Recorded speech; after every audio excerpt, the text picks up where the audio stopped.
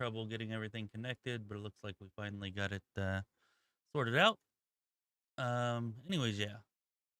Going to be counting down till the release. I've been awake all day, so hopefully I can make it that long. I'm going to try to. All right, but we're just going to play through the early access version of the game that I was given access to until the release at 10 a.m.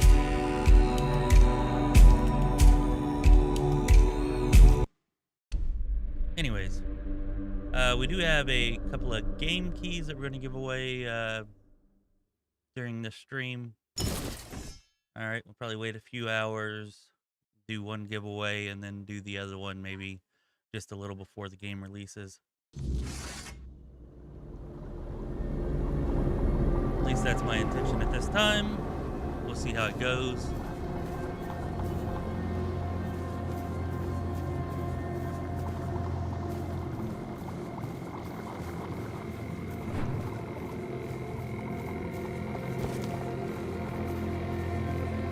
We are playing a type of heavily armored, we'll call it a night build, night-ish build. Heavy armored board. Just basically like the only playstyle I hadn't tried at all, so that's why we're doing that now.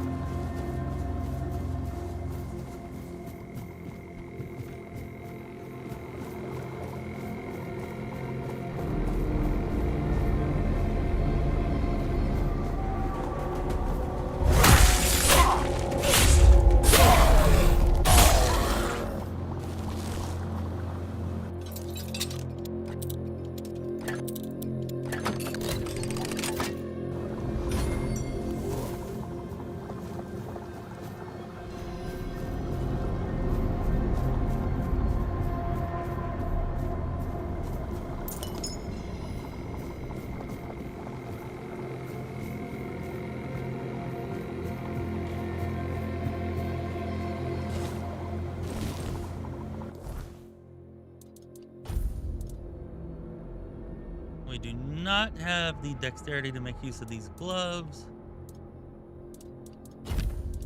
Or this bow, unfortunately, though. It may still... No, it's... Okay. Thinking it might still be greater than... Or better than the great bow we were using, but it's just... If we had the dexterity and spirituality for it, it certainly would be.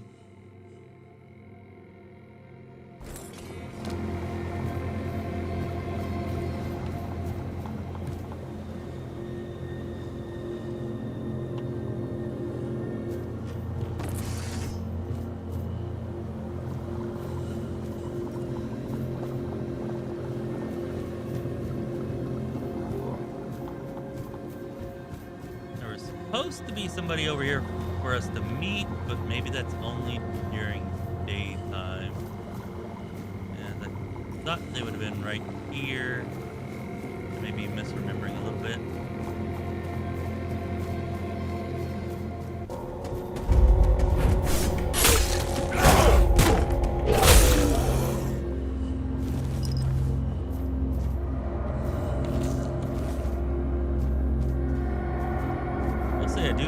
This build is pretty good. Definitely does not have the sheer power of a two-handed weapon build or of being a damage-based caster, but got a lot of survivability and the damage still isn't bad.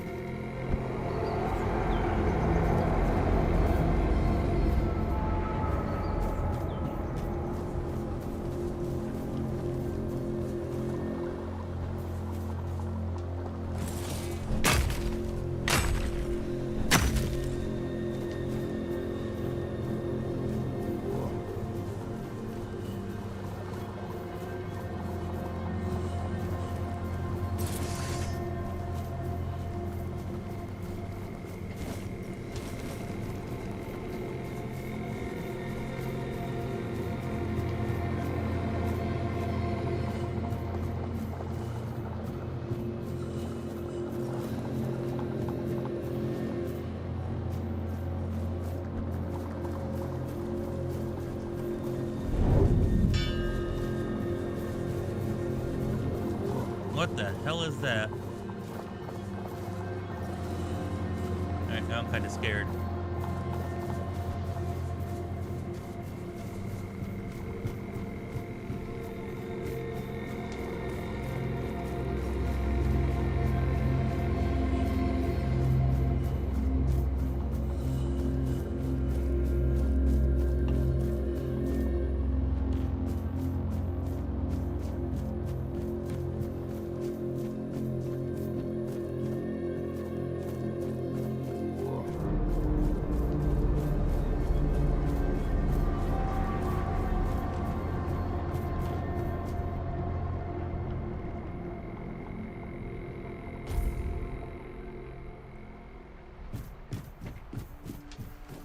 Alright, let's see if that lady we were looking for is back now that it's daytime.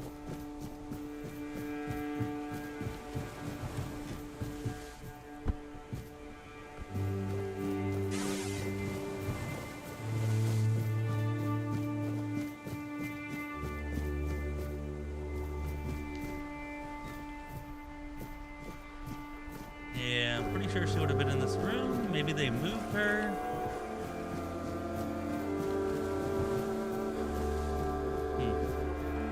Weird, I wasn't expecting that. Okay.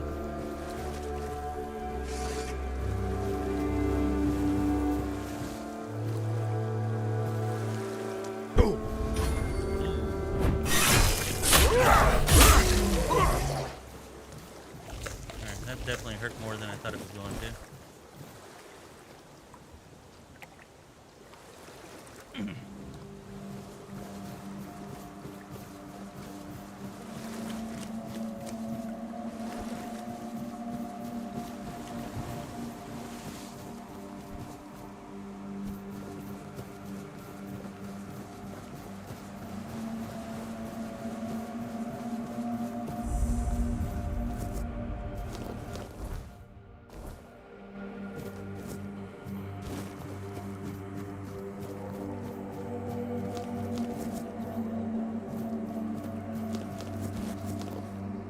Always felt like there should have been more to that house there, so maybe now,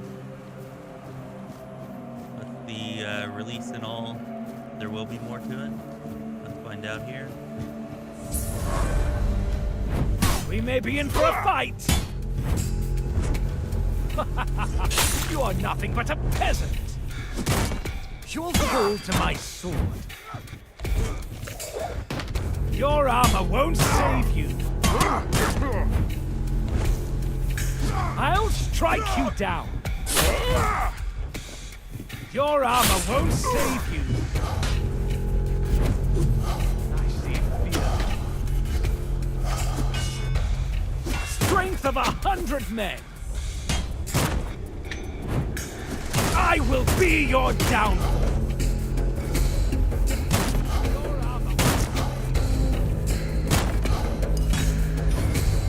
I will be your downfall. I will be your downfall. I'm invincible.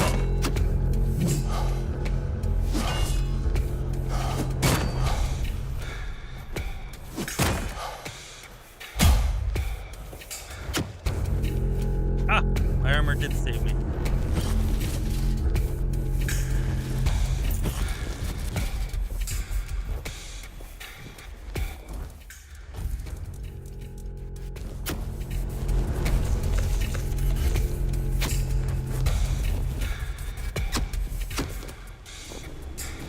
Not sure why all these plants are floating. A little weird.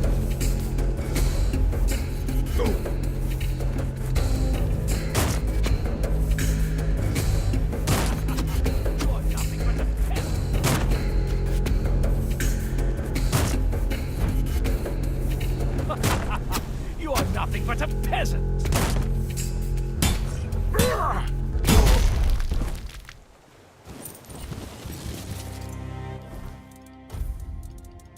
Aw, damn. Thought I saw a blue one-handed weapon there. There's one thing I've not found yet is a one-handed weapon that I can use with a strength endurance build. All the ones I found have been requiring like dexterity and other stuff.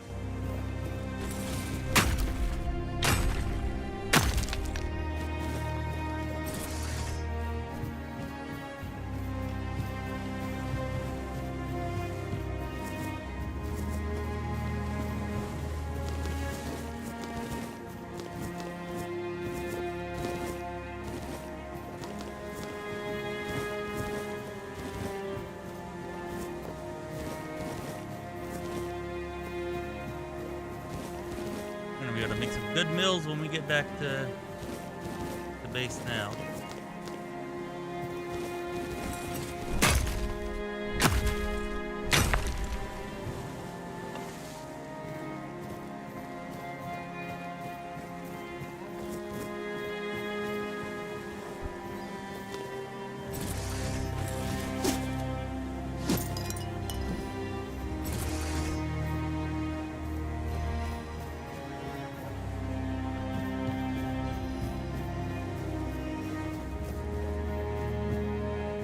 Alright, let's see if there's anything more to this mansion now.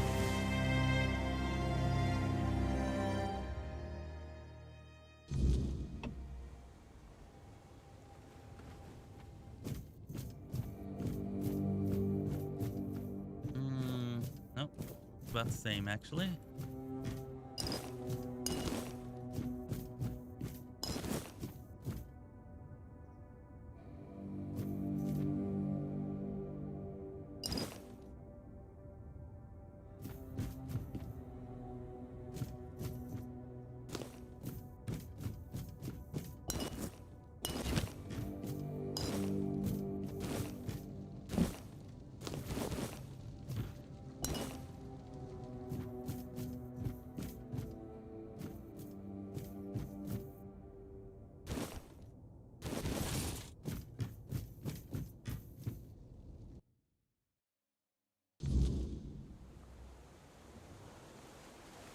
Oh well, at least now we know.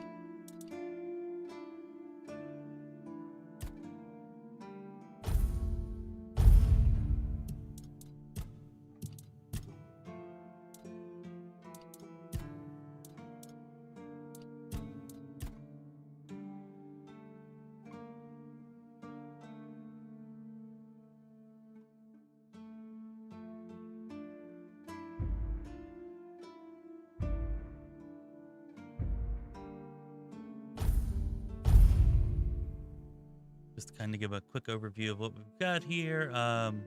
Practicality, stuff to increase our armor, increase our melee damage for each endurance point that we have. Hedgehog Knight return 25% of damage to an attacker, melee damage anyways. A little bit of extra armor, and now 20% of our armor is dealt whenever we attack with melee. And perception, we took Cheat Death. Pretty awesome ability. Allows you to survive lethal damage once every 4 minutes. It includes falling damage, which I've gotten use out of it there more than once. Over here under endurance, we got a point in counterweight. Disrupting shove, 3 points in confidence. Decreases all damage that we receive while we have a shield equipped by 15%. Prepared block. Block drains 10% less stamina. And deflecting block, which reflects projectiles.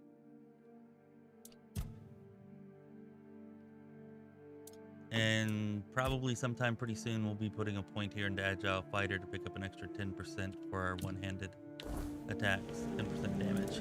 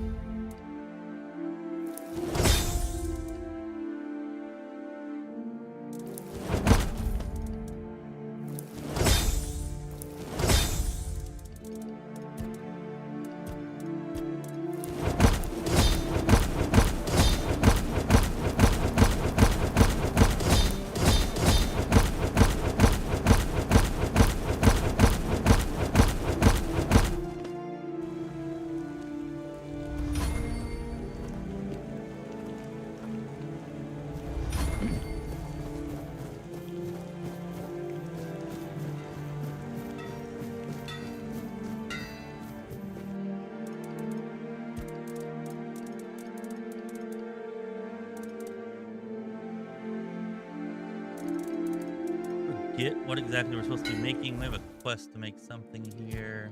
Quest.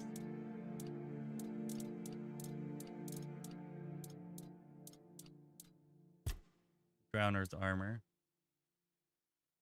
A conch and a carapace. Drowner's conch, drowner's carapace.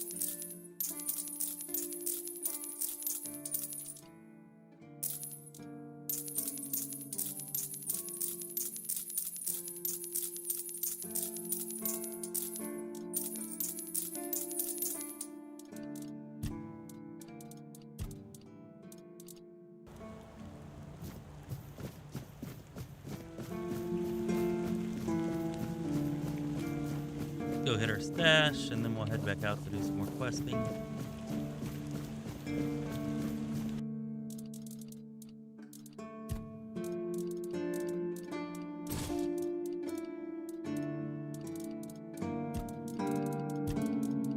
Well, you can sell stuff from your stash, and you can also craft using items in your stash. So mostly just whatever it is you intend to use in combat, and whenever you're traveling around you want to keep on you, and then whatever you might need for quests, like sometimes certain crafting materials might also be needed to complete certain quests, so you might keep those in your inventory if you want. But for the most part, you can just add the stuff to your stash and not have to worry about it too much.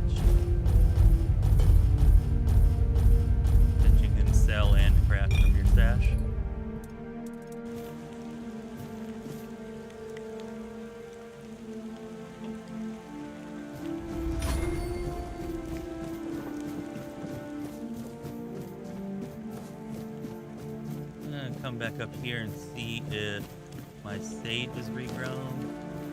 There's a spot up here that has quite a bit of sage. And that regrows every couple of days, so... Yeah, it looks like it is not regrown yet, but... some of it has, or maybe I just missed that last time. Usually there's a lot more than that here, so I probably just missed it. But yeah. Sage and roses and alcohol, since alcohol is used in, I think, pretty much all potions. Or like, and the sage and roses are used for small, or like regular and strong healing potions. Those are kind of the most important things for us to kind of look for and concentrate on. At least with this build.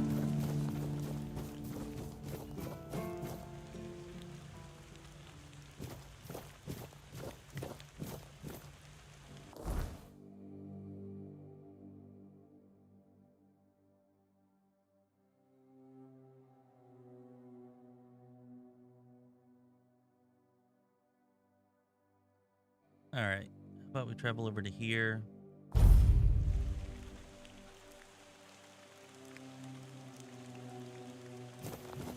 We'll go knock out some of these quests that are close by. Pick up the sage that's here while we're here. Some there. I believe there should be some over here as well. Carnation's also pretty good for healing, just because if you run out of food, they'll heal like 15 hit points over 10 seconds. There's the save. So they can be a good replacement for food whenever you're in a pinch or a bind, running low on it.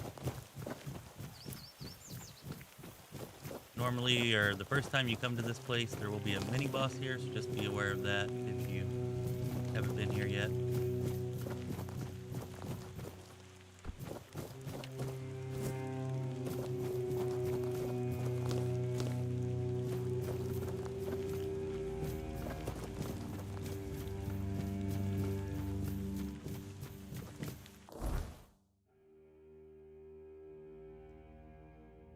Come up here and get Sinon the Giant. See how that works out for us, hopefully well.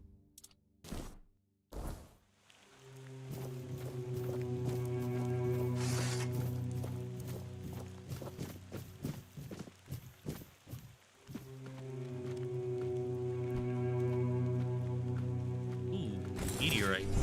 Nice, I didn't realize that there were meteorites right here.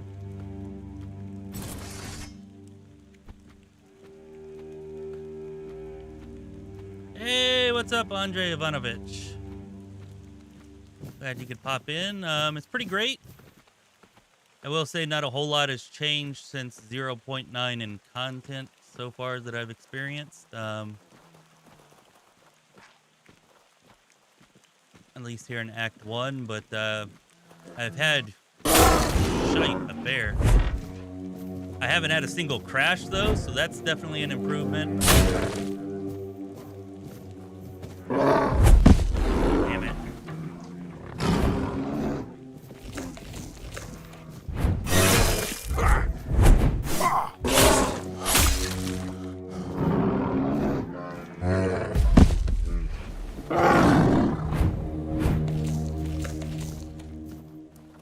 Bear's definitely not easy.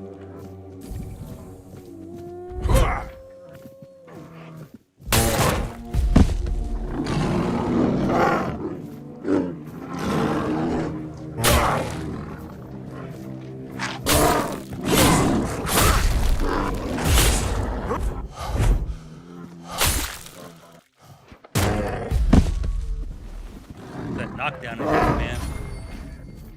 That knockdown freaking kicks my butt.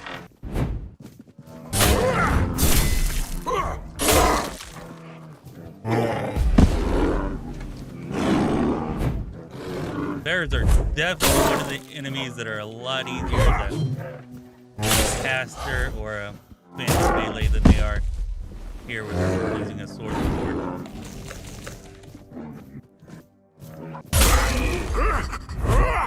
But we got it.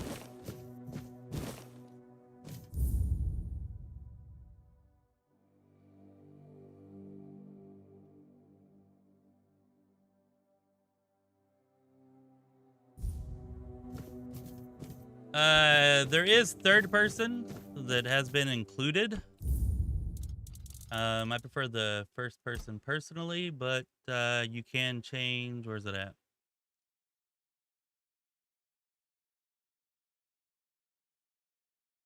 Ah, there it is.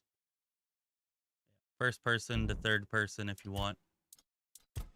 So they do have both, although it does kind of warn that third person's experimental. But it is there.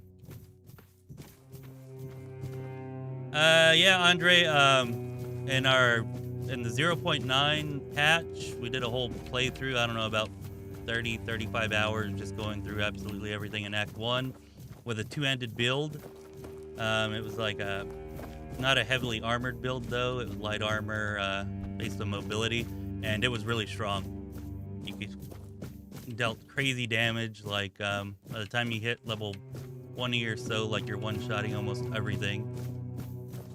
Except for the strongest of enemies.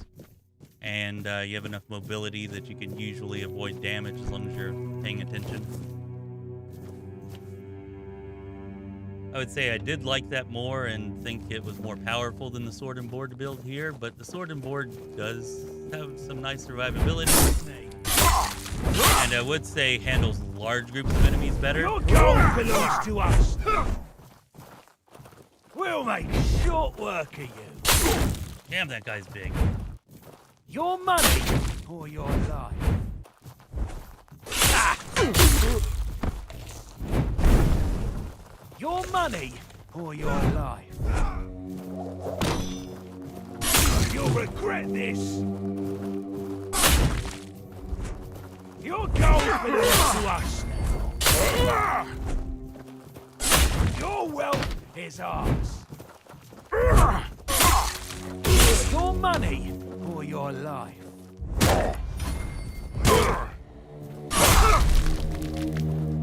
You're no match for our band.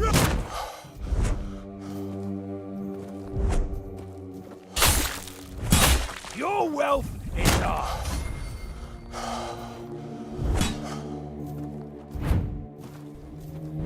Your wealth is ours.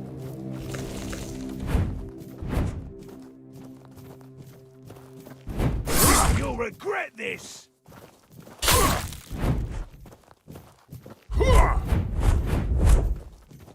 Your gold belongs to us now. Frickin' healed. Frickin' healing potion, man. You're no match for our band.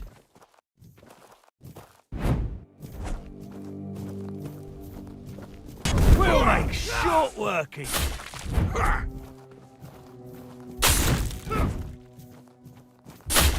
You're no match for our band.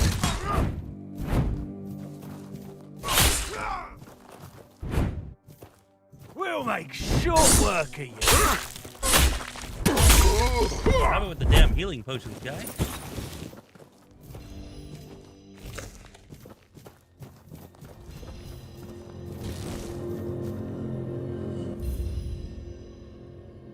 Anyways, yeah, with the two-handed build or caster build, that would have made much shorter work rate down much more easily and quicker.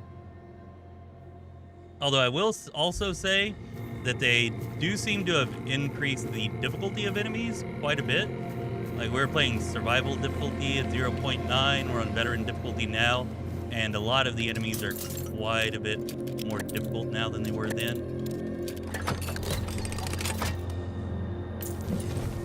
So, I feel like maybe they did do some tweaking there. Maybe they felt like it was a little bit too easy. Although, as long as you keep yourself well stocked in supplies, like, you're still pretty good.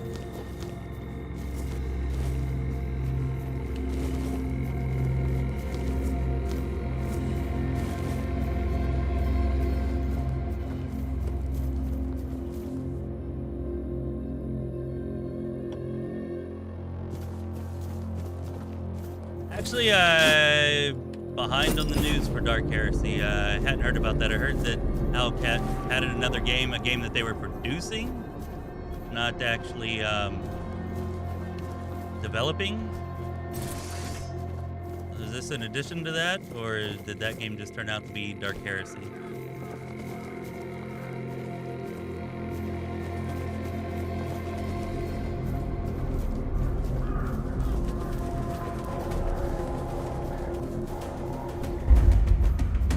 Oh, still plenty of time to finish Rogue Trader if you want.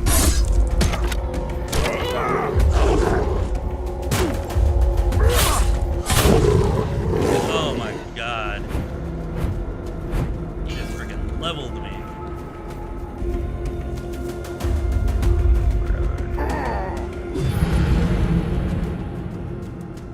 That's annoying.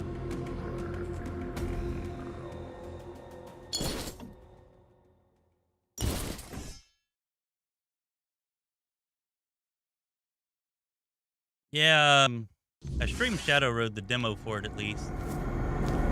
Road of Shadow, whatever it was called, something like that. Demo was pretty good.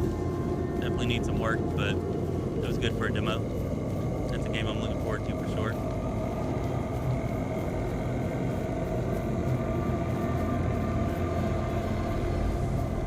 Alright. See if we can do this again without getting our butts kicked.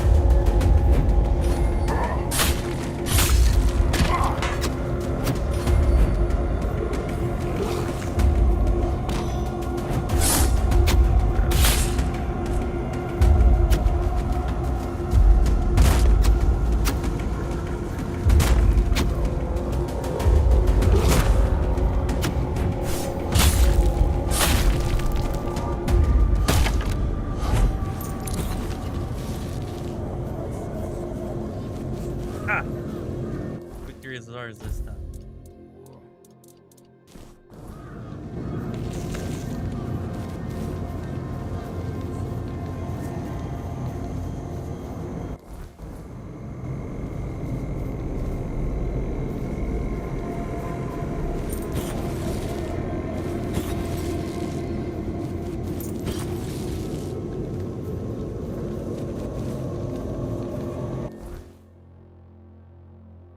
Anyways, I'm not even sure why we did that, because we're going to get a contract to come back here later, so clearing it now is kind of pointless.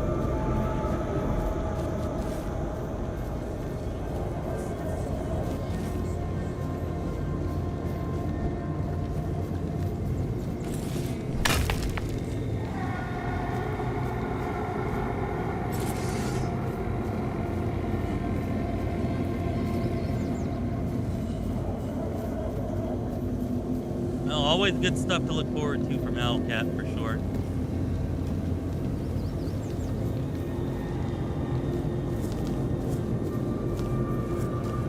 Right now, I'm pretty stoked and excited for this game.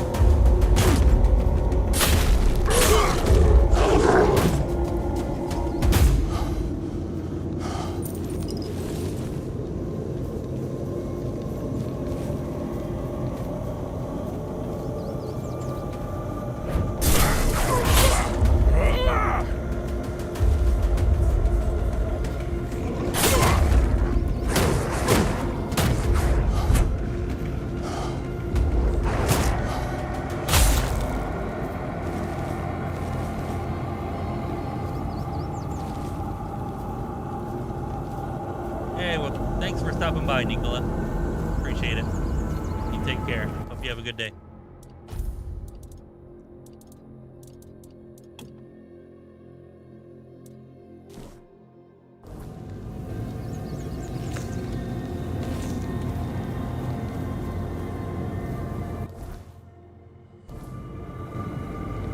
We need to head north from here.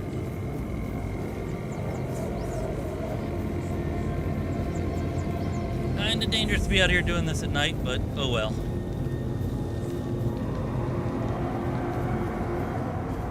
Oh, these things might really suck with a one-handed weapon.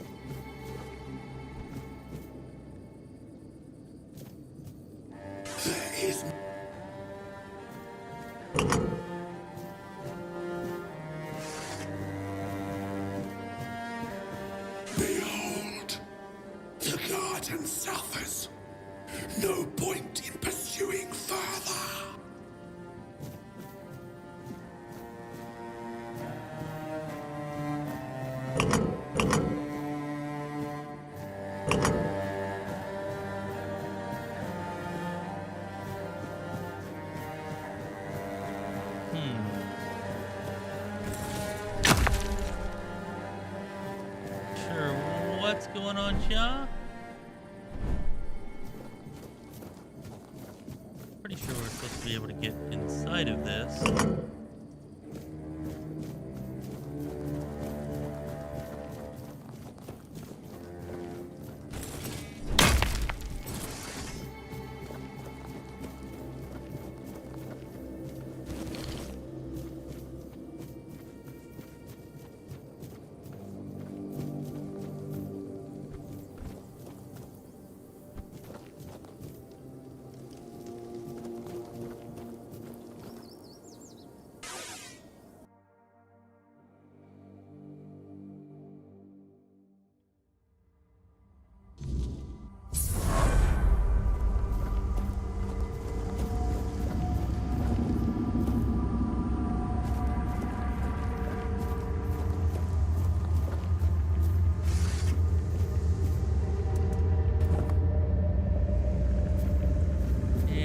Figured.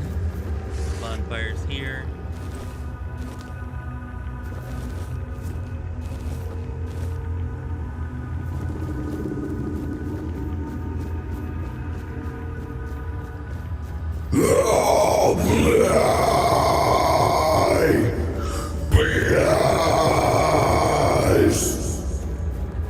I'm hungry. I just help.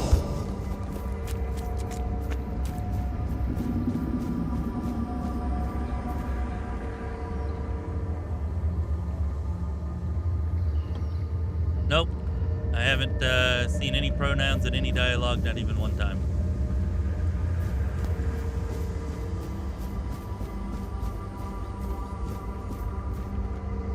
My toys will lay you behind.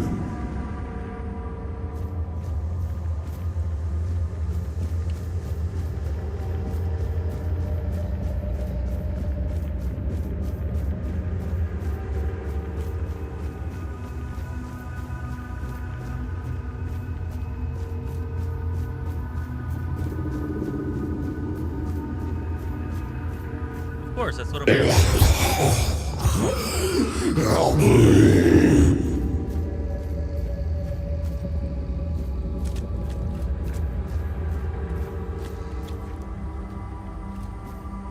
Come closer, please.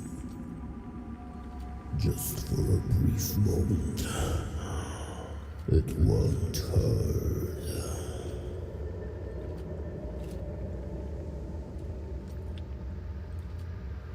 Let me taste your blood. I need just a little. Let me bite you. What if I just like cut my hand and put it on the ground and you can drink it? What a wonderful moment.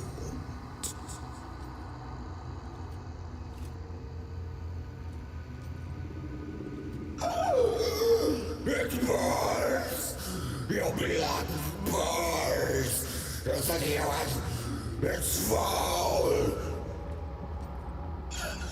I can't take this anymore!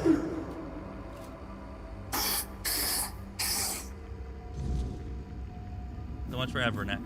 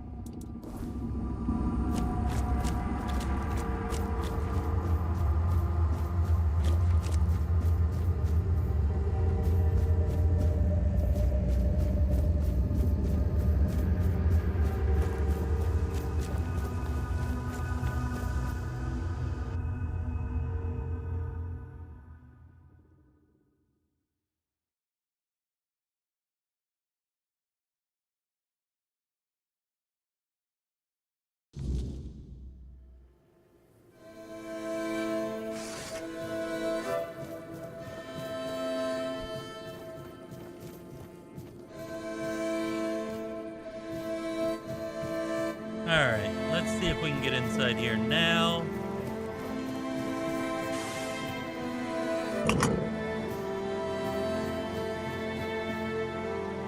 I have a feeling we have to wait for night.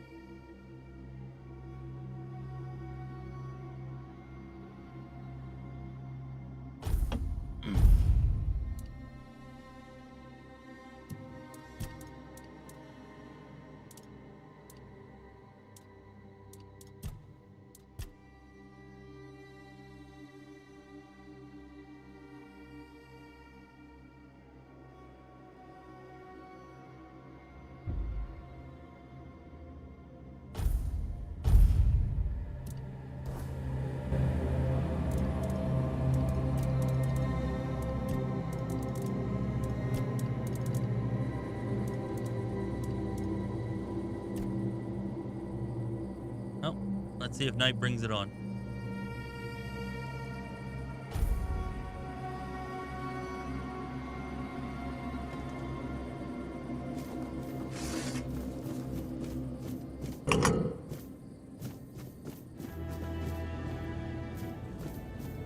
Apparently not. Where could Bridewine be? Oh, we have to do that first? Behold. Okay, we might have to do the Pride One thing first, which I did not realize, but looks like maybe so.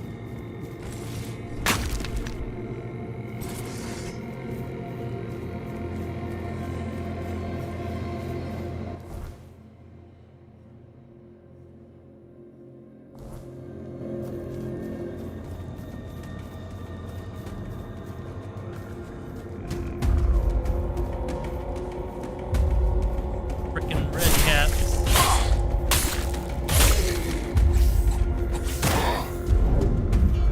Hate you, little goblin.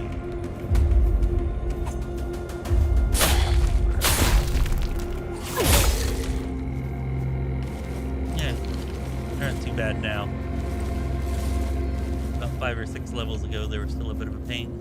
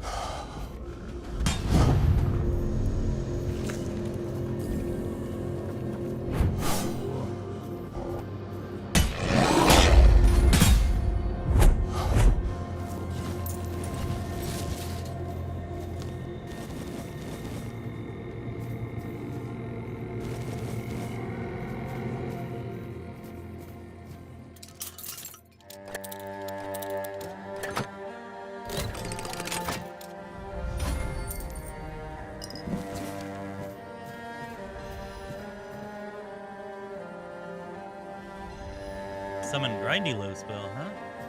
Grindylow? Hadn't seen that one before. Mather favors me. Open this and release me.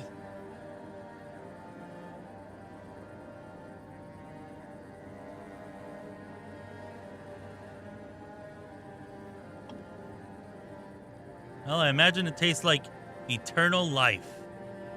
Unless you choose poorly, and then it's probably tastes like eternal taint. So, we'll try not to choose poorly. I'm Nest of the Ulfra clan, and that's my real name. I'm nothing like that nameless fool Bromar.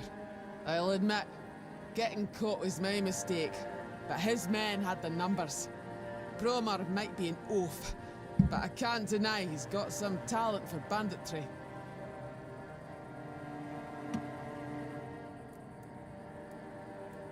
That woman thinks only about business, doesn't she? Can't say I blame her. In times like these, everyone has to look after their own skin. They took everything I had, but I managed to hide Orla's package before they caught me. You can dig it up and take it to her. She'll pay you, and we'll be even. Consider it my thanks for freeing me.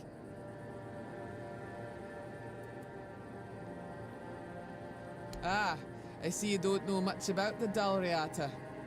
No surprise there.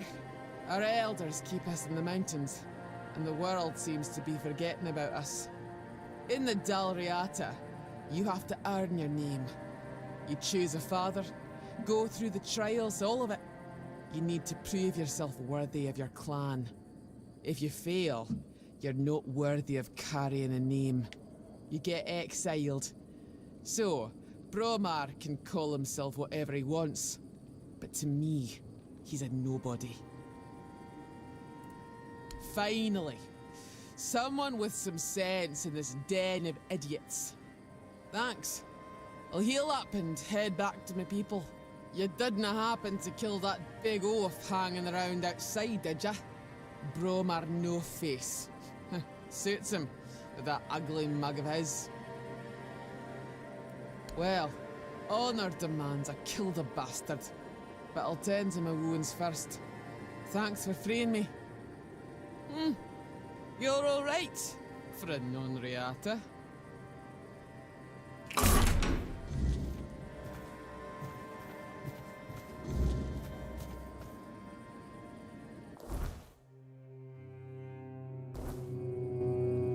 Don't remember her telling me where to find it, but it's on the map, so good enough, I suppose.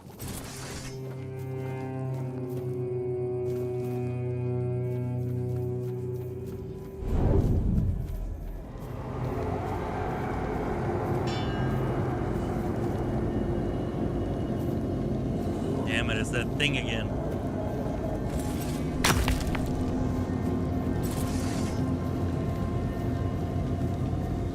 We're gonna have to fight it at some point, and I'm not looking forward to that.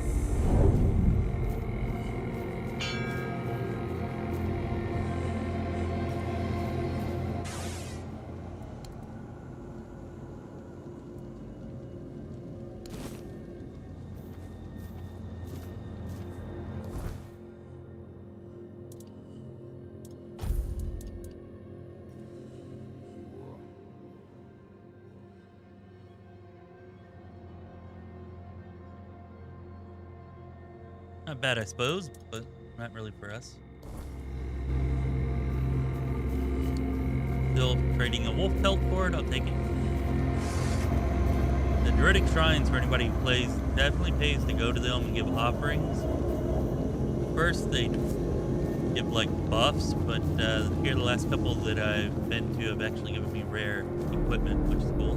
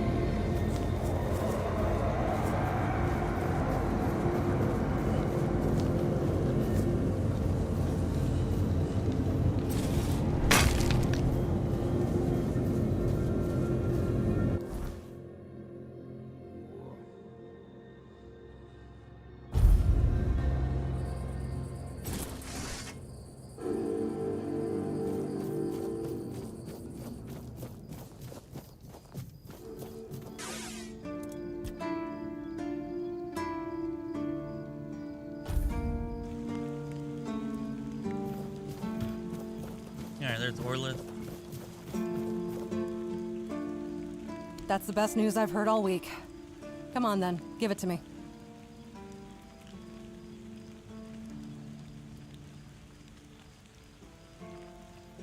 Now that I think about it, since you managed to bring that package and Ness decided to ditch me, you might as well help with the next parts of the job.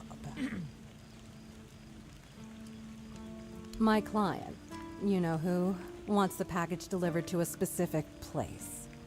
Once you're there, you'll use these very special arrows I'm about to give you and shoot the package from a safe distance.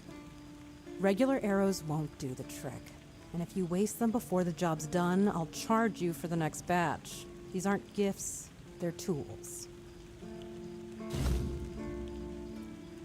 Oh, come on. What do you think happens when you shoot flaming arrows at a mysterious package? Think for a second. Anyway, whatever opens up in front of you, check it out. And then, if I were you, I wouldn't touch anything. But if something catches your eye, well, maybe nobody will notice. Just make sure to open the passage. Anybody else noticing this weird sheen on her face? Like, maybe she had a little too much fun last night?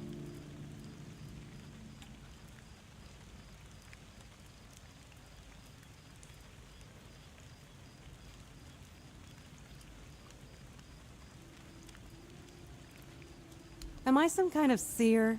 But if the rumors about him cozying up to the Dalriada tribes are true, you might stumble upon something related to them. Maybe some long-lost artifacts. I haven't got a clue. Personally, I think the captain's just trying to suck up to them. That would be very much like him.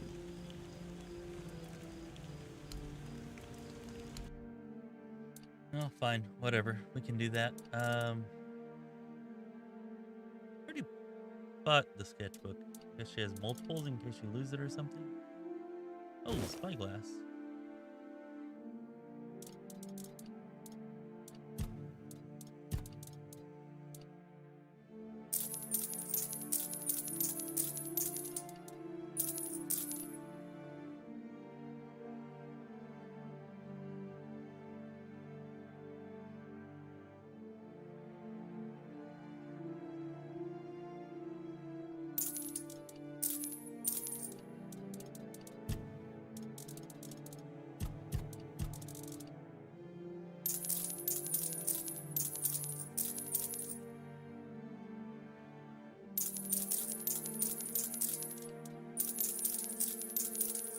We've been finding a ton of good archery gear.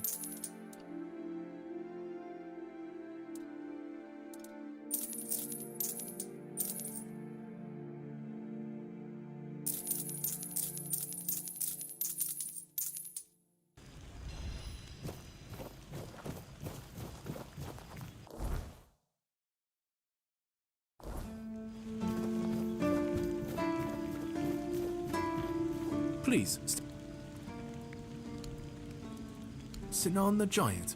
He used to rob travelers on the road, and if he wasn't satisfied with what they had, he'd crack their heads open. Now his hefty body is lying in pieces in a puddle of blood somewhere. Oh, sorry. No time for daydreaming, right? Here's your money. Do you keep bandits' fingers as trophies? I would. Did they resist? Go chop off. Go chop off.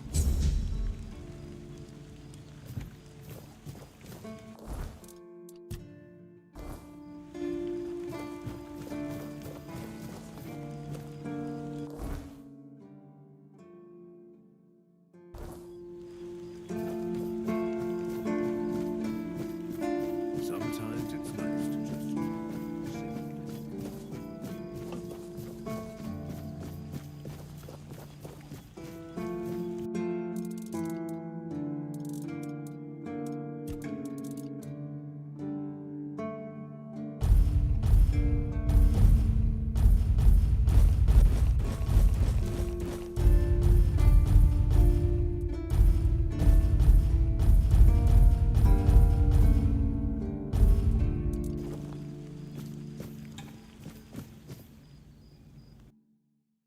See in here in Jen's quarters, next to the stash, like a alchemy shop. Good to stop in here every couple of days and buy out his sage and roses. And if you're getting low on alcohol or spirits, you can buy those too.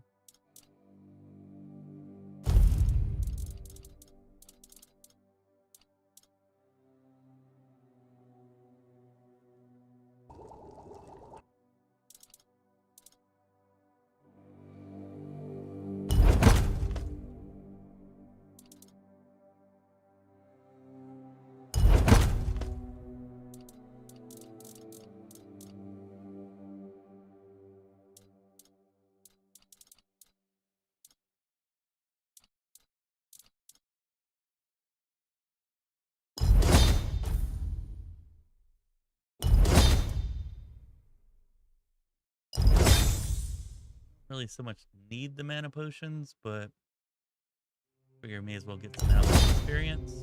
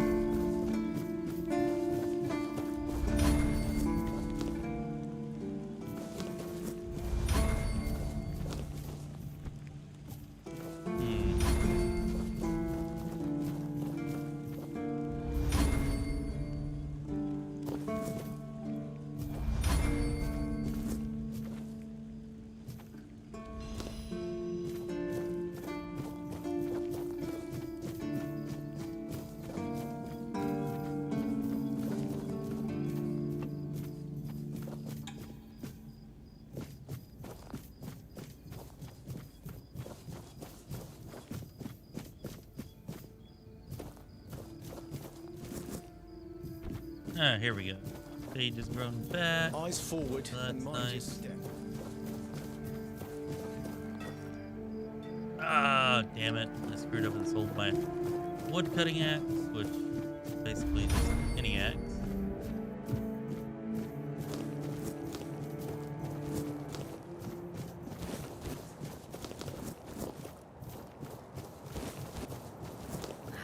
Just another peaceful moment.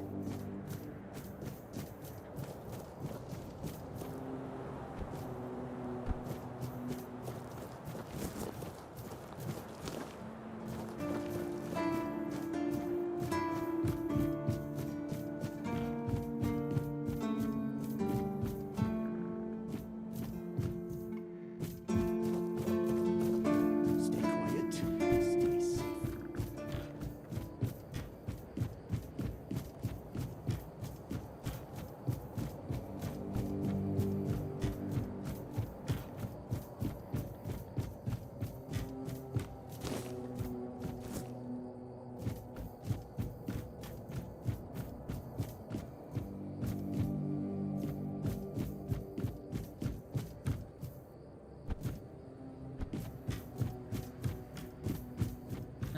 Don't expect there to be much out here, but be at least a little bit of supplies that we can grab.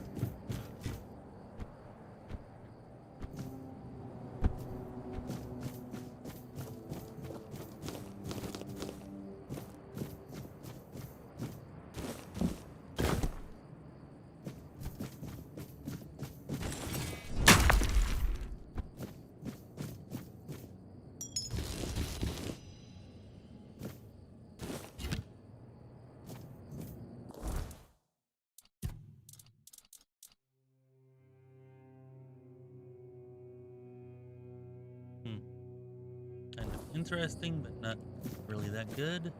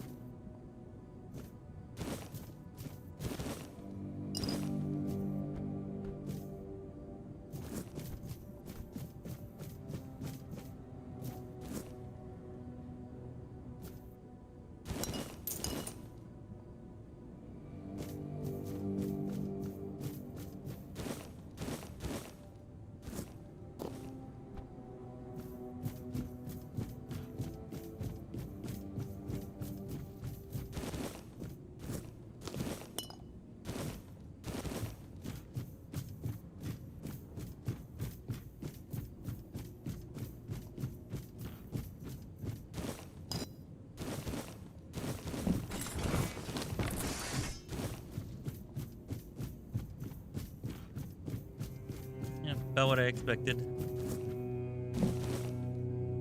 little bit of supplies. I think we just got a woodcutter's axe there, so that's nice.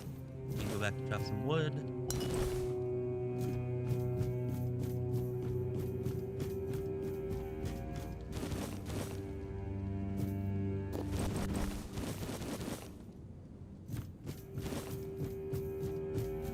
Not sure why they're storing fish up here, but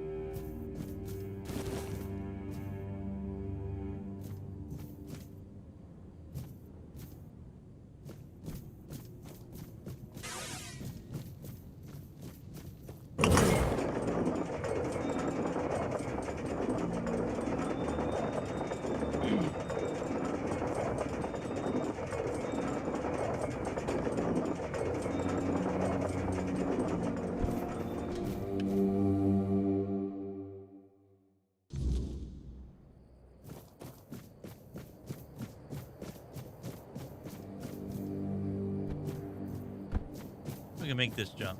I bet I can. Ooh. Glad I didn't just jump from here because, yeah. Hope nothing bad happens Oh, I today. made it. Awesome. That was close.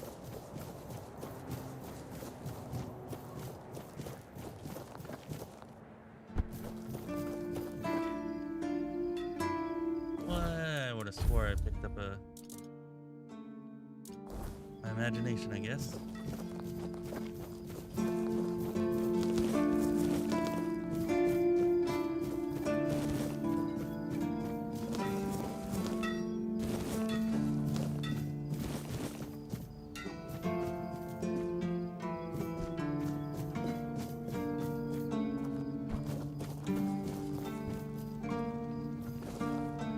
Yeah, that was pretty close, Chris. How you doing? How you doing?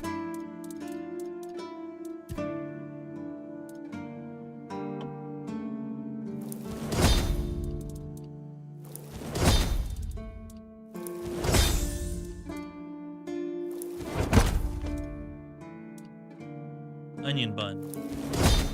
Nothing like bread and onions. Yum, yum.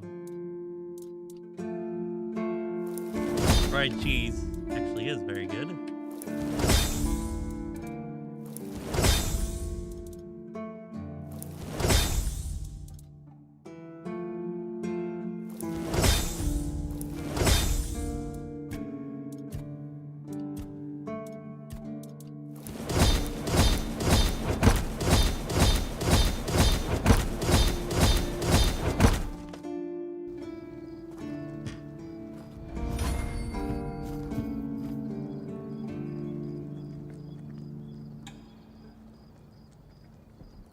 Waiting is the hardest. You only got 7 hours and 37 minutes and 14 seconds if you're waiting for this to release.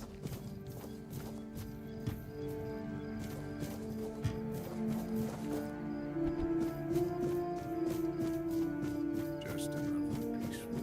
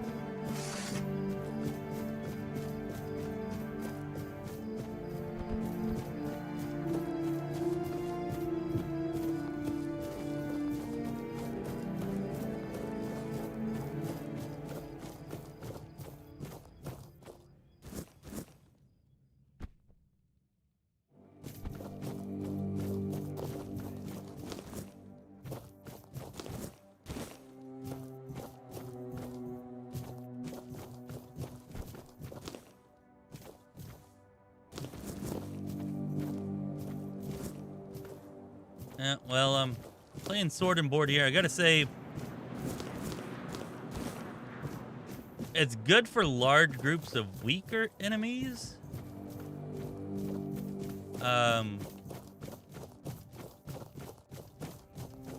Yeah, it's good for large groups of weaker enemies. It's pretty good against ranged enemies. But for heavy hitters and like powerful melee enemies, it's can be a little bit problematic. Now, I will say, with this shield, the Waning Ward, which you can get in the cemetery, in the crypt there, and this mask, which you can get in the prologue, which deals damage back to attackers. And it says receiving melee damage, but I've noticed if they attack you, even if you don't take damage, because you're blocking 100% of the damage, they will still take damage.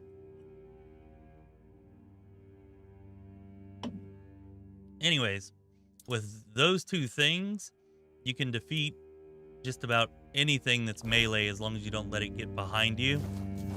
As long as it can't one-shot you, because you just block and the first few hits you gotta be able to heal through, but you heal through the first few hits and then you're blocking 100% of the damage, and they're receiving damage every time they hit you. And it takes a while, especially for stronger enemies, to die, but you can kill just about anything that's melee that can't one-shot you by doing that, if you have some patience.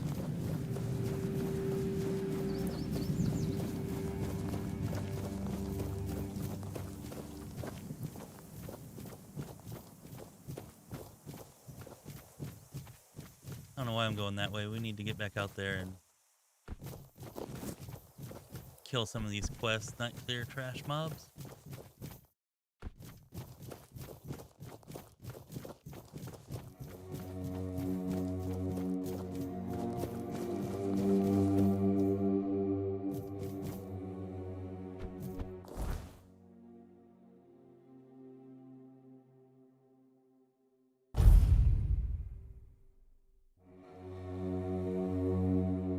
Yeah, I'll try it here because this should be a ton of mobs up here. I'll try it and see how it works out.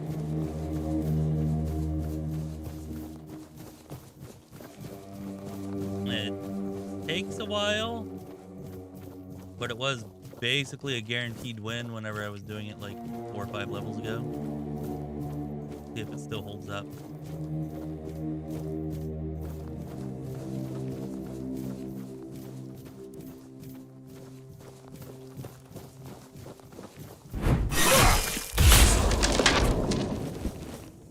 What really sucks though is I haven't found any one-handers that I could use. They all require dexterity, and I haven't been putting points into dexterity. So I'm using like just a plain Gladius. Kinda lame.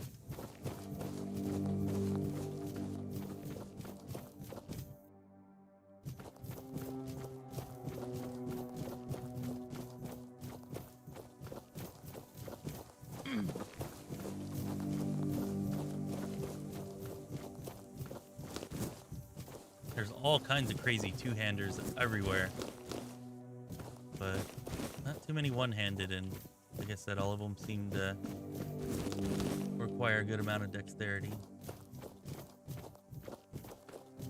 So let's go over there. What's that? Yeah, shrines. Shrines are good. What the hell is this?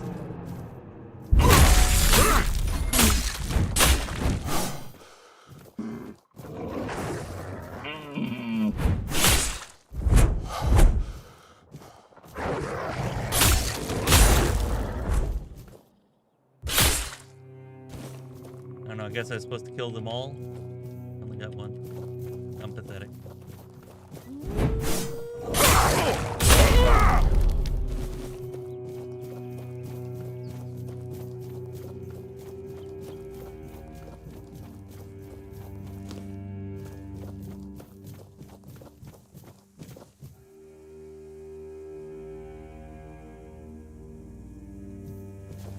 I will say so far, from all the different builds that I've tried, you know, which sneaking around with daggers and two-handed mobility build, and now this one-handed tanky sword and board. The two-handed mobility build I think was by far the best. You just get such good reach on two-handed weapons, and they have such high damage. Yeah, and dodging attacks so that you take no damage just seems to be superior to blocking. Maybe that will eventually change. Maybe sword and board will come a little more online in later levels.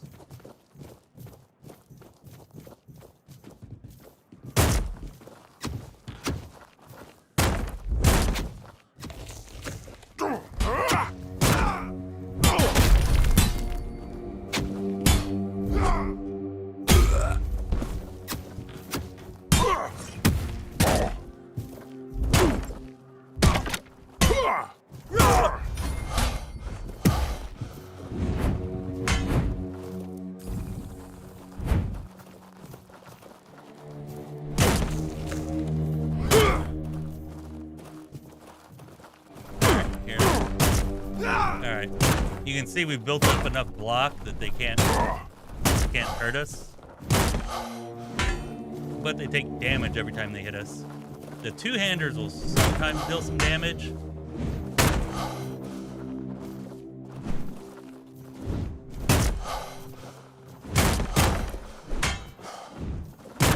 Anyways, you can just sit here and block them to death like this. It worked a lot better a few levels ago. Now enemies seem to be getting tanky enough that it just takes forever.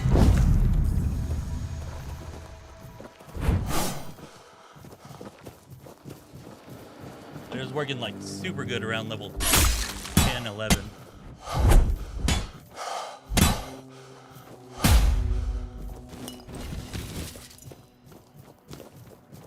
It does seem to be falling off a bit now.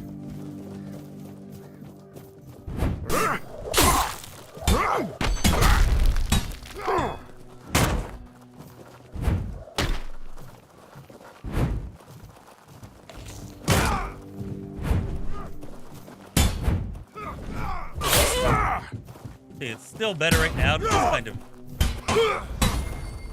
dodge in and out of melee. So it's like, yeah, if I had a two-handed weapon, I could just be dealing dealing so much more damage.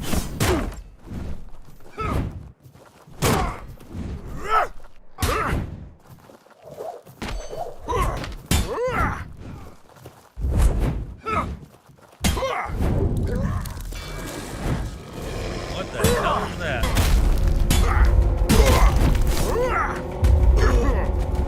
Oh, the weirdness is changing now. That's what that is.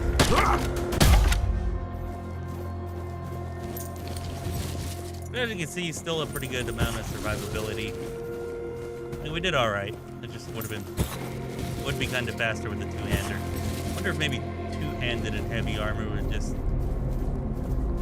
maybe be the way to go with heavy armor instead of sword and sword. Hard to say.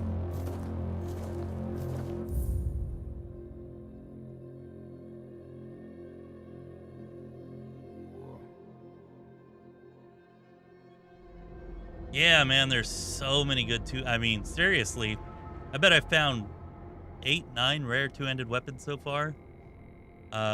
You know, and they're all good. Like, some of them require spirituality, but most of them are just like, you know, endurance and strength. Kind of right up the alley of the build. Whereas I've only found like 2 rare one-handed weapons, and like I said, they both require dexterity and I want to say practicality too, maybe on at least one of them. Anyways, yeah, we're way overweight, so let's drop some stuff here.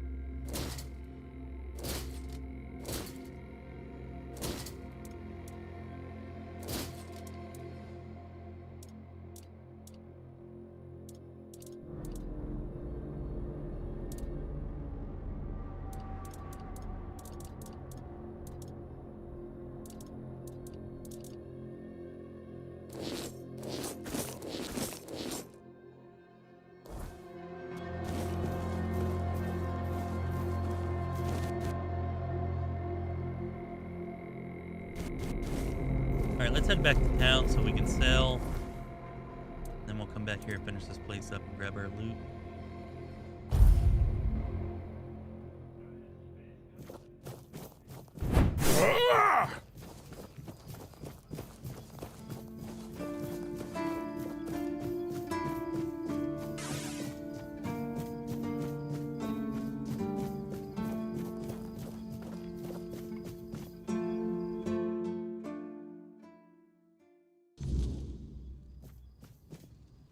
Good old Balthazar. Open for shop 24/7.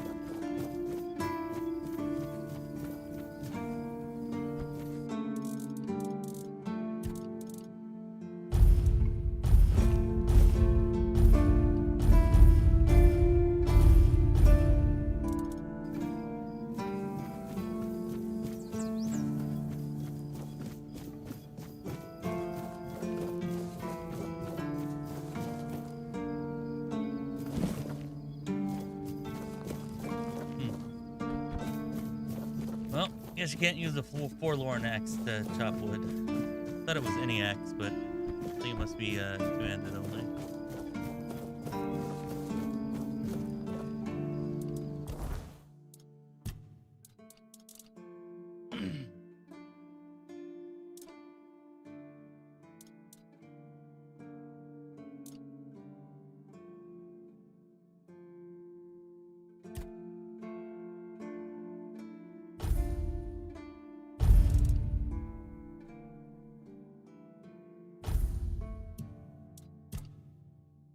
Two-handed weapons also get some really, really nice damage perks.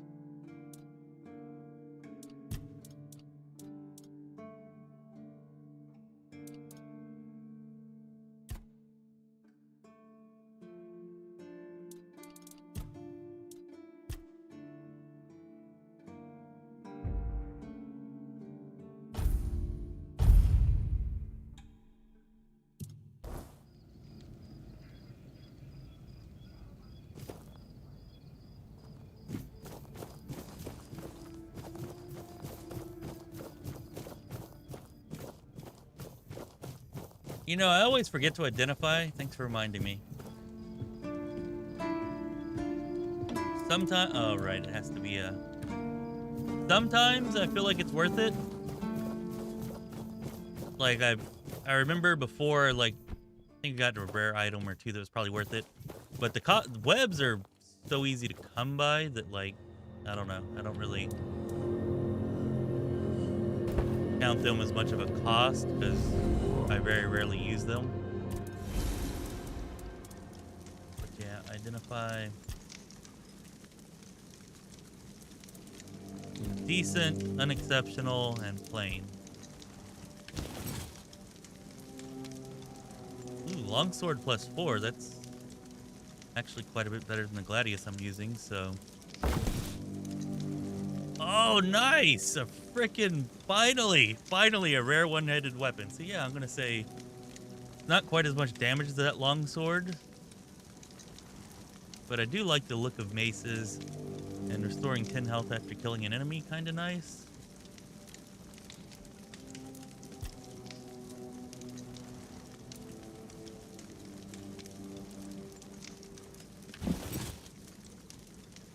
Okay, now sharpening stones are actually worth quite a bit, so that's not terrible.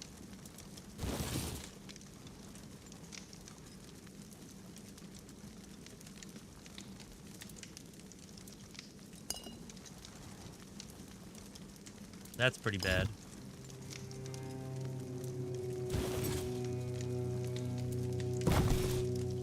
Yeah, I would say most of the unexceptional stuff, maybe not worth it too much, but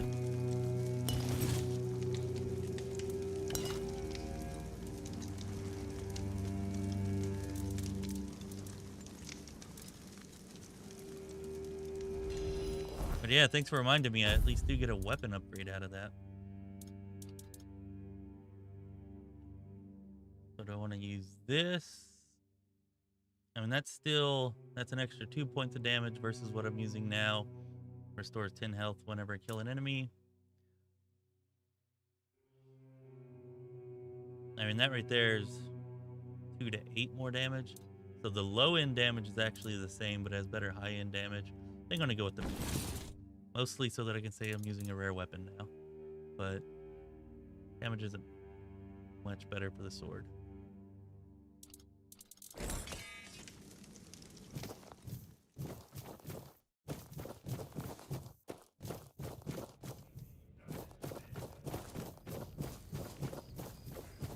It'd be really, really nice if the bonfire would let you access your stash. Maybe that would kind of defeat the purpose of the stash a little bit, but it would be pretty nice.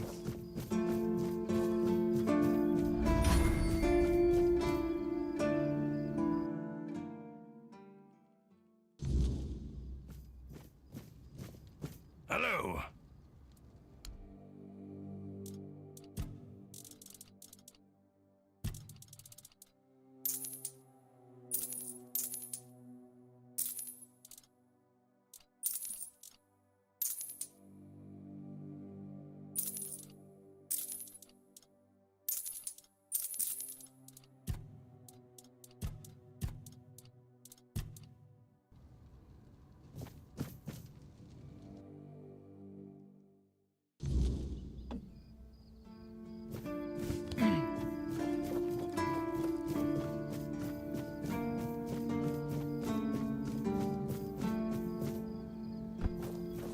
don't know, this mace almost looks like a scepter. I'm not sure how good that is for a knight. Maybe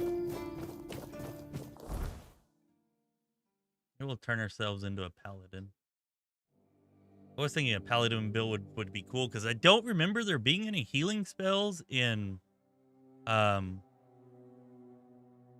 0.9 and in the early access. Like, I don't remember ever seeing a healing spell, but I did find an actual healing spell.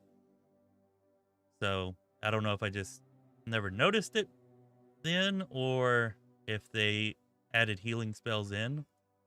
Of course, it costs, you have to have like 10 spirituality to use it, so I'm not really anywhere close to being able to use it, but you know, maybe a one-day hopeful paladin type thing. I sold my shovel, but I'm pretty sure I sold my extra shovel. Nope, I didn't sell my extra shovel. I thought I had an extra shovel and I was selling that. No, we'll have to keep our eyes open for a shovel.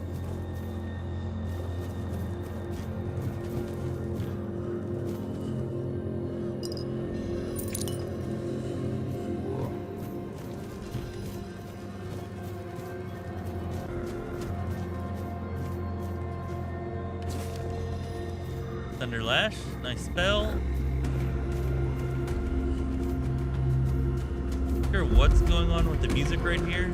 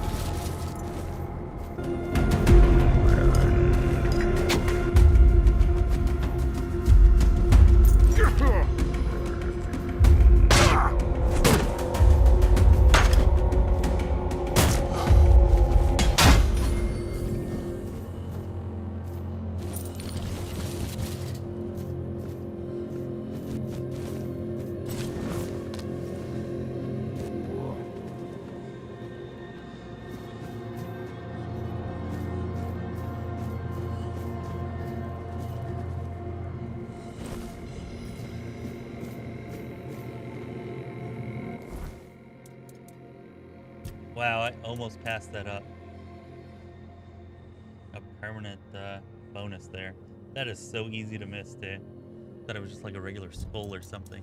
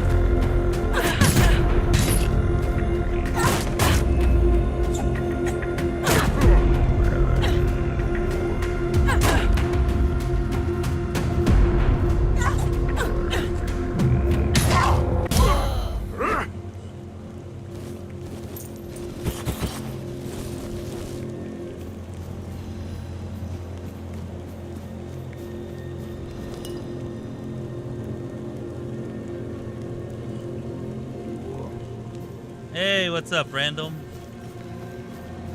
How's it going? Forgot to eat yesterday, huh?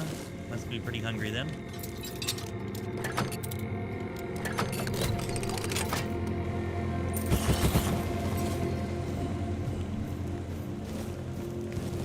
Yeah, my original plan was to have try to have a bunch of videos and stuff ready to go whenever this game released in the morning, but me and the entire family got sick. Like, today's the first day that I've had my voice back for like 3 days. So that's been sucking. So I didn't get to play this nearly as much as I wanted. Like, I thought for sure, I even took time off from work. I thought for sure, like, I would beat the game and be able to make some kind of review or something for it at least, or I'd be able to make a bunch of smaller, like, how-to videos or something. Didn't get any of that done. So I figured, what the hell, while everybody else is sleeping, I'll just do a countdown stream for this and bring in the release of it. You know, it releases at 10 a.m. Central Time. So we're gonna do our best to stay on till then. I'm starting to flag though, like I was feeling a lot better earlier. Now my freaking throat's all scratchy, my energy's draining. So we're gonna try to make it 7 more hours. And then over the next couple of days, I'll try to put out those other videos that I wanted to have ready for today. But yeah, that's why nobody's kind of seen me for the last few days. There's a crest. Is that a shield? Oh, we did get a new shield.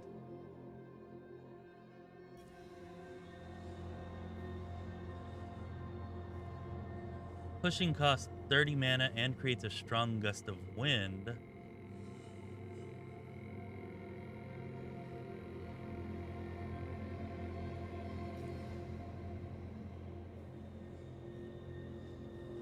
Okay, now that'll be fun to play around with. It also does way more damage than the shield I have now. And I guess it can't block 100% like the shield I have now does, but starts off blocking 85, which is way better than 50. So yeah, we're gonna try this out. I'm not sure exactly how that gust of wind thing's going to work. Not sure.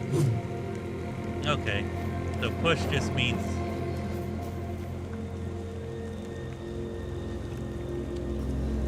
like a shield bash. Okay. Oh damn.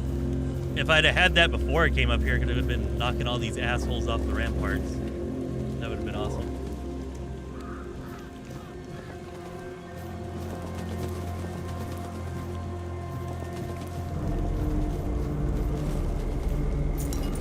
So have you gotten all your Oblivion stuff done over the past week? Or are you still chipping away at that?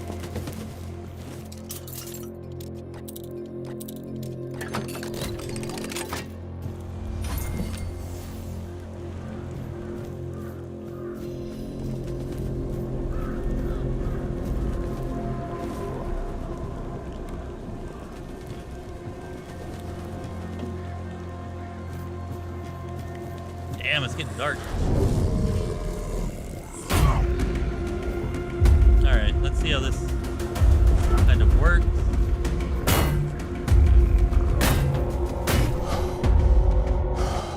Well, we knocked him off and killed him, so alright.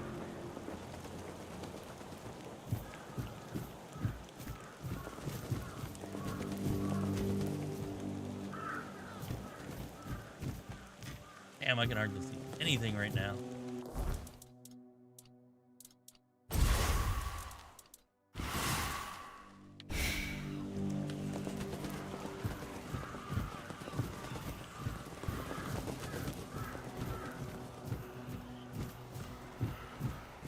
Anyways, I think we should have defeated all the enemies that are here at least. I think.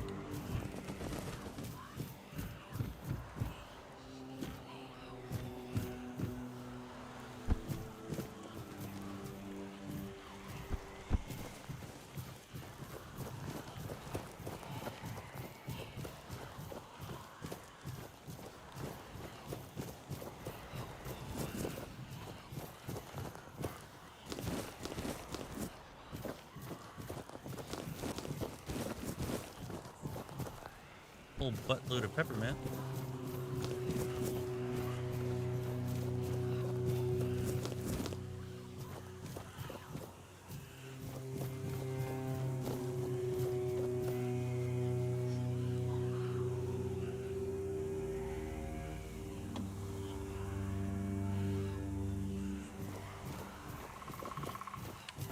Well, I don't know how long you're going to be sticking around, but here in, I don't know, maybe another hour or so. I don't know what time exactly, but yeah, maybe another hour or so feels about right. We'll be giving away our first of 2 game keys. If you're around for that, chance you might get it for free. And then we'll be giving away another one probably around 9 a.m., assuming that I make it that long and I don't pass out before then. Just like an hour or so before the game launches. Yeah, maybe like 8:30.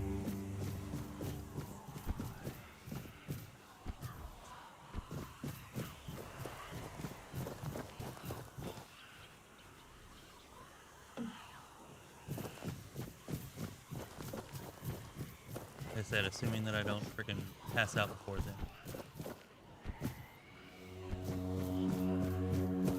Lord Boban! What's up? What's up?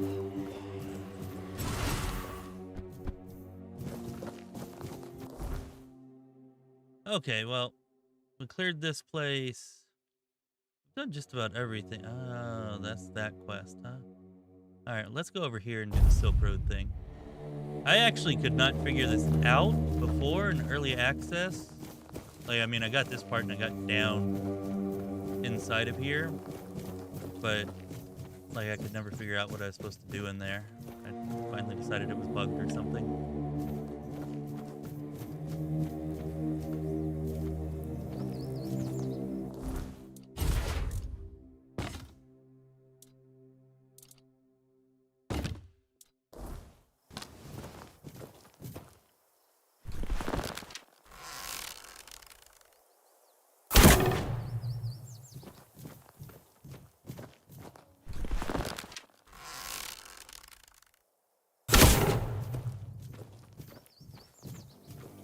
Oh, come on. That had to hit it.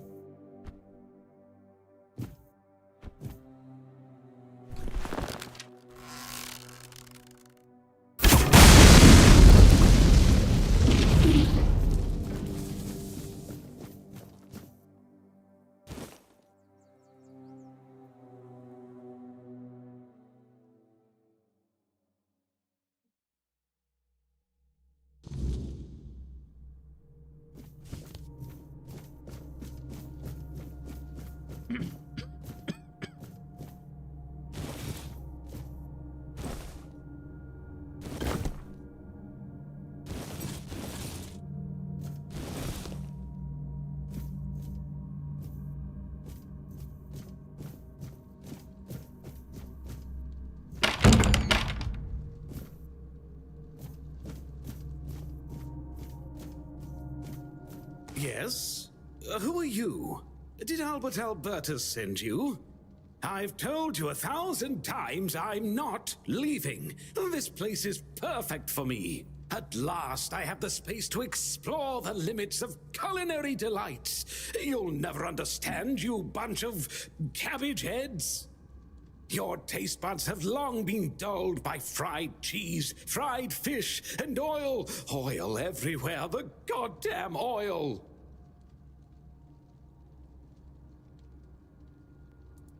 Oh, so you're not one of Albert's yes men. I hope you'll forgive this egregious lapse in my manners. I never thought that after the entrance was buried, anyone unfamiliar with my situation would find their way here. But first things first. My name is Rumpold Fenini. I used to be the most renowned chef in Camelot, but now I am an outcast. Doomed to forever search, misunderstood by plebeians with no taste. I've discovered, no, I've reached the limits of taste. And when I gazed into that abyss, I realized that all my past efforts were doomed to fail. You see, the logical conclusion of creating the most delicious food is something that flips the pleasure of eating on its head and brings it to the other side. Food so delicious, so extraordinary, that the pleasure turns into pain. Because, you see, it's only through pain that we can truly reach pleasure. Now, listen carefully. Sour herring and cheese. You know, I think the reason I may not have ever figured out what to do here in the early access is because when I came here, I think I just killed him without even talking to him. Whoops. Sour herring with cheese. Perhaps, but it's not supposed to sound. It's supposed to be seen. For what is virtue if you don't first know vice? This experience is meant to embody the essence of flavor transgression. Culinary norms and rules, they're nothing but simple amusements for the masses. Limitations meant only to expose the cracks within them. Why don't you try it yourself? Though I must warn you, there's no turning back from this path. Once you've tasted the effects of my culinary transgression, nothing will ever be the same. Here's the recipe for my sour herring with cheese. The ingredients are for you to obtain. It must be your own path. Just remember, it requires a special herring. If I recall correctly, a good fishing spot was... Here, I've marked it on your map. My acolyte of culinary delights.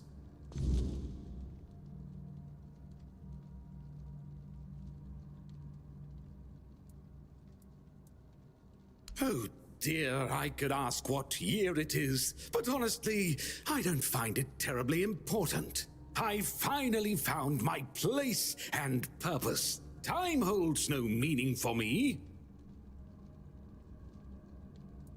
Does he now? Why?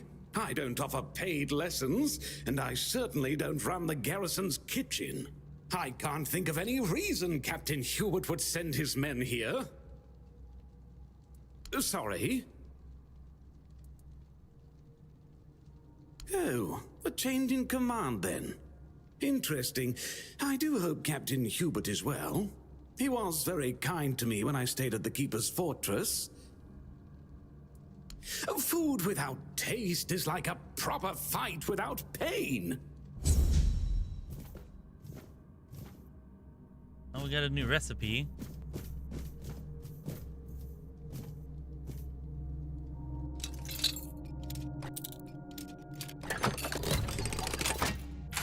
So he's just been locked down here for years without supplies or anything, and he's fine with it.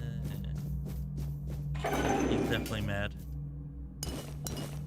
Try not to overthink it.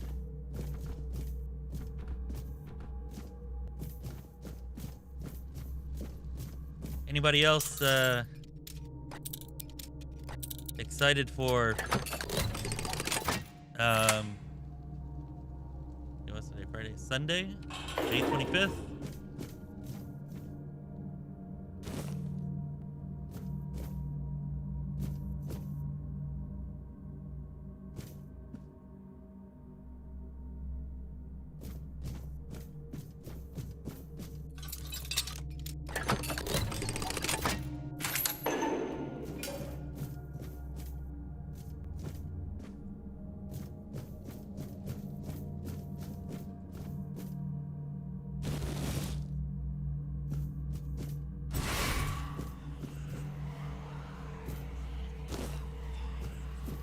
Yep, I'm gonna steal all your food that you're locked down here with.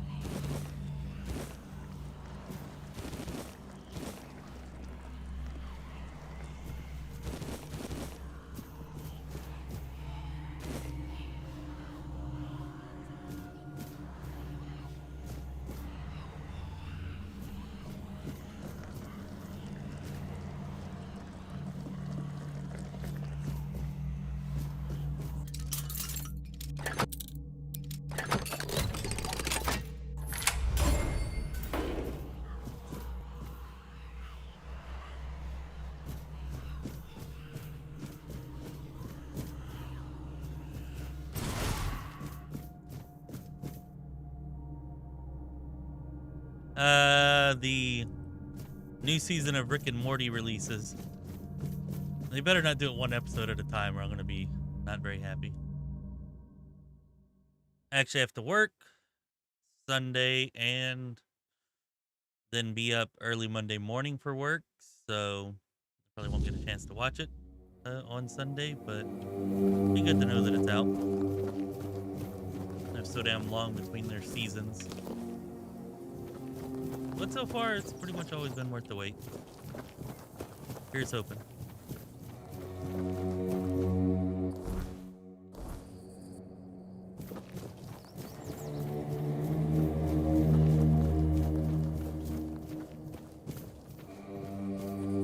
Nice, nice. Hopefully it turns out super awesome, random.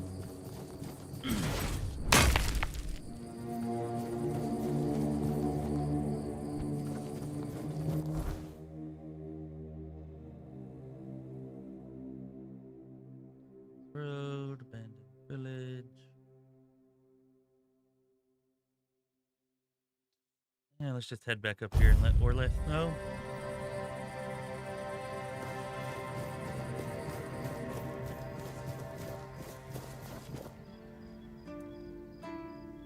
Rumpold? What are you talking about? You found someone alive in there?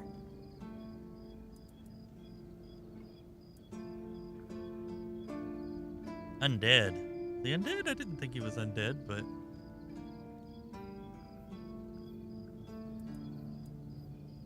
Wait, Rumpold?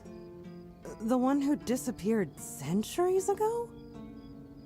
The chef obsessed with herring and cheese?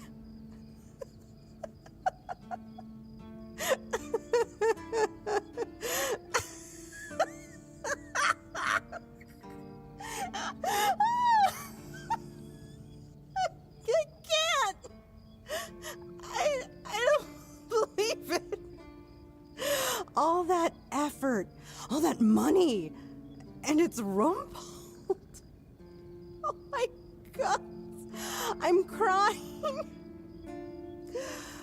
But, well, a deal's a deal. Here's your cut. Honestly, I thought it was about the lost treasures of the Dauriata, maybe an army of undead berserkers, something that would end the world.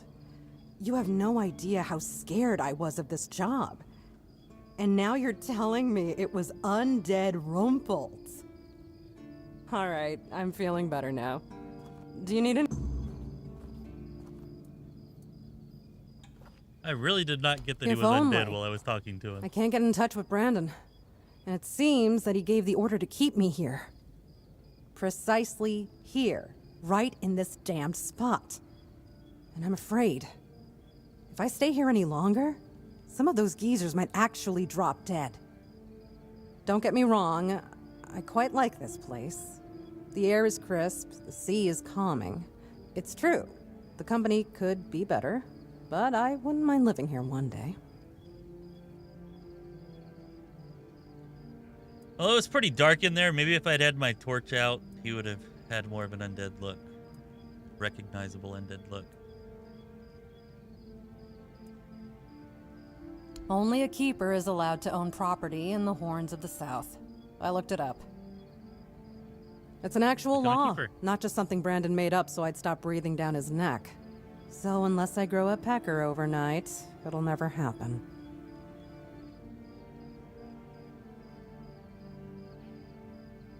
Well, they'll make an exception for me. Why not you? I used to love it when I was younger. It felt like an adventure. Like I was a brave heroine venturing into the dangerous world.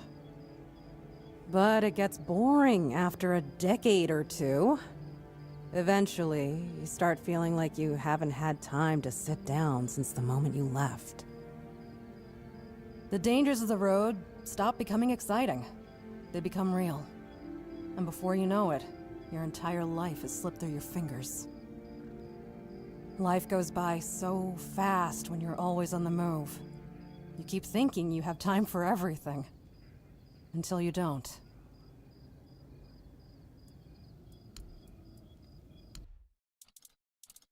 Anyways, yeah. For anybody who's just joining us here in about 45 minutes to an hour, give or take, somewhere around there.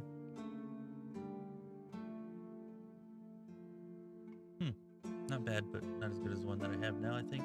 Anyways, yeah, we'll be doing our first drawing to give away a game key for Tainted Grail, the Fall of Avalon. Anybody that's here at that time will be able to enter to win. We'll do a random drawing. And yeah, whoever wins, you'll have to message me on Discord. I'll give you a phrase to repeat back to me in chat so that I know that it's you in Discord. And then I'll send you the key for the game. And then we'll probably do one either whenever I get off or around 8:30 a.m. I'm not sure which one's going to come first, but whichever one comes first, whenever I decide to get off, or whenever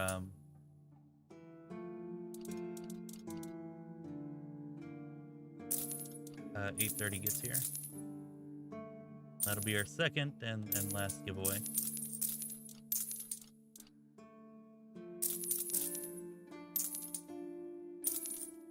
Anyways, really fun game, a lot of fun. If anybody's been playing Oblivion Remastered, you know, it's definitely got some, you know, commonalities with that. A lot grimmer, darker, maybe some updated gameplay and stuff here.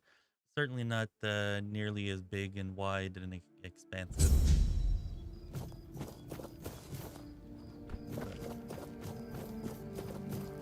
Still a lot of fun. Been looking forward to it releasing, and it finally has, or will have, in about 6 hours and 48 minutes, which is cool.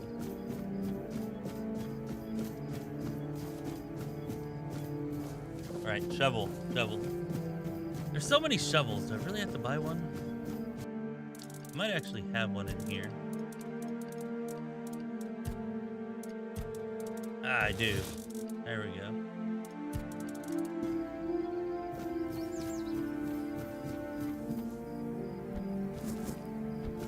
Grab that sage up.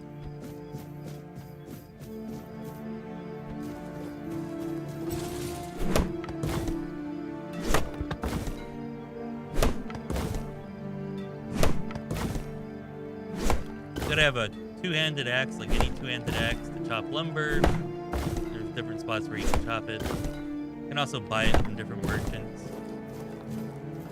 But it's kind of expensive, especially because you need a ton of it for some quests. You also need it for crafting certain things. But yeah, I suggest going to that lumber pile that was there, and then there's also one right up here at this hunter's camp. Just every couple of days going there, the wood should regenerate itself and be back every couple of days, and you can just go back there and chop it. I think you need like a total of 150 for all the repair quests that are in the fishing village over here. I don't know, it might be 200. Something like that. Hey, what is up, Galactus 5000? Yes, this morning. The timer in 6 hours, 46 minutes, and 24 seconds it releases. No, it's, well, it might be noon where you're at. It's 10 a.m. Central Time. 10 a.m. Central Time.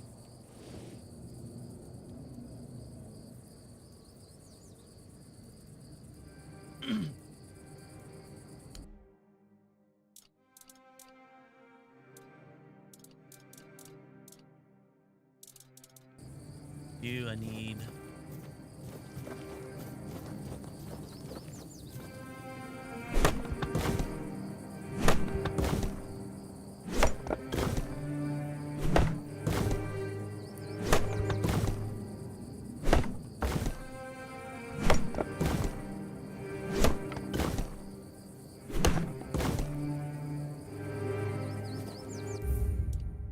Now you got me wondering, did I get the frickin' time wrong? Second. I'm gonna go make sure I didn't get the time wrong. Better not have gotten the damn time wrong.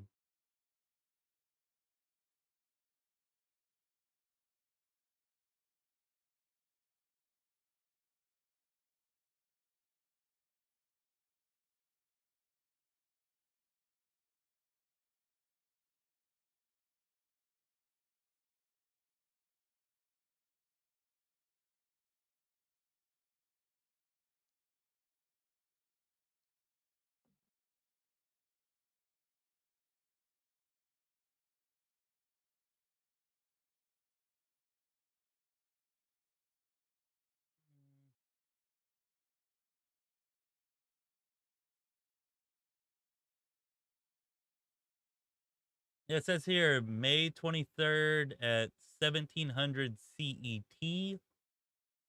And unless I converted it wrong, I believe 1700 CET should be 10 o'clock CST, Central Standard Time here in America. Hopefully I didn't do my conversions wrong. But yeah, that's what it looks like to me from the email that I received from them. So have I. I've been looking forward to this game for like, since I started playing it in early access like a year and a half ago. It's only gotten way better since then. So yeah, back then it was kind of buggy, and it would actually crash so much that maybe like the first year or so that it was out, until like patch 0.7, I couldn't play it for more than a couple of hours without it crashing. But I haven't had a single crash here, going on like 20 hours of playthrough or however long it's been. So major improvements there. Now, where was I going? Go find a quest to do.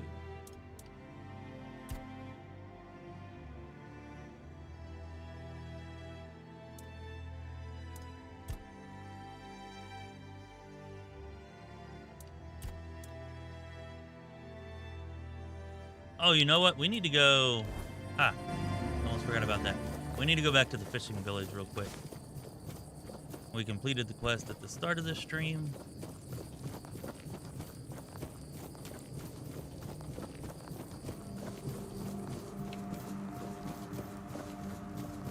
Yeah, I don't know. I haven't used any controllers for it. I've only been playing it on PC using mouse and keyboard.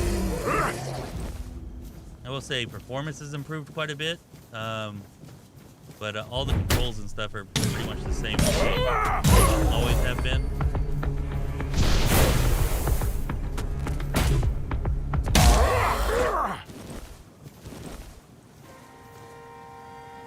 Actually need some more drowner tongues. Oh well.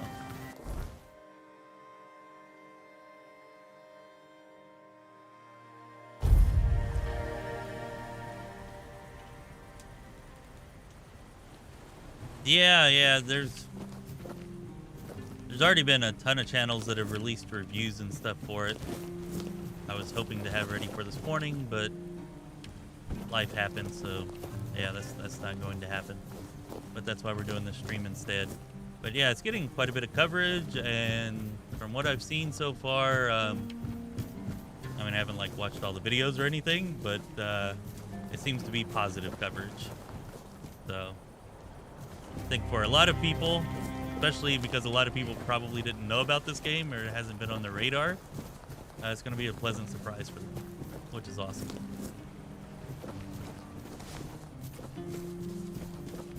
Yeah, really good stuff. A lot of fun. I've really enjoyed it. Being able to actually get past Act 1 is going to be phenomenal. Okay, we need to go up here and talk to the lady.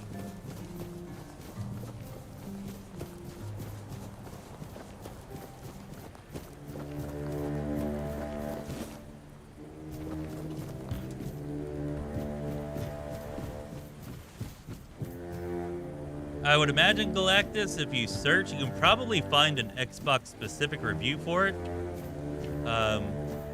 Like I said, there's already like a ton of reviews up for it. And you can just kind of make sure that the controls there are good before you get it there. But I imagine if you just played a demo for it, that probably wasn't receiving regular updates or anything, and they probably fixed whatever it was, at least hopefully. But you might double check just in case. Oh, it's you. Did you hear? The Keeper was cured. Cole wasn't so lucky. He's fallen into a strange state. A while ago, one of Fergus's men came by and told us, "You're bloody lucky Mahon got better." And that's the only reason we're still allowed to stay in the village.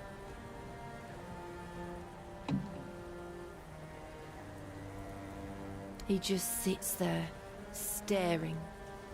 He doesn't notice anyone. It's almost as if all the life inside him has, Frozen. Even the part of him that was full of aggression. I had a feeling something might change with your involvement. I knew you'd find something. I wish I could tell you more. I wish I could thank you. But right now, I just don't have the strength. You tried, and that means a lot. It's hard, and I don't think I can properly show my gratitude. I'm sorry.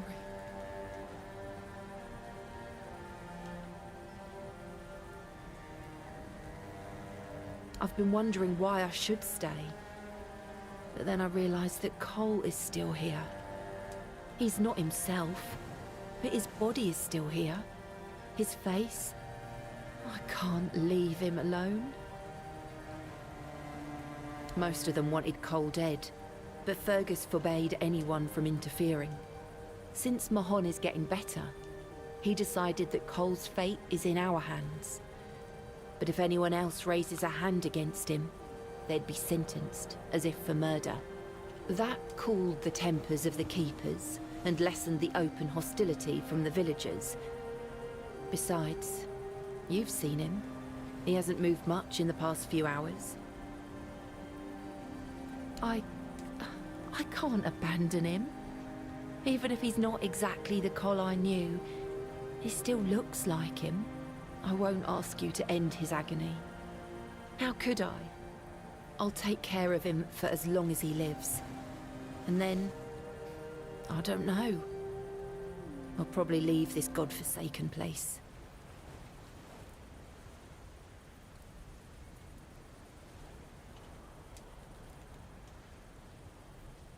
You...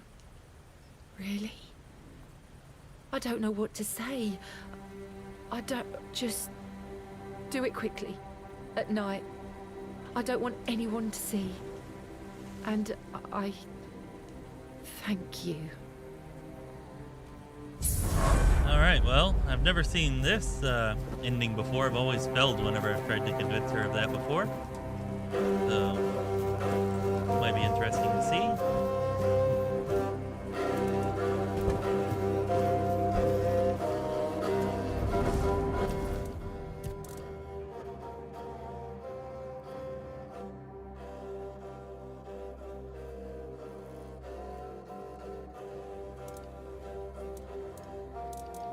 Maybe just a little bit in poor taste there, Randall.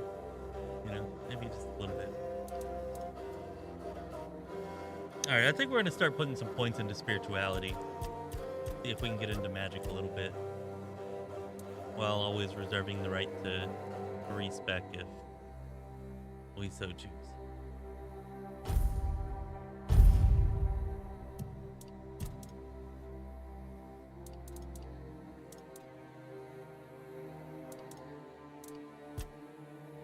Right here is just good value, 10% for 1 point. So yeah, I think I'm gonna go with that here.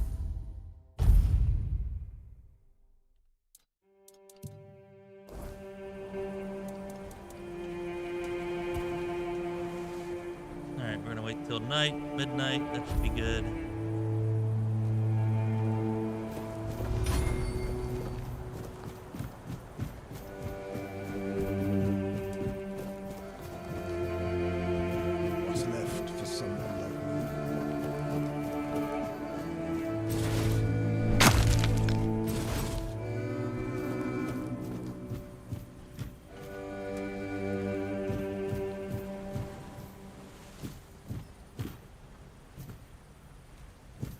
Alright, Cole.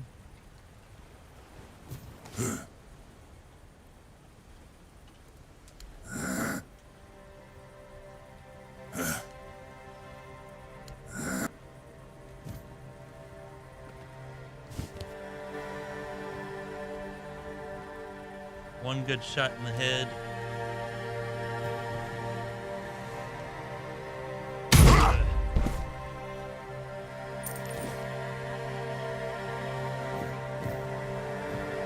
$900 experience for one blow. I'll take it. It's done, Beatrice. You're back. Does that mean it's over? It is. It's strange. In a moment like this, I should feel something. But I don't. There's nothing. Just emptiness. The night is so quiet. It's a good thing Cole left this world in peace. That's something he'd been missing lately. I won't keep you any longer. I'll start packing and leave before dawn. I'll head towards Kuanocht and then... we'll see. I thank you for trying. And for freeing me from this place. Take care. Wow. What's up, Nathan? Delivering Canadian healthcare. I love it. That's funny. Maybe not so much if you're Canadian, but I found it to be kind of humorous.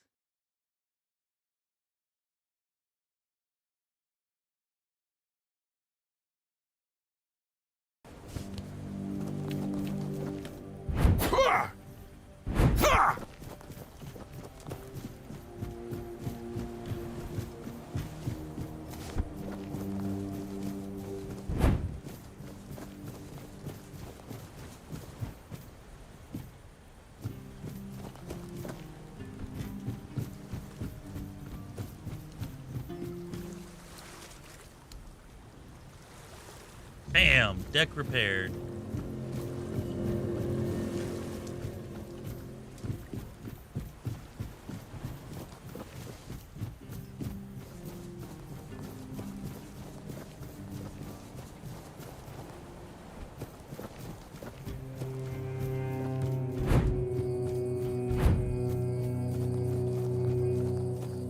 Ah. You did? I thought I heard some hammering. Oh, well, thank you for that. Truly. One less thing to worry about, right? Here, I put aside some money from my budget. You've earned it. I'd ask you to fix the refugee barracks, but, well, there's no budget for making people's lives slightly less miserable. We'd have to do with something less spectacular. There are two places around here that could use some fixing up. First, there's the old gate. It used to be a proud marker for our territory, but now it's more of a sorry welcome sign. Then, there's the monument to the sea creature. It's been weathered down by the salty breeze, and honestly, it's starting to look less monumental and more pathetic. If you could restore them, it would do wonders for morale. And maybe even impress Fergus. What? Sure. I'll take care of it. Cool. Oh, the biting refugee! Yes, I've heard. I'm so glad that whole mess is finally over. It's a huge weight off my shoulders, I'm not gonna lie. I know Fergus probably already rewarded you, but here, take something extra. Just from me. And maybe now we'll actually get some peace and quiet around. I wasn't expecting a reward from this guy.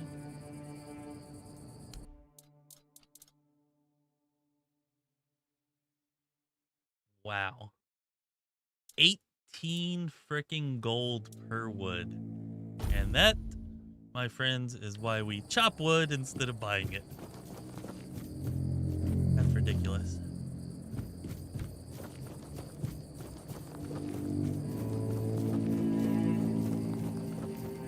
I think it's more like a seahorse statue, but you know, seahorse Cthulhu. Not too much of a difference there.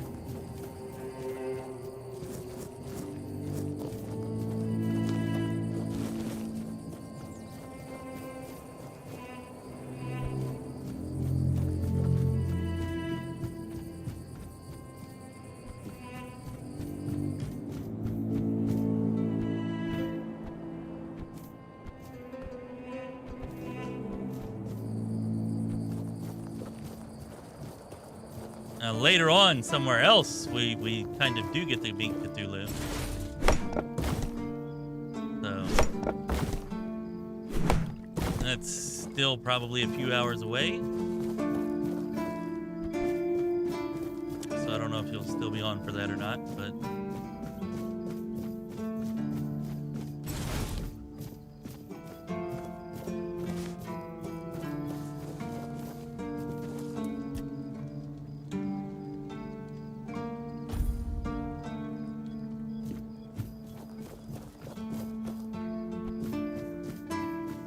let's see Fergus before we leave.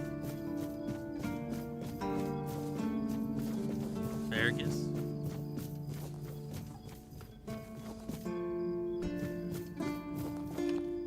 At least for us. Unfortunately, Cole isn't improving, but I'll allow the refugees to stay. Cole's already dead. No. I only care that the situation is resolved. One less thing to worry about.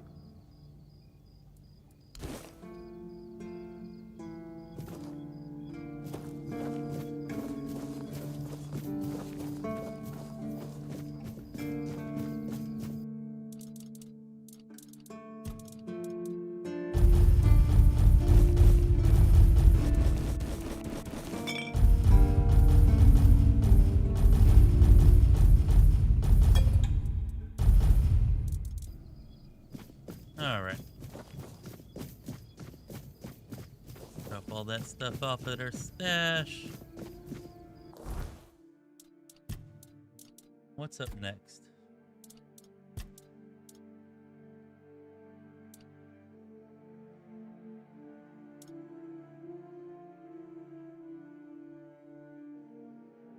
The prior. Don't remember the prior.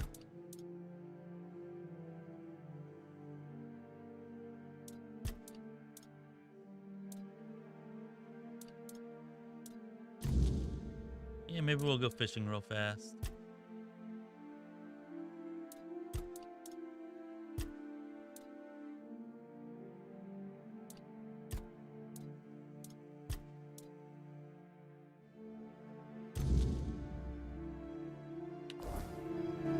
That I actually already did. I don't know why it's still there. Maybe I didn't get them all. I don't know. Please. I hope she... Go chop off. We got her. Go.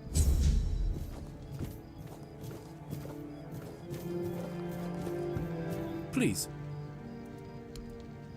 Go, the hunter. Go chop off some. We finished that last one that he'd put a new note up here. Yeah, maybe it takes some time first. All right.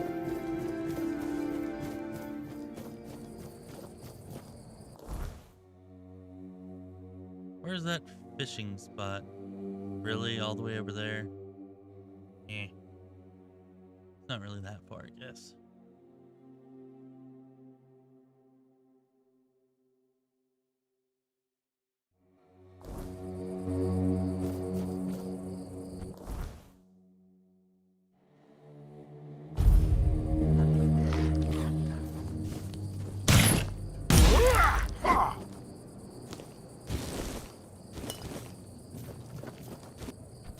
Like the space. Good for caving in skulls, be they undead or otherwise.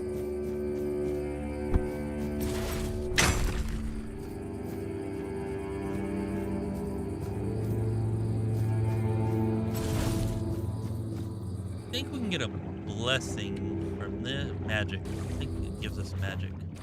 Anyways, yeah, most statue looking things like this in the game, you can get some type of blessing or at least get like a skill bonus or something from. Blood transfusion. Not that we'll use it, but we got it. We got it.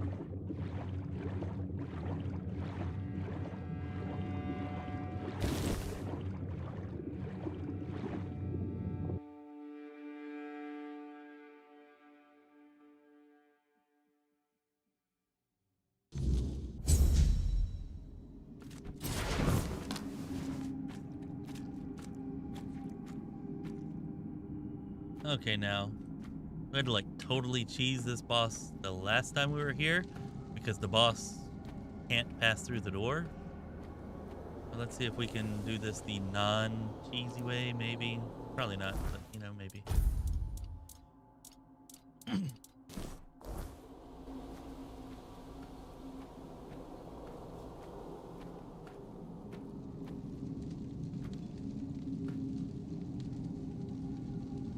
I do not see her. Or it.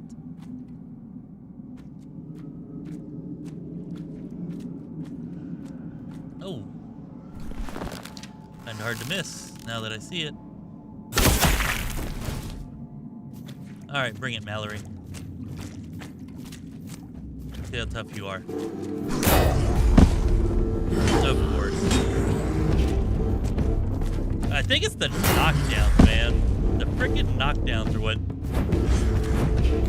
I think more than anything else make one-hander with the shield not quite as good as the others. They get in so much damage they knock you down.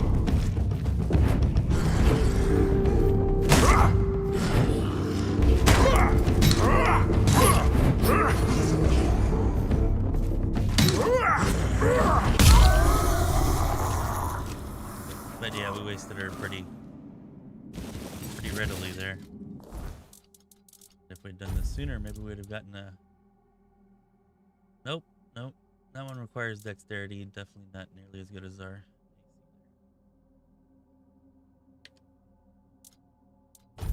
Throw out the mask. Increases melee damage by 3%. And... Hey, Cloudwalker! How's it going, Cloudwalker? Thank you so much for the sub support, my friend. If anybody else would like to follow Cloudwalker's example there and give us a sub, really does help. You know, like the stream, subscribe to the channel. We're gonna have videos coming out for we're gonna have more streams of this game as well as some video content, long form video content coming out for it over the coming days and weeks. So yeah, if you're interested in it, make sure that you're subbed, make sure that you like the stream. And here, maybe another half an hour or so, we're gonna be giving away our first key for the game. All right, we got 2 to give away. We're going to give 1 away here in about a half hour or so. And then we'll give the other one away maybe an hour and a half before the game releases. Assuming that I'm able to stay awake that long.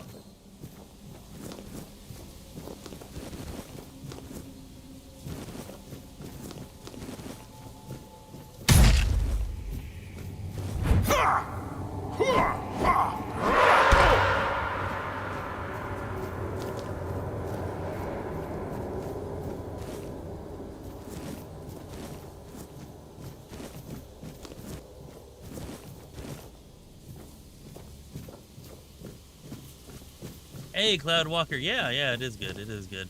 It's a lot of fun. Kind of grim, kind of dark, you know. But has some really cool visuals. Gameplay's fun. Where could Bridewin be? I kind of wish that we'd played a magic user just because the magic that they have is really powerful and a lot of fun to use. And they actually have like a really wide variety of like spells and spell effects. You know, it's not just like reskinning each spell and giving it a different damage type or something like that. Like, yeah, really they did a pretty damn good job with the magic here. They don't have like a magic creation system where you can create your own spells, but as far as like variety goes, it does really well in that regard.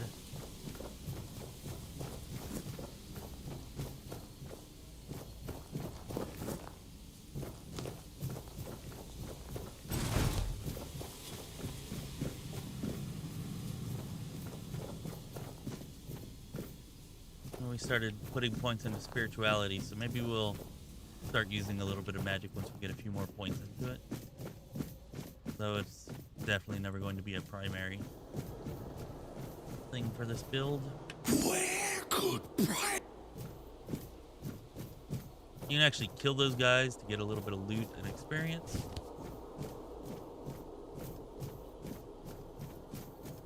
so choose. And you can actually come here really soon. Like, this is actually like the first or second place you can come to when I get here in victory. And it is quite difficult at that level. So yeah, I would suggest, you know, waiting till like level 10 or higher before coming here. Even though it is accessible so much than that.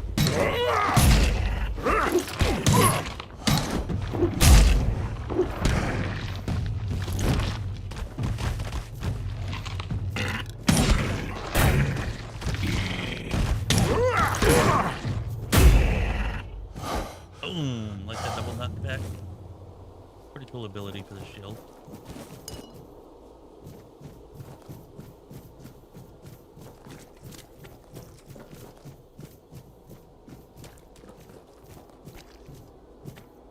Yeah, they actually have healing spells now, which they either didn't have in early access or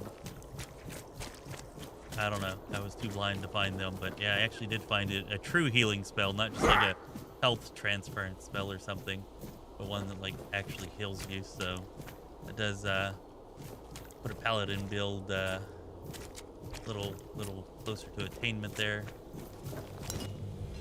I suppose.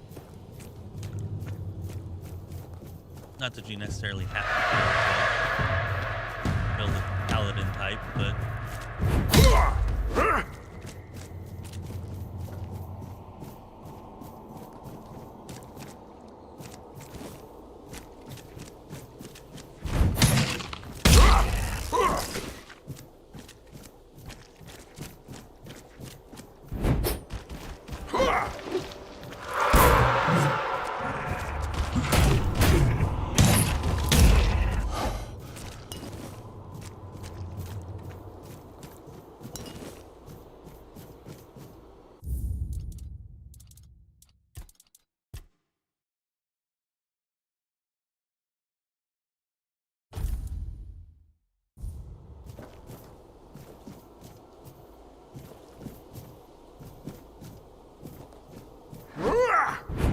no, I was already talking about it earlier. Maybe it was before you got on.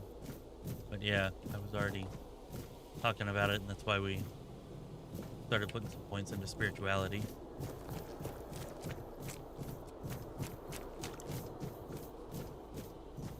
What a grim moment this is.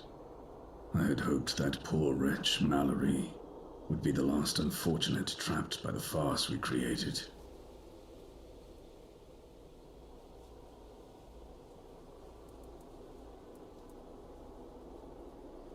We believed that only one whose heart burns with a powerful desire to find answers could pass through the gate dividing the garden from the Hall of Trials.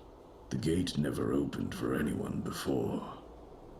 After the battles in the hall, Mallory believed it would yield to him, but it did not. So he waited, trying to understand. As you can see, he eventually gave up.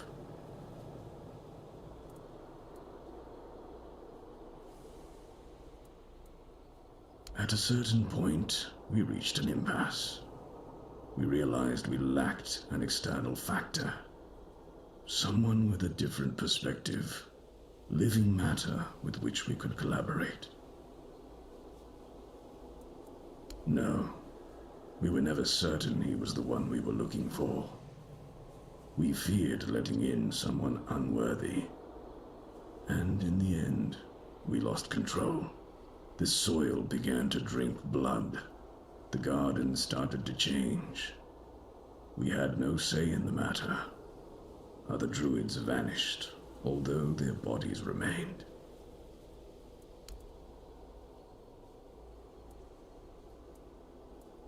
I believe the wretch named Mallory deeply hoped that you would be the one to end his life, and he was not mistaken.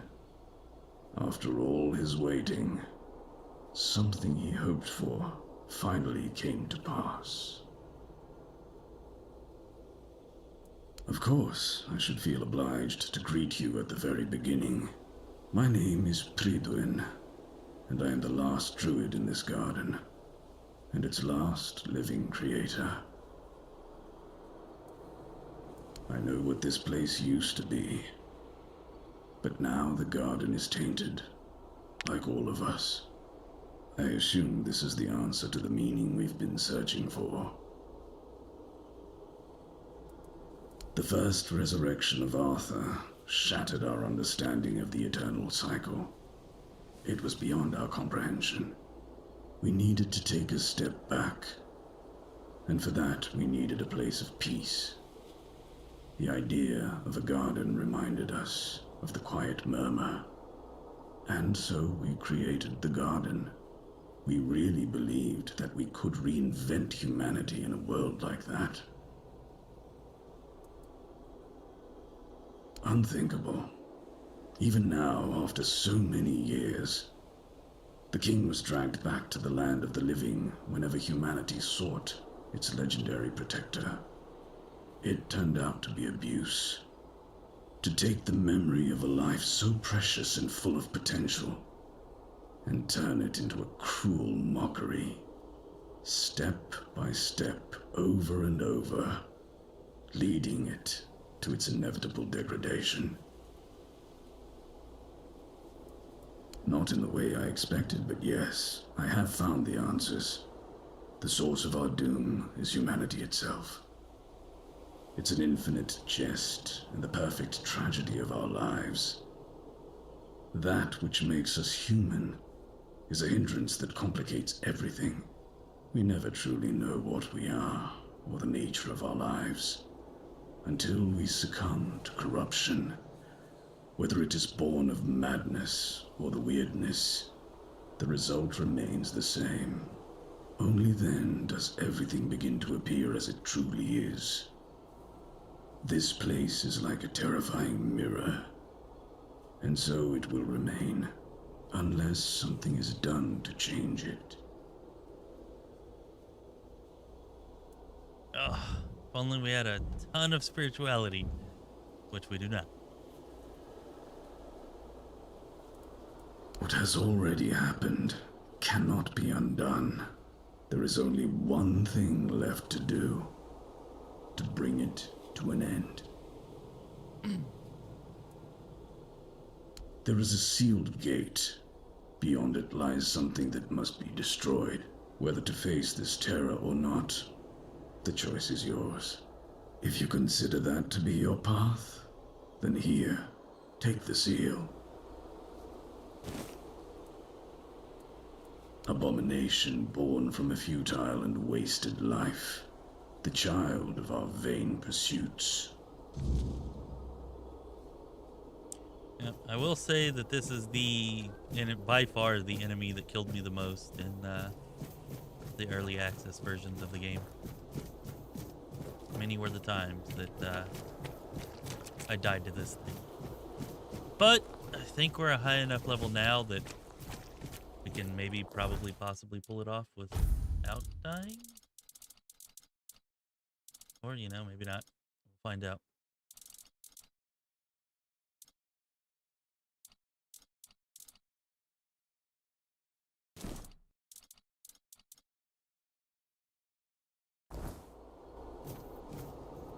Wish us luck.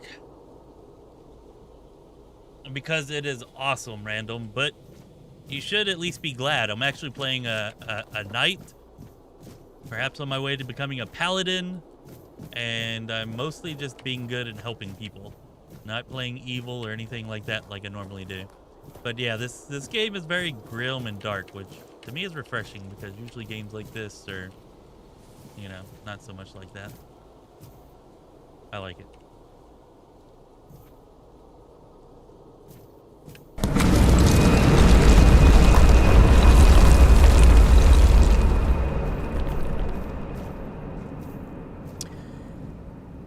Okay. This left.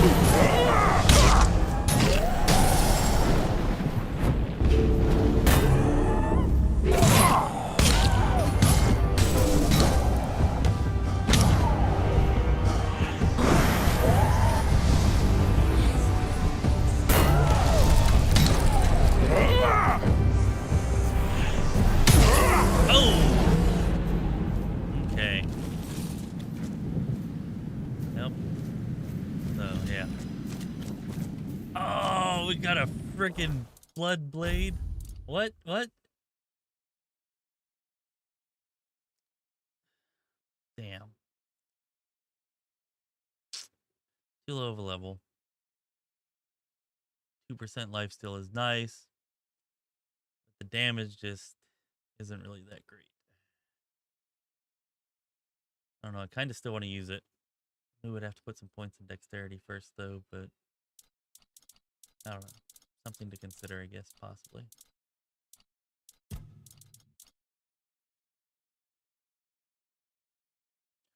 That is nice. An armor relic that will restore 10 health with our mace. That would be 20 health after each time we kill an enemy.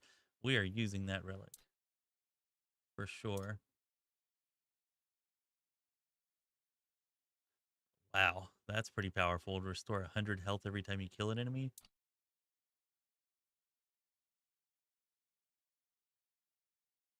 Chestplate of the Last Man. What's better, 10 stamina or 3% melee damage? I think I'd rather have the melee damage. Although, judging by the difference in price of the two, the game seems to think the 10 stamina is definitely better.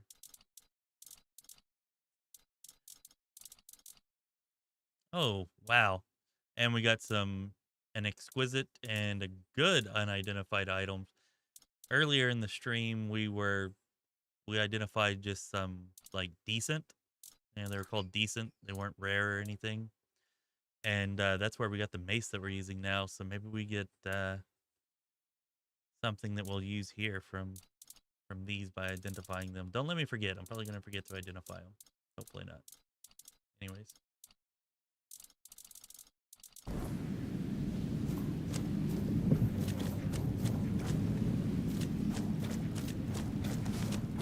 And then I think if we make our way through here, there should be some magic up here, but I don't think it's going to be anything really that amazing or awesome.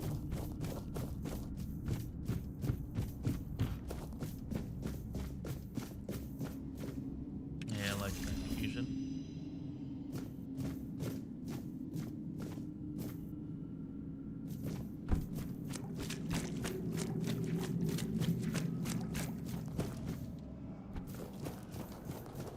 You know, I've not tried to steal from shops, so I'm not sure. I know you can pickpocket, you can steal from people. You can probably steal from shops as long as you're not caught. Maybe we'll give it a test here in a minute, in a little bit.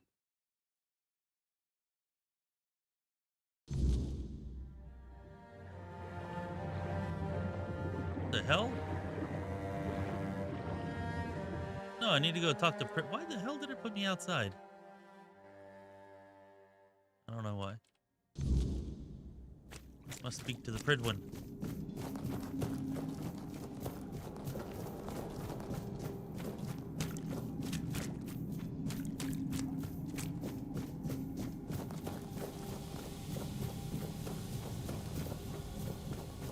I don't think that there are identify scrolls. The way that you identify items is you set a bonfire and you use ethereal cobwebs. You throw them into the bonfire, and then you can identify the items after you do that. Yeah, that's one thing I will say. There's not a whole lot of utility magic in this game. Like, most of the magic in this game is more combat oriented.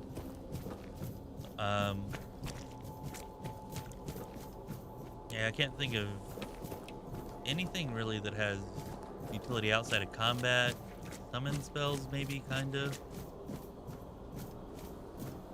But they do have, like I said, various different types of spells that work in different ways, different types of magic, and things to keep that more interesting. But yeah, there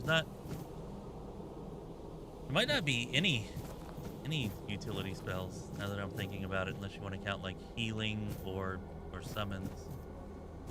You have returned. You reek of blood. You reek of purification. You've killed our child and set the fate of the garden on a new path. So, peace will come sooner than I expected. Now, at last, I shall have quiet and slumber. Let the flower bloom in all its beauty, and die as it was always meant to. Thank you, Seeker. You're welcome. Ooh, a spear. Probably two-handed, is it? Yeah, it's two-handed.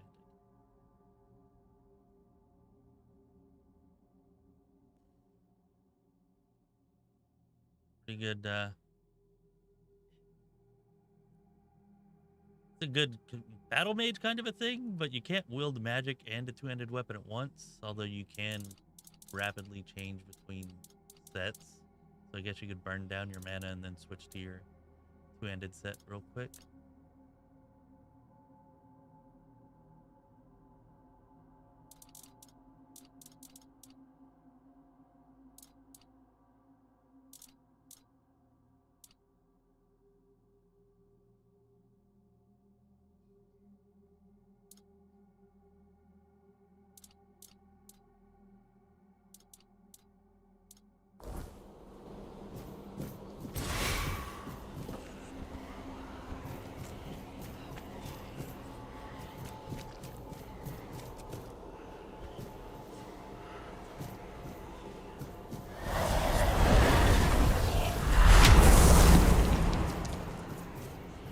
There we go.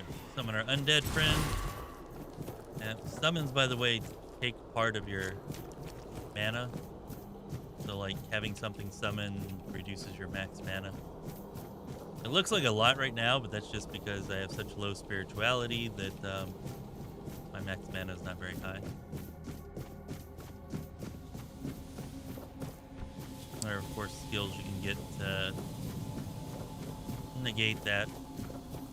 But I suppose in the case of that spear,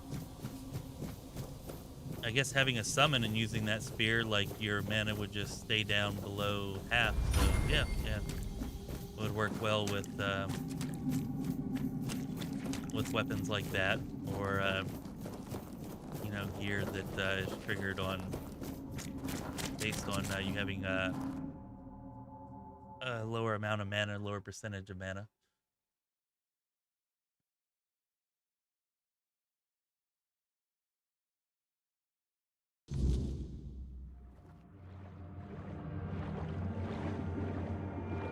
No, Cloudwalker, the loot is not random. I mean, I don't know. I guess I can't say, like, loot that you get from mobs, like, that is kind of randomized, like what you're going to get there. But as far as, like, what you find in chests and stuff like that, what you find out in the world, that seems to always be the same. Now, you do get those unidentified items that you have to identify, and I do believe that those are random.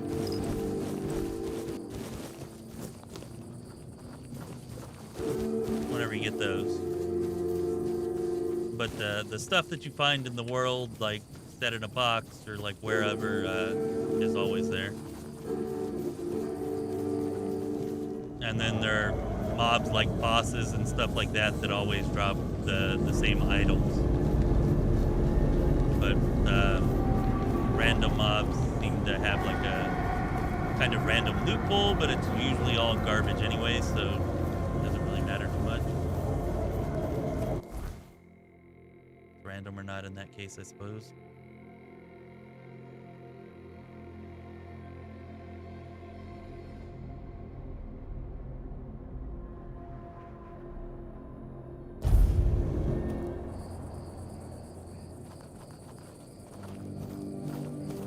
Yeah, there's definitely a mix. Like I said, most of it'll be static, most of the good stuff anyways. But place a bonfire here. Let's fuel it. And now we can identify, and like these items like this will be random. A war pick +4 and a white button. Wow, that's a lot of damage for a one-handed weapon. We do not have 9 strength, though. Nope, sure don't. Poison Knight's great. Couldn't be a one-handed sword. Damn. So yeah, there we got 2 pretty good weapons out of that from identifying those. But, we're not going to be able to use either one, unfortunately.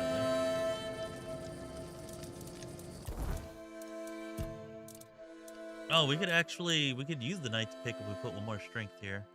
No, screw it. Let's put one more strength there. Then we can use that pick.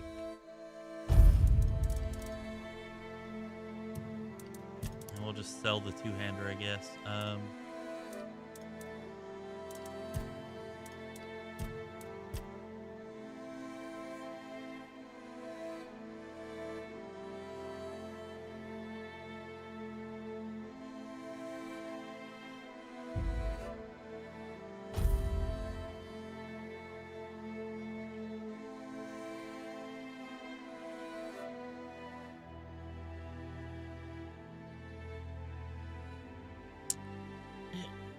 Here's where it gets kind of weird. I'm not actually sure if it's worth it to increase my armor at this point, or if I should just go somewhere else and do something else. I'm not quite sure where to go with it at this point.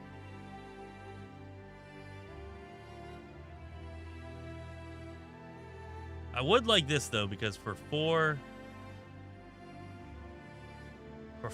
points, that can get you a 12% chance to negate all damage if you're lightly encumbered, and it would be I guess a 9% chance if you're medium or heavily encumbered.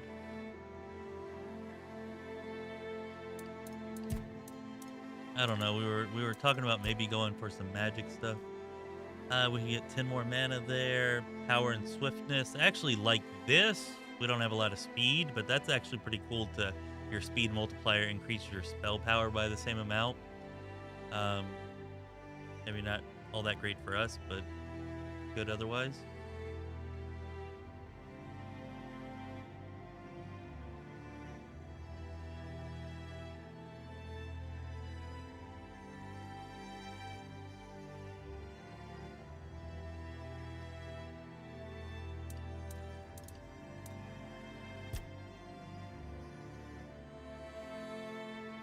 This right here, if you just go through the combat stuff, your spells get so powerful so freaking fast, it's ridiculous. Be one-shotting things by the time you're the level I am now. Kind of taking a little bit of a look here. Increase mana regen.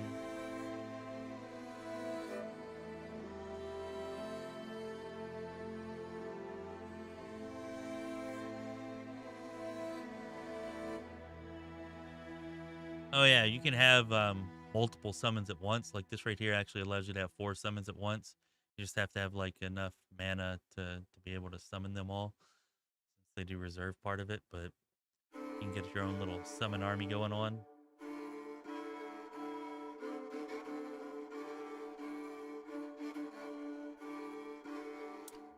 Anyways.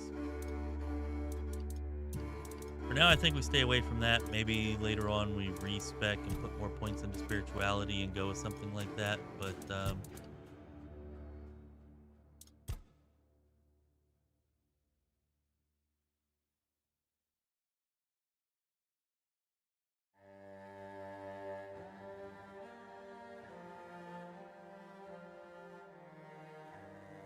that seems like it could be pretty good, actually. But maybe we start going...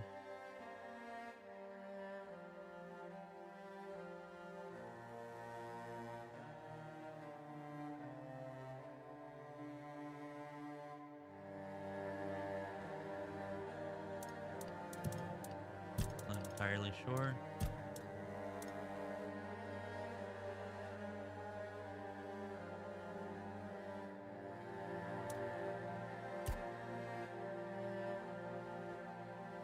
Here, I'm going to triple the damage of my shield bashes, since we're starting to shield bash a little bit more. Also, the shield does way more damage than the other one was doing anyways. Yeah, we did our level. We already identified. I guess we could...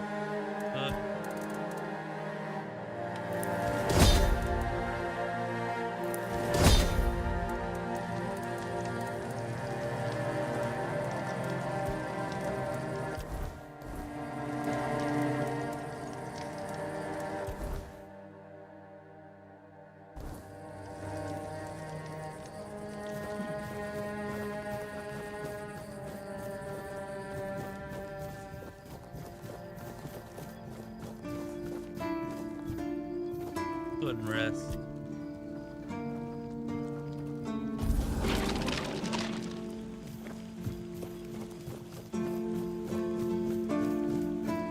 Sometimes it's nice to just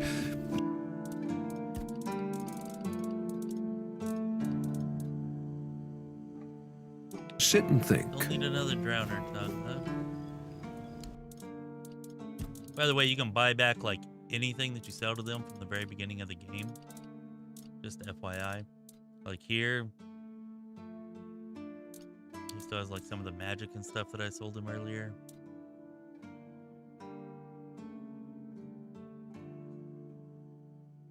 Like that might actually be worth. I'm gonna buy that. That might come in pretty good. We're gonna try to incorporate magic, being able to cripple somebody for 8 seconds and deal increased damage to them.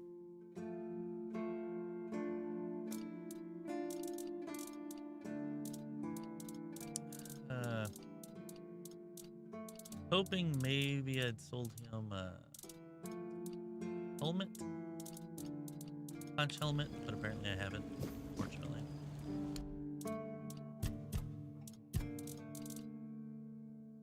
Now that war pick we're probably going to use because, I mean, I like the restoring 10 health, but this thing has like double the freaking damage. So how can I not use that, right?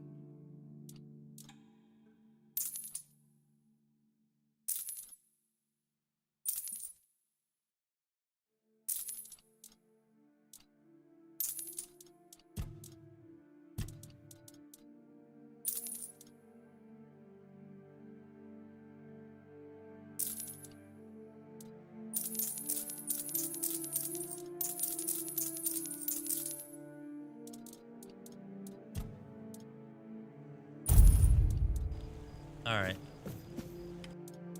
Now we want to attach a relic because we got that really freaking awesome relic. I'm not sure.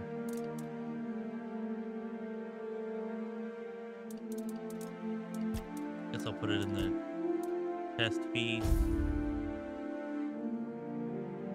Ah. Yeah, that's the right one. Yeah, that's right. Okay. Thought I messed up there for a minute. So restore 10 health.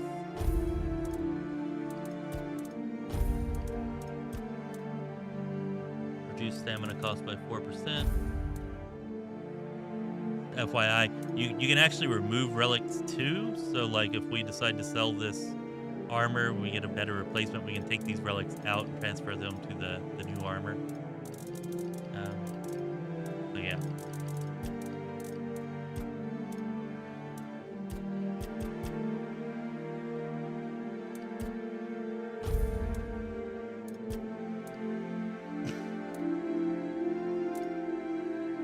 Increases physical damage by 3%.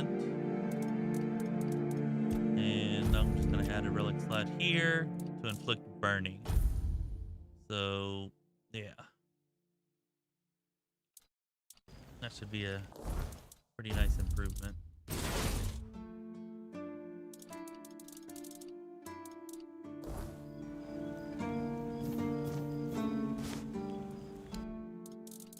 And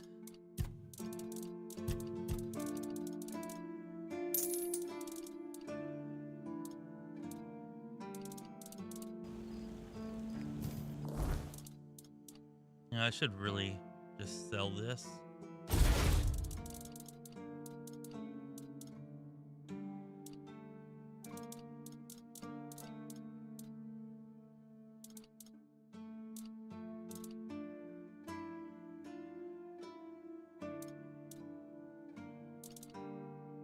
I have enough spirituality for most of these things.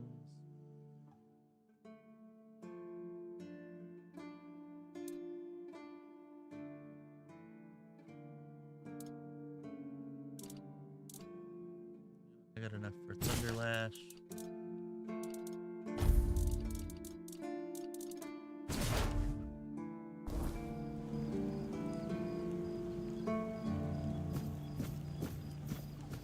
Probably won't be terribly effective, but you know, whatever. We'll see.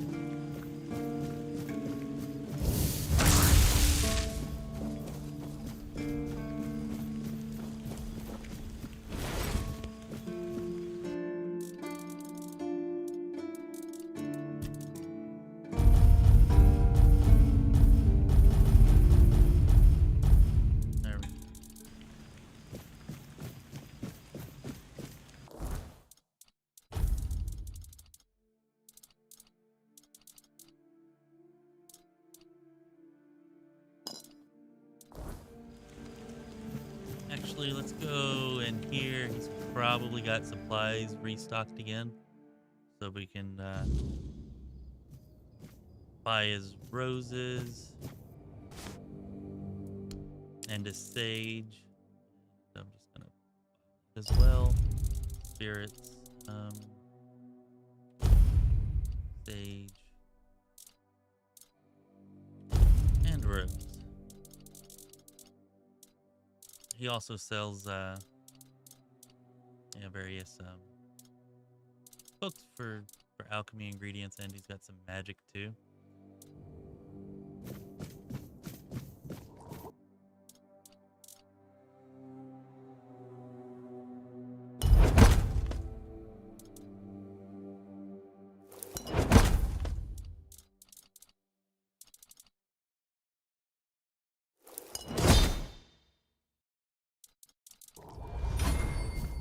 There we go. Alchemy getting ever better.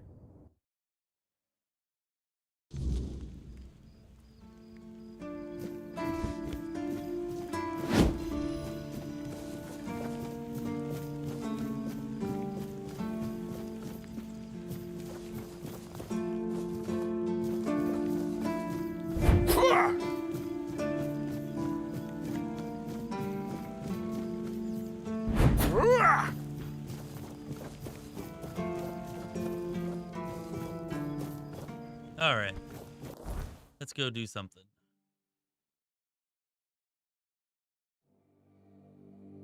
I think we're gonna make it over there to the Shadow of the Horns.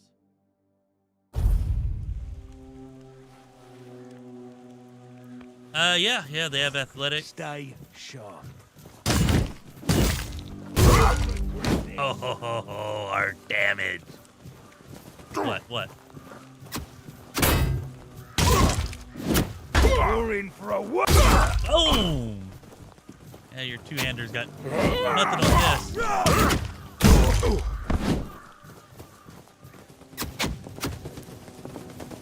We'll make short work of you.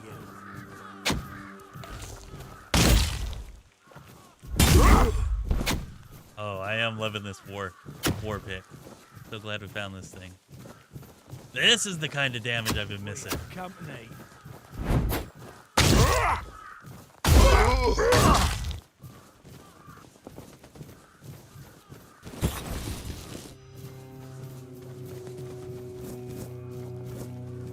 Your road ends here. I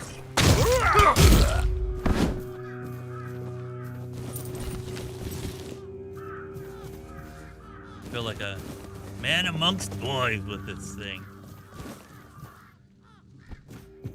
Now we not only have the survivability, but we have the damage to boot. We may be in for a Yellow. fight. That was a freaking knight there too. You're in for a world.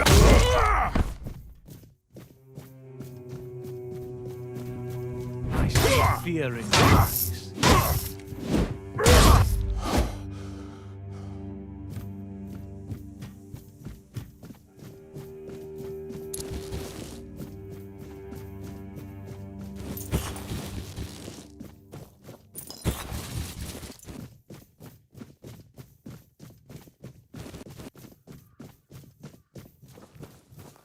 Who knew it was possible, Cloudwalker? Who knew it was possible? Yeah, the combat in this game is actually a lot of fun. A lot of it has to do with the dash, which, by the way, an optimal dash, if you look in the bottom left corner, there just below my green stamina bar, you'll see the green foot with like the 3 there. Because I have 3 optimal dashes. By default, you get 2. But anyways, whenever you dash, it uses up one of those optimal dashes, and then whenever it turns red like that, your dashing is like limited. You don't go nearly as far. So yeah. And of course there are skills and there are items and stuff that you can get to increase your number of dashes, but that's a big part of what makes the combat as much fun as it is, being able to dash and dodge like that. Also, like the weapons handle pretty well, and all the controls are pretty responsive. Although somebody was saying earlier that on the Xbox, whenever they played the demo, the controls were maybe not so great. But here now on PC, they definitely are. I feel like combat's, you know, pretty tight, definitely satisfying.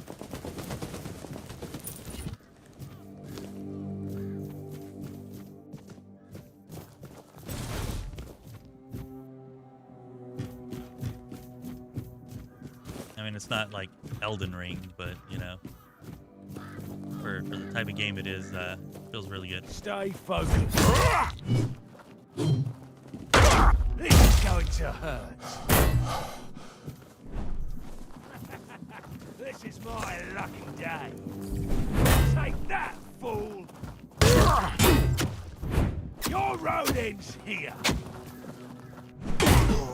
This is going to hurt. You'll regret this. Your money or your life. We'll make short work of you. This is mine. Damn Arch over there, We'll make kicking my ass. short work of you. You'll regret this. Your road ends here.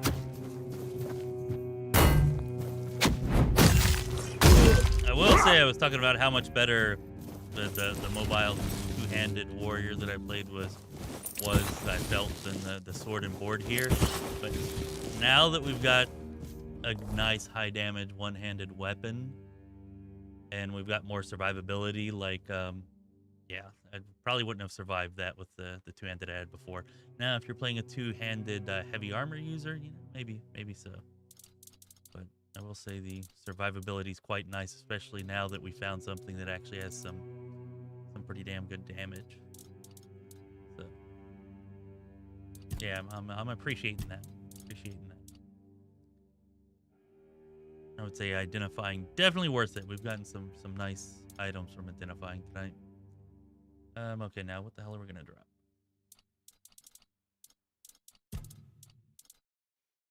Generally armor, especially the heavier armor, the helmets and the boots, has a worse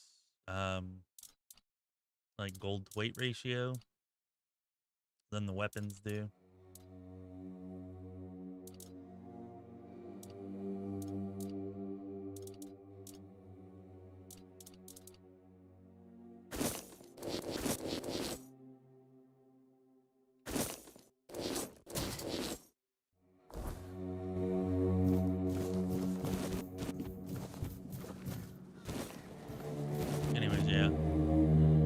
Be sure to at least pick up the branded skin off of all these guys because we can trade that in for experience and gold.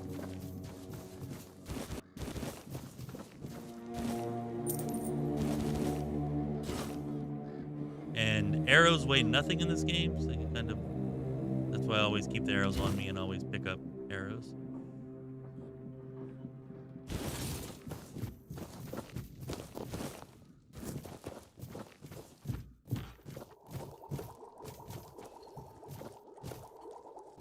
Yeah, definitely tighter than the combat in Oblivion Remastered for sure.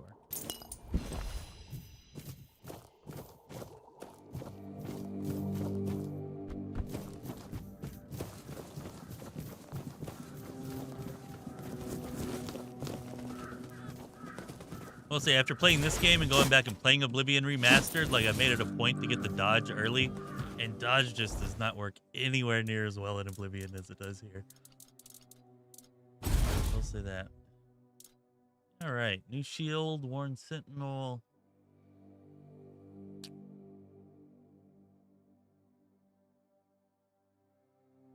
Oh. Yeah, it's just not as good. I mean, I guess if you're really good at parrying, then yeah, maybe this could be better. But it's not as much damage, and if you miss the parry, you're definitely not blocking anywhere near as much. Yeah, we're gonna keep the one that we got. Also, I like the cool wind blast thing that it does. like a little bit of a badass every time I hit somebody with that.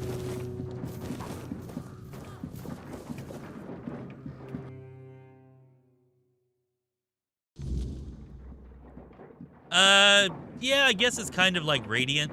Bandits and outlaws, yeah, you can pick up stuff from them that you can turn in.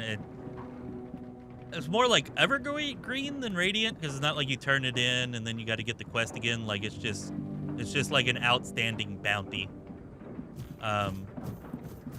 You know, however many you collect, you just go and you turn it in to the Magister guy or whatever he is, and he gives you gold and experience for turning them in. You know, for doing your part to fight the bandits, I guess.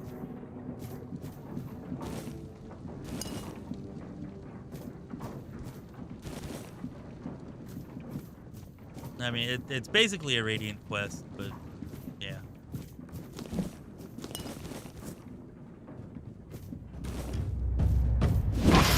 Oh, damn it! You hit hard. Bald Kate, huh? No wonder you hit hard. You're using a war pick like me.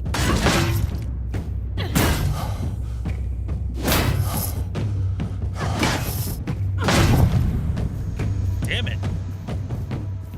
I don't like you, Kate.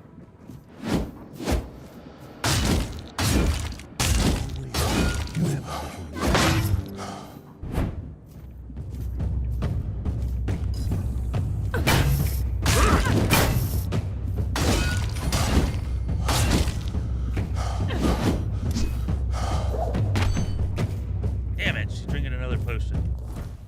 Ah! Why the hell did they give them potions too? Only I'm supposed to have potions. Damn it.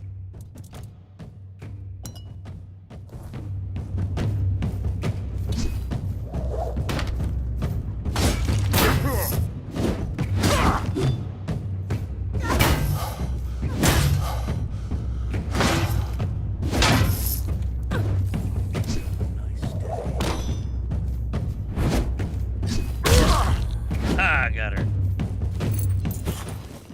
Perfect ring for a juggler, huh? Let's see what's better, her war pick or mine? Definitely mine. Although her war pick is pretty close. Apparently war picks are just good because my +4 is not that much better than her. Plus nothing. Anyways.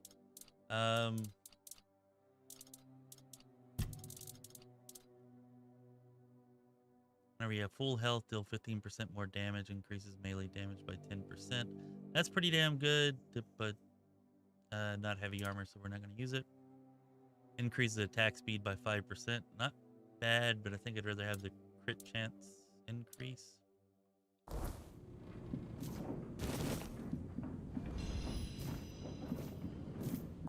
And of course, we're overweight again.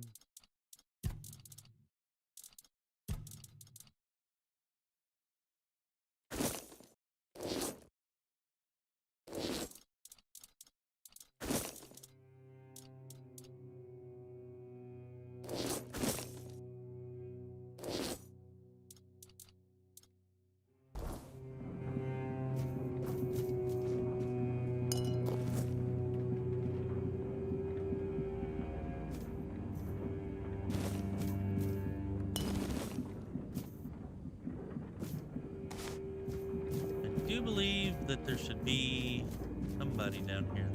Nice day. Nice to see you. Please, don't kill me. I'm not with them. Not by choice.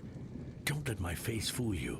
The only thing I've ever raided is my wife's pantry, after she made the preserves. I have Dread Delusion on my wish list.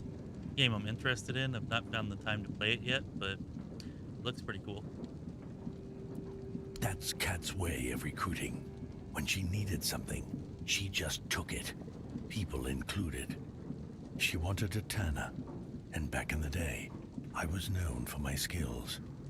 And Kat always got what she wanted. I never told my wife, but Kat sent one of her men to ask if I'd come willingly. I refused. Now it feels like all this is my fault.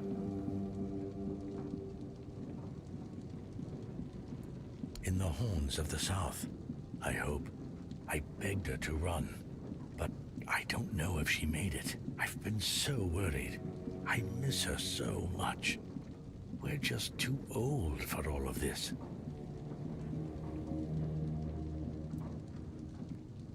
But they won't let me in.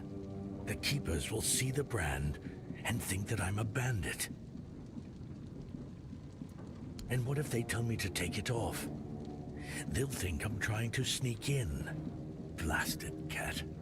Even dead, she's still ruining my life. Wait, maybe if I bring Kat's head to the horns, that'd prove I'm not with them. What do you think? Sure, here's the head. Oh, thank you. Thank you. May the All-Mother bless you. If there's a reward for Kat's head, it's all yours. I really hope Rossin is safe and sound somewhere in the horns. That's the only thing that matters.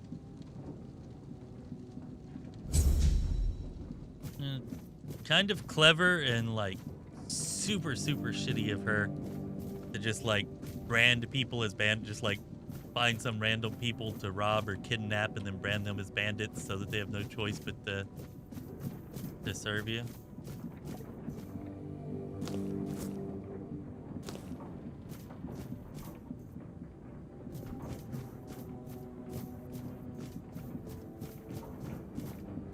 Yeah, I like the, looks pretty, like, fantastical, pretty far out there, like, very weird, almost like,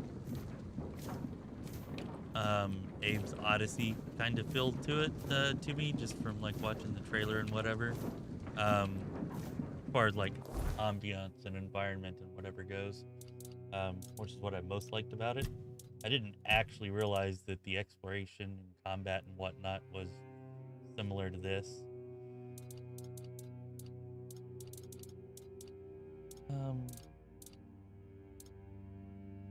see. Right. Dropping stuff out of the bag. Could just put on, actually, yeah, maybe we just take off our 3% critical strike ring and we put on our encumbrance ring. Yeah, we'll do that. Instead of continuing to worry about stuff, dropping it, whatever else.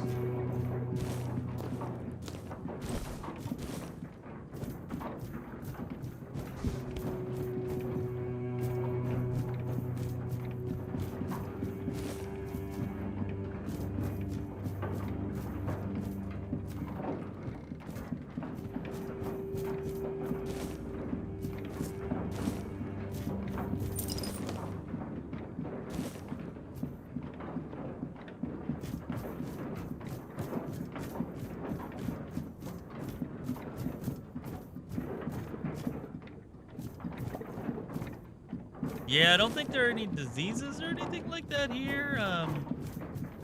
There's poison, but yeah, no diseases. And as far as I'm aware, there's no vamping or werewolfing or anything. But, you know, we've only got 5 to 6 months, and we'll be able to do that in the Wayward Realms. Well, not the vamping, I guess, but the werewolfing. Where something lycanthropy.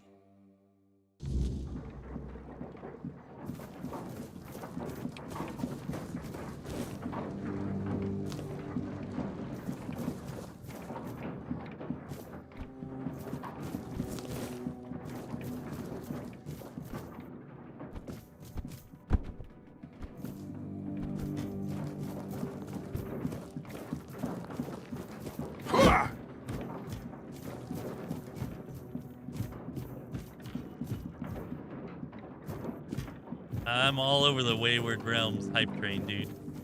I am all over that.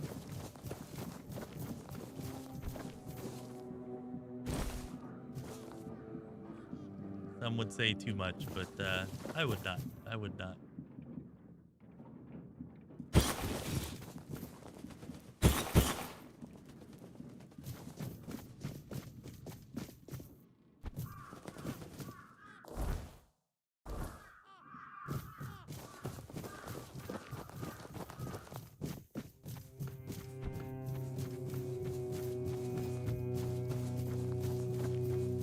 Well, that sucks, Random. I think that you made the right choice then to help out your parents, and I'm glad that that it worked. That they're not at that risk anymore. Also, throwing it out there, no obligation at all, but you can still reserve an alpha access copy of the Wayward Realms on their Kickstarter page right now. Like, almost all of the other rewards are gone, but they still have late backing for it. So you can, if you want to and you have the money to at some point. They have said that they're planning on taking that away soon. Not when exactly, so I don't know how much longer it'll be available. But yeah, they do still have that available right now. Are you really stupid enough to attack me? Apparently so. Show me what you're made of! Desperate archer indeed. Oh, I'm gonna have to drop stuff again, damn it.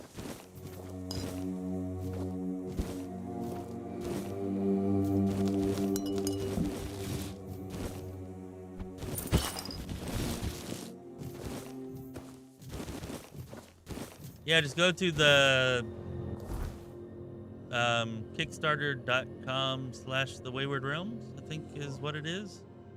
Or just Google Wayward Realms Kickstarter and it should come up. And yeah, you can purchase a copy of the game still that will give you access to the alpha. There's no other benefits or bonuses or anything from it like you could get before, but you can still get that. And looking like that's going to release, late this year, November or December. Still on track for that. The last time that I interviewed Once Lost Games, anyways. Let's see here. Wow, 50% spell power for 10 seconds. That seems pretty good.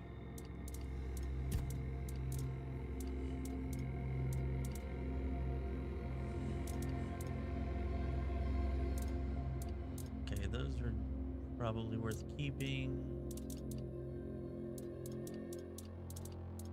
I don't know, maybe not. Yeah, we're gonna drop that one. We're gonna drop these.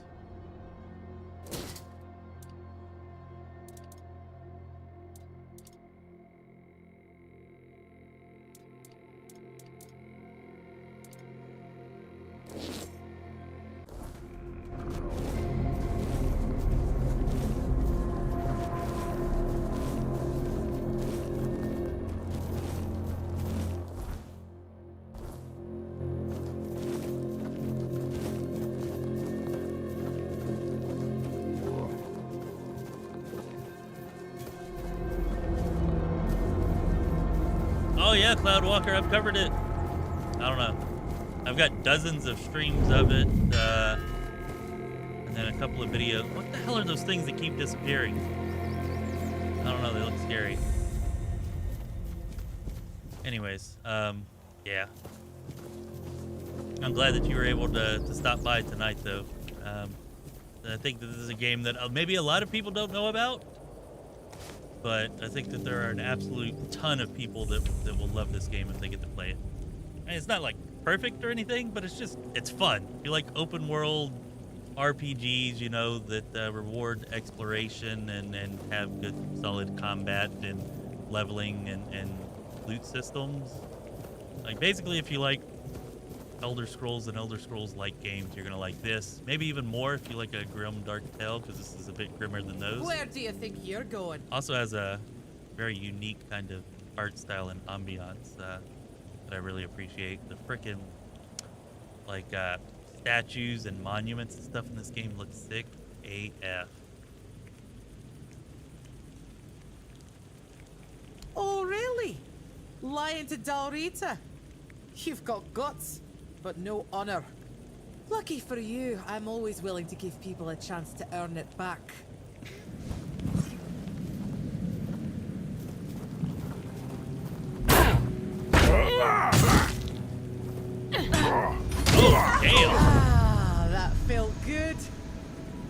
back if you want me to beat you to a pulp again. Wow, she dusted my ass. Alright, alright. No, screw that. We're going again, Maven. You just embarrassed me. I gotta redeem myself here. What? Ah!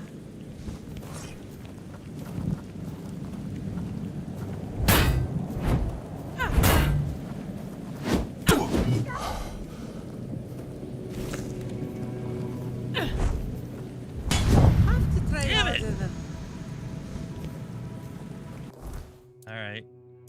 Now I'm really embarrassed.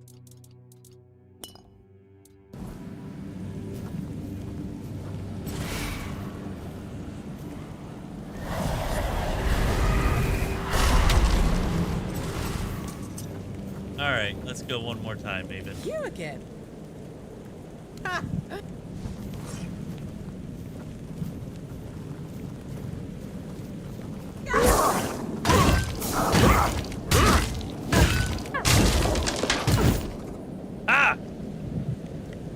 You can pass through. Just don't do anything stupid. Vengeance is mine! Have even less patience than I do.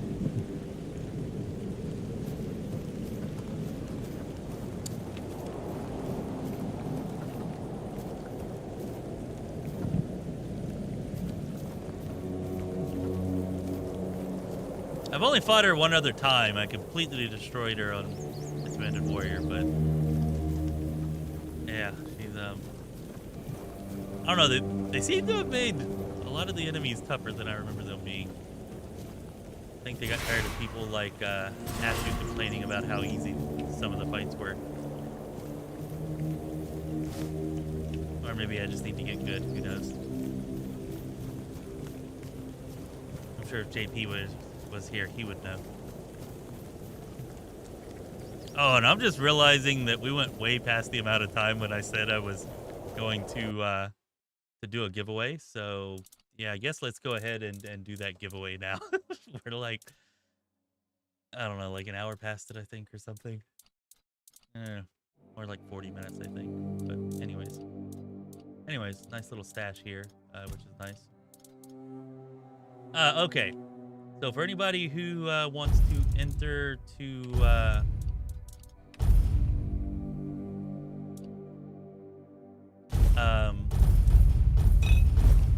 get a game key here, I just want you to type in exclamation point. That's it. Just type in exclamation, hit enter. Everybody who does that, I'll copy your name into a random name picker, and we'll see who wins. So basically, you're just gonna do this. That's it. You know, if you've already got a copy of the game and you don't need one, then hey, thanks for being here, for hanging out, for lurking, whatever else. But yeah, if you don't have a copy, you want a copy, gonna give away a game key, and you'll be able to use that key to play the game in about 5 hours and 19 minutes.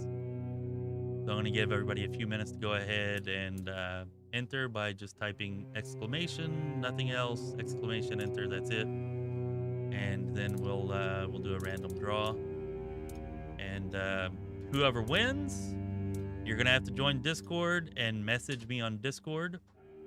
Okay, and whenever you do that, I'll give you a passphrase that you can repeat back in the chat here, so that way I know whoever's contacting me in Discord actually is the person who won here in chat. And then once you repeat the passphrase that I give you on Discord here in the chat, I will send you the game key in Discord. Alright, so that's just how it's going to work, how it goes, whatever else. Like I said, I'll give everybody a few minutes to type in exclamation enter if you want to be considered for the drawing for the game key. Well, well. I never thought I'd see Mabin flat on her back. Especially no by the hand of an outsider. Now, what business do you have that's so important?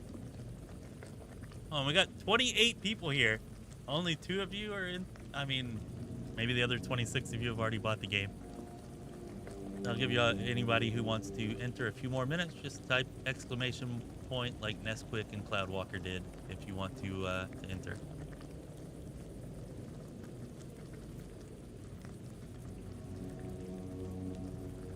Let's see. Yeah, I'm looking for Captain Brendan. So, you're after that snake?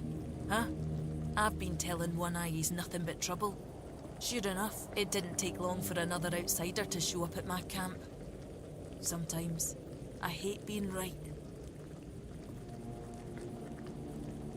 That man doesn't have a single honest bone in his body. He came here to make deals with us. And who knows? Maybe he'll stick to his word. But I don't trust him. Once a traitor, always a traitor, no matter who he's turning his back on. Still, I've sworn my loyalty to One Eye, and I'll stand by him to the end, whatever that may be. Anyway, he's at the temple. And before you ask, no, you can't get in unless you're ready to face my berserkers. Bet I could beat him. I'm not sure yet. First, I need to see if you're really as determined as you claim. I'm not about to share our secrets with somebody that's only half committed. I've got a potion from Therov, made for my warriors.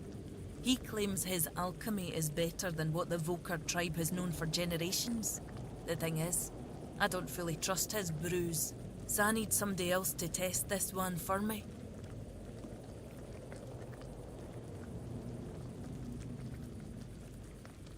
Have it your way, but don't expect me to... Okay, we're gonna have like a 5-minute intermission here so I can grab a drink and whatever else. And whenever I come back from that, we will do the drawing. All right, just one more time, quick explanation. Anybody who would like to enter the drawing to receive a free game key for Tainted Grail, Fall of Avalon, the game that we're playing right now, just type exclamation point like Cloudwalker and Nesquick Mosquito did. That's it. Just type exclamation and hit enter. And whenever you get back, I will do the drawing for everybody who has done that. Okay, we'll have the drawing, and after that, you'll DM me in Discord if you win. I'll give you a phrase to type in the chat here. Once you type it in the chat here so that I can confirm that you are who you say you are on Discord, then I will send you the game key. All right? So if you want to enter for the game key, just type exclamation, enter. I'll be back in 5 minutes and we'll have the drawing.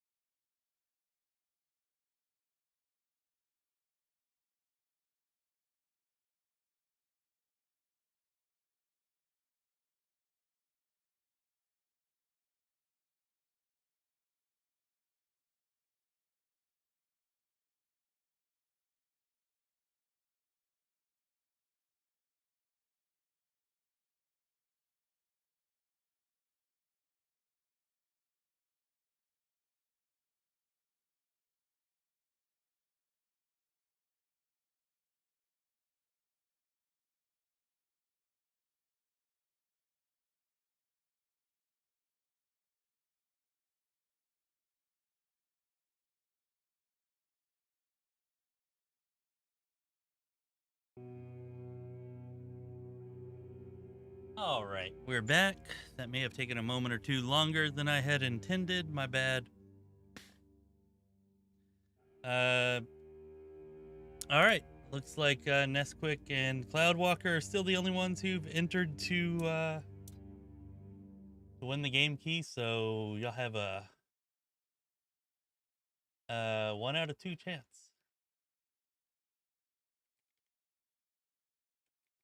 One second.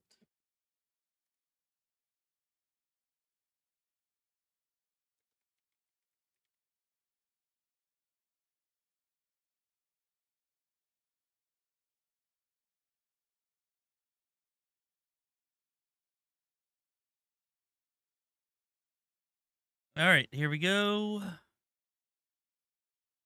This is kind of funny. I'll just pop this up here. Kind of funny.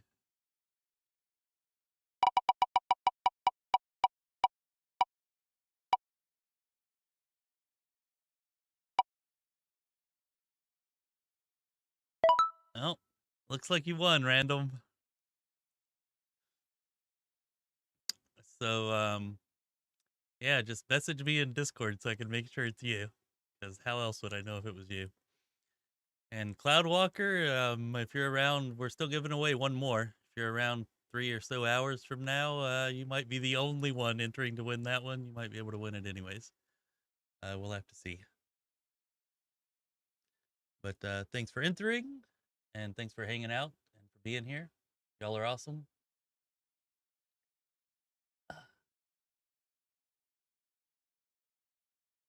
Best will ever.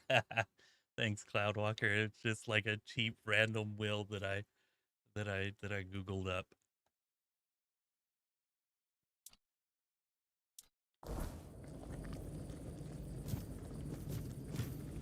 Okay.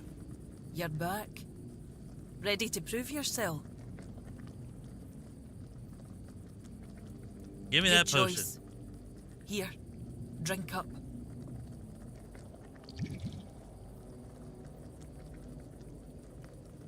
So, how are you feeling?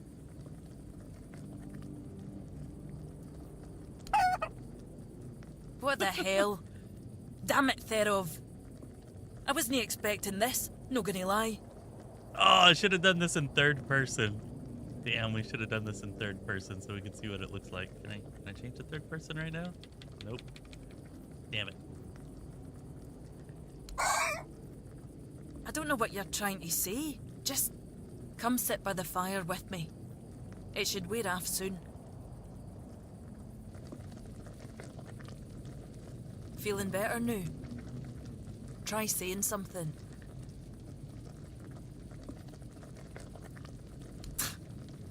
Glad to see you haven't lost your sense of humour. Exactly why I've always told Therov he's full of shit. He's chasing the impossible. I knew it wouldn't work, but at least the potion wasn't dangerous.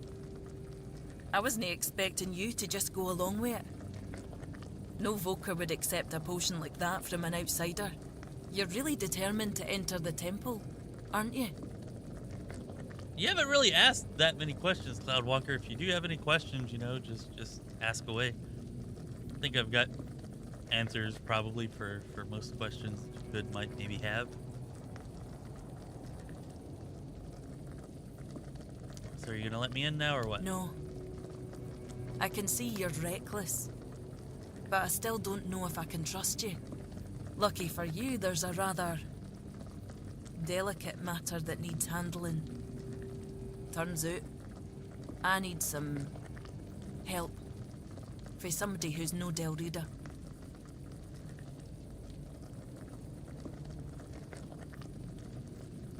One Eye wants to make nice with the keepers, though if you ask me, no level in their precious pile of rocks to the ground is nice enough already. But he says that's no enough. He's looking to make a gesture of goodwill. Show them we're not here to conquer but to forge an alliance against a common enemy. And he's put me in charge of picking out a gift to send to the Horns of the South.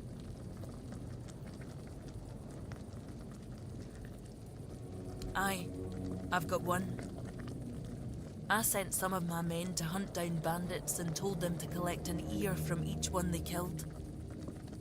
I thought of Ugwi make them into a necklace, but apparently, stringing ears on a wire is beneath his pride as an Ulfrite smith. Think you could help me put it together and deliver it to the Horns of the South?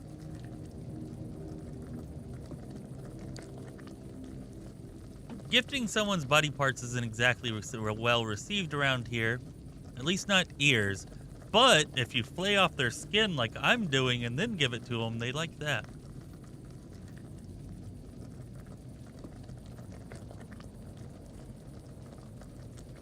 I know your lot thinks we're savages, but just so you know, it's no a tradition with us either. How else would they know we've been helping? The keepers probably wouldn't notice fewer bandits. They barely leave their walls.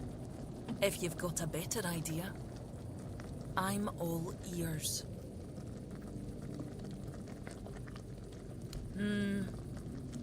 I could have Ugwi forge an axe, but he doesn't see much difference between the Southerners and the Camlotians. No that I blame him. I can't either. I just take One Eye's word that it exists. But I don't trust Ugwi not to somehow make it insulting. As for my people, the Volker stripped themselves of any meaning a long time ago. The only thing we have left is the Berserker potion. But that's too precious to just hand over.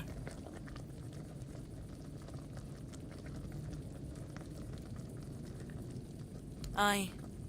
As much as I hate to admit it, you might be right. If they accept it, maybe they'll accept us. If no, at least we'll be prepared for the worst. So, I'll need a few things for you. I'll handle the brewing. No, I couldn't. But I could give you the recipe for a different potion if you help me out. Now go, afore I change my mind.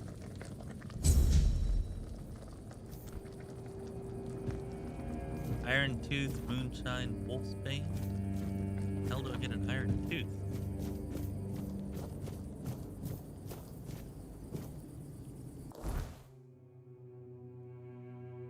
Anyways, yeah, I guess I could just show a couple things real quick for anybody's interested.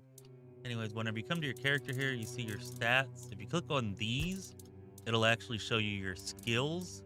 Each skill is under a different stat, so you can see like what they're at. And if you click on them again here, it'll tell you like what they do. So yeah, just FYI there. That's probably something that'll help you out once you get playing.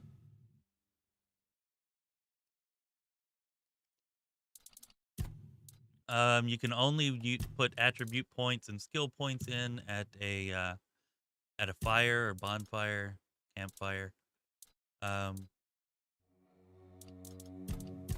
You got 6 different you got 6 different attributes. Each one has 3 to 4 skill trees. You just got to kind of go through them yourself to see what you want or don't want. One thing I would suggest, especially if playing on higher difficulties, is grab Cheat Death. For just 2 points, it'll save you. Turn you invisible whenever you take lethal damage so you don't die. It also works like if you're taking falling damage or something, so it'll save you at times that you're maybe not even expecting it. Turning you invisible generally resets combat, although damage over time effects or like AoE or something that's going on could still kill you.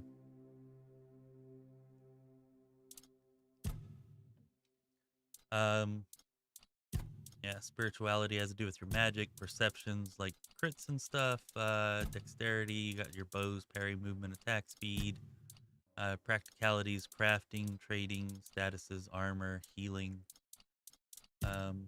strength, pretty much all your melee stuff, endurance, shield, stamina, and health.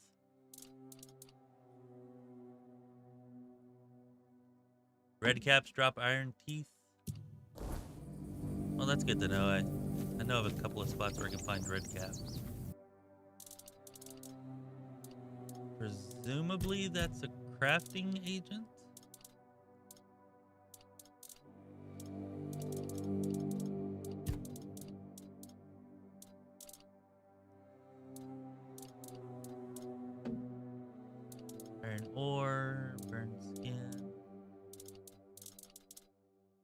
the UI is competent, even good, I think, but they need a freaking search bar.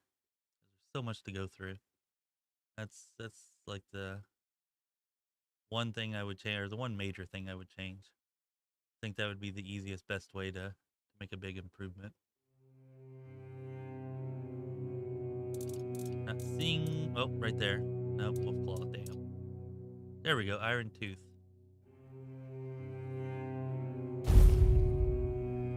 What else did I need?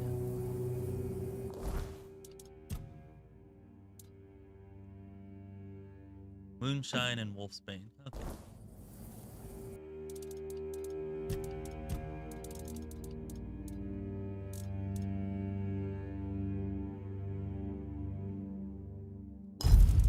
Pretty much all alchemy takes some form of alcohol, so, you know, save all the alcohol and stuff that you find. Moonshine, wine, cider, whiskey, stuff like that. Spirits.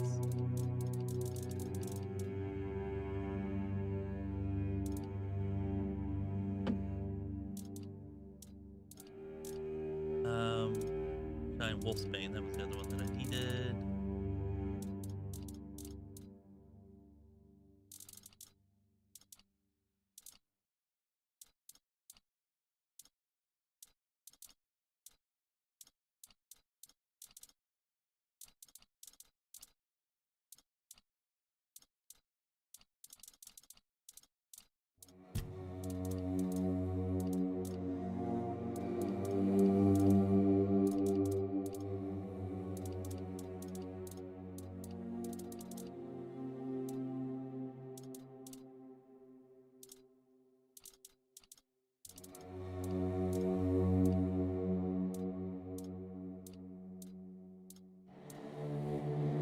There we go, wolfsbane. I got a lot of that.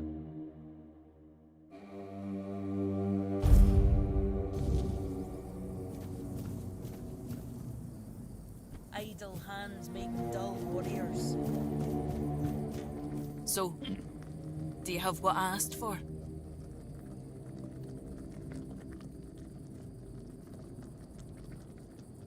I'm actually not sure what the level cap is.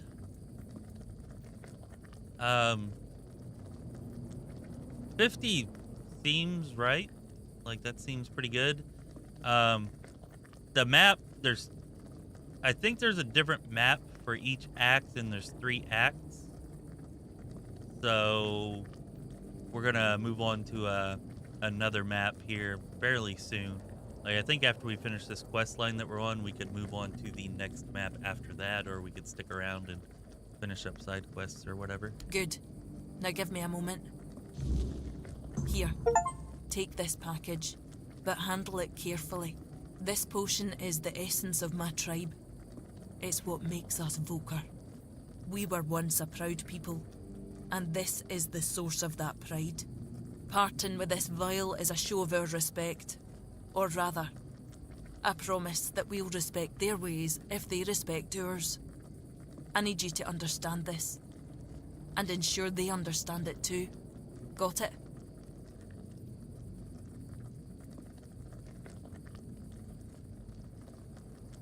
Thank you.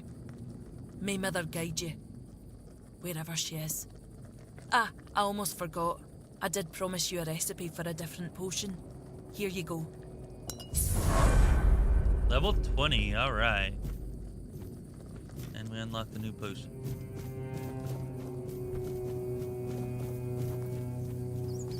I believe there's... Yeah, whenever you get to a new settlement, like, even just picking the flowers and stuff there can be considered stealing, but as you gain, like, more reputation with them, you help them, like, you can start, like, taking stuff without it being stealing, as they start to like you more as you help them out more. An FYI on that.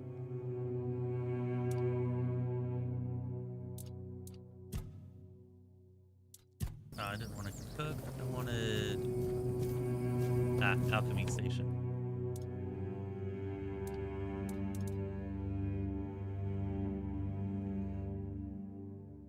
That's pretty good. Kind of expensive, though. whatever, we're gonna craft it. Also, whenever you craft, you'll notice there's an expected outcome here. So it's like a 53.5% chance that I'll get this small mana potion +2 right there that restores 40 mana. And then I have a 30% chance to make something worse than that. So like a regular small mana potion or mana potion +1 or whatever. And a 16.5% chance for something better than this. Just for a quick explanation of that. And whenever you're cooking, if you know the recipe beforehand, you can just make whatever you want. But for alchemy and like crafting gear and stuff, you have to know the recipe before, or you have to learn the recipe in game before you can actually craft it.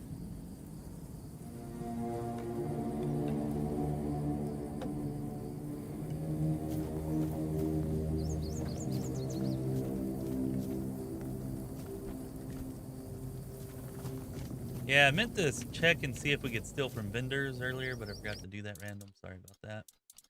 But I'll remember to eventually, probably.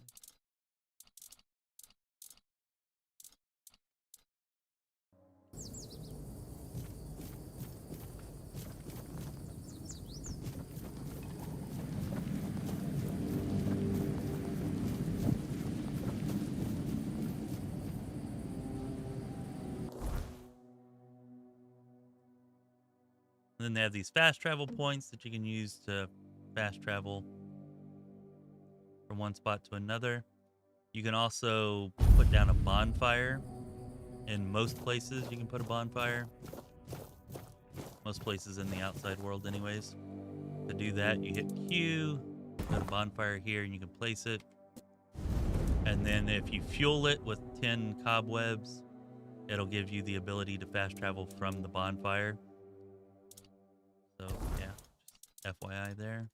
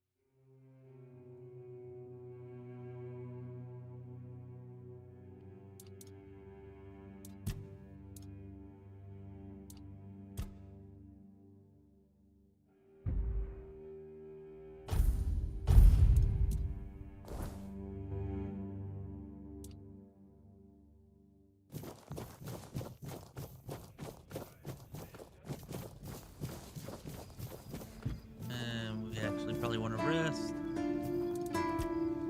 So we can turn this in.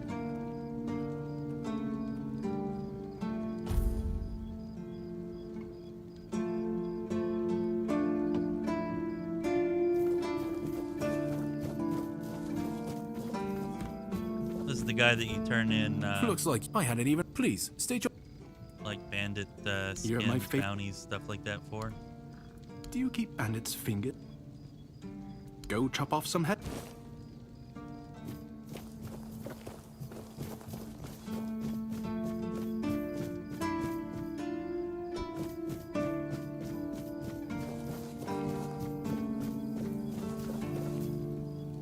I just heard that some old man named Morris showed up at the keep, dragging the head of bald Kate just so he could be with his wife in the Horns. Can you imagine? I still can't tell whether it's bravery or he's just out of his mind. Probably a bit of both.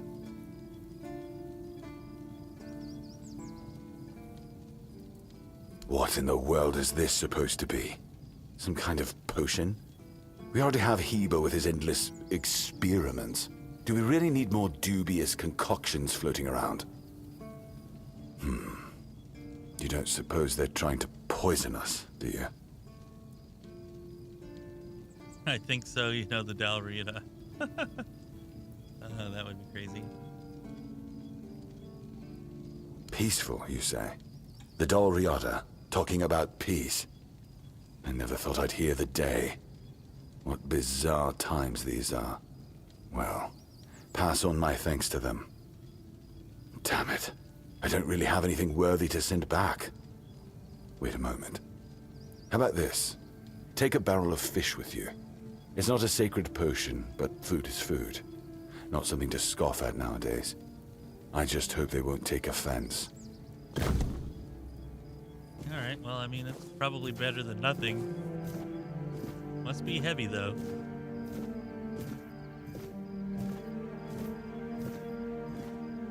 I should have put stuff in the stash back there, and I wouldn't have to worry about it now.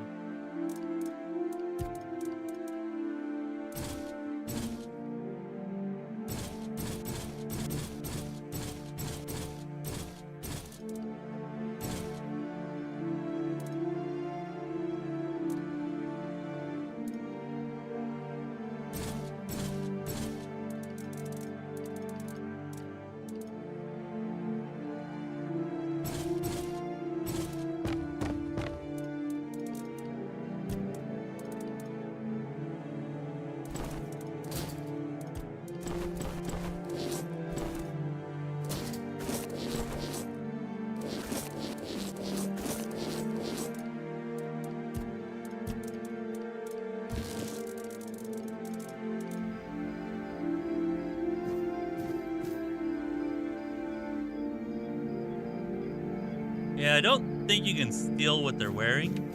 You might be able to kill him and loot it off of him.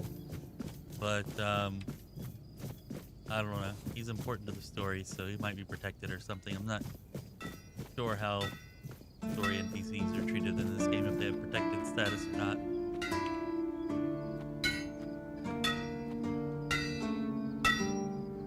So, yeah. He is a shopkeep. Looks like we cannot steal his stuff. We could steal some coins or his key to his house. And we Nice can to steal, see like, you. whatever he might have laying around here, which is nothing really all that great.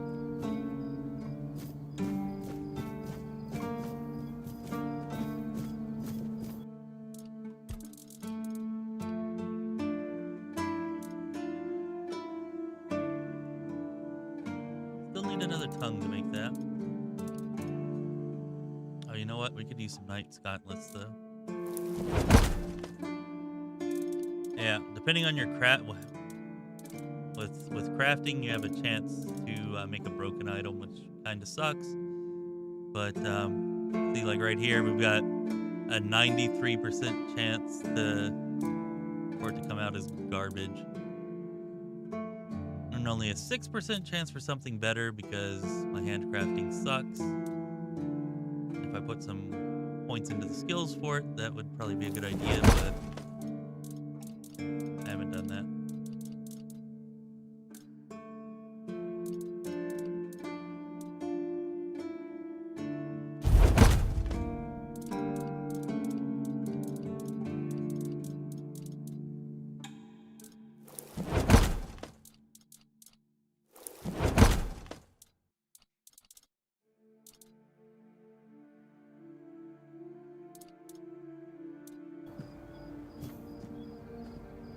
Always a pleasure to buy see you. Basic crafting reagents from him, like the leather. Here, I'm gonna buy 2 more and give it one more try.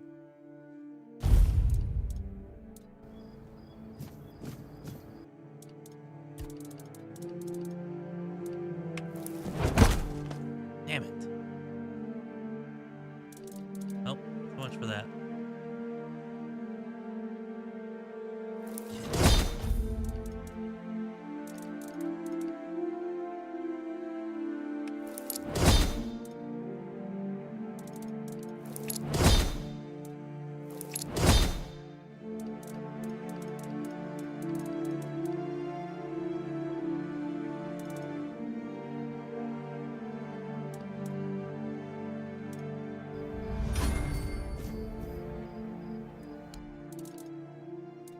One more try. One more try.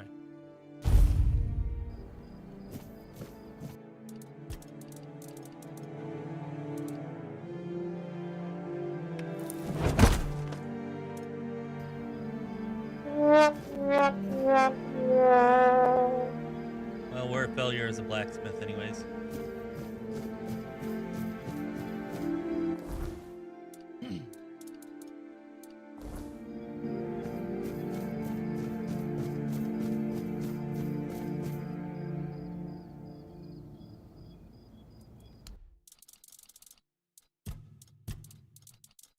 Go sell all that stuff we just put in our stash that we don't need.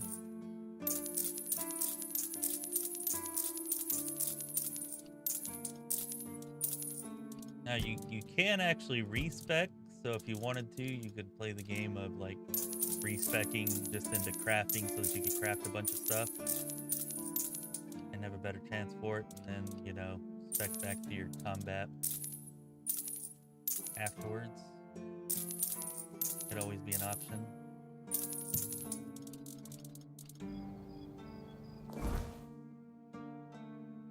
However, as far as I know, the only way to respec is with one of these potions. Origin potion. You can buy them for 1,500, or you can find them. Presumably you can make them as well, but I've not found the recipe for it.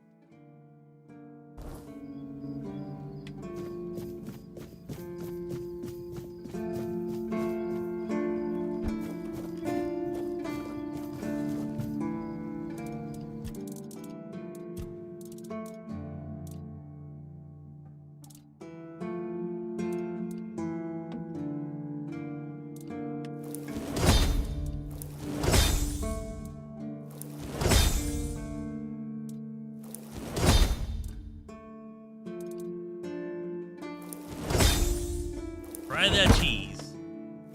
Plug them arteries.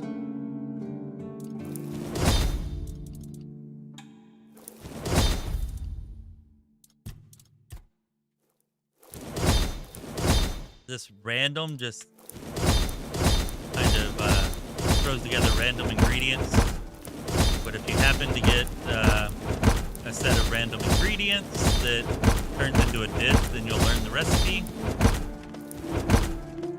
Or if you know what the recipe is, like meta knowledge know, you can just select the right ingredients to make the recipe. It'll make it, and then you'll have learned it.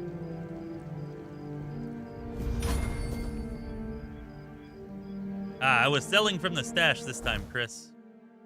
So I still have my pickaxe and shovel and everything. I was selling from the stash whenever I sold this. But yeah. Good eye, though. Good eye. You're always watching me to make sure. Appreciate that. What a nice day. As long as we're here, go chop some wood. It should have regenerated by now. And it's expensive to buy, so let's chop it up.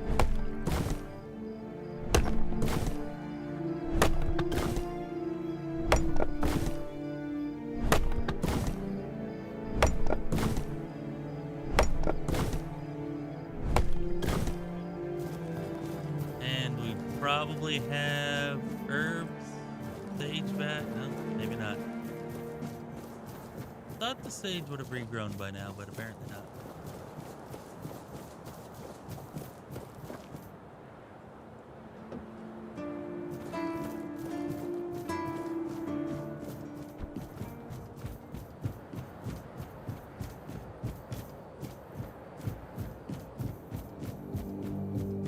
Oh, that's pretty cool. That's awesome, random.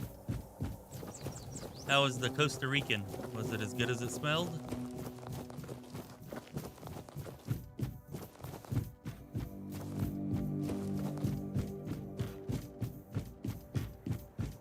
Nice, nice.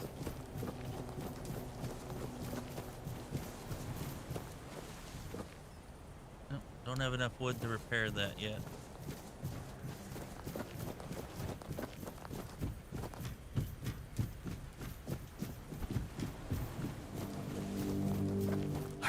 You, dear. Cat is dead. We're safe here now. And they just let you in with that brand? No trouble at all? No, none at all. You see, I had some help. Oh, you're here. Good. This is my savior. The only one who took down Bald Cat. Ah, I really owe you for that.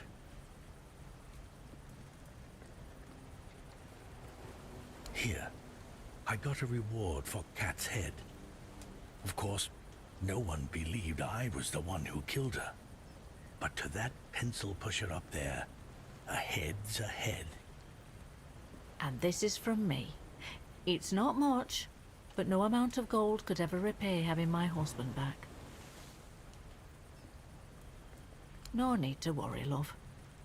As long as we're together, we'll be just fine. Yes. I hope they'll let us stay here a bit longer.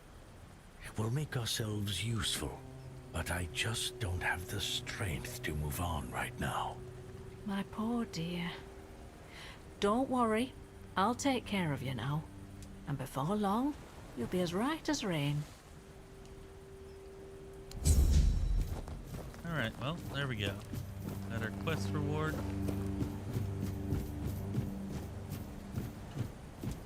Hey, Jens, storing all that wood in my front pocket, just like everybody else does. Where else would I keep it?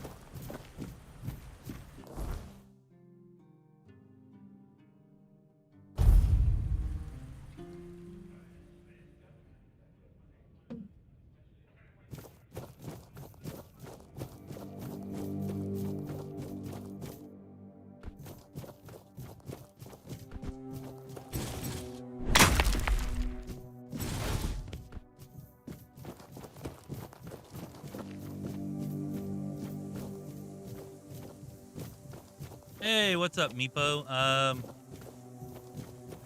mean, to play on the higher settings, yeah, I think you need some pretty good specs, but let me double check real quick.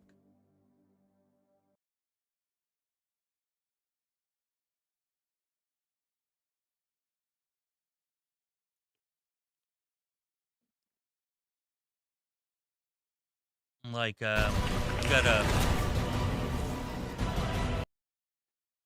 got a 4070 GPU, RTX 4070, and 32 gigs of RAM. Let's see, the minimum that they suggest is 12 gigabytes of RAM and a 1060 6 gigabyte GTX 1060 6 gigs, or equivalent. And that's the minimum. The recommended is 16 gigs of RAM and an RTX 2070 Super or better. Processors i5 8th generation for the minimum, or an i7 13th gen for the recommended. But yeah, I have it on ultra settings right now, I think, and I'm usually keeping above 50 FPS, but I am dipping down into like the low 40s sometimes.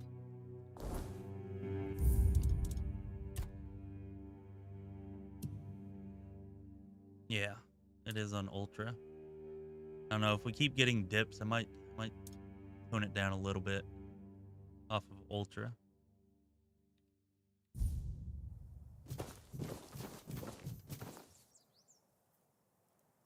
Oh, that's actually a good point, Jens. I am running at 2K. So 1080p, if I turned it down to 1080p, I probably wouldn't be getting those FPS dips either. So yeah, resolution's a good point.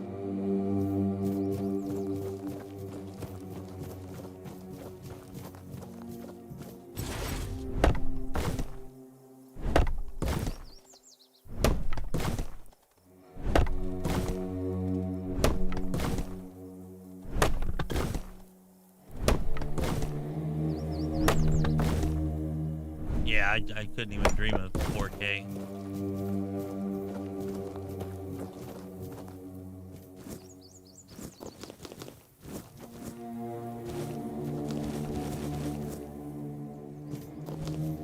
They do need to fix out they do seem to have a type of graphical bug or error here.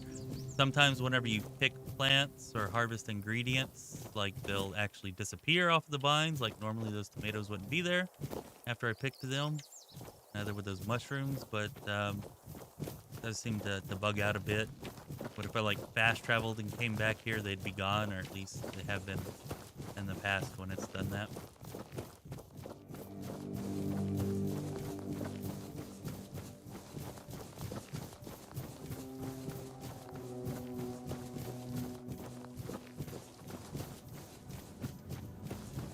Hey Rodan, thanks for chiming in with that. I feel like this is definitely more optimized than the beta. At least I haven't had any crashes, and I feel like the FPS has been at least as good, probably a little better to me, because I don't think I was running Ultra before on the whenever I was doing early access, but I am now. So I feel like maybe it is a little better optimized right now than it was for the early access.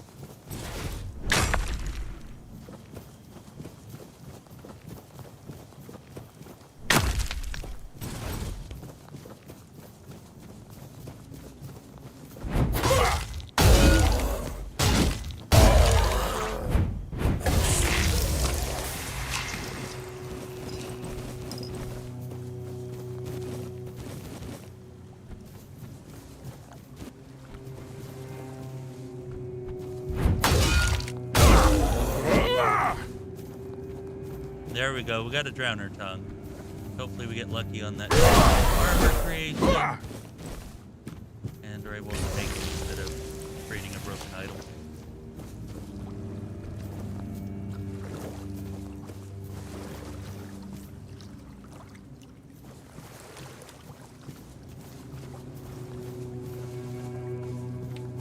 Well, I will say that whenever I was playing the early access before, after about 10 hours of playtime, like I would have no crashes, and then after about 10 hours of playtime, I would start to get crashes every now and then. Actually, whenever the early access first began, like I would get crashes every couple of hours, even at the beginning. But at like 0.9, the most recent release of it, I'd have to play about 10 hours, and then I'd get them periodically. But I haven't gotten any here.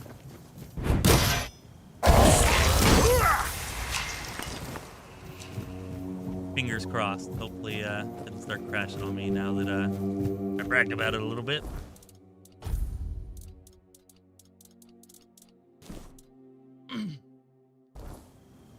They do have this pretty cool... Damn it, I did not mean to use a healing potion there. Some beach. They do have this pretty cool... feature though that I feel like more games should do. I mean, some games do it, but I feel like every modern game should do it. Where you can set how often you want it to autosave, up to like as often as 1 minute. So even whenever it does crash, as long as you have your autosave frequency, you know, set like 5 minutes or less, like at least you don't lose much. So that's a pretty cool feature. Of course, if you're playing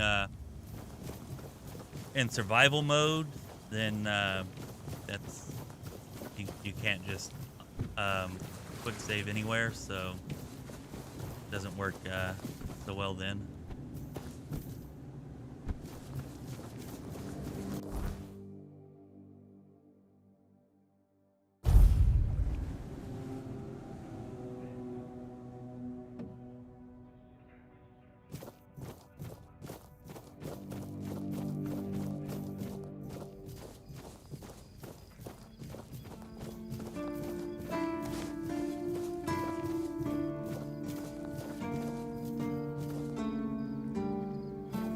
Okay, let's see if we can make that armor real quick, just to finish off our armor. Sometimes it's nice to just... Fingers crossed, come on.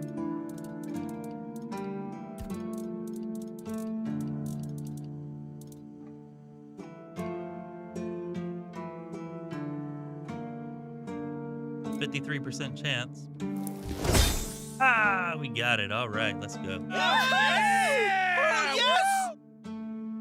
sit and think. No, I made the wrong thing. Oh my god, I suck. Never mind.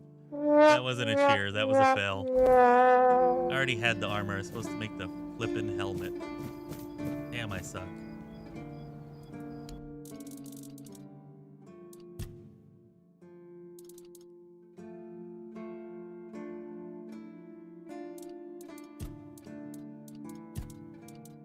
Yep, now I got 2 armors.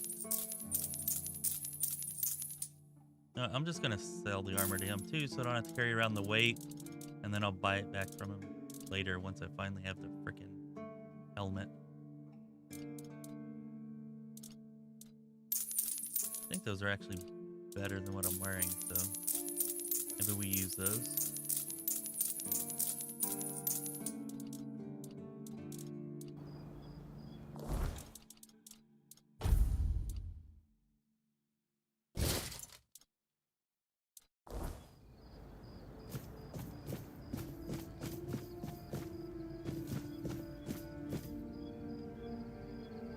Oh, Rodan, thank you for reminding me of that. I actually knew that, but I'd forgotten about it. So yeah, next time I will pump up the amount of ore. Yeah, you can, for whatever you're making, you can add extra materials to it to raise your chance of success. And I totally freaking forgot about that, man. Thanks so much for reminding me. So the next time we go to make it, we should be good. We should be good. I totally blanked on that until you said that.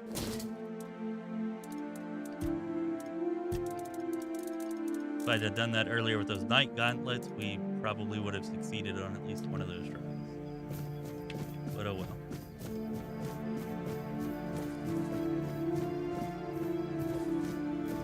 I've played a bunch of different builds in the early access. I had not tried a sword and board, which is what we're going with here. And I gotta say, it was a little bit lacking. The survivability's nice, the damage was pretty crummy until I finally found a good high damage one-handed weapon. It took me a long time too. But once I found a good high damage one-hander, like, I'm liking it quite a bit more. I don't know, two-handed probably still better, I would have to say. And magic, incredibly powerful. I would say the magic builds of the ones I've tried, all the builds I've tried, definitely the strongest. But yeah, we're just kind of defense-oriented warrior right now, with some plans to maybe slip into some type of a paladin build. Especially now since I discovered there actually are healing spells. So we may, once we get enough spirituality, start trying to incorporate some use of magic.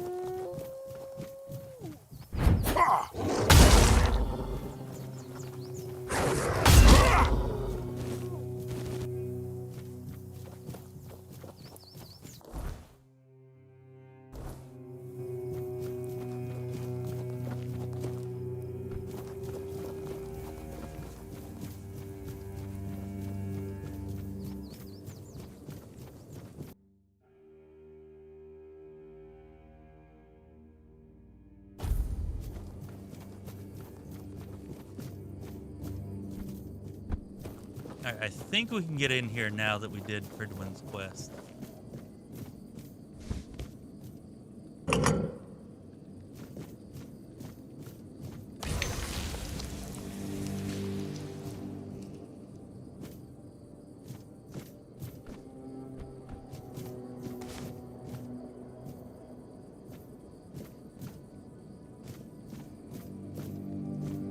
Or maybe not.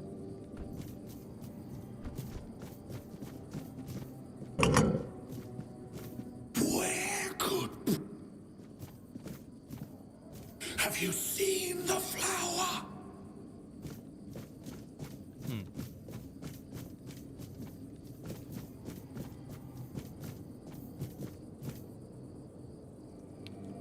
Well, damn. Not sure what I'm not doing right here yet. Maybe it has to be nighttime? Not sure.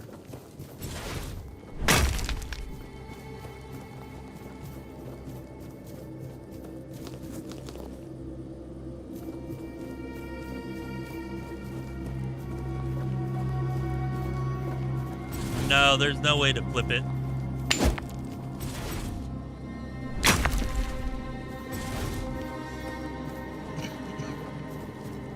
I may?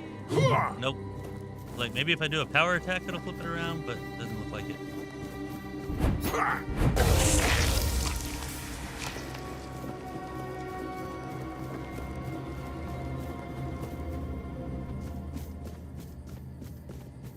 Oh, well. Ask and ye shall receive. Looks like it's night now, so we'll see if nighttime lets us in or not.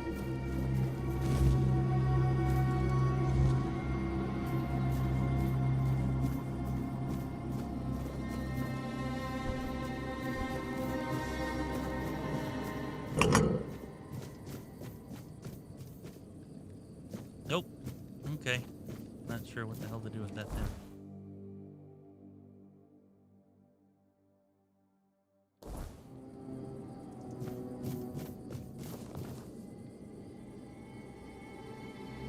Hey, what's up, Captain Lism? Yeah, I played the game in early access. I played it whenever it first released into early access, like September 2023, I want to say. And then we did a playthrough of patch 0.7, the Kuanok Rebellion. Did some there. And then we had several playthroughs of patch 0.9, which is the most recent patch.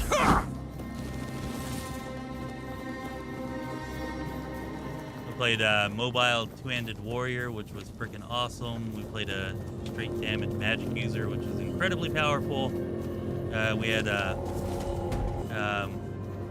rogue-style dagger wielder, which was pretty strong. Pretty good, pretty fun. And I tried like a partial playthrough of a, I respec'd one of my playthroughs into an archer and didn't do so well, but I probably would have done better if I just played the entire playthrough as an archer. So I had a better understanding of what I was doing as an archer. All right, let's get back up here and go deliver the fish.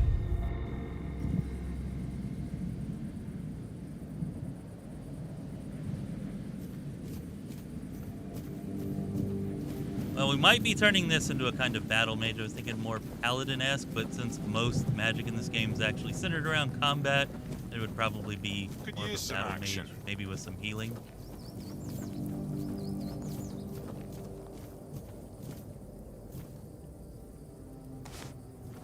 All right, let's deliver our fish. Something.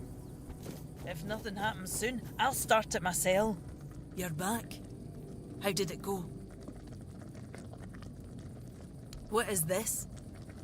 A barrel of salted fish? Oh, that's very generous of him.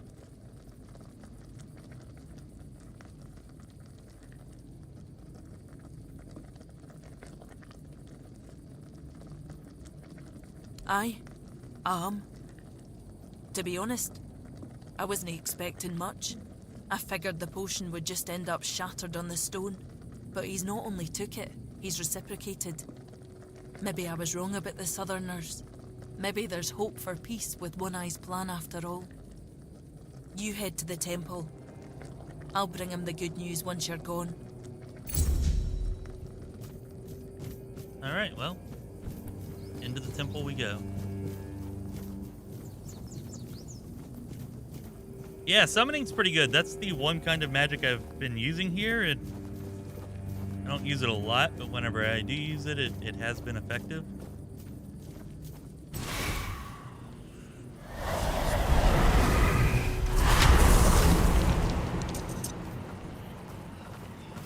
is pretty cool that you can get multiple summons at once.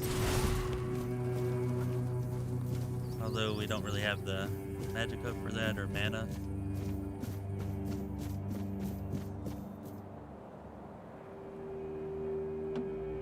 You can see that whenever you summon something, it takes up part of your mana, like reduces your maximum mana. But they don't really have timers, like they stay there until they're destroyed.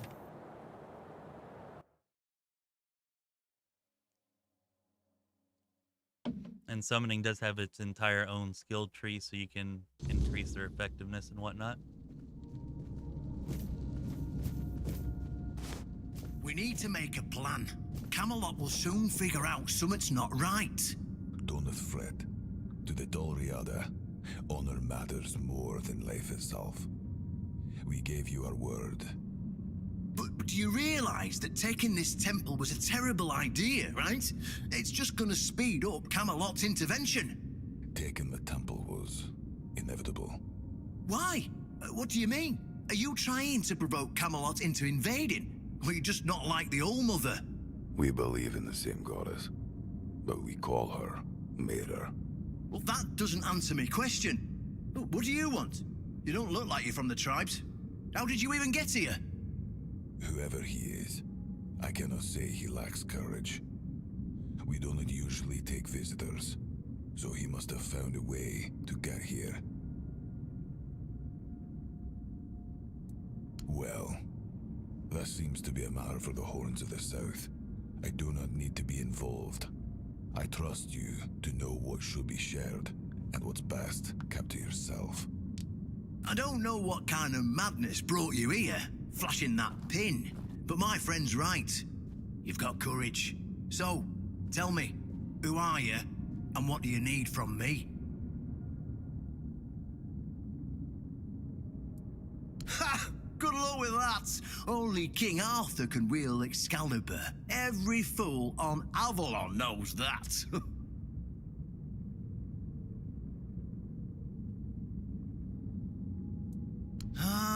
Caradoc. Well, that changes things. I had a feeling that pin you're waving around was his.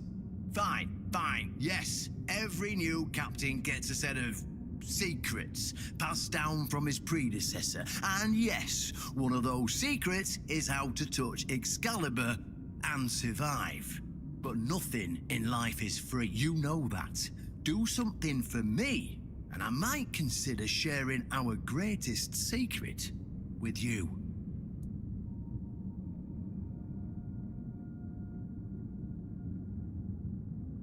Galahad the Pure is breathing down my neck, and I hate it when someone's breathing down my neck. Even worse, One Eye's men say he's already set up camp at our old stronghold in the west.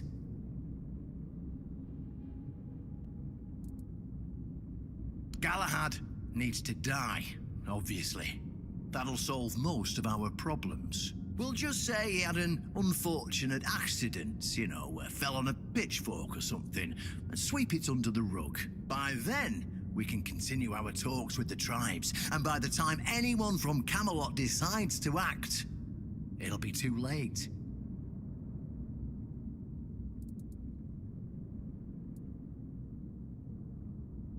What's wrong with that? It's him or us.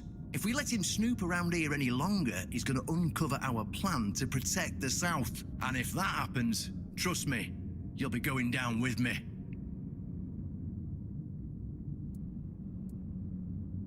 I don't see any way out of this that doesn't end in open war between Camelot and the tribes. Not to mention, half of my men will probably end up burned at the stake for treason or some other drummed-up charges. And I can't openly risk a coup. That would only make matters even more complicated. So, as you can see, you're the only one who can do this. The choice is yours. Yes, it's that simple.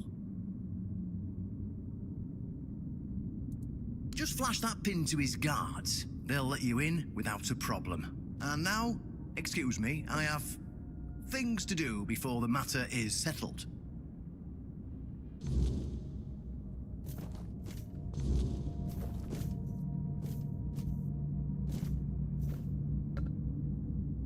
So yeah, Captain Lism, definitely been having fun with this game. It's pretty awesome.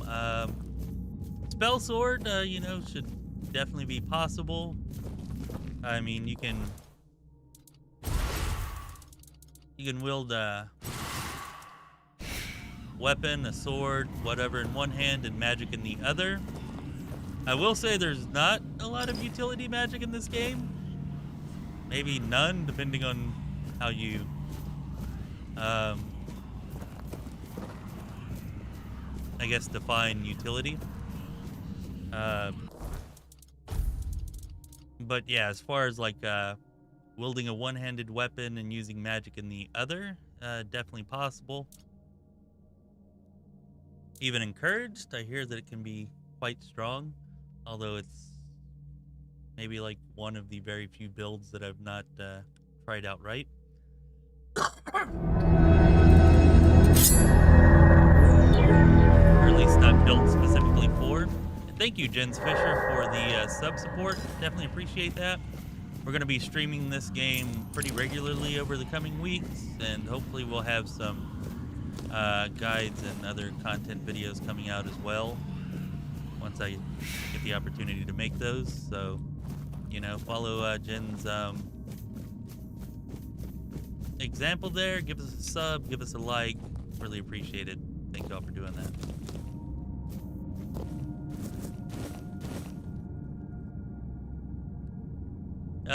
Annoying, complicated puzzles? No, not really. Like, the closest thing to a puzzle is like having to unlock a door. Really, that's about it. Now, I've not played the entire game. Maybe in Act 2 or 3 or something, you know. Maybe there are some puzzles, but yeah, I would say very, very light and minimal on anything that might be considered a puzzle. Certainly not complicated, from my experience.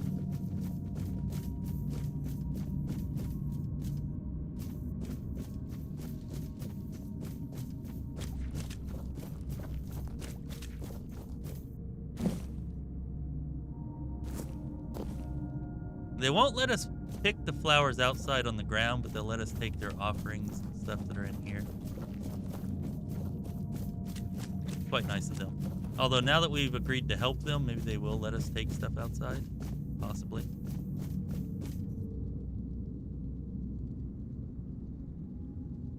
Also, you can find shrines to various deities and stuff throughout.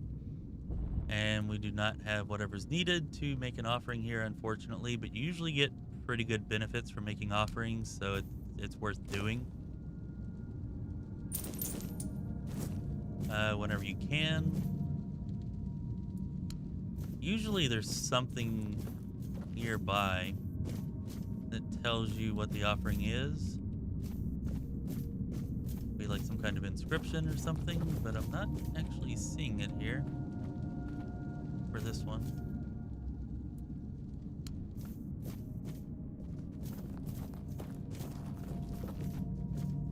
So I don't know. If you want to consider that a puzzle, maybe you could consider that.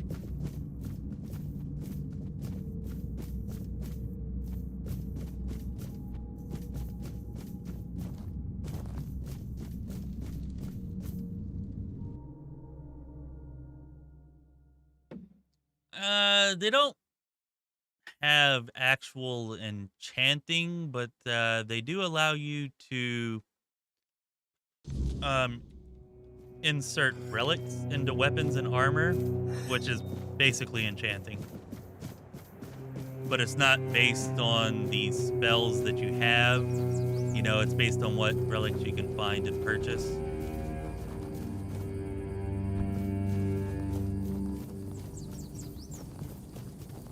I wasn't made to wait.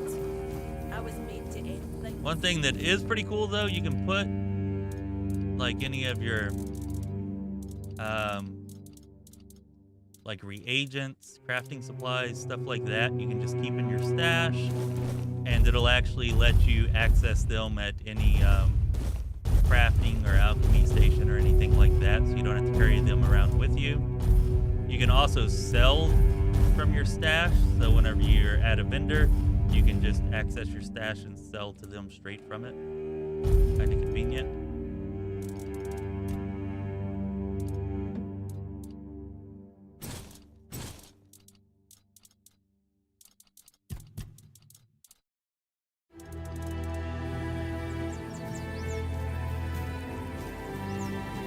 See, they should have... I think they have a smithy here. Oh, they haven't... Yeah, here we go. So, yeah.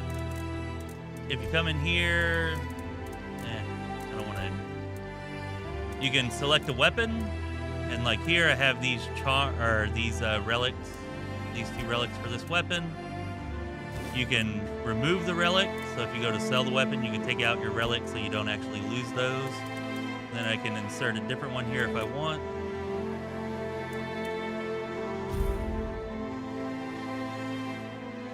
You do have to pay to open up the relic slots.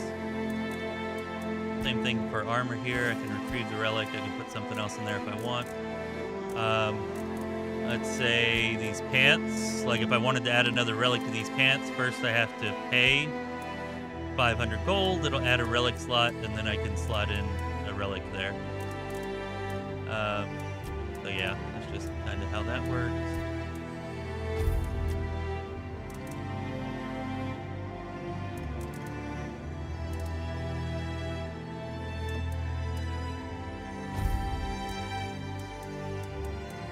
You can also upgrade your gear. So like I can make my pickaxe here. I can upgrade it to a +5 pickaxe. And you just have to have... Oh, shoot, I did it twice. Did not mean to do it twice. That was most of my gold. Oops. Anyways, it went from a +5 to a +7.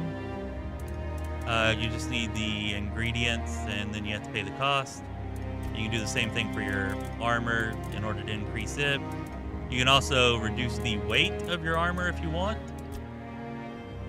You just have to have the ingredients and pay the cost again. And so yeah, that's how the upgrading and relics and stuff work here. And then you can actually craft stuff. You have to learn the you have to learn how to make the armor first, which you generally learn from books or maybe from a blacksmith. And once you have the recipe, you can select it, and as long as you have the materials, you can make the item. You can craft it. It'll tell you over here that you have what percentage chance you have. There is a chance that you make a garbage or broken item. Kind of sucks. Right here, it's 47% chance for a broken item, 53% chance for better. But you can add extra materials, and you see as you add more materials, you get a better and better chance of making something better.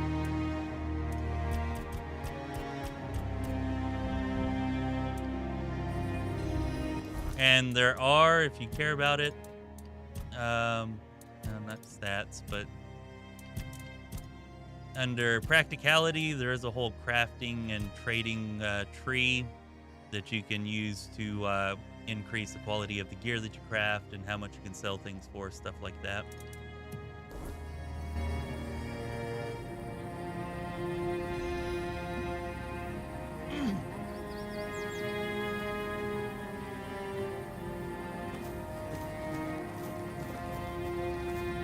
I mean, I don't know. I guess it depends on how much you value the game. I mean, I would pay 45 euros for it, but, you know, that's just me.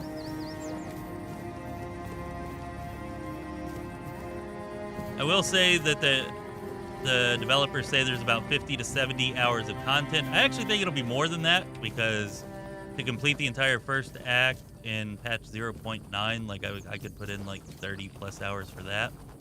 So I feel like it's going to be more than 70 hours, but they're saying like 50 to 70 to complete the whole game. Maybe that doesn't include every single side quest or something though. Not entirely sure about that.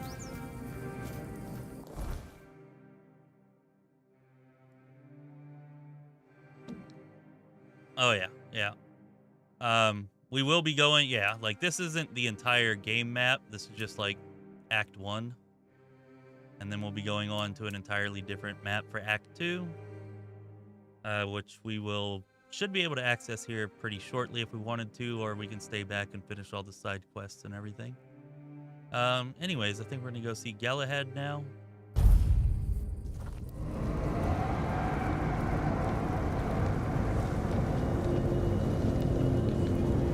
Reducing the weight of armor just reduces your encumbrance. I don't think that it adds like to your speed or anything like that. It just reduces your weight load here. And some skills, some skills and different things like will be more effective the lighter you are. So like if you have a light encumbrance, there are some skills that will be more effective than whenever you go to medium. Like it might be a ×2 whenever you have a light encumbrance. And then whenever you hit like medium encumbrance, it would be like ×1.5 bonus that you would get only. So that's as far as I'm aware, the only real benefit that you get from decreasing the weight of your armor.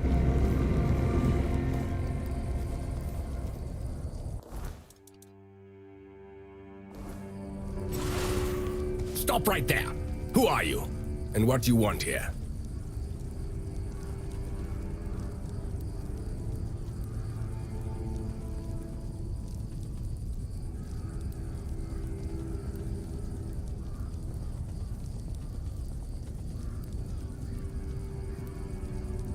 As far as I'm aware, Captain Lism, there's the weight of your armor and stuff does not directly impact combat, but it does impact like some skills and abilities, which then of course impacts combat. You know, if you learn those talents.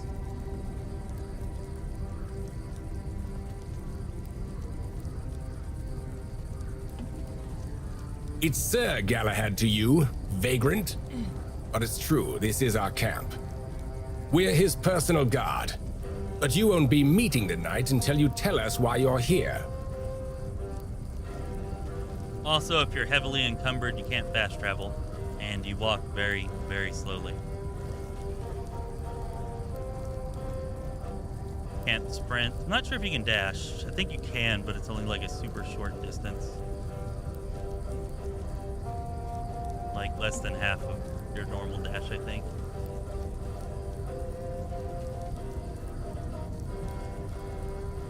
It's true that this pin obliges me to take you to the night. But did you actually earn it? Or did you just pluck it from a corpse? Well, that's for Galahad to decide. Go. But bear in mind that Galahad is not a patient man. I only hope your cause is worth his time. Otherwise, we'll be carrying you out in a sack. The door is open. You'll find Galahad inside. Try not to make him angry. You're talking about Galahad the Pure, Random? It's called Galahad the Pure because, well, I guess you'll find out.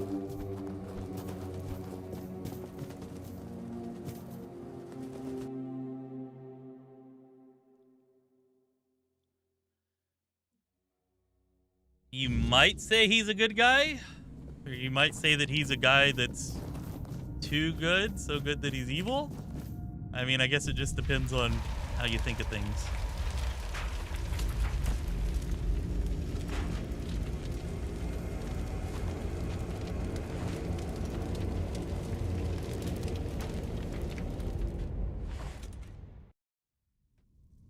I can hear you. Who goes there? It's shiny, sure, but you clearly have no idea what you're doing. Waving a round table pin in front of a knight of the round table. Not the smartest move. Normally, I'd throw you out for your arrogance and stupidity. But you're lucky. I've got a soft spot for boldness. And that pin has me curious. Where'd you get it?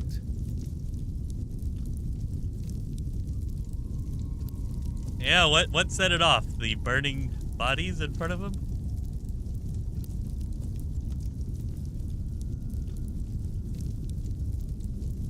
You mean you found Karadok's tomb and robbed it?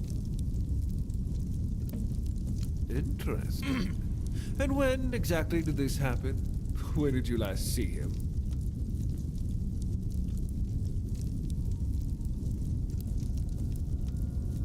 I see. Interesting. Very interesting. All right. So what do you want then? So here we can tell him that we came to kill him, or we can tell him that they're planning to kill him and we can join him. The one on the left was questioning my orders. For some reason, he thought his opinions were more important than obedience in the middle of a war. They aren't. The one on the right decided Camelot wasn't paying enough, so he thought that was a good enough excuse to help himself to his comrades' pockets. It wasn't. Ask them.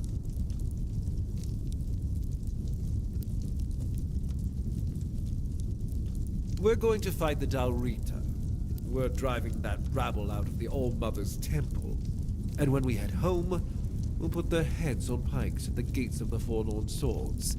That way the rest of those barbarians will know Camelot is still watching over them, even if we have to protect them from themselves.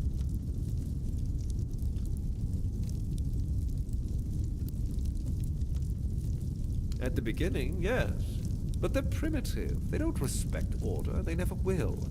Arthur gave them the Forlorn Swords, a rich land where they could govern themselves. They were supposed to watch the giants deliver iron and chase after their cousins through the tunnels, or whatever it is that tickles their fancy. But no, that wasn't enough for them. I've always thought Avalon would be better without them. Arthur probably gathered them all in one place, hoping they'd kill each other. But that didn't work, so we'll have to do this the hard way. Oh, so you don't know? One Eye's a traitor. He's fooled the younger tribesmen with grand promises of uniting the tribes and marching north. The Council of Elders is still loyal to us. They want no part in a war. He's just a bandit, abandoned by his own people. When his village fell, no one came to help. And One Eye, like the rat he is, ran. I'm just here to finish what I started. And when the Elders see us take down One Eye, we won't need to worry about those savages for another 600 years. The war's already here. It's been going on for a while. We're fighting each other in the west, and people are whispering about rebellion in the north. The last thing we need is united tribes.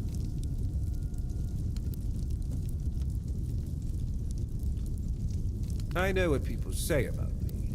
They think I'm a madman who burns everything. A butcher who hangs the innocent. I've heard it all.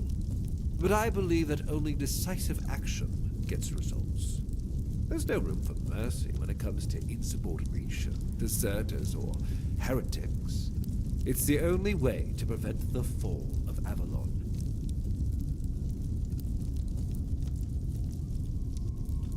That's exactly why we need Camelot and the Horns of the South to be strong and united. You do know that the lighthouse of the Horns of the South works like a giant menhir, right? It's why we've ordered them to build another one to strengthen its power. As for how the Dalrita feel about the weirdness, I don't care. I'm here to protect our people, and those tribes are in the way. That was the plan. It's my job to keep those lazy fish-eaters in check.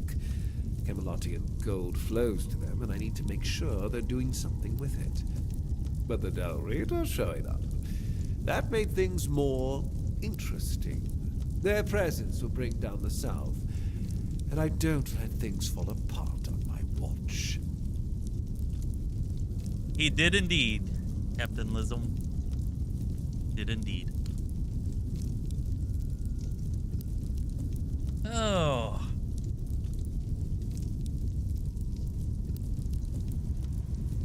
To side with Camelot, or to this side with the Dalrita and the Horns of the South?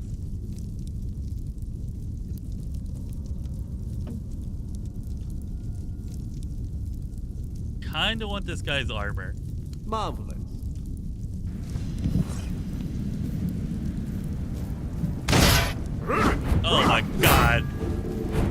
barely hurt him. Holy shit! What? He's got magic out the ass!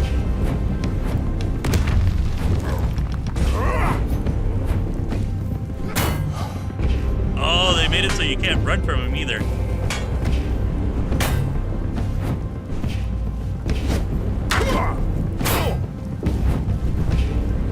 That red circle means that we can't go outside of that red circle.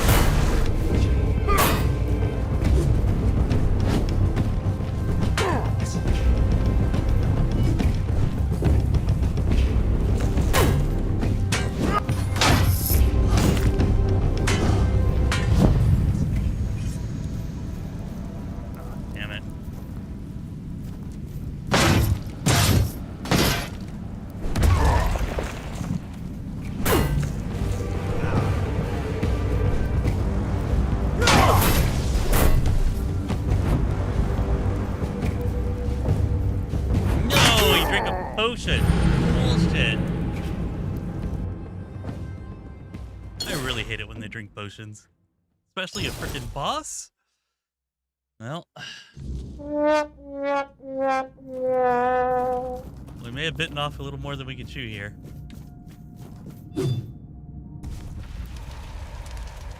Alright. At least this time we got our Skelly friend with us. Wait, no, let you.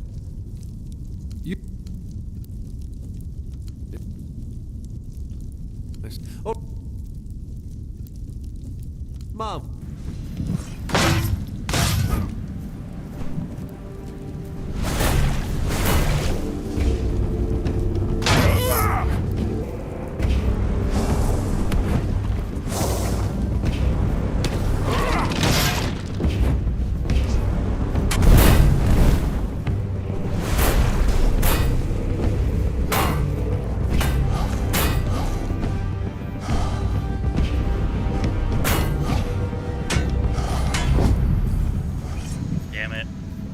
Stamina just not high enough.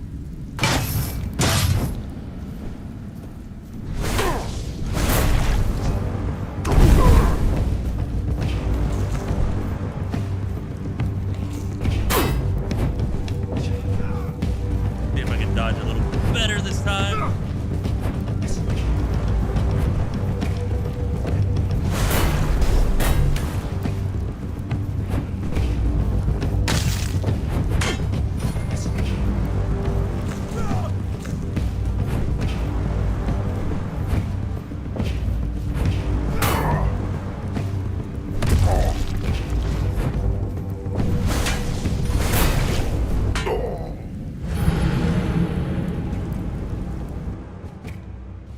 Alright. Gotta get my head in the game. Dodge more.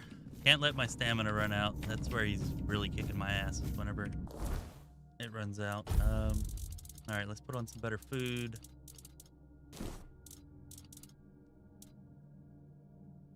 Got some good health potions.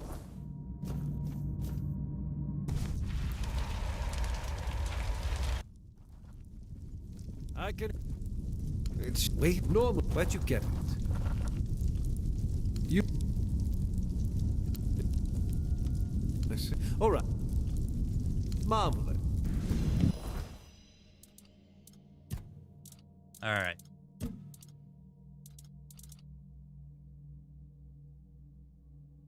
That is strong. We should probably try to use that. Just have to remember to. Only for 10 seconds though. Let's see here. Bow draw speed.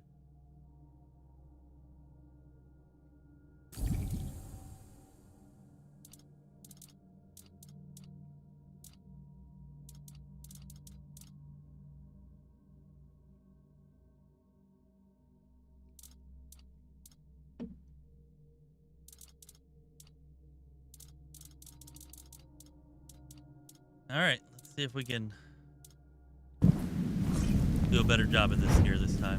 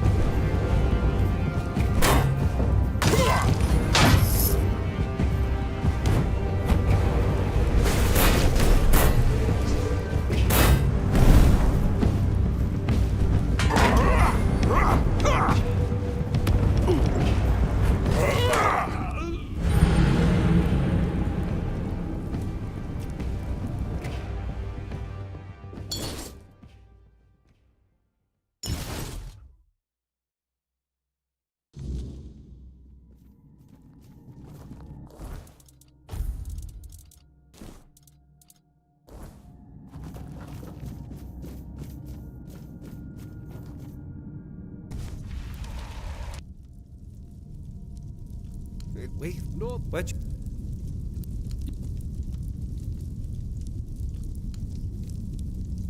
Oh, Mom.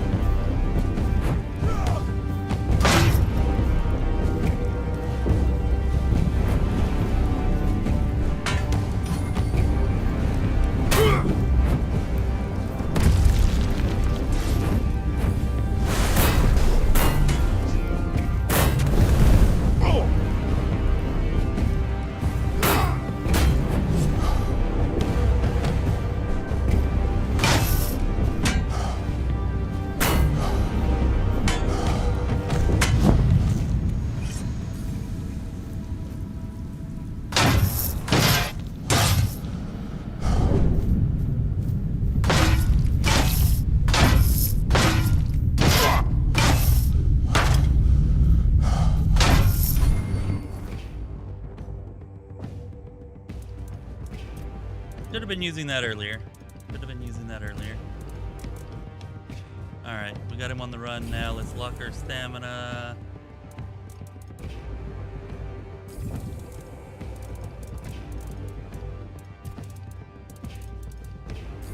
Get a rejuvenation potion. Could have used that sooner, oh well.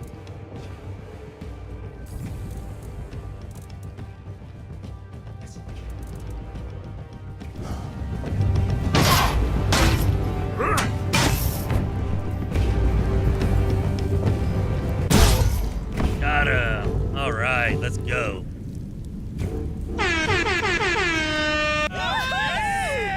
Yes!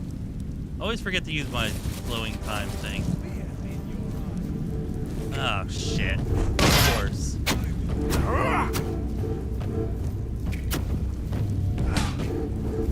I see fear in your eyes.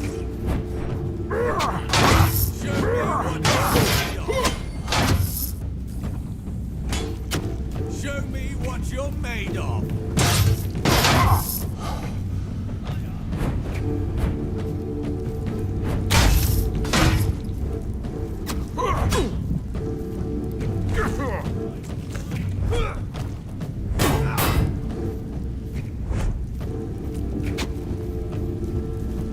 Your armor won't save you.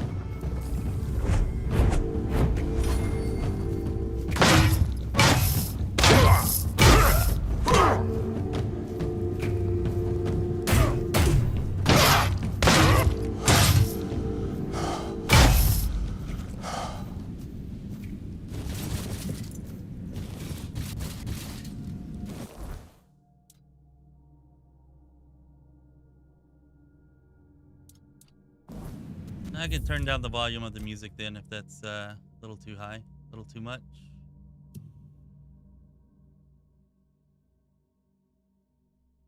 Let's try something like that. Yeah. Actually, maybe we leave that and we just turn down the music to like here.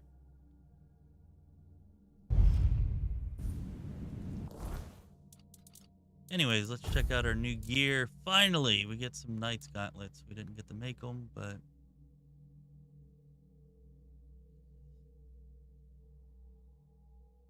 Actually, I think I'm going to keep the extra armor of the ones that I got.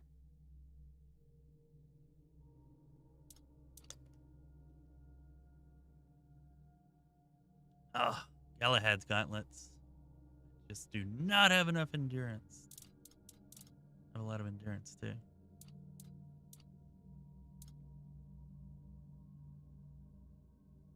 Yeah, screw it. We'll put on the new ones.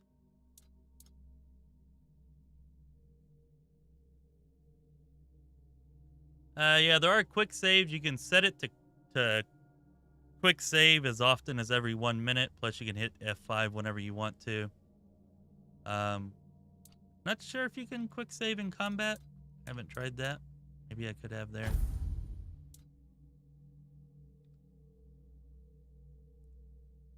Hey, what's up, Anthony Salazar? Yeah, there's some similarities to Elden Ring, for sure, with the combat. Heard a lot of people compare it to that, in some ways. I would say not as advanced, but certainly closer to that than to a regular Scrolls-like games combat, I would say. Alright, so Knight's Greaves a little bit better than the weak Knight's Greaves that I had.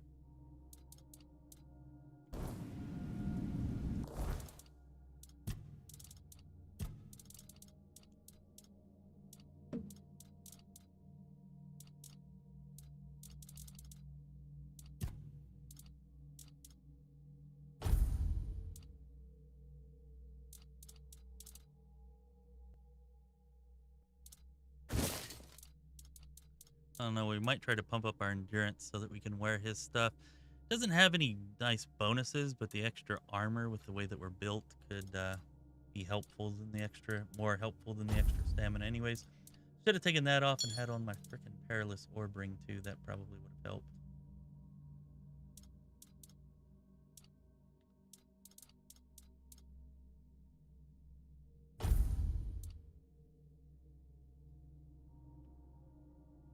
Not really any advantage with that unless you just want the aesthetic, I guess.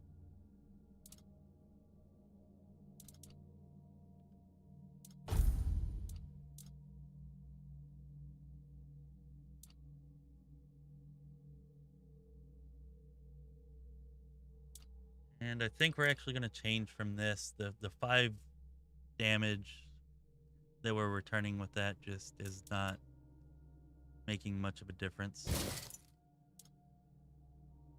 There we go. We look pretty good, right? I think. Didn't get any shields out of that or any good one-handed weapons, unfortunately. Wow, 50 burn damage on hit? No, that can't be damage. That's got to be just 50 burn. Meaning that, so in order to apply status effects, like you've got to like build up the status on them. Like you can't just hit them with a flaming arrow and they catch on fire. Like you got to hit them with enough flaming arrows to fill up their flame status bar and then they'll catch on fire. So yeah, this has just got to fill up their burn status bar quicker so that they catch on fire quicker. I would imagine. Wow, there's no stat requirement for this though. That's pretty crazy. Can't be right, right? No, it's not right. It's just not showing the stat requirement because I meet it.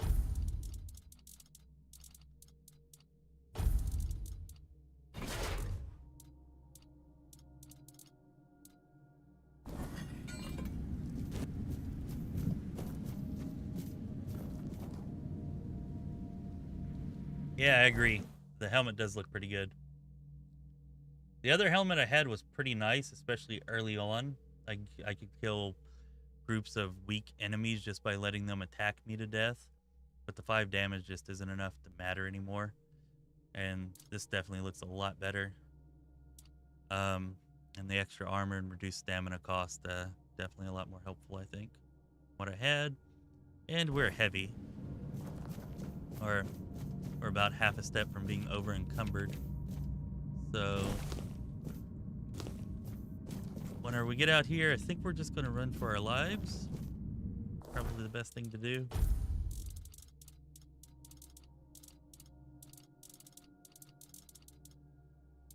Yeah, we burned through way more health potions there than I would like to have had to freaking use.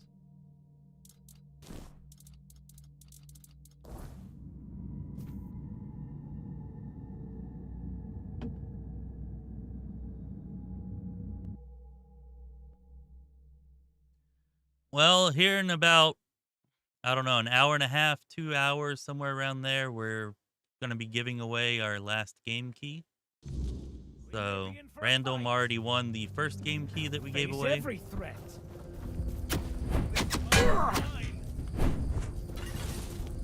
But if you're still around in, you might be able to pick it up for me.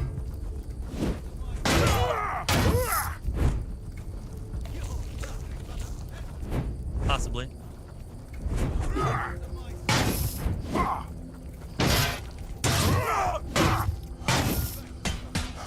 Oh! I said I was gonna run away. I should have just ran away.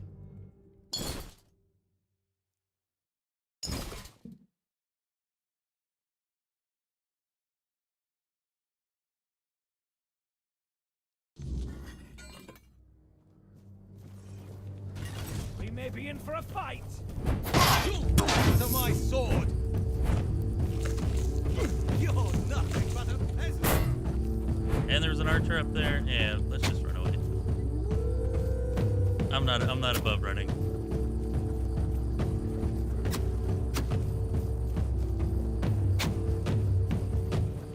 Also, one fault I will say that the AI has in this game.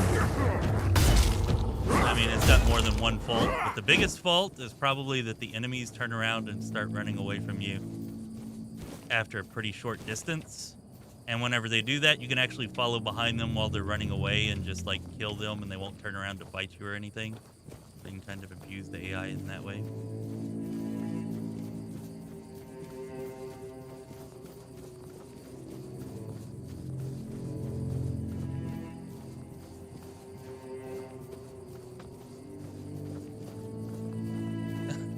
Yeah, I'm just gonna throw it out into the crowd like the bouquet at a wedding. We'll see who grabs it. No, the way that we'll do it, same way that we did it, the first one that we gave away like 2 hours ago. We only had 2 entrants then, so maybe we'll have more for the next one, I don't know. But no, whenever the time comes, I'll just ask you to type in exclamation mark to enter the drawing. And then everybody who wants to enter, I will type their names into a random picker. It's like a wheel, and then we'll show the wheel on screen, and I'll spin it, and yeah, whoever the wheel lands on wins. You have to message me in Discord, and I will give you a phrase to type back here in the chat here in YouTube, just so that I can confirm that it really is you on Discord. So if I give you the phrase in Discord, you type it into the chat here, then I will send you the game key in Discord. And that's yeah, that's how that'll work.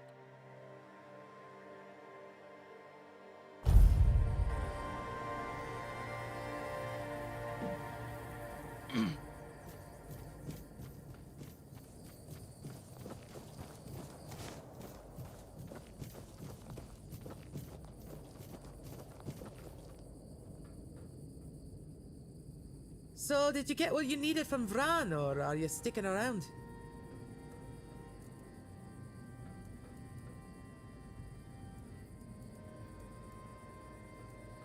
See you around. Someone's bound to start trouble. It is a Steam game key, just to mention that, so you do have to be willing to get the game on Steam, If which I nothing know happens most soon, people do, I'll but start to some myself. people don't, so just FYI there. It is for Steam.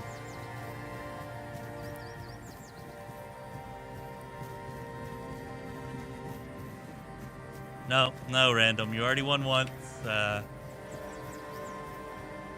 You don't get to win again. Sorry.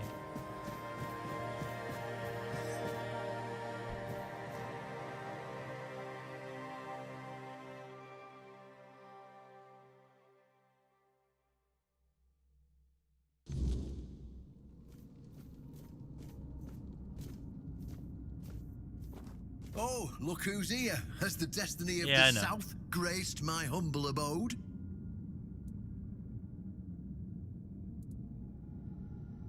You just killed a knight of the round table, and you have no questions about what it was for. I mean, really?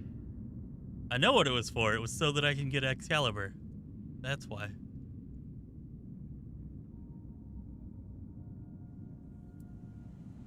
Huh? Well, if that's how you feel. Fine. I promised. So here it is. You see, there are many legends. According to one of them, there are a few places on Avalon where you can prove yourself worthy, whatever that means. And one of those places, as you've probably guessed, is nearby. Have you seen the old gong in the sunken village? Eh? Many years ago, when people still went to shit into the woods instead of using a privy, it was part of a certain ritual. Only those who passed the ritual could become keepers.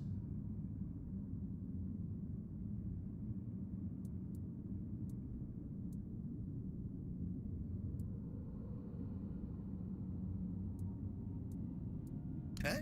None of the living keepers were recruited that way, so we don't really know what happens during the ritual. The Horns of the South abandoned the practice because not many lads survived it. That's why nowadays it's Galahad who appoints keepers and the captain who chooses them. It's just safer that anymore. way. I only know that you need to sound the gong and sleep at its feet. If you wake up, I mean, when you wake up in the morning, you'll know if you were deemed worthy. So first, you need to find a way to fix the gong, and since it's made of weird steel, that's not going to be easy. Fortunately, Osbrick should be able to help you. A little bird told me that he likes to play with weird steel when no one's watching. Just tell him I sent you, and he won't give you any trouble.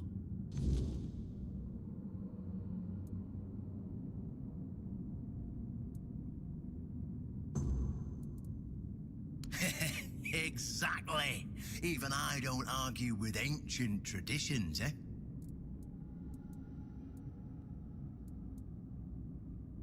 Then you'll have to find someone smarter than me. I've told you everything I know.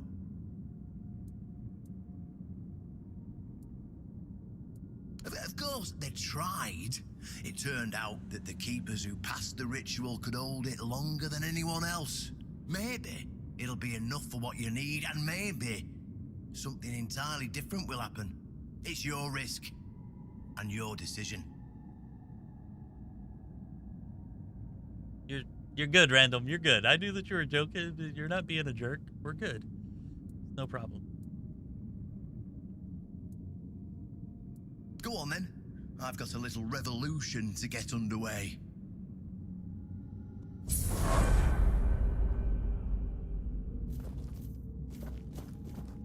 Quest failed? What the hell do you mean quest failed?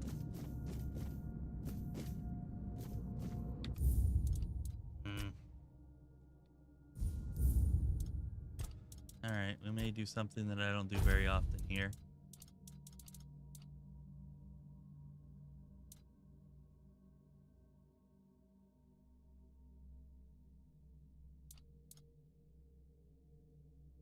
Just to reload a save and see... Oh, damn it. I do that all the time. I save and then I go to load. And then whenever I load, I just save over that frickin' spot. Super annoying.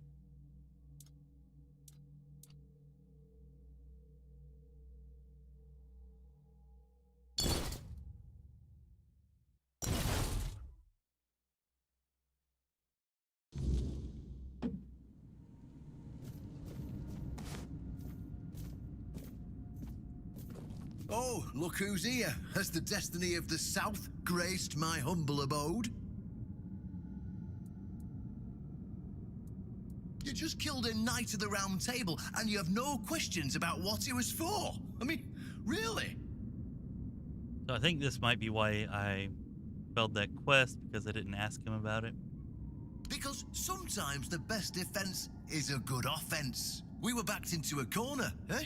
It were us or him. First off, he represented Camelot, and we're done with their influence, no more of their wars. Second, after the massacre of One Eye's tribe, his death was convenient for both of us. And when the tribes finally unite and come down from the mountains, there's a chance they might leave us alone.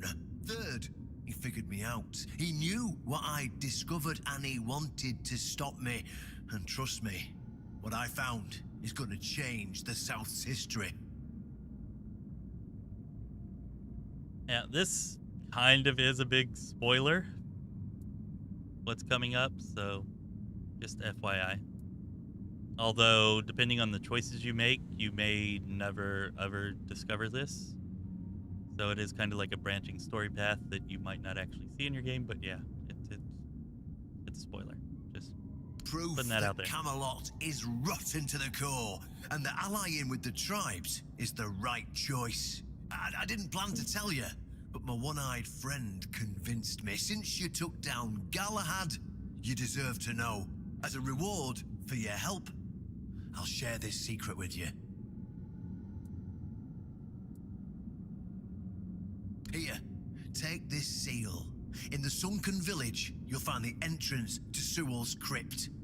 Everyone knows the story of how the evil druid sealed and flooded the place. It's true. At least part of it. But the real story is why they sealed and flooded it. One Eye broke the old seals and replaced them with his own. If you want to see what Camelot was so desperate to hide, you'll find your answers there. They thought drowning a village would keep it secret. Well, that's what happened to the sunken village. Behind the statue, you'll find where to use the seal. Once you do, you'll see that history is very different from what we've been telling ourselves. If that doesn't convince you that Camelot's foundations are more crap-coloured than tinged with ivory, then nothing will. I won't tell you anything more. I'd hate to spoil the surprise. Really, I'm kind of the opposite, Jens Fisher. And maybe not opposite, but definitely different. Like, if the gameplay can be pretty mediocre, like as long as the gameplay is functional, if the story's interesting enough, like I'll play the game all the way through. So yeah. I'll catch up with you later, and we'll talk. I'm sure you'll understand exactly what I mean.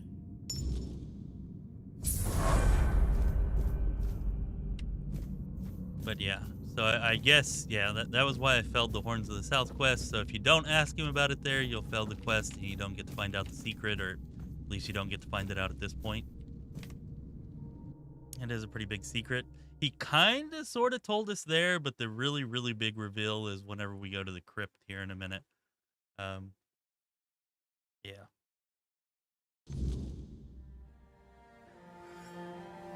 I completely disagree with that, Jens Fisher. I've played some games with some great stories. Played games with some really great stories.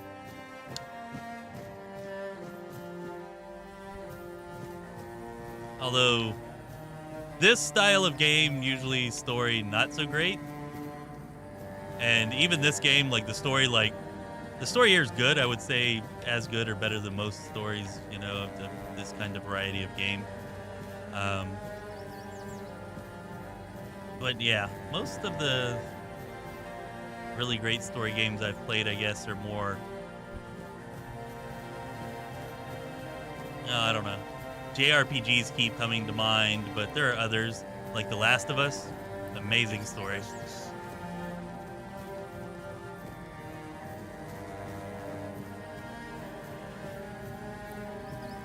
But yeah, for this kind of style of game, usually story's kind of meh.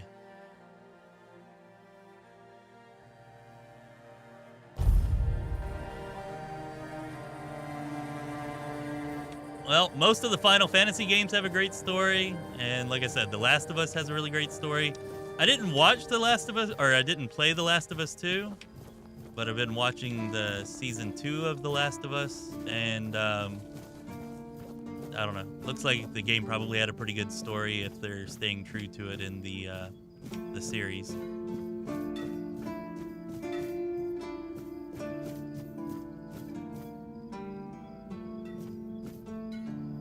Oh yeah, but that again, that's gameplay. That's not talking about the story. It is very linear, but you know, the gameplay can be kind of meh if the story's good enough. It tells a really great story.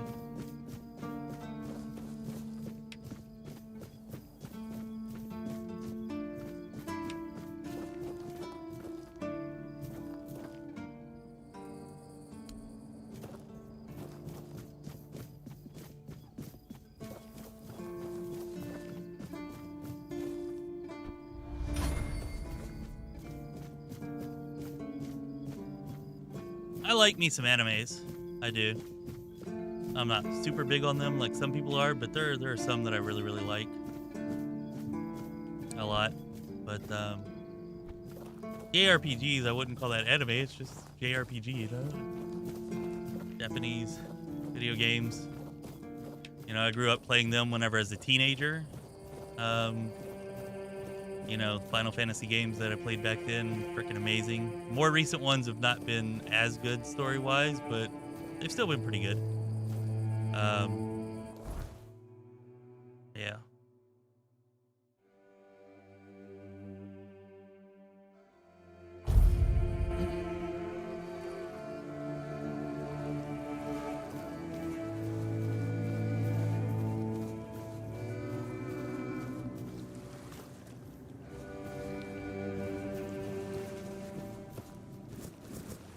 Fair enough. Like, yeah. Final Fantasy games being anime-like, anime-ish. Yeah, they definitely have a lot of the influences. I'll give you that.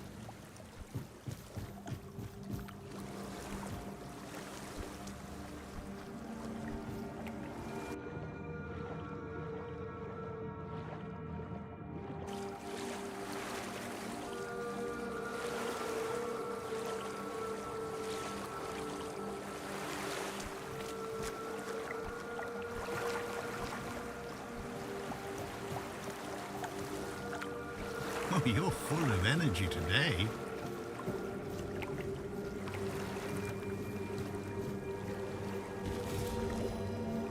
Well, there's the broken gong that we needed. Ooh, a coin purse, I'll take that. You might want to get out, well, I guess you don't have to get out of here yet.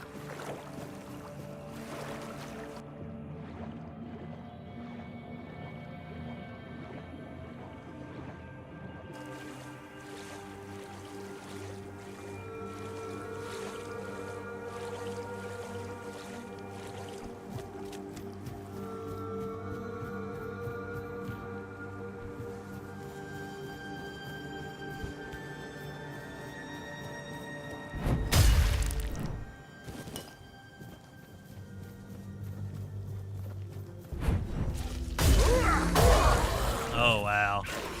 All right, we're getting powerful now. We're one-shotting these guys. Of course they are. Kind of low level. Not really that unexpected, I guess.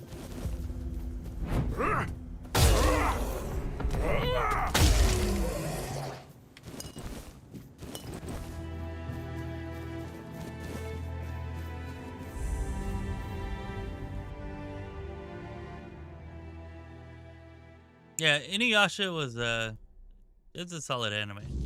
Definitely not my favorite, but yeah, it was solid. It was good.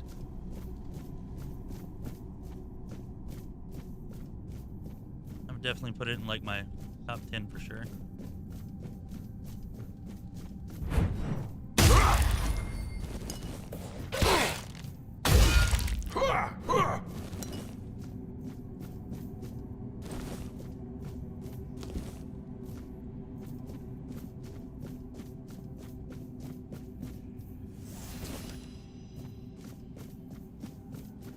Summoned Keeper. They must have added more magic, which would make sense, them adding more magic for release, but definitely, like, I don't remember ever being able to summon a keeper before. Not even sure what a keeper is. Scorching Pathway.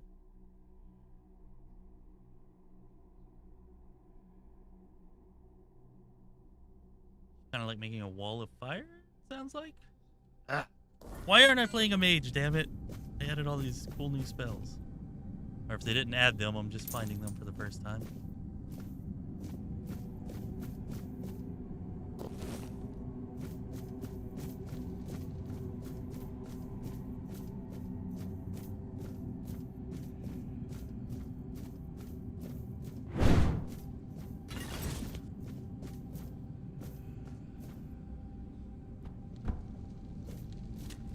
Yeah, I was a little older than that whenever I started watching it. But, yeah, I was a teenager.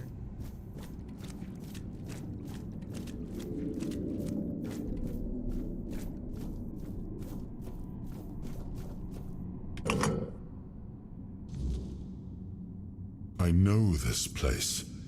I remember it, although my memory is still clouded.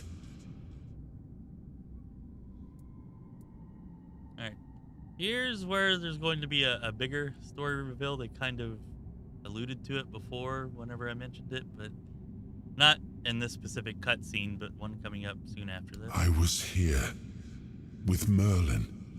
We had a disagreement about something important.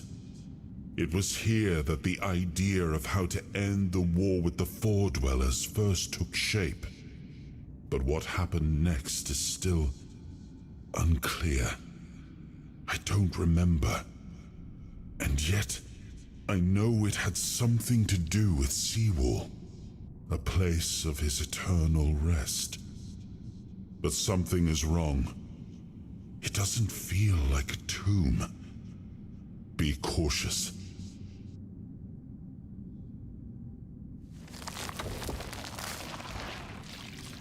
I think we're actually going to come back here. I think there's one other thing I want to do first to make the story maybe make a little more sense for anybody who is paying attention and cares to know. Nope, not a Stargate. It's an Arthur.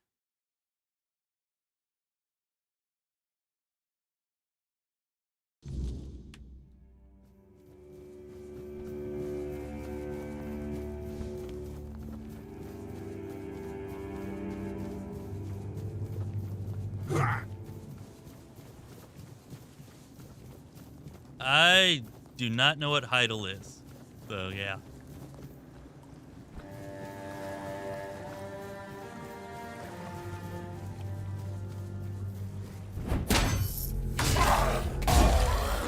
And if we're talking kid, I grew up watching like Transformers and G.I. Joe and Ninja Turtles and stuff like that. If we're talking kid. And Nick at Night, so a bunch of old sitcoms.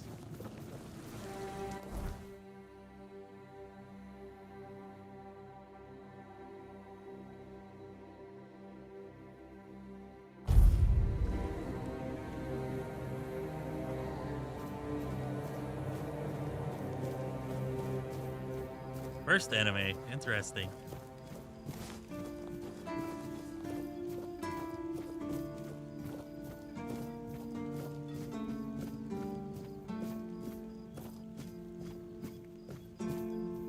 Never heard of it. There's one pretty old anime. I'm not actually sure how old it is. I want to say it's from like the 70s. Maybe it's the 80s though. But it's like my favorite, or like top 3 at least. Bash the Stampede. That one's really, really good.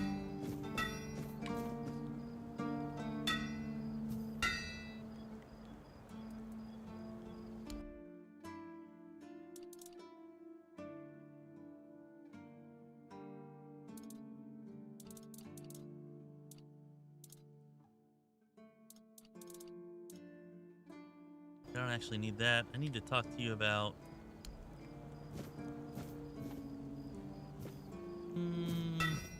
You're supposed to help me with this thing. Do I not have the quest? Didn't he give me the quest?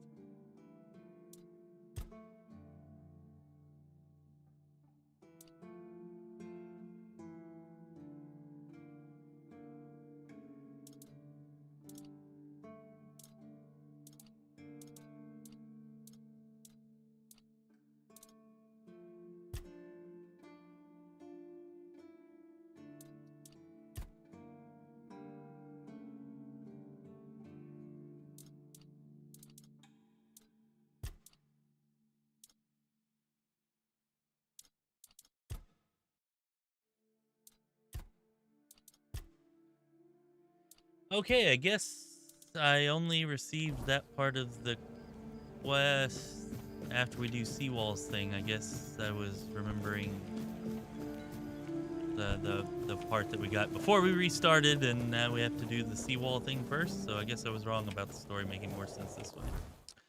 Well, fell on my part.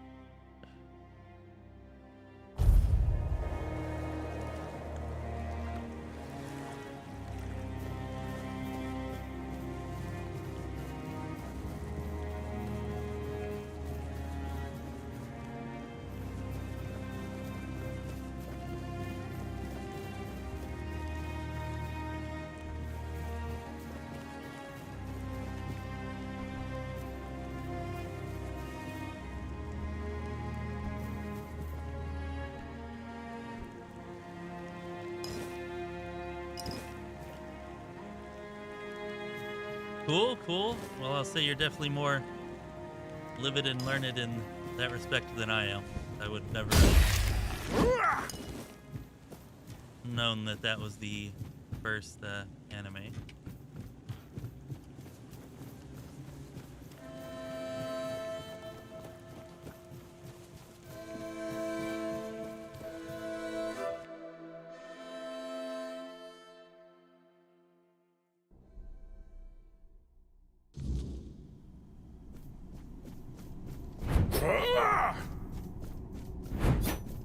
Is that where you're from? Germany?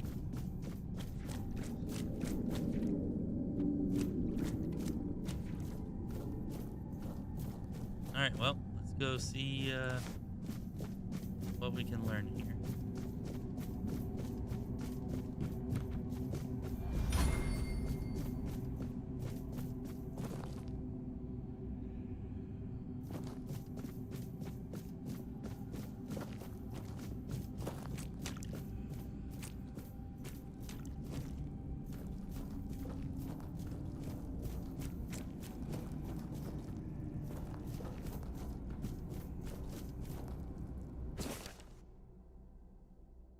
And thus spake Arthur, Sewall, this land I give unto thee, to govern and protect, for thy courage and wisdom shall be the foundation of the South.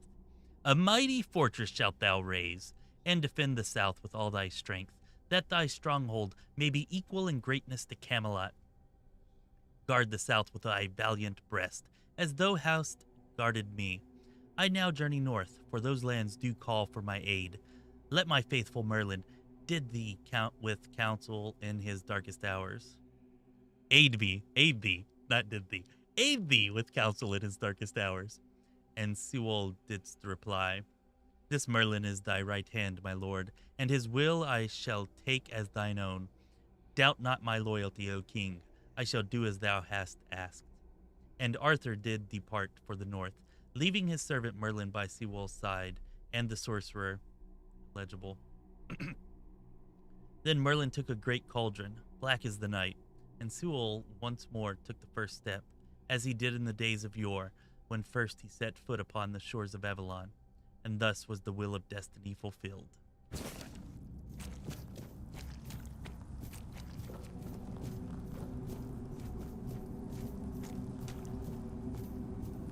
You are not him. You are different.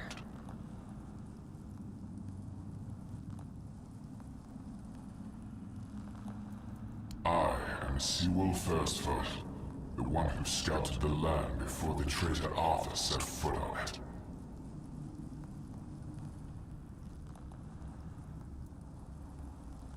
I was loyal. I was devoted. Arthur wanted more. Arthur betrayed me.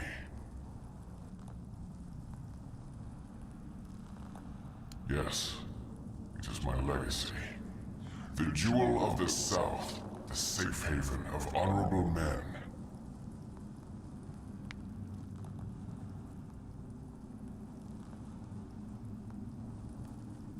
I've been here for so long, it doesn't matter anymore. The Dalriata promised me revenge. They understand what happened here. Everyone who comes here has the right to ask. I was the most loyal of Arthur's men. I was the first to go ashore and take on any danger that might arise in this new and unfamiliar land. Then came the war.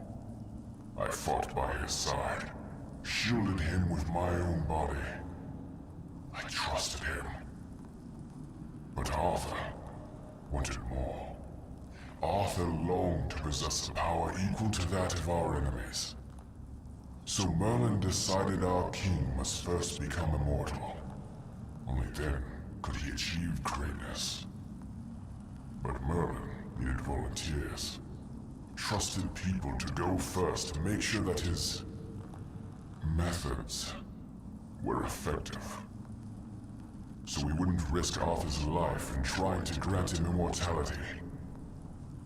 They thought I had died, so they buried me.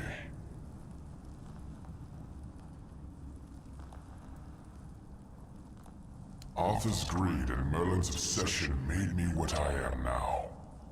Arthur should have made sure. They thought I was dead, but I heard everything. I know there were others after me. I know that the king didn't hesitate to do anything to achieve his goal. He experimented on all the knights, abusing their oath. He told them it was for the greater good. Their lives, our lives, meant nothing to him.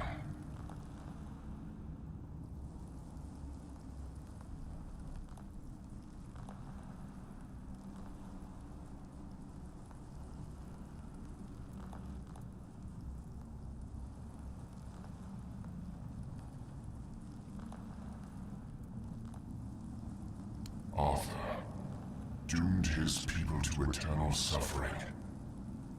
Their names forgotten. Their loyalty abused. He sacrificed the lives of the noblest of men.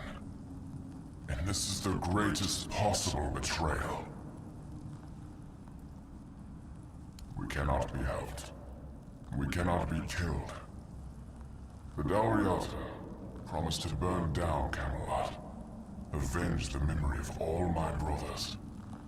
Camelot was built on betrayal. People have the right to live in truth.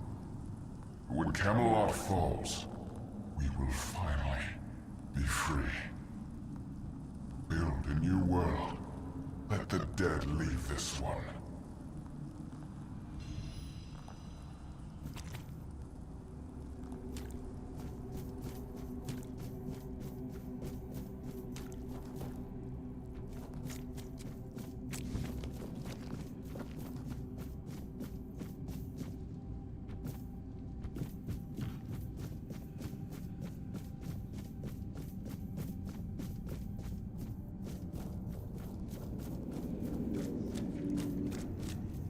And? What do you think?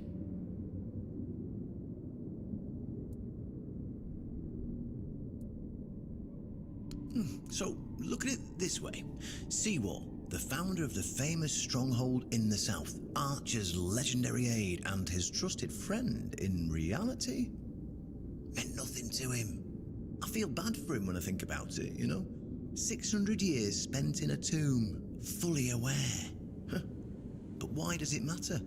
Perhaps it doesn't matter to you or me, but there are people who will be shattered by it. It'll open their eyes and disprove everything they believed in until now. I couldn't come up with it if I tried. And I didn't even have to try, because it's all true. To some extent, at least. Anybody else know that he's locked the gate that I had opened before?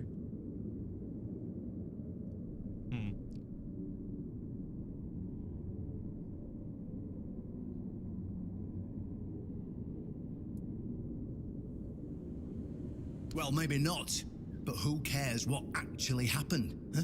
At first glance, it's proof enough of how corrupt Camelot is. How Arthur used his most loyal friend, the founder of the Horns of the South, for his own gain. How he doomed him to eternal suffering.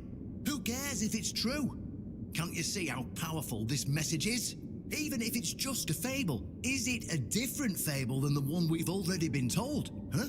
It's definitely more powerful than all the hogwash we've been fed all these years.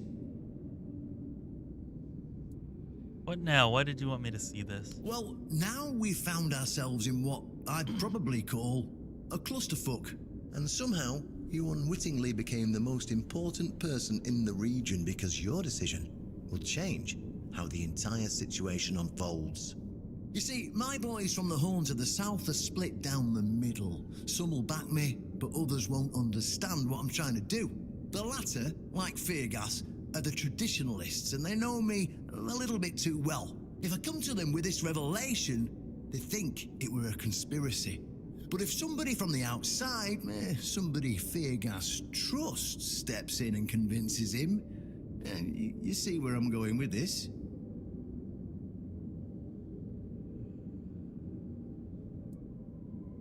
Oh, talking to you is like talking to a herring. Let me be blunt. It is a conspiracy, but it doesn't matter what it is or how it looks like, so long as it works. Our only hope for the future, for any future, is aligning with the Del Rita. In order for this to happen, my keepers need to see how rotten Camelot is. Is it rotten now? Yes, definitely. Was it rotten in the times of the king? I don't care. But the hope that it was, the ideal that people cling to, that's what people still believe in. And that faith is precisely what needs to be torn out of their hearts if we're to see any tomorrow. So, what's it gonna be? Will you help me save the South?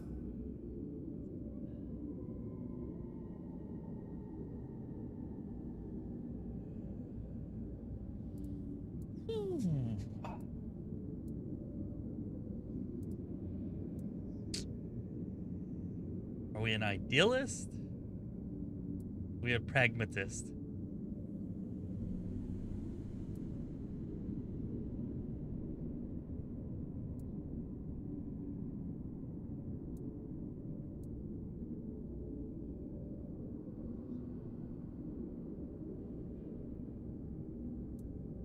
And here I thought we'd see eye to eye.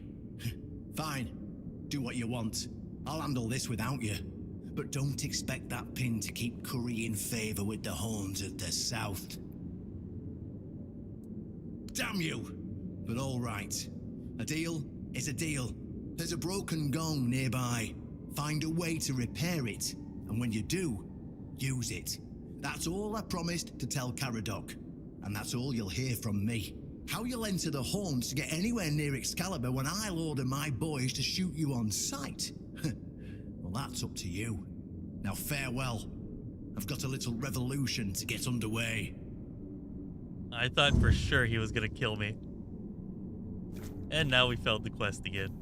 Damn it.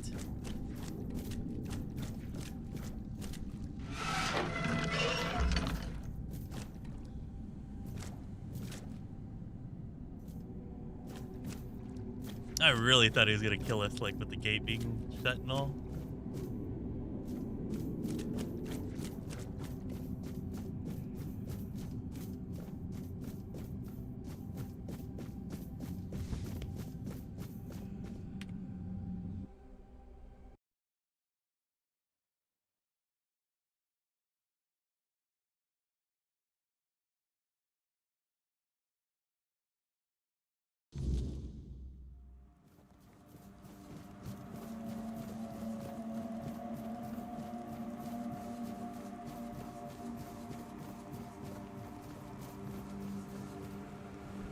Mystic Ranger, you're the first one to come in here and say something like that. Skyrim-like, Oblivion-like, I would say it's like both in different ways. We even had a bunch of people in here saying that it was more, well, maybe not a bunch, but we've even had some people saying it was more Elden Ring-like than either of those. And in some ways it is.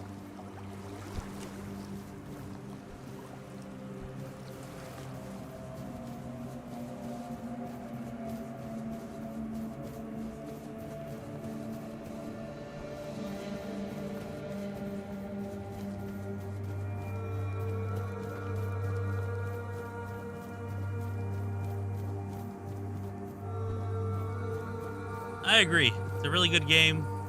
It takes... I mean, it borrows from a lot of really good games and combines it all together really well, I think. It's a lot of fun. That's for sure. Bounty unforgivable. Well, shit. Really? So I'm locked out of doing this whole thing? What? Well, that's a little bit unfortunate.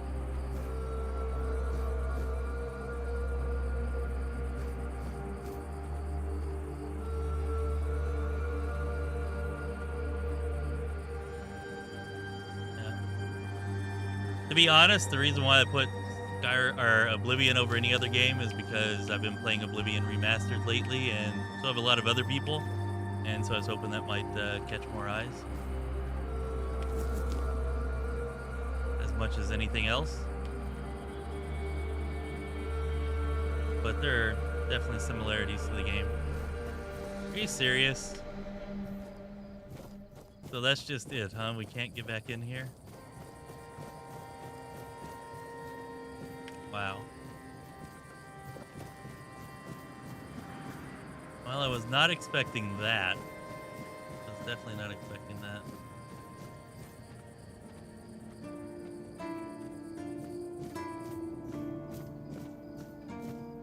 Are they about to attack me? I don't know what's about to happen.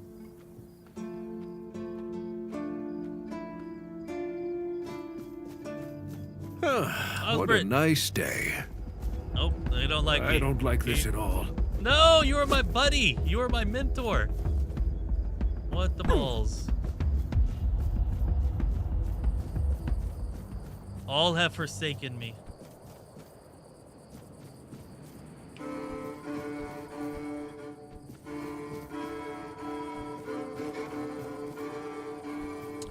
Well, I would say it's probably better to agree to go along with him then.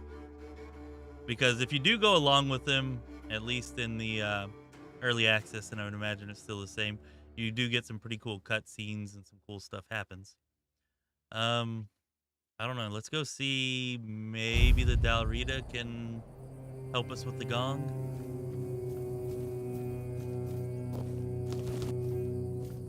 Don't actually know.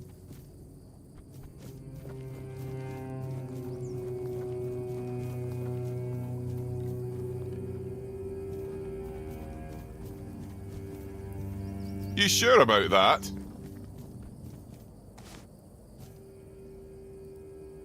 Oi, keep your hands where I can see them. You've got balls to come here, but one wrong move and you'll lose them.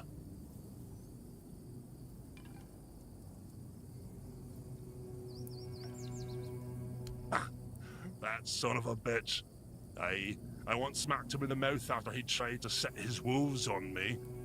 Bloody ghostly shite. You also play around with filthy magic like your friend? Good. But don't think that'll make me like you. What are you doing here? Why am I sitting here on my arse instead of doing something worthy of a warrior? That's a damn good question. One Eye told us to guard the entrance to the Bloody Temple. So, we're guarding the entrance to the Bloody Temple.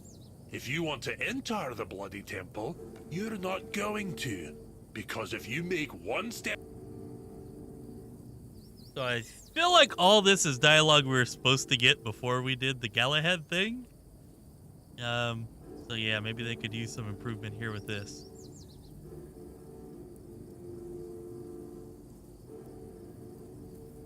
You want to attack a bunch of armed Dalriata warriors? You know that.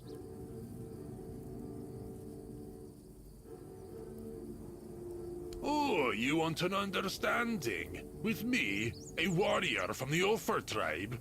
Piss off or I'll shove my axe up your arse. Someone's bound to start trouble.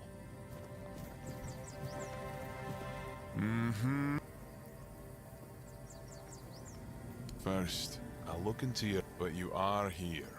And Maven didn't chop you to... if you need... Go. Starting to get the feeling that we just lost out I'd on rather face blades than boredom. that whole part of the story and the benefits that come with it. You must really like it here, huh? That's a little bit unfortunate.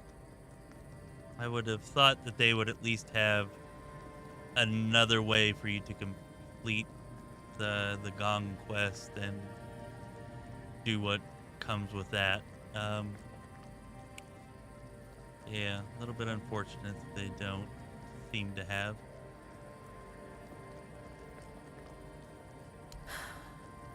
It's strange. I definitely haven't met many people willing to come up and chatter endlessly.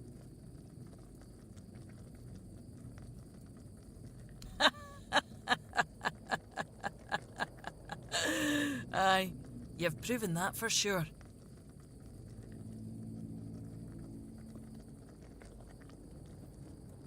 Stare.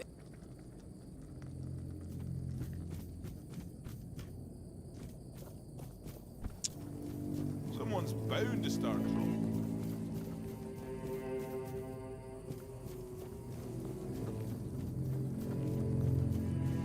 I'm gonna head up here and talk to One Eye, and if he doesn't give us some type of opportunity to go back and do it, then maybe we'll reload and give a different answer.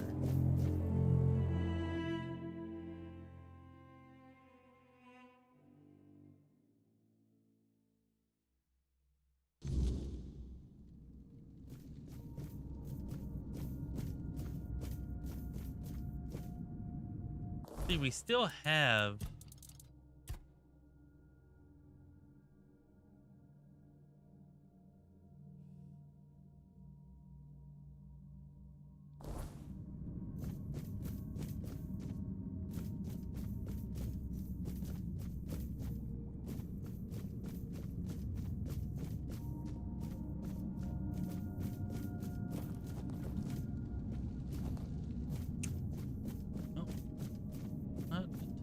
sure what to do here.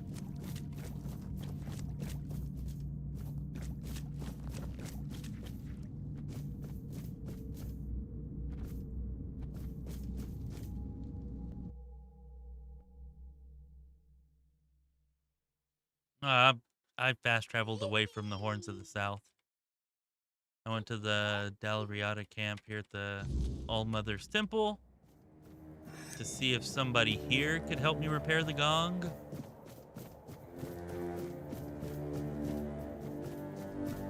But nobody seems to be able to.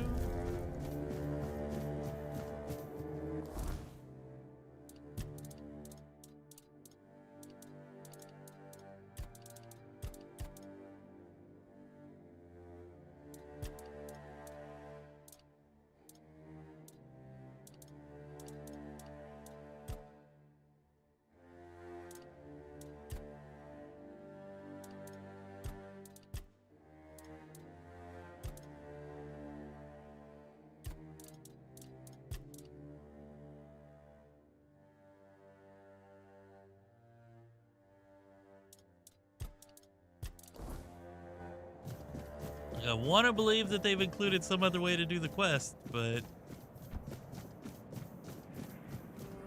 certainly not giving me any indication that there's another way.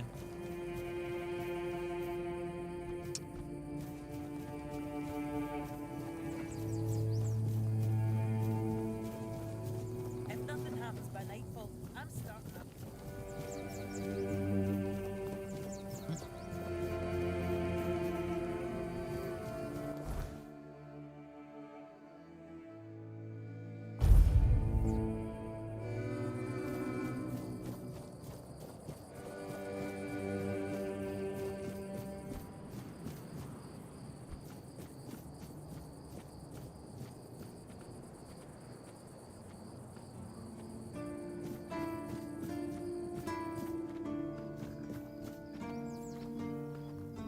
got a death wish? Running into me like that?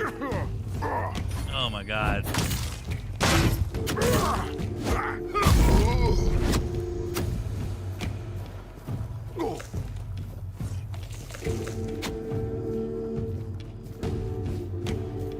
Come on, show me what you've got.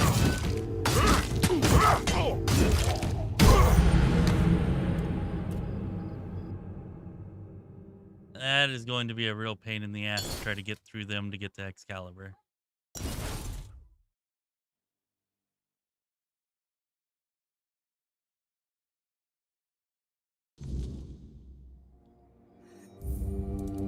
Alright, let's see if we can just load up to before earlier. Not even sure if we actually have a quick save before then.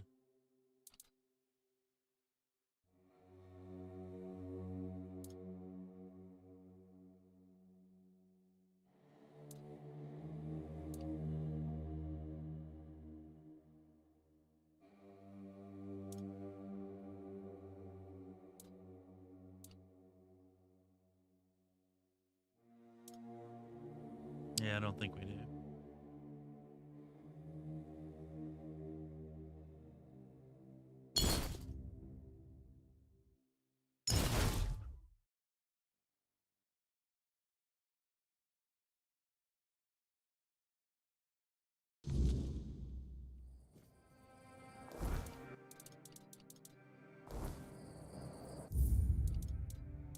Yeah, that's unfortunate that they didn't. So they give you a choice, but making the choice at the very least locks you out of a power. I'm not sure how that affects the story going forward. But I know that doing the gong thing leads you to more special powers. I'll just say that to not give away too much.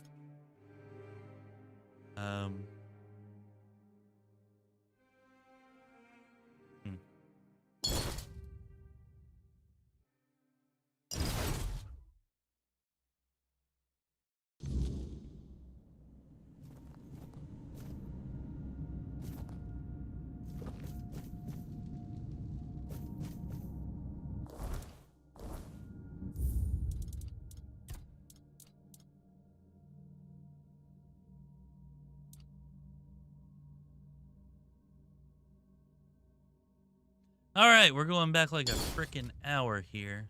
That's annoying. It'd be nice if they kept more than 5 quick saves, I guess.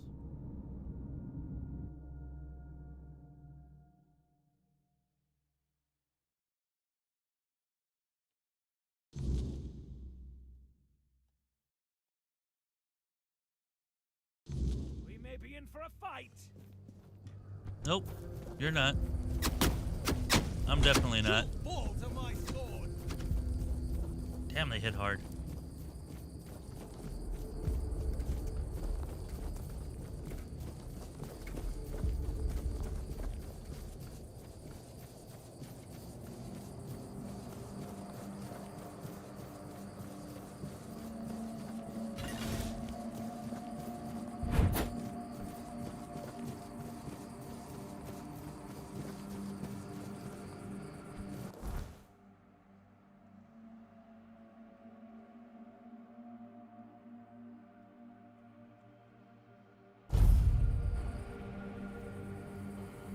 Alright, so since we've already gone through this dialogue multiple times, I'm just going to mostly skip through all of it.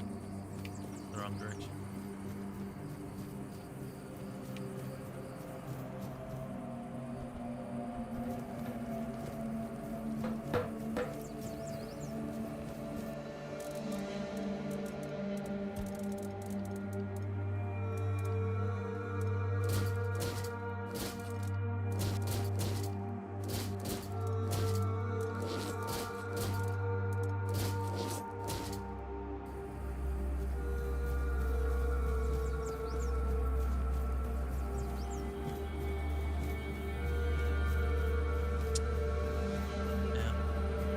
That's unfortunate. Like, you should just not give the choice.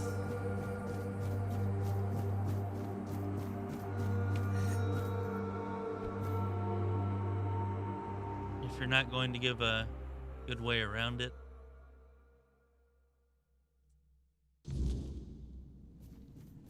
Oh well, such is life.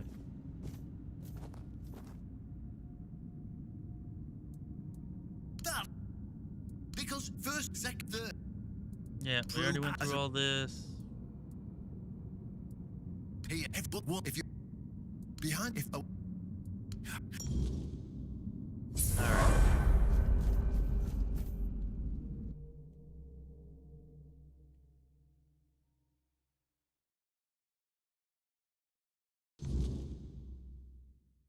Well, as best I can tell, the way around it would be just to go on to the next area and miss that part of the story and the power that you get. There might be something else, but there was nothing obvious, and I didn't feel like playing for hours just to find out that there was nothing, so we're gonna go back and do it the other way. You get some cool cutscenes and a cool bit of the story that way anyways. I just wanted to see what would happen differently if I chose differently. And I gotta say, I'm knocking some points off on the freaking review for that because, yeah, not cool, not cool. Not cool.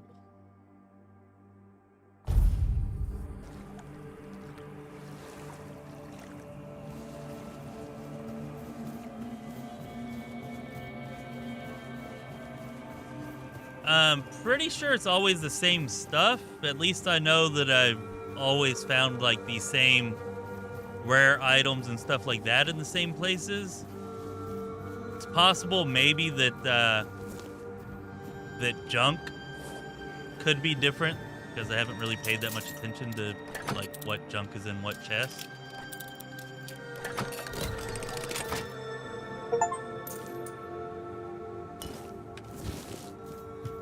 It does seem like rare weapons and armor, stuff like that, seems to always be in the same spot.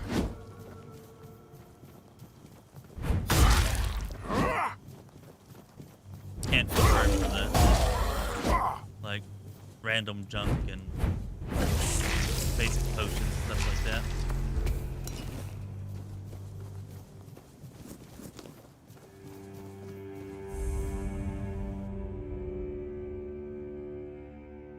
Lockpicking is from Scum. I don't know what Scum is. I thought it was pretty Elder Scrollsy, pretty Skyrim-y, the lockpicking.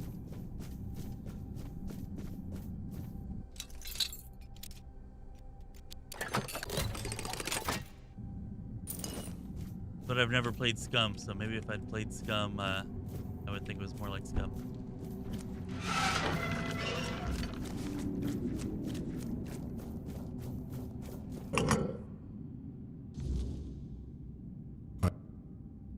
Alright, we went through all this. Yep, we know Arthur.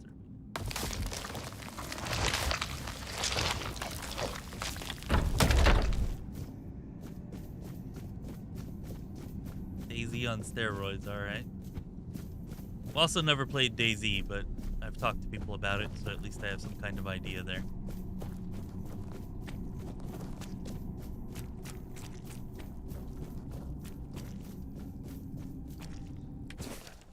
Alright, I won't make y'all listen to me read that stuff again. And for anybody who didn't want spoilers, you could just not pay attention here, and this time you won't hear it. We already heard it last time. When Camelot falls,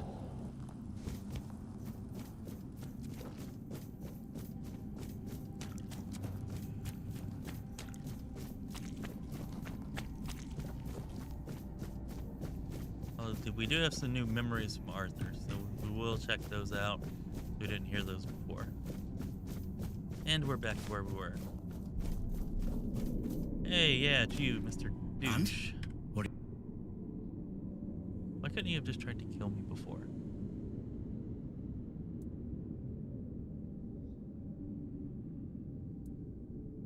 I feel bad, but why it'll look I could just.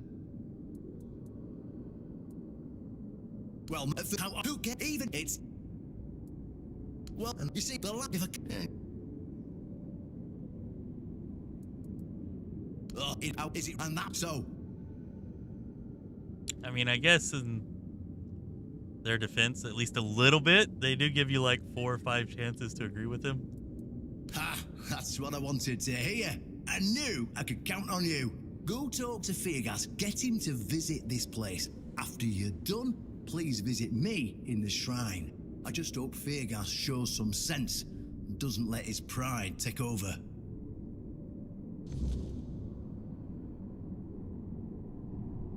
That is a good idea, Jens. Like, I should be hard saving more instead of relying on the autosave so much. I really should be.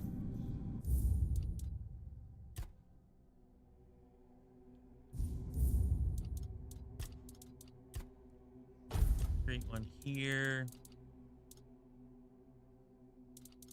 We have... Yeah, I think that's...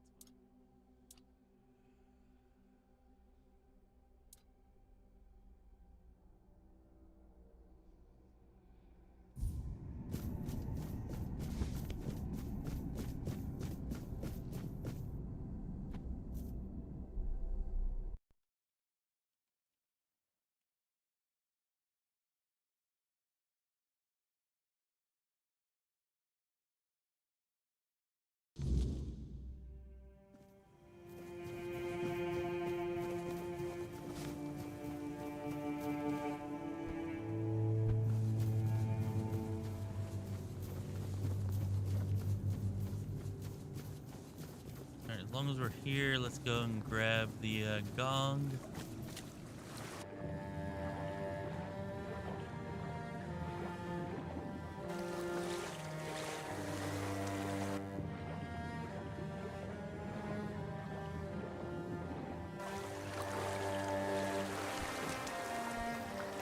Oh, you're full of energy today.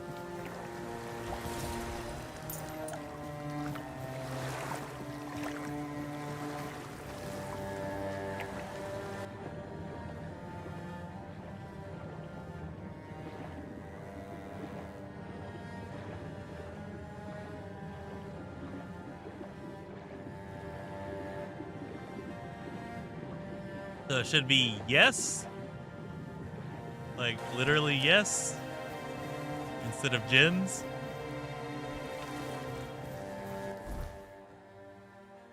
Or maybe yes. Yes. Jess. Something like that. Yens. Okay, not Jens. Yens. Okay, got it. Yens. Alright. Thank you for correcting me. I mean that genuinely, by the way. Good to know how to say it correctly. I only feel like a slight jackass for calling you Jens for like the last 2 hours. Always good 3 to have hours. a little rest. I would have felt like more of one if I continued to do it and then found out. Alright, you don't have...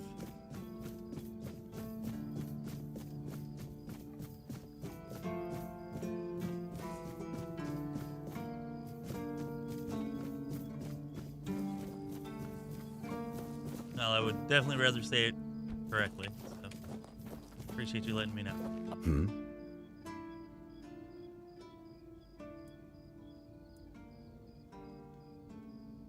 Oh, really? And here I thought the Horns of the South had no secrets left to hide from me. But go ahead. Surprise me. I don't know, I think I need to go use the outhouse given how I'm bouncing back and forth in front of you here. Have I ever mentioned I'm not a big fan of your sense of humor? Now, tell me what you really want, or walk away. In silence, preferably.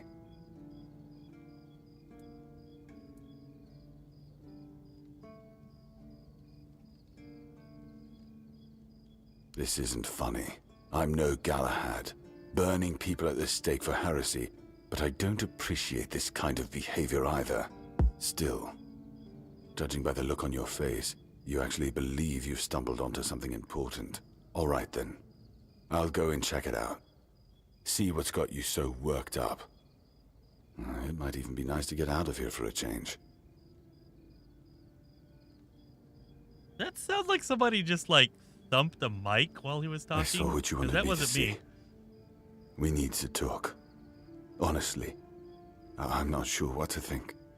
Everything I believed has been seriously challenged. I need some time to get used to it. Why did you show this to me? Because it could be that I'd be better off not knowing. What they did to Seawall is unthinkable and absolutely unforgivable. What will the other keepers say? What will happen to the Horns of the South? And what about Camelot? Everything we believed was a lie.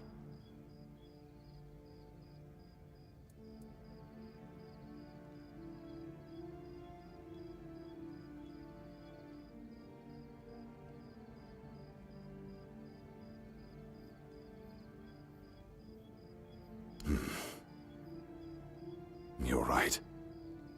In the end, it doesn't matter what Camelot was back then. What matters is what we are now. And we did everything in our power to keep the South safe, and to keep our lighthouse on through every storm.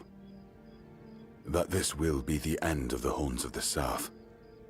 No young man will join our ranks when hundreds of years of our history are gurgling down the drain. Yeah, I'm not sure what's up with that shaking. That's why I made the outhouse comment earlier. We're doing a pee-pee dance or something. I don't know. Maybe I'm standing on like the edge of the table or the edge of something, so it's, yeah, doing that. I don't know. Any ideas?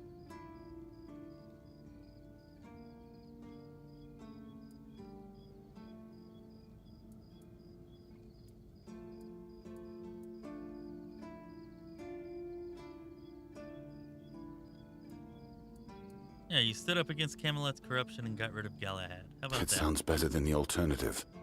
That we're a bunch of fools believing in children's fables of knightly honor, valor, and purity. And we'll have to give everyone some hope to cling to after the truth about Seawall comes out. All right. I assume Brandon put you up to this, so you can go and congratulate him. He won. I'll support this case, if only for the safety and well-being of our boys. I don't have to like it one bit, but I can try to make it easier for the garrison.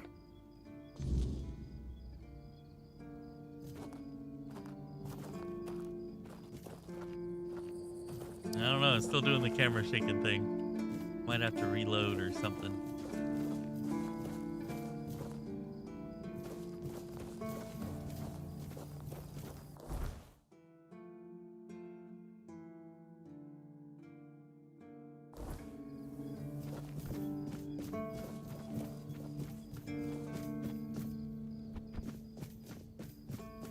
By the way, anytime you see statues like this, generally they have a plaque. I think some of them may not, though.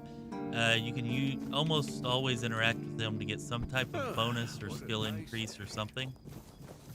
FYI.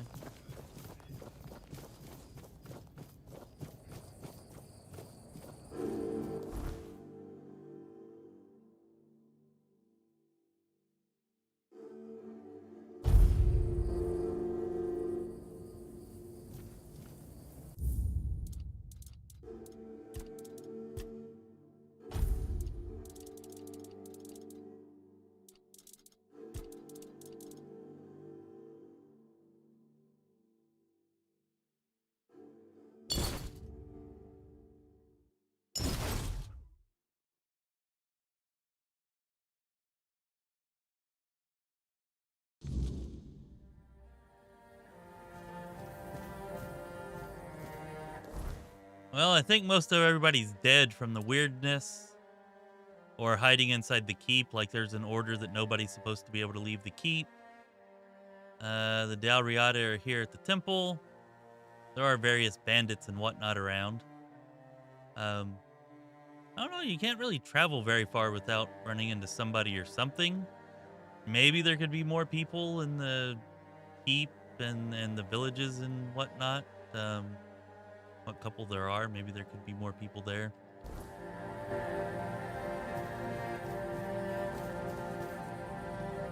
Okay, camera looks like it's fixed. Looks like it's good. And it definitely has more like Skyrim or Oblivion type population than like a Baldur's Gate or Witcher or something like that. Yeah, for sure.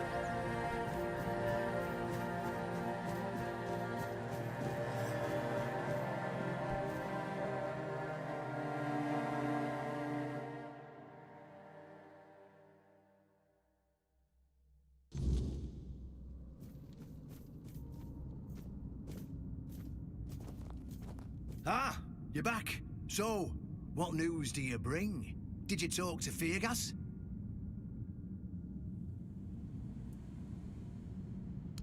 Good. Just as I expected. I do feel for the boy. He really loved Camelot. Probably the last truly loyal keeper. But he had to know the truth. I knew his honor wouldn't let him hide it from the others in the Orns. Nicely done. Now, I'll get One Eye, and together we'll go to the Orns with the good news. Not everybody will be happy about it, but that's for me to deal with. Those who don't support us will be released from their oath, and I'll ensure they're safe until they leave the South. After that, whatever they choose to do is up to them.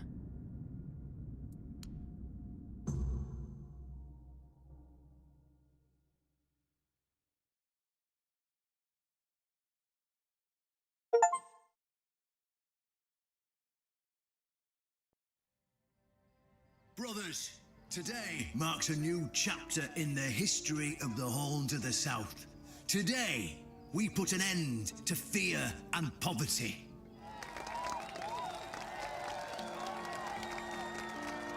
I understand your pain. I know you feel helpless in the face of the looming terror of the weirdness. Camelot has abandoned us, brothers. For years, they've given us no aid. All they do is take our resources, send us to senseless slaughter, and keep us in the dark. Camelot doesn't see us as equals. They've forgotten Seawall Firstfoot's legacy and the promise King Arthur made to us. We were meant to stand as equals. We were meant to be just as powerful as them. And all this time, do you know what they've done to the founder of the Horns of the South? For over 600 years, Seawall has been alive, forgotten by King Arthur and all of Camelot. You don't have to take my word for it. Seawall's tomb is open. Go and see for yourselves. I say, enough. Enough of being fed a rotten myth that turned out to be one great lie. We swore loyalty to the torturers of one of the noblest knights to ever walk Avalon. I say, enough! We will no longer honor an oath made to dishonorable people. We won't let ourselves be exploited any longer.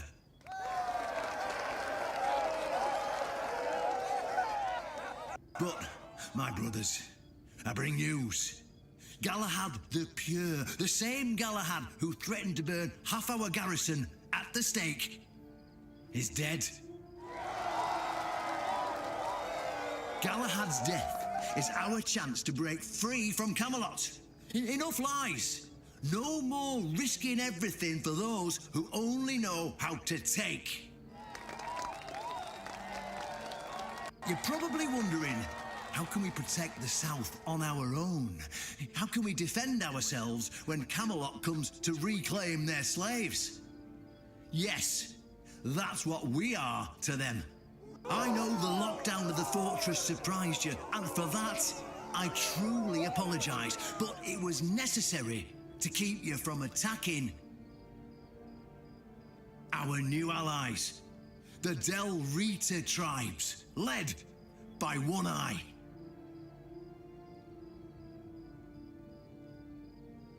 I know, my brothers, I know. This must be a shock, especially since I didn't share my plans with you earlier. But hear me out.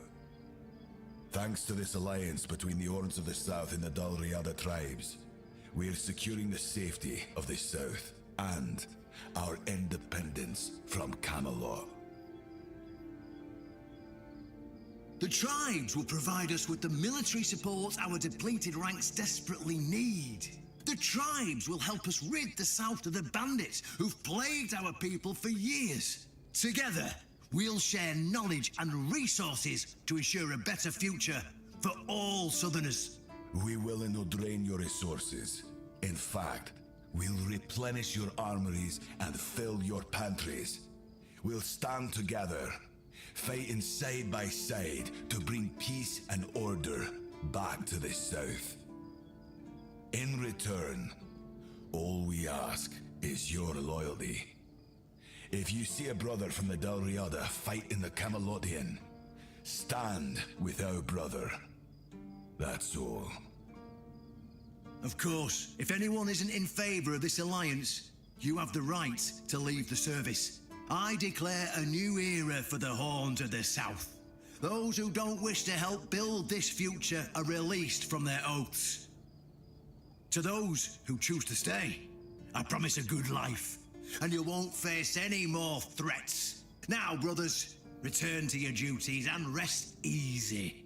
The Horns of the South will endure, and soon we'll be stronger than ever before.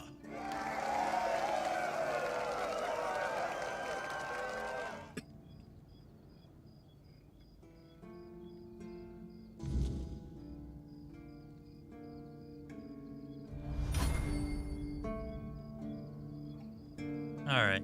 We did what he asked. Now you better do what we asked. Also about, I don't know, 30, maybe 45 minutes or so, we're going to have our second and final drawing for a Tainted Grail, the Fall of Avalon game key. Alright, random won the first one. And we'll be giving away another one, you know, about, I don't know, 45 minutes or so. It is for Steam only. So just FYI there. Gotta be willing to get the game on Steam, play it on Steam. But anybody is able to enter. I'll let you know whenever it's time to enter. You can enter. It's a random giveaway. You will have to message me on Discord if you win. If you win, you'll message me on Discord. I'll give you a phrase to type back in the chat here under your account name here, just so that I can confirm the person in Discord is you from the YouTube chat. And then once that's confirmed, I'll send you the game key on Discord.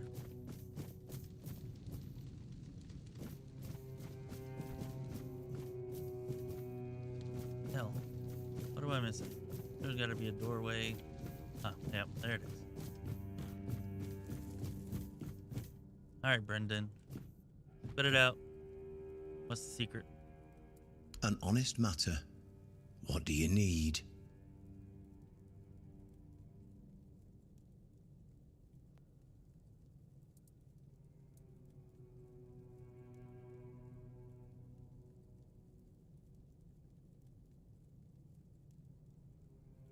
Ah, right. See, the problem with Excalibur, or indeed any of King Arthur's blades, is that you need to prove you're worthy of wielding it.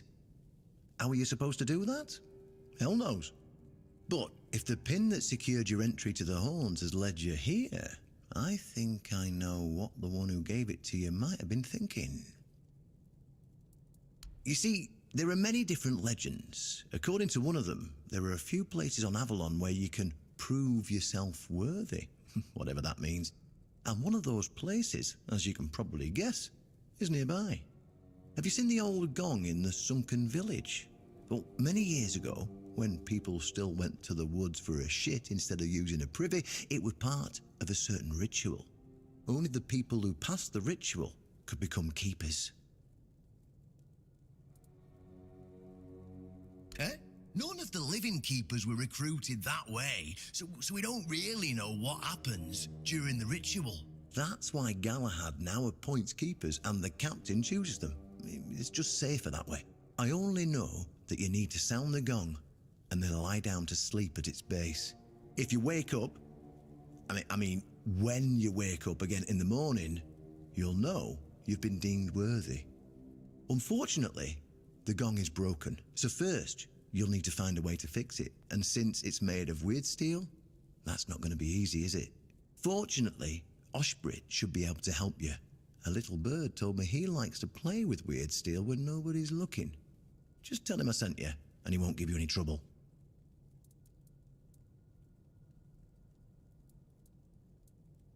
Go, and may the southern wind be in your favor. If you need anything from the old captain... Alright, that was a pretty good chunk of XP.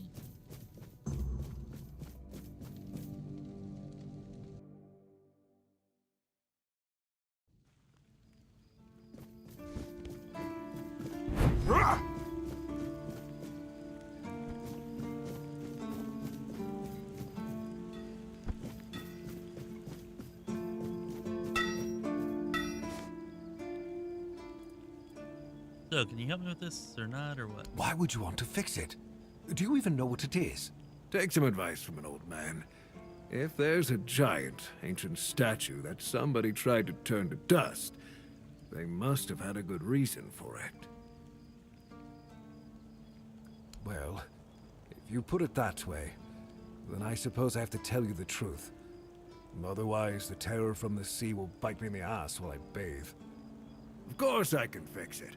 I've been doing this kind of thing since I could swing a hammer. It's a skill we pass down from master to apprentice, generation to generation. Nothing fancy, just good old blacksmithing. Obviously, though, you'd have to bring me a couple things so that I can actually do it. Got it right here. How did you, Oh, forget it. I don't even want to know. Just give me a moment. Here. That should do it. Do whatever you need to if you're really sure about this. But please try to come back alive.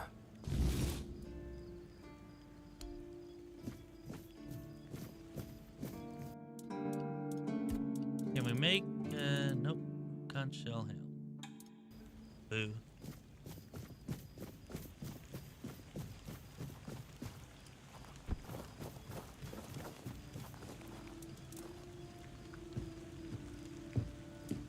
Yeah, let's go ahead and restore our power, and we can level up here.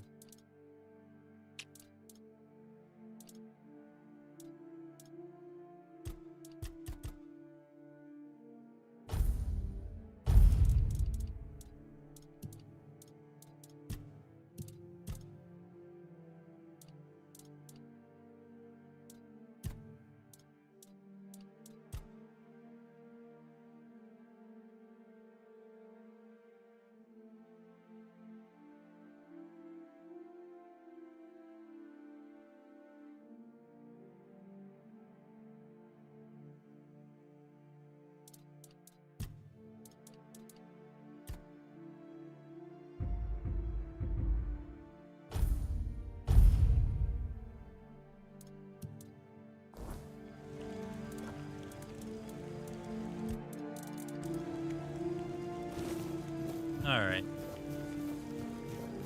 Well, here's what you were waiting for earlier, Randall. Took maybe a little bit longer than I had said it would, but here we go.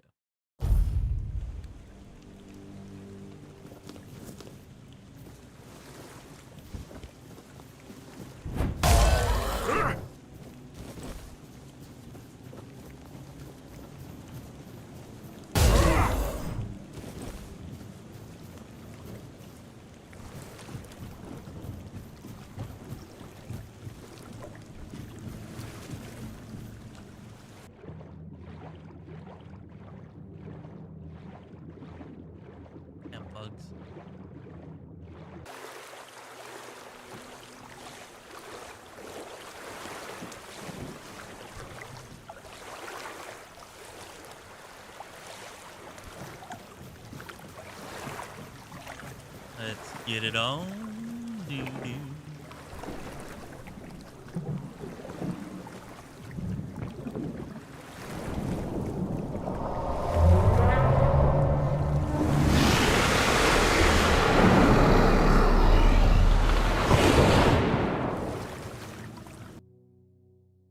Maybe not quite Cthulhu, but, you know, kind of close.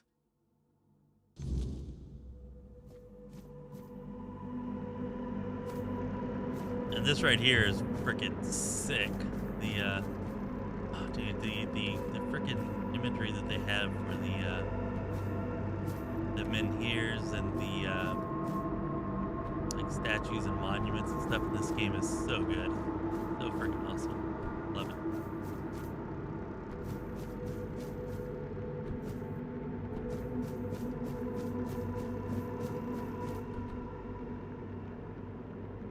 Who dares disturb my peace?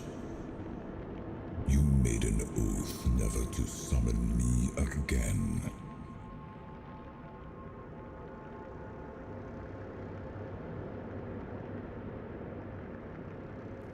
Yeah, I can't say for sure, Jens, but my guess would be they didn't have the money to license it, but I don't actually know. But that would be my guess for why they chose Unity. Maybe, maybe Tainted Grail, the Fall of Avalon 2, or whatever comes next, we'll get to see in UE5. And if not, the Wayward Realms is in UE5. So, we got that to look forward to. Anyways. Excalibur. Wait. Is it really you? You, who come from a time beyond. Show yourself before me.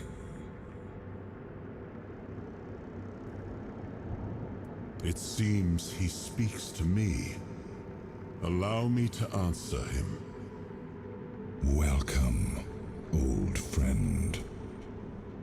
I can see that you know me, but I am a mere shadow of my true self. I don't remember you, Lord of the Seas. Forgive me. That's what you told me, my friend. The next time we see each other, you will not remember me.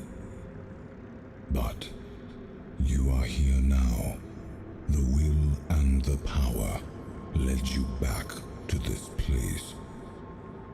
Even in this incomplete form. Where should I look for myself? I wish to restore Avalon to its former glory, yet I don't know how. Avalon's fate has never rested upon one person alone, not even one as great as King Arthur.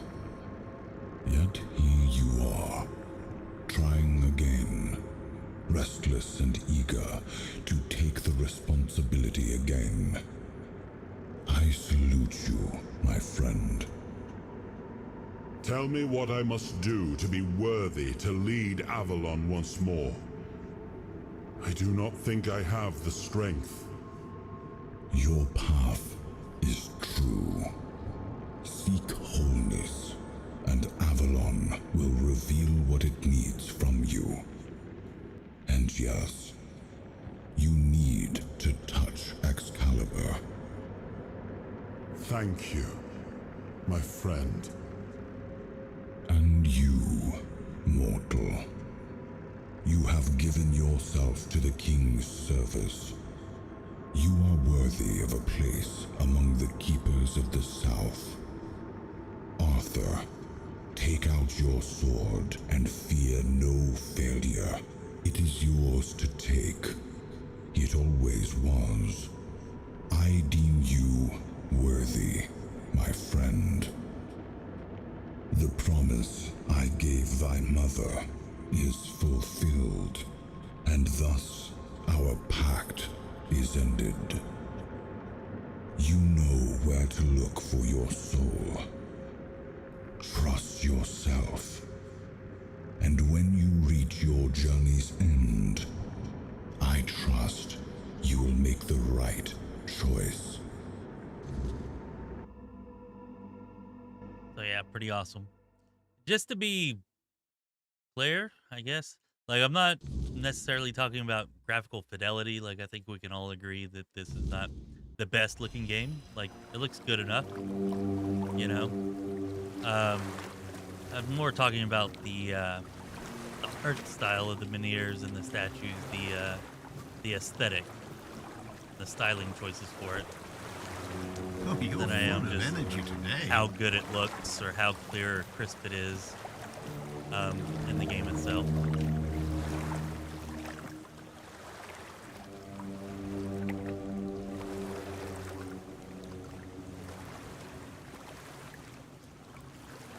Well, in that case, Jens, you're probably right. It was probably more engine familiarity then. Although I'd say they're definitely making more than $1 million with this game, but probably, I don't know. I don't actually know what type of margins Awakened Realms has in their production, but yeah, probably they could afford that.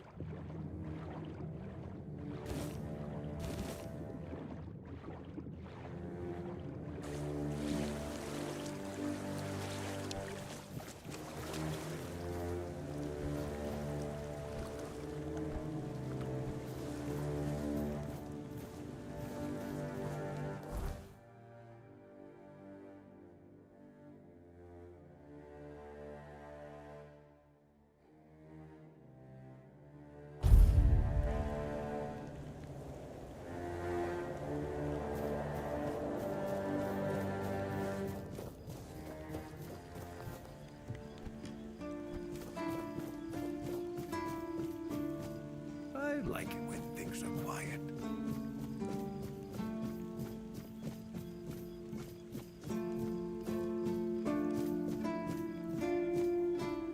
Like that right there, just look at that. How fucking awesome is that? I mean, I don't know. Maybe I'm easily impressed. But to me, that's freaking amazing. And it would probably look better in Unreal Engine, but just the style, I don't know. Freaking great. I love it. In fact, I think we're gonna sketch that.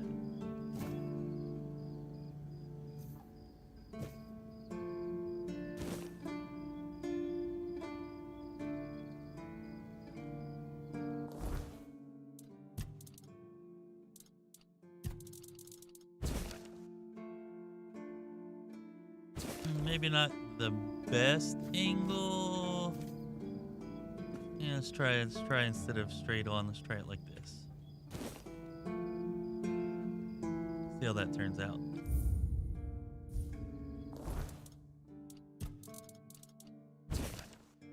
Oh yeah.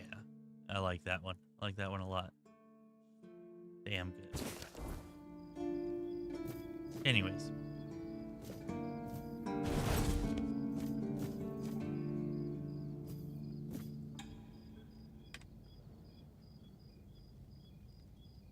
Yeah, the sketchbook I thought was a pretty cool, nice touch.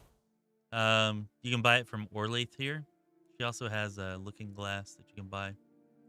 And you can just kind of sketch different things that you see that you think look cool. Or you can, you know, use photo mode to capture them. But I like the, I don't know, I like the sketchbook look. It's pretty good. It's pretty good.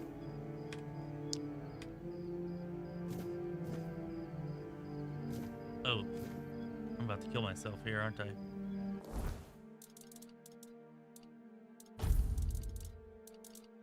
Not paying attention. Thinking about the sketch. Okay, let's do this. Are we gonna live? We lived. Whew.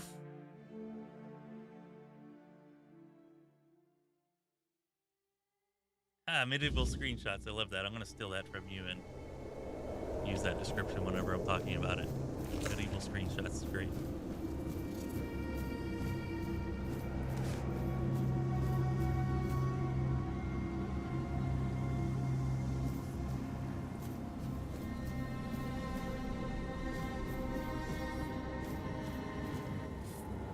I am his will, the fire that bends the world to his command.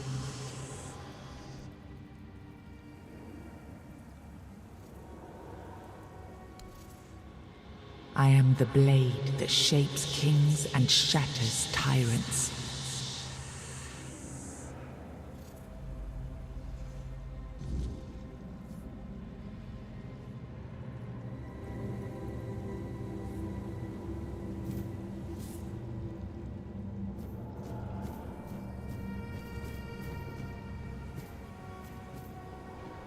Enough, Merlin. You can't keep throwing lives into this abyss. These experiments, they're destroying what remains of us. Destroying us? They're what's keeping us alive. Do you think the Four Dwellers will stop for pity or mercy? Every soul we lose here saves 10 more on the battlefield. You told me to do this. You sanctioned this. And I'm close to getting it right. I know it. No, we can't justify this. There's no victory worth such a cost. You know full well, Arthur, that this isn't about victory. It's about survival. If we don't push these boundaries, there will be no future for your kingdom. For Avalon, you dream of peace, but without victory, there will be no peace to dream of. The path ahead is brutal, but if we relent now, we lose everything. And yet we keep losing people and gaining nothing in return. We must change the path. They volunteered for this. They volunteered to save our kingdom. And you've gotten no closer to doing it. Their sacrifices cannot be in vain, Merlin. Find another way. Use your mind, your wisdom. Leave this slaughterhouse you've created behind. A different way. That will take time. And resources we may not have. The enemy won't wait. They will if I make them. Whatever it takes, I will buy you that time. Find me a weapon that wins this war without annihilating what we fight to protect. Whatever it takes. Yes. Let it be known that it was my decision, and I will bear the consequences of it.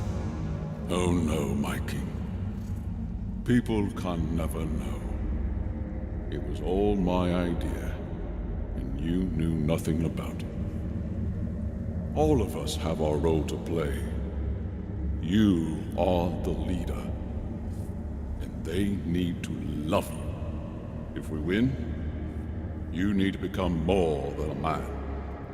You need to become a symbol.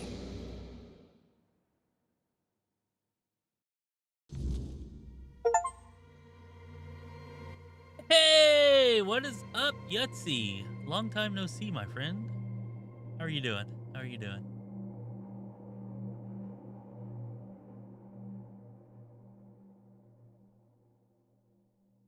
All right, we got a new soul fragment.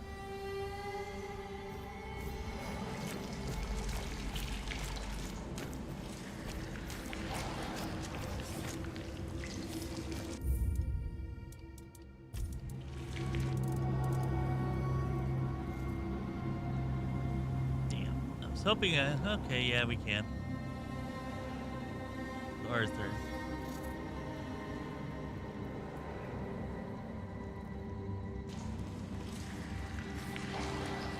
Again, look at the imagery.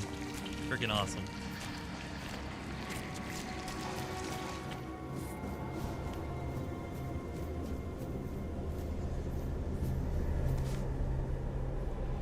Now, I remember.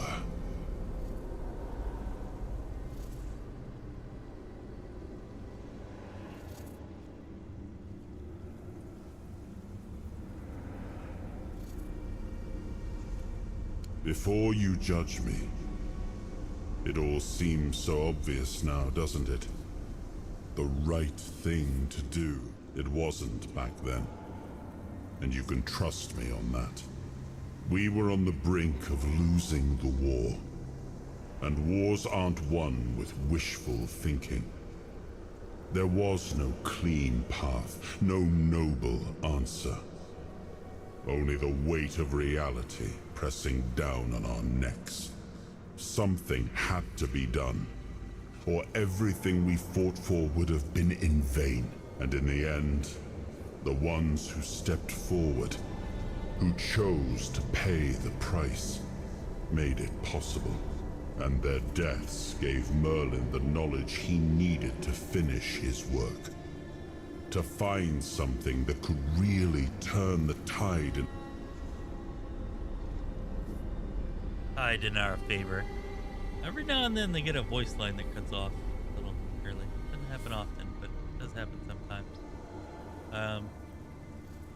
Also, I'd like to say, the sequel to this game doesn't need to be a sequel. It needs to be a freaking prequel.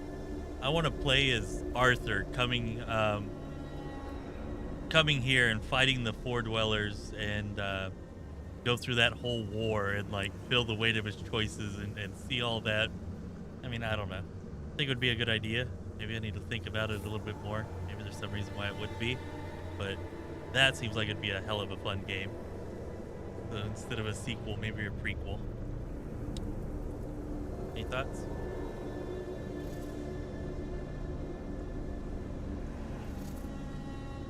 I was kind of interested in Dune, Yahtzee, but I don't know. MMOs, hard for me to get into MMOs, and I kind of asked around, and I only know like one person who's actually going to play it, and yeah.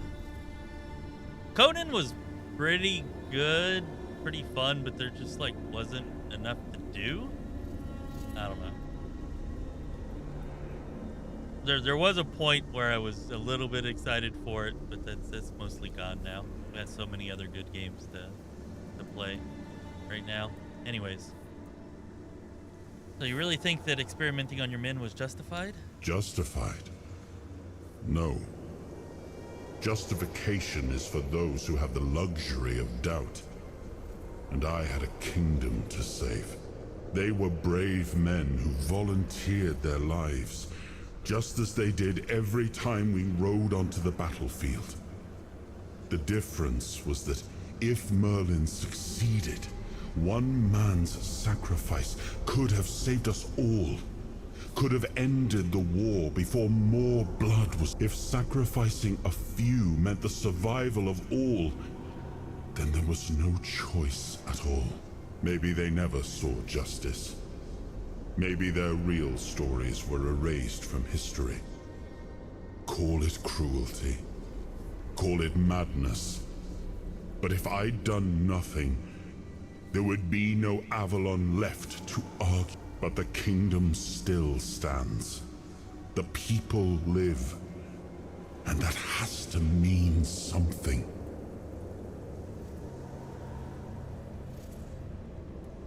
So what did he come up with to win the war? I told him to stop the experiments on our men, but to keep going. And he did. He started experimenting on the Four Dwellers, the enemy. If their bodies could be broken down, their power turned against them, wasn't that their own doing? Wasn't that? So he figured out how to twist the Four Dwellers' power into something we could wield. I told him to conquer the weirdness. And in the end, he did.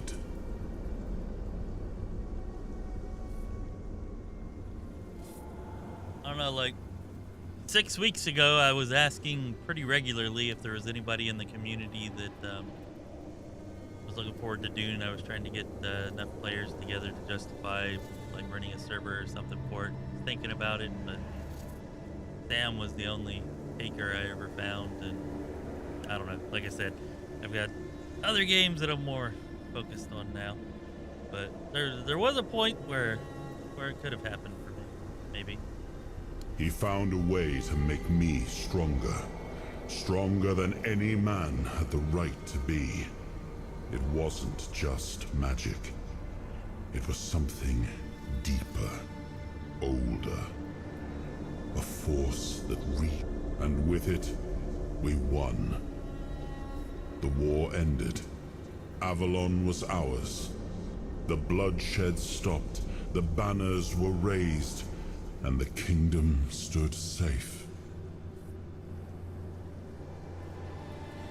That's the question, isn't it? I keep thinking about Seawall.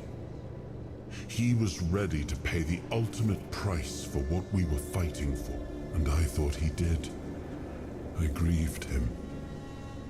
Told myself his sacrifice had meaning, that he had given his life for Avalon. And now, after all these years, finding him like I told myself I carried the weight of my choices. But seeing him, I wonder if I ever truly did.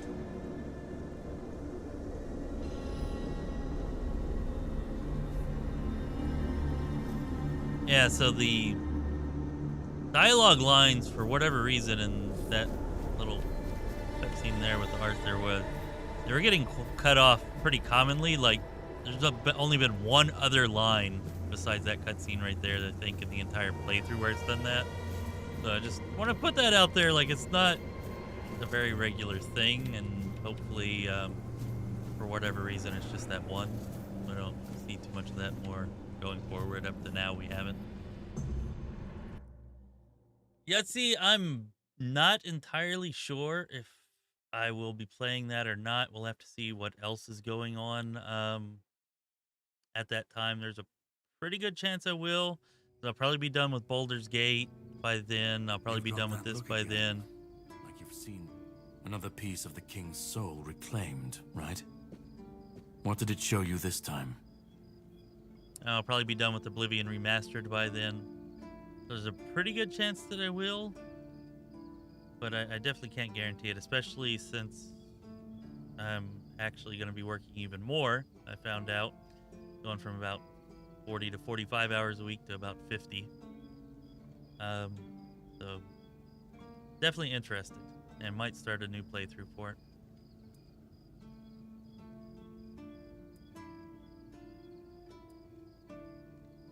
Merlin. Merlin and his obsession with the weirdness. The king thought it could save us. Merlin thought it could be controlled. Together, they were willing to tear the world apart to win. That should be the Season 2 DLC, I think. Start of it anyways. Next game is supposed to be Dark Heresy, right? I imagine that's probably still a ways away. I was a prototype for Merlin's latest idea, immortality. Me and Seawall, the king's loyal pawns. Used and discarded when they found a better way. When they decided to go even deeper into their madness and turn our king into a monster. Yeah, tell me about it. 50 hours a week is pretty crazy, but, you know, most places that you can find to work around here, they either want you to work too few hours, like 15, so that you can't make enough money to live, or, you know, they want you to work like 50 so that you're, you know, always doing that. I will say that I do at least like the job, so that's kind of good. But yeah, 50 hours a week is a lot. I think most places in Europe over there, y'all work a good bit less than that, huh? 30, 35, something like that's a full work week in a lot of places there. I wish the hell that was the case here. We got everything bass-backwards. Maybe not everything, but yeah, kind of everything.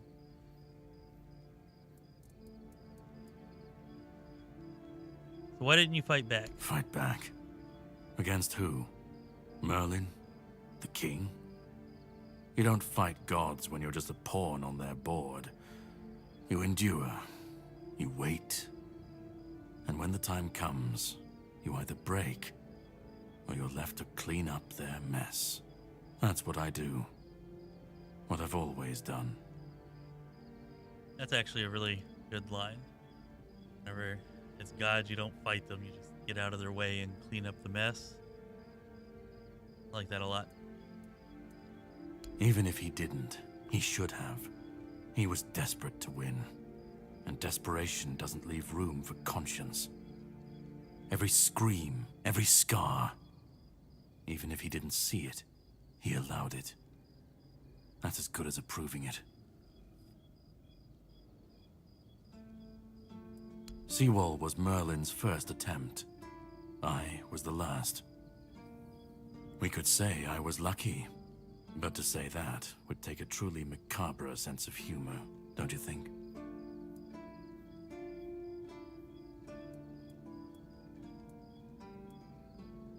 The monsters, the weirdness, the chaos, all of it leads back to them. We're left in the ruins of their grand plans, trying to uphold their ideals, fighting for what never was. It's time to bury all these fairy tales in a well-deserved grave. And that's what I do. I can tell you, workers' rights definitely not a priority here in Texas. Definitely the opposite.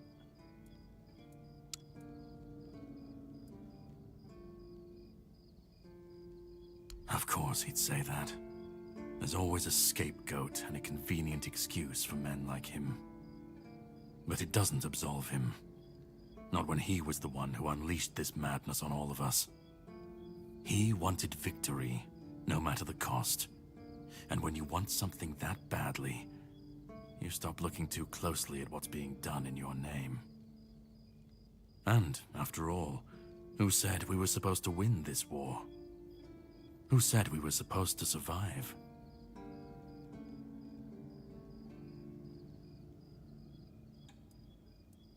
You've seen what they did, what he did.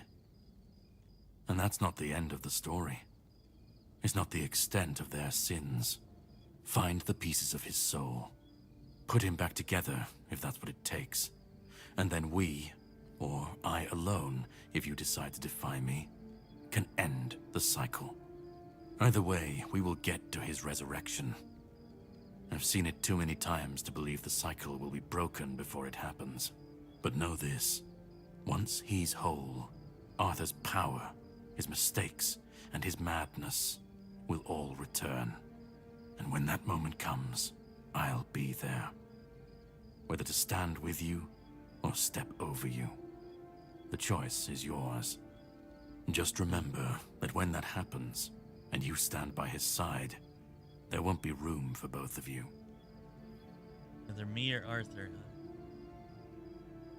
Yeah, I'll actually say Rogue Trader builds are a bit much, at least for the higher end difficulties, like they had to optimize and everything. Pretty complicated.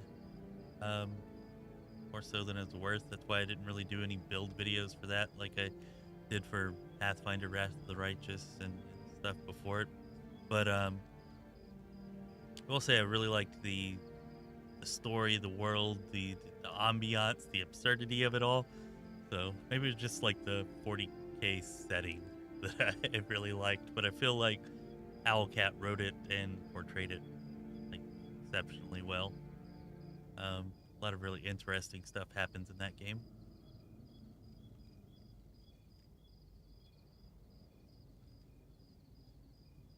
If I'm going to fix this, I need to know where to start.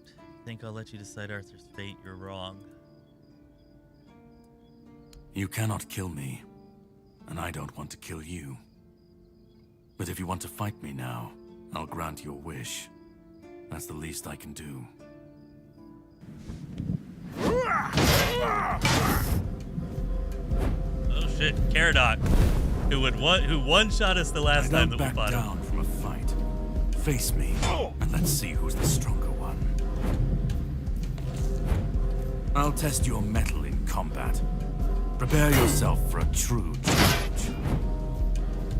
If you're a magic user, you can just blast his ass into nothing in like 2 or 3 spells. Magic is so powerful. I'll test your mettle in combat. Prepare yourself for a true challenge. I don't back down from a fight. Face me, and let's see who's the stronger one. I'll test your mettle in combat. Prepare yourself for a true challenge. Don't resist, and you won't just survive. Damn it, he hit me. Thought I could make it by him before he swung again. It sucks to have to use potions on a fight that doesn't technically matter, but face me. This is for pride right here. Whooped my ass last time, but not this time. Face me, and let's see who's the stronger one.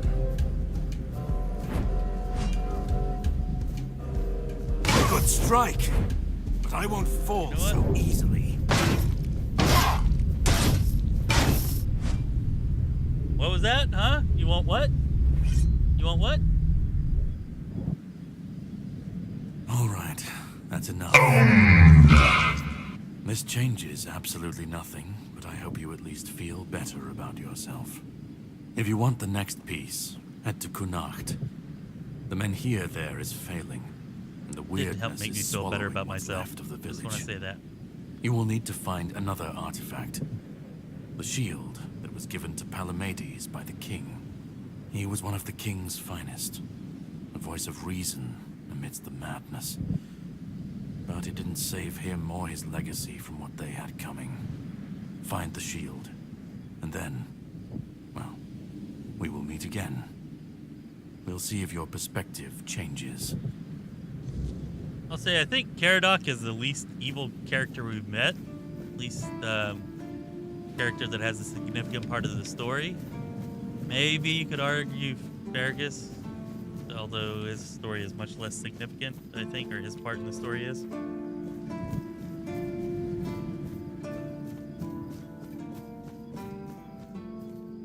Also, yeah, if you've not played Pathfinder Wrath of the Righteous, you should definitely play it. For like the first 2 years this channel existed, that's the only game I played on this channel. A little bit of Baldur's Gate 3 and a little bit of Kingmaker. But yeah, we streamed like thousands of hours of that game in the first 2 years of this channel. A great game. A lot of fun. So many videos and did so much with that game. Good stuff.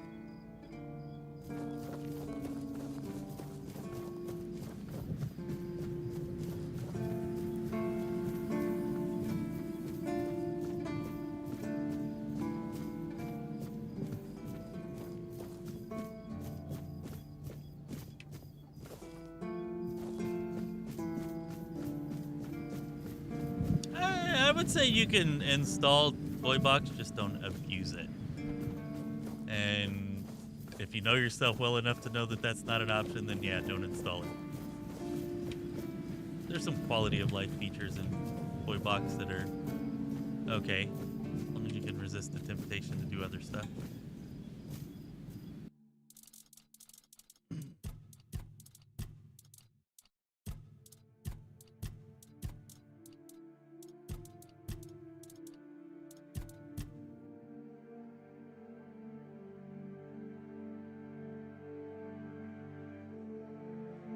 Yeah, Pathfinder Wrath of the Righteous is like the biggest section on Discord. It's the biggest part of the, like, I think even now, after the channel's been around for like 5 years almost, I think still like half of the videos that we have out are for Pathfinder Wrath of the Righteous. Certainly if you include live streams, like half of them are. Now, a lot of them are outdated because, you know, I played it for like the first 2 years, but it's been like 3 years since I put out a video for it. So, and keep that in mind. But a lot of them also have really good info. Back then, I actually used to do backstories for my builds. So if you go and look at some of the builds, at least the early builds then, there's actual backstories that you can hear me narrate for them. Probably very poorly narrated. But yeah, I wanted backstories for like everything back then, and then I noticed that absolutely nobody was watching, and the people that were watching, where they would like skip past the part with the backstory just to the build part. So I guess I learned that Even though I enjoyed writing them and narrating them, other people didn't really enjoy so much listening to the backstories, so I then stopped with the backstory stuff eventually. Anyways, what the hell was I doing here? Oh, I was gonna get my axe. That's what I was doing here. And chop that wood.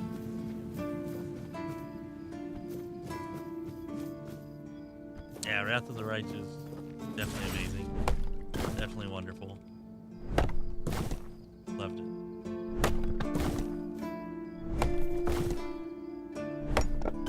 Took so long for us to beat that game on Last Aslanti mode.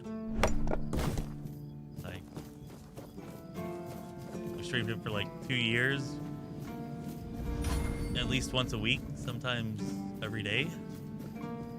And I think it definitely took us more than a year before we finally beat Last Aslanti mode. So yeah. But we did it.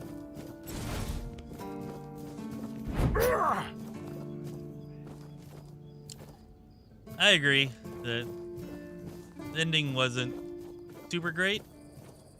I mean, the more stuff you did and completed and stuff, like you could get a better ending, but it was just how long and how epic the game was. Like, the ending was always going to be underwhelming unless it was like some type of magnificent, I don't know, yeah, it just, I don't think the ending could have done the rest of it justice.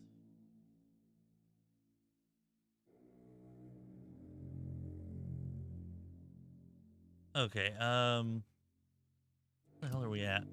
I'm over here talking about other games and thinking about other things, and I don't even really, I've lost my spot here.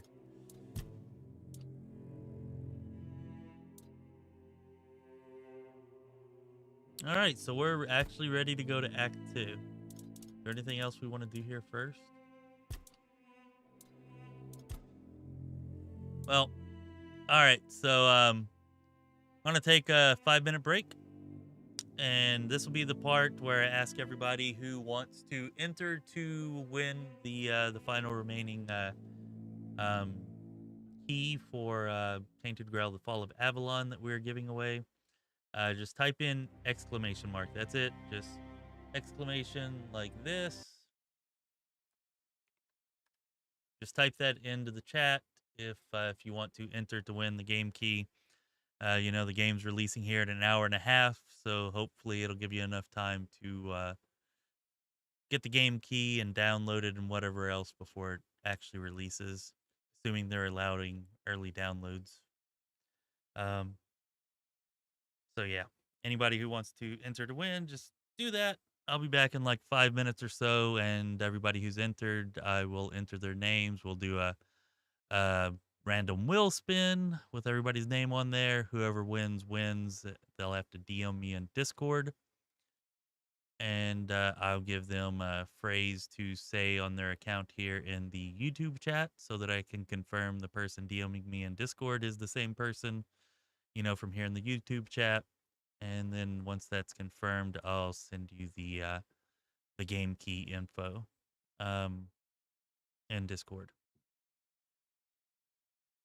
All right, it is for Steam, so just FYI.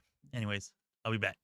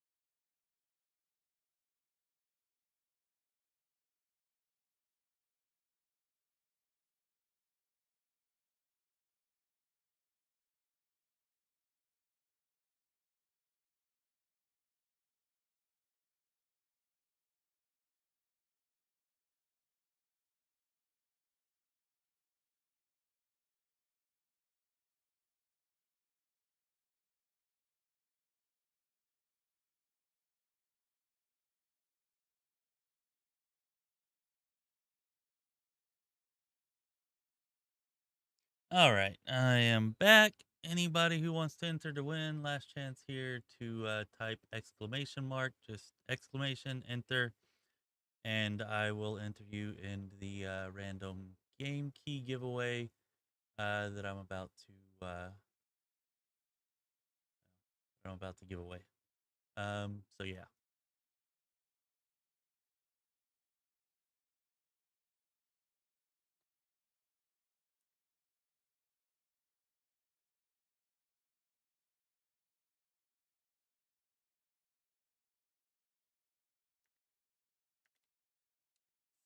We got Cloudwalker, Jens,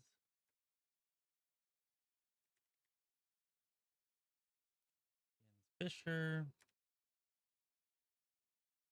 Nico, Capitalism.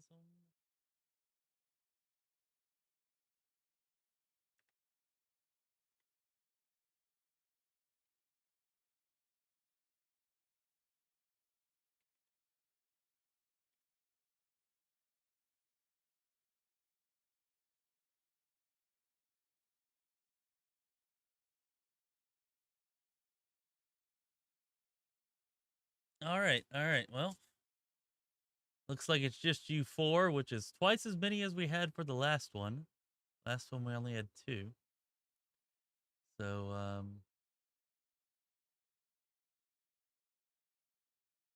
let's go ahead and do this.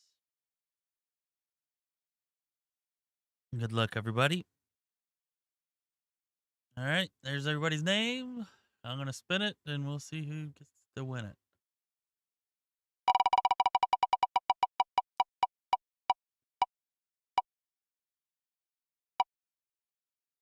Hey, Cloudwalker, you didn't win the first time, but you got it this time, looks like. Congratulations. Oh, yes!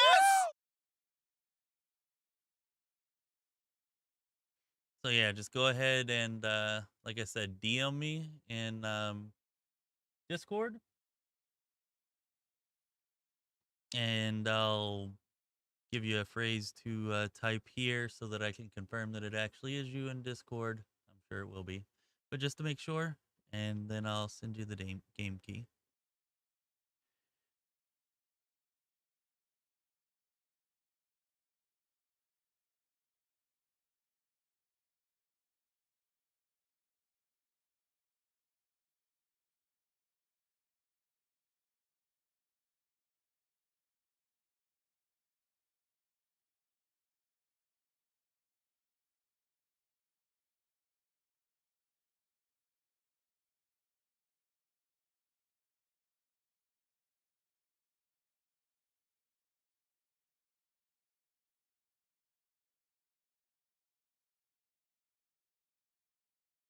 I've got like a mile of emails through here. It's like a 10 email long email chain that I got to sift through to actually find the game key. So that might take just a moment.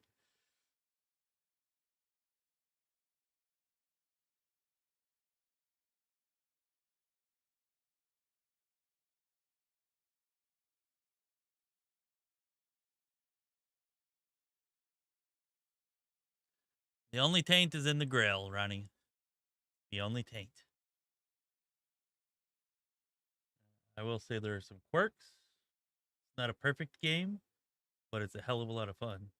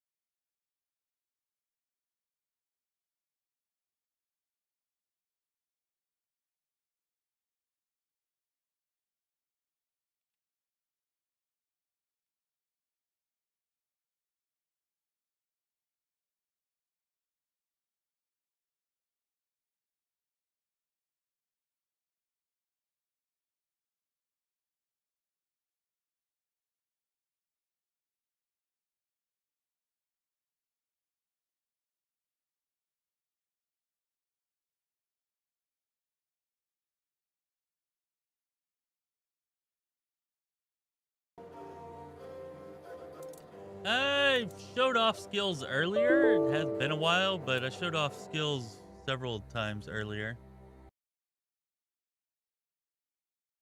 But yeah, I'll go open up the skill tree here in just a moment.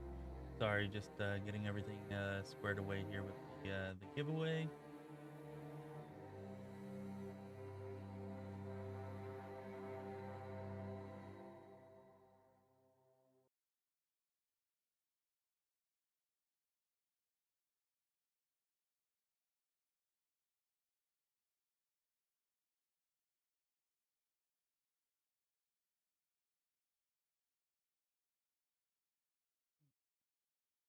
All right, Cloud Walker, looks like that is definitely you. And I have DM'd you the game key.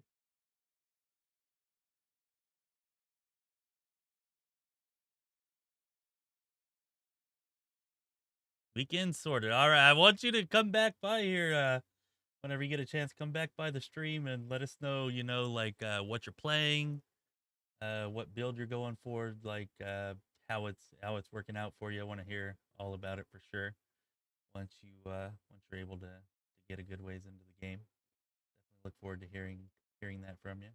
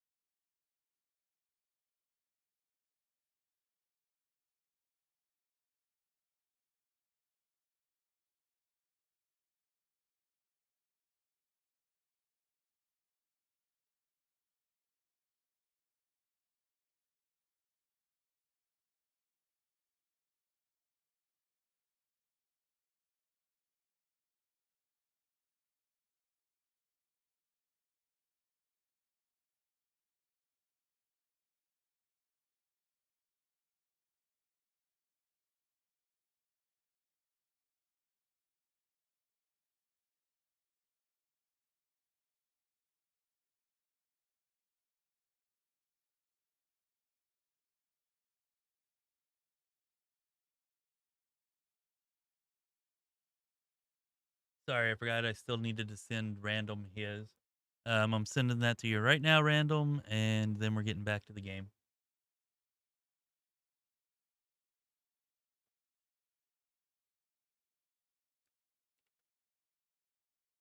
All right, Random, if you check your DMs, you should have the code there. All right, now that we got all the giveaway stuff squared away, sorry that took a few minutes. It was forever going through that email chain that I had with Awaken Realms, but I eventually fished the keys out of there. So yeah, looking over here at the character, we now have King Souls, so kind of an additional something or other there that we can access or use to build our character. All right, so I'm just gonna save this here real quick, and because I'm gonna use this just to show it, but then we'll reload the save because I don't want to actually use it, I don't think. But anyways, so yeah, these origin potions, you can find them all over the place. You can also buy them from alchemists. Presumably you can make them if you find the recipe, but I haven't found a recipe for it yet. Anyways, if you drink it, it resets all your attributes and your skills. Also, whenever you use your weird soul power, which is the time slowing thing that we did earlier, you got to recharge it here to fire. So it's recharged for 10 cobwebs. Now we can go to our level ups, and now that we have a King Soul, we can actually choose here. When using a King Soul, time slows down around you. Let's see. So that's what it already does. We can also make it so that it deflects all incoming projectiles now, or we can put a point into it so that dealing damage has a small chance to create a weird essence, which can be collected to regenerate a portion of King's Soul. So maybe you can actually regenerate it without having to regenerate at the fire with that. And right here, if King's Soul is fully charged, automatically use it when you would receive lethal damage. Oh, nice. Steam Deck. Malfus will love that. That's pretty cool. I like the automatic thing because I always forget about it. So that one's kind of winning right now. Then we have Excalibur, which I've never used before. Don't know how to use. Wonder if it'll be a different hotkey or if we have to have a way to cycle through them. Not sure. Anyways, killing enemies restores a portion of King's Soul. Okay. Finishers restore. Oh, this is just going to be... So we can just normally restore the King's Soul ability. So it's going to be like a passive thing. When using King's Soul, you receive 50% less damage. Finishers restore 400% more King's Soul. And when using King's Soul, your damage is increased by 50% for each enemy killed. Interesting.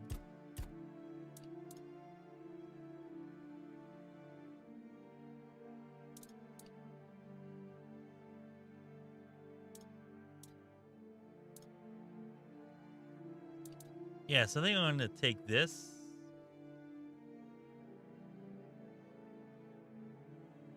So I'm guessing, or at least I think, this means that it will use that instead of you receiving lethal damage, because who cares if it uses it if you still die, right? So anyways, that feels like the better idea. But what we were actually here for, I guess that people are probably more interested in, are skill trees. So you got 6 attributes: strength, endurance, dexterity, spirituality, perception, practicality. Okay, each one has like 3 to 4 skill trees. Now, you don't actually need any points in any one of the attributes in order to go through the skill trees, so it's kind of arbitrary where the skill trees are placed. Like, you can put no points into strength, and you can max out every one of the strength skill trees. Probably not optimal to do that, but you can if you want. So yeah, just throwing that out there. So here with strength, it's basically all of your damage with melee weapons. Then you have general, which is again just kind of melee weapons, but for all of them instead of a particular type. Then we have endurance, shield, stamina, and health. Shields is the one that we've been kind of concentrating mostly on here with our build.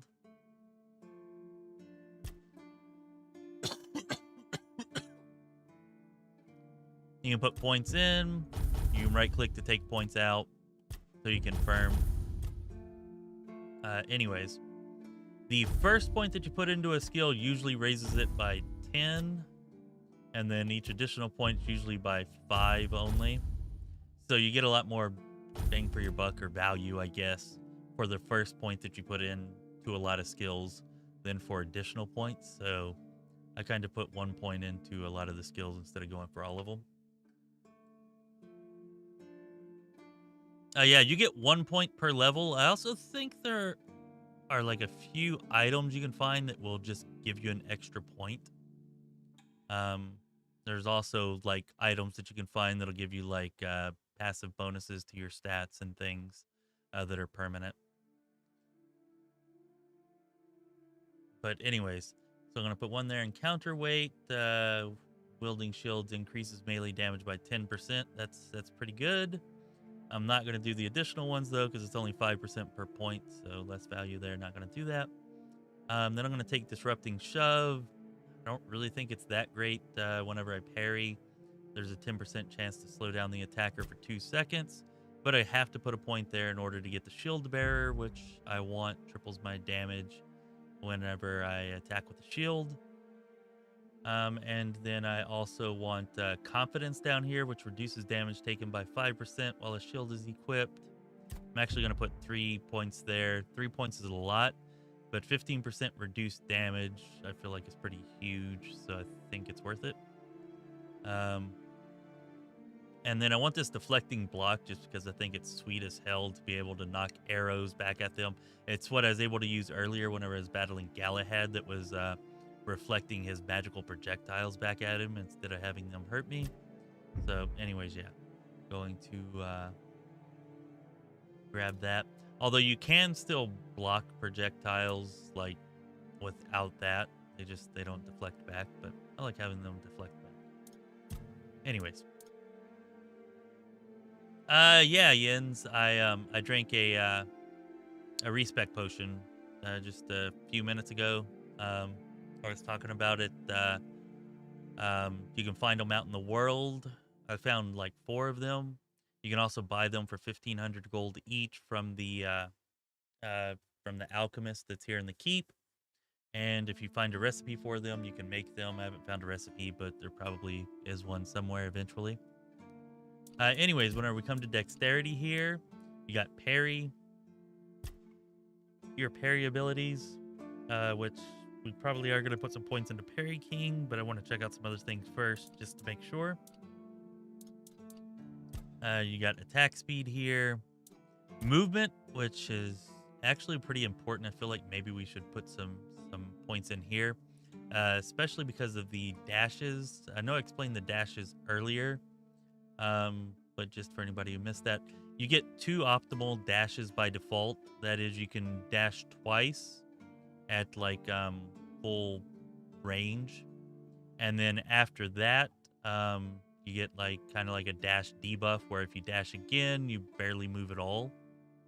And yeah, you have to wait a few seconds for that to go away before you can dash again at full capacity. Anyways, this right here gives you 1 more long dash or optimal dash. There's also items you can get that increase the number of long dashes that you have. So that's actually pretty good because mobility is pretty damn important in this game. Dashes also regenerate 20% faster, pretty good. Sliding slows down time for 2 seconds. Not sure what sliding is. I feel like that should just be dashing again, but I don't actually know. But yeah, that's actually probably pretty damn good too. Anyways, pretty good chance we might put some points there just because mobility is so important. And then you have bows, which I'll tell you right now, the freaking options for bows are just phenomenal.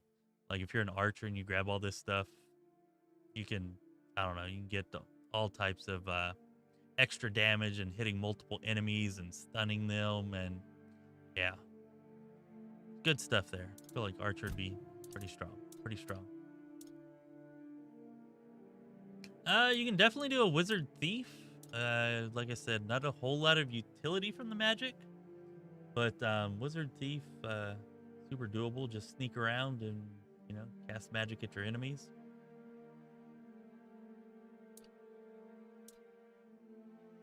Here for spirituality, you have general buffs, which, yeah, feel like this is pretty good, especially this right here, power and swiftness. Movement speed multiplier increases spell power by the same amount, so if you can get some gear that increases your movement speed, you're also increasing your spell multiplier, pretty damn good. Increase your health by 10% of your max mana. I feel like that might be alright if you get enough mana. Wands and cubes. I haven't really shown off wands or cubes. And to be honest, I haven't used them, either one of them, a whole lot. So I'm not going to comment too much on this. Could probably be pretty good though. The cubes do have some pretty strong effects, although you have to charge cubes before you can use them. Different ones have different requirements to charge. Anyways, you have summoning here. If you want to be a summoner, I feel like this is really powerful. You can decrease the amount of max mana that your summon takes from you. You can increase your spell power by the number of summons that you have. You can increase the number of summons you can get to like 4. It's either going to be 4, 5, or 6 whenever you put 2 points into there. yeah, you can make it so that whenever one of your summons dies, it heals you and all your other summons. Increase their attack speed by 75% when one dies. Whenever you kill somebody, you heal your summon, stuff like that. So yeah. Combat magic is just incredibly powerful. If you go through here and you raise up your spell power as much as you can, by the time you're my level, you'll just one-shot everything before it can even get close to you, and you kind of can't die. Now, maybe that changes in Act 2 or 3. It probably does. But certainly in Act 1, like, nothing can touch you. Once you just pile in the spell power here in the spell combat tree. So yeah. Then we have Perception, which is stealth, daggers, and critical hits. Obviously, if you're going for rogue, dagger, rogue, sneak attacks, stuff like that, this is kind of where you want to be for a lot of it. Mostly what you would expect, you know, you make less noise, you get more sneak damage, stuff like that. You can blind targets. You can make sure that an attack against blind targets is always a critical. Anyways, cheat death, especially on high difficulties or survival difficulty for sure. You're probably going to want to always get, because it'll save you whenever you take lethal damage. Instead of dying, you turn invisible and you don't die. And generally, turning invisible resets combat. So unless you have like some type of damage over time effect on you, or there's some type of AoE going off like right after it goes off, like you basically just live. It'll also save you from dying from fall damage. So yeah, pretty good. I would say almost imperative if you're playing survival mode.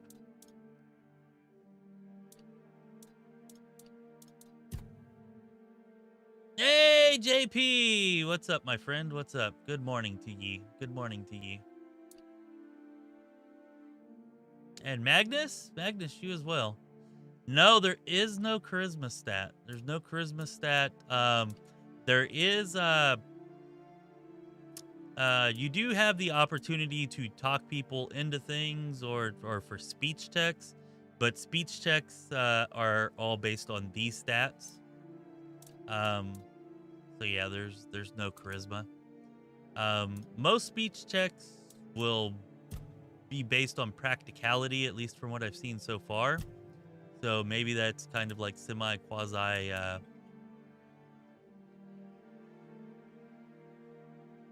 taking the place of charisma here, because most of them do seem to be based on that, but depending on the context of the speech check, it may rely on perception or strength or something else.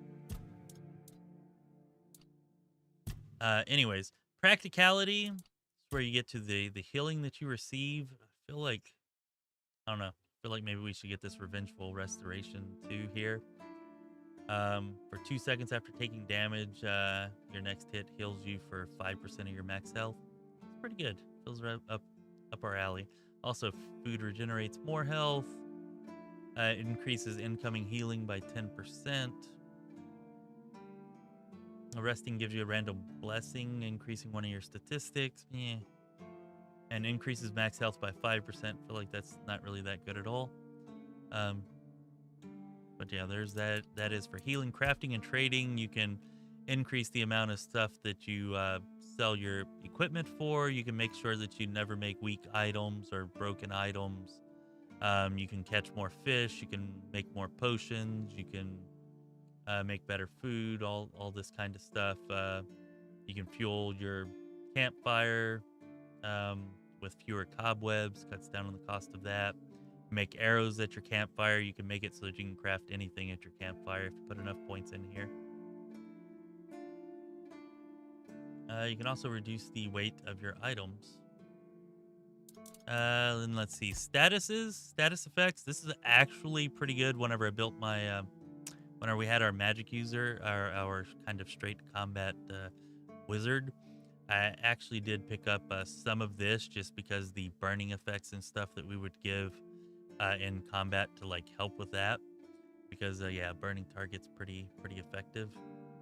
Anyways, if an enemy has an active status on them, they take 10% more damage, dealing 15% more damage to enemies with 2 or more debuffs. Rising Scourge, if an enemy has an active negative status, applying one is 25% faster. And debuffs deal 25% more damage. And then armor, which we need to put some points here for sure. Not really so sure how good that is, because 2% of like 20 armor or whatever we have is like nothing. 8% is like 4 times nothing, so maybe a little bit better. Yeah, JP, we started streaming at like 1 a.m. I think, or 2, or I think it's been more than 7 hours. Yeah, it's been like 8 hours. I wasn't sure I was gonna make it this long, but I actually wanted to release some videos, some like a review or some guide videos or something today. But of course, me and the family, we've been sick all week. Today, or I guess yesterday now, was like the first day of the week that I actually had my voice. Like the 3 previous days I didn't. So I thought I was gonna be able to play this game and complete it before yesterday and make some videos for it, but instead, you know, I did not get to do that.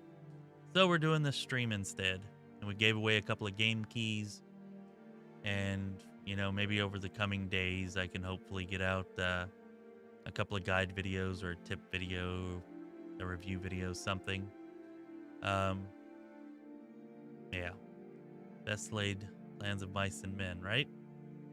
I even took 5 days off from work so that I could get this done and, you know, have the game completed and videos made for it by the time today came around. And nope, life was having none of that. Anyways, yeah, we can get extra armor there. I actually want this because, yeah, that's going to increase our damage by 60% of our armor. So if we have 20 armor, I mean, that's going to be like an extra 12 damage to a one-handed weapon per swing. Seems pretty damn good. I don't know. Seems worth it to me. Inner strength increases melee damage by 1% per point our endurance does. So that makes our endurance not only increase our survivability, but it will also increase our melee damage. So yeah, I want that. And Hedgehog Knight, receiving melee damage returns 25% of it back to the attacker. Actually not sure how good this is. I thought it was going to be pretty damn good, but I don't think it's been doing a whole lot for us, to be honest.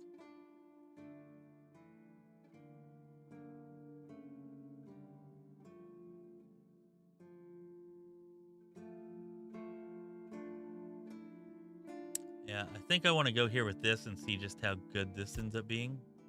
The chance to negate all incoming damage, even if it is only 6%.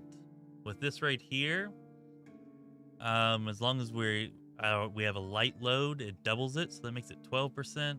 If we have a medium or heavy load, then it'll be 9%. I feel like 9% is pretty good, 12% is really good.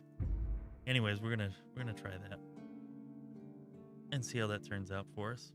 And that's all 20 of our points. Kind of gives everybody an overview of what the skill trees are. If anybody has any specific questions or wants to look at one of the skill trees more closely, let me know. I'll also say two-handed weapon tree, also a freaking beast. Yeah, some really beastly abilities there, just like with the combat magic and spirituality, as far as DPS goes anyways. But yeah, I think we're going to confirm that. No, Yins, I'm sorry. They only provided me with 2 to give away to the audience. They actually only provided me with 1, but the key that they gave me for the early access review, they told me that if I already had a key, which I did because I'd owned the game for like a year and a half already, that I could just give that away to the audience as well. So yeah, so that's how we got to. But I'm afraid that there are no more, my friend. They are also sending me a collector's edition in the mail. It should be here in a few days. coming from Poland. Whenever that comes, I'll try to make a video and share that with everybody. See what cool, sweet stuff comes in there. But alas, I have no more game keys to give out. I appreciate everybody coming and watching and hanging out and talking with me and chopping it up and everything. You know, it's been a pretty good, pretty fun night. The game releases in 53 minutes. So you might want to go and start making preparations there. I understand if you do. Anyways, we have attributes here. And I know we were trying to put some into spirituality for magic. But I don't know. I think we're just going to put everything into strength and endurance and go with that for now. Maybe once we have more points, we respec again and we, yeah, maybe we respec again at that point and we try to get a little bit more paladinish. I feel like we just don't. Actually, I don't know. Maybe we go 9.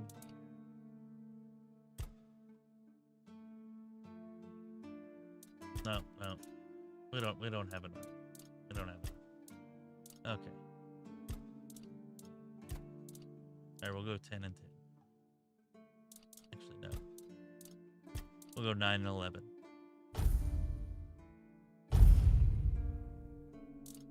Also, well, we actually can't see it here.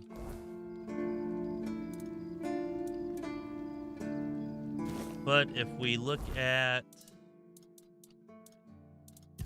if we go to our character screen here, we can actually see our status. Just FYI, you can check each one of your attributes here, and they actually have each skill that's governed by that attribute. And if you click on the skill, it'll give you a description of what the skill does. Most of them are pretty self-explanatory.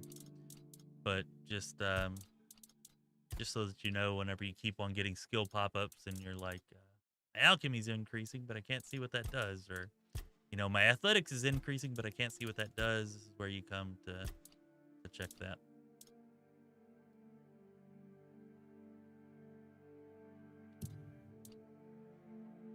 Yeah. Awakened Realms has been very generous, maybe because I've been covering the game for so long.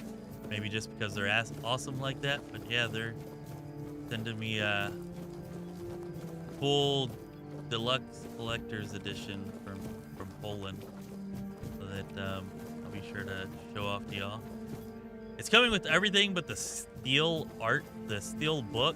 They said that they couldn't get those made in time. I don't know if that's going to come later or if they're just not including it at all, but it should have everything else that was in the deluxe edition, which they had some pretty cool stuff in there. I actually just asked them if I could buy one, and they would just like reduce the price by the amount of the game key that they gave me.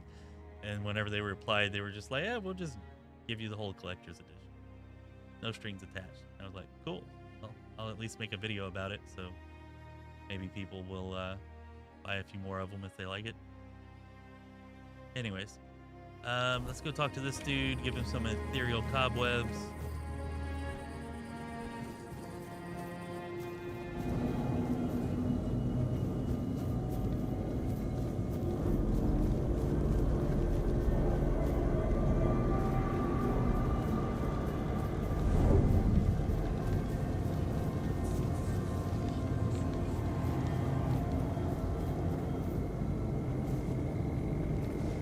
About to have to kill somebody. I'm gonna have to brain that guy, aren't I? No, I guess not. I thought I was about to have to. I just got a little off track. Yeah, I got those cobwebs. That's good news. When the keepers are allowed to leave the walls again, I have to organize a small party to stock up. And what about the traveler I mentioned? He's dead. Just as I thought. Well, may he finally rest in peace. Thank you. I hadn't thought about a reward for you, but I do have some information that's worth more than anything else I could give. A few nights ago, I spotted a weird ear near the old ruined Brock. I had it in my sights, arrow notched and ready, when a wolf attacked me. By the time I dealt with that, the weird air had vanished. It's yours, if you can catch it. Okay. Weird ears are rare and valuable, not just in gold. Their hide is incredibly tough and has natural magical properties. That's not all. Their antlers make perfect handles for knives, and you can even craft arrowheads from their bones. Nothing goes to waste. Well, except the meat. I'm not saying you couldn't make a stew out of it, but you wouldn't want to start growing antlers yourself, would you? You're welcome, and good hunting.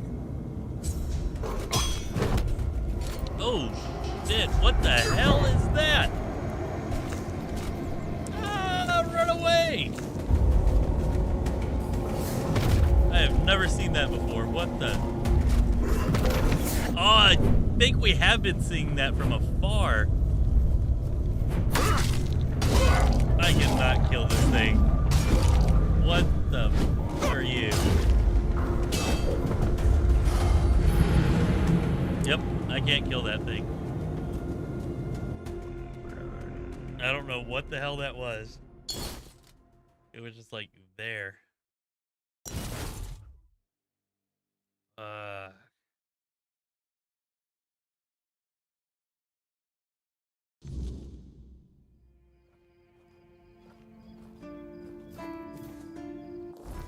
Yeah, I don't even think we're respect now.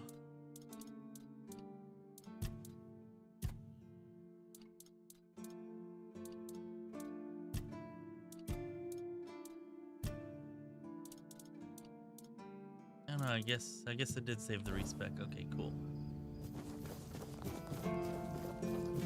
Yeah, my doom. That's exactly what it is. Or was. My freaking doom. I don't know. It looked like Arthur if Arthur had 4 arms and was bigger.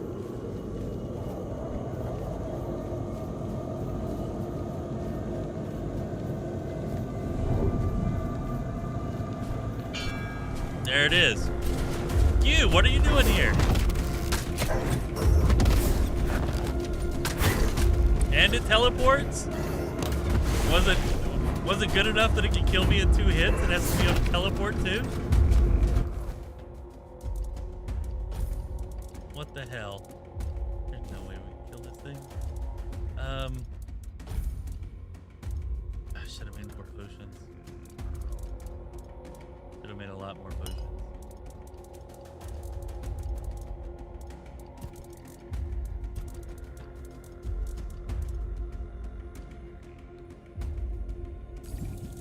Alright, potion of fireball.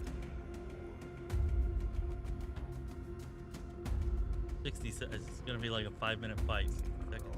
Yeah, crap.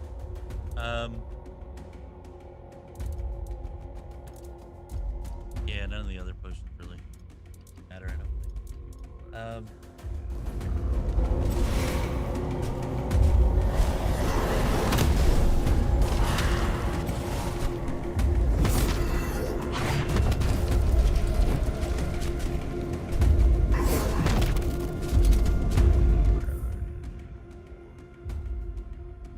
God, dude.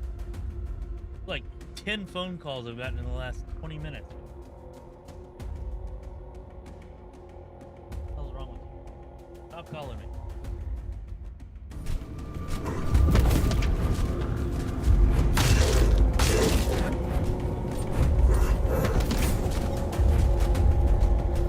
Come on, skeleton. What the hell are you doing? Oh my God. That wasn't fair. Really?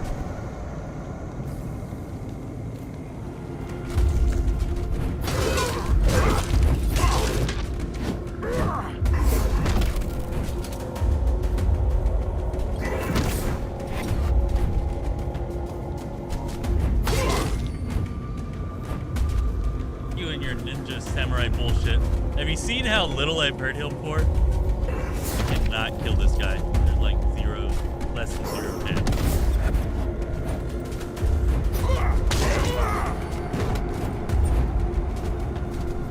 Maybe if I still had my old shield?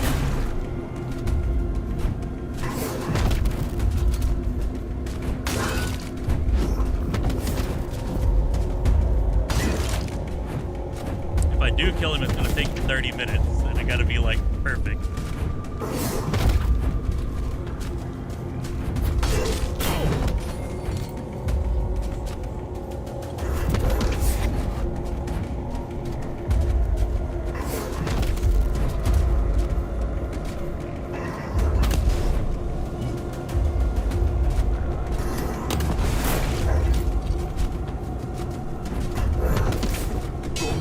Nice if its own projectiles like hurt it more or something.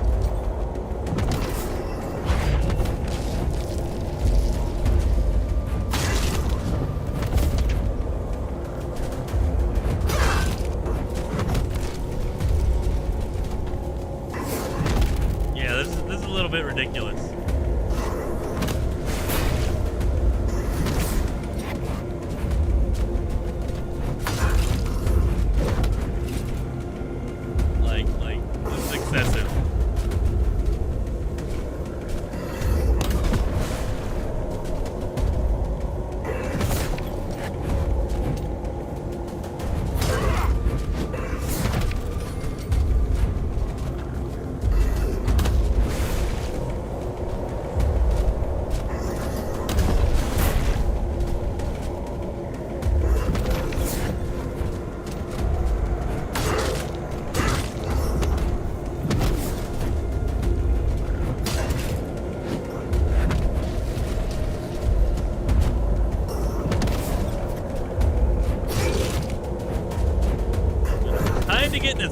Down, but I can't deal any damage to it.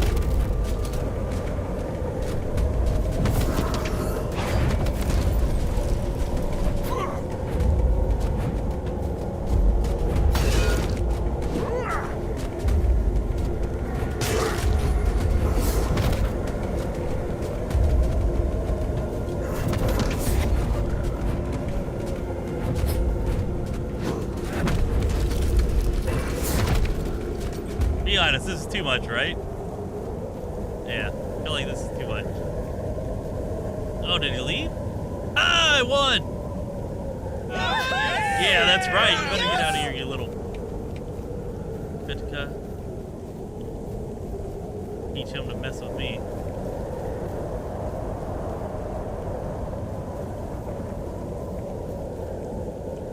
No, I don't think we need to go and level some more. I think... I don't know. I mean, I think we just need to be a caster. Magic user might have been able to kill him.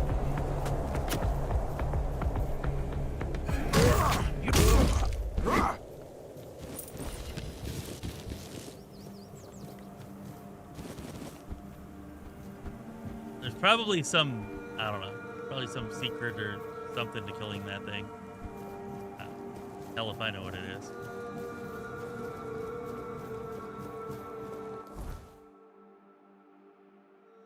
Anyways, yeah.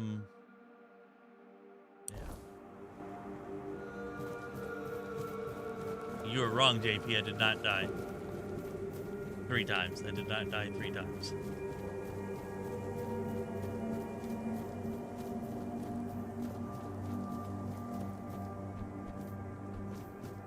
I probably could have killed it, Nathan.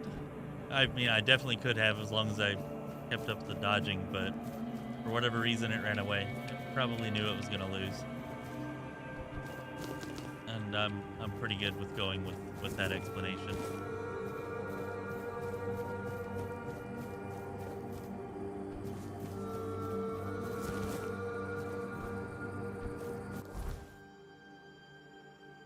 Feel comfortable with it, I think.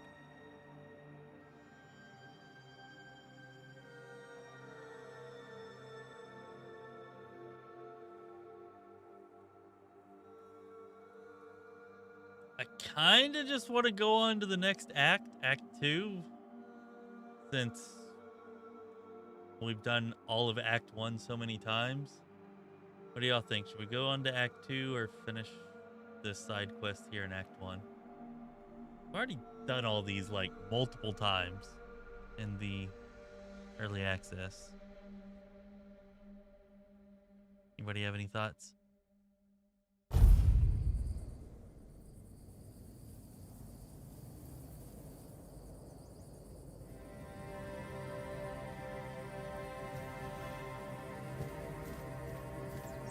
Yeah, Jens, I guess we went over that before you got here. I thought you were here whenever we went over it, though. But yeah, real quick, it's not actually enchanting, but it's basically the same thing. Anyways, whenever you come here to the blacksmith area, the grindstone that they call it for whatever reason, you have all these options. You can craft weapons and armor. You have to learn the recipe for it first, of course, usually from books. But yeah, you can craft all this stuff, or you can upgrade stuff that you already have. Yeah, so like if we wanted to upgrade this, we actually did this earlier. We upgraded our war pick to +6 from a +4. And we could upgrade it now to +7 if we had the materials and the gold, which we don't. But anyways, yeah. So you can improve things here. You can see what that improvement's going to give.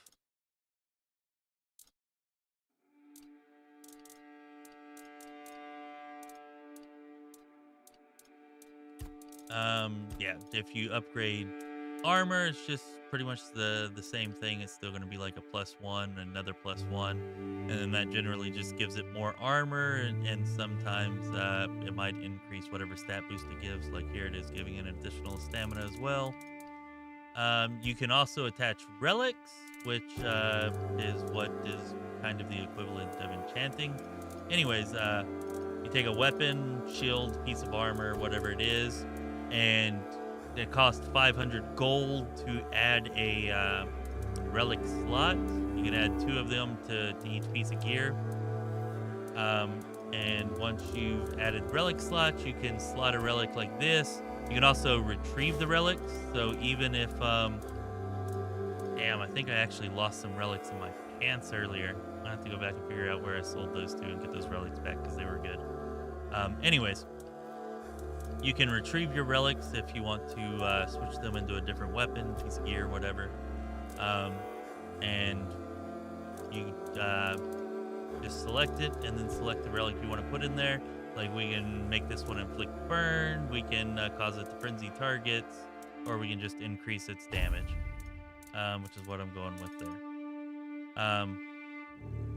The relics you can purchase or you can find. So yeah.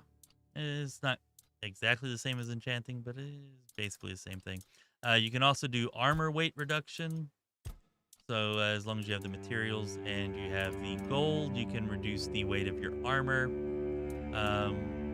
Yeah. And that's pretty much, at least as far as I know, that's all the upgrades you can do for equipment, all the improvements you can make.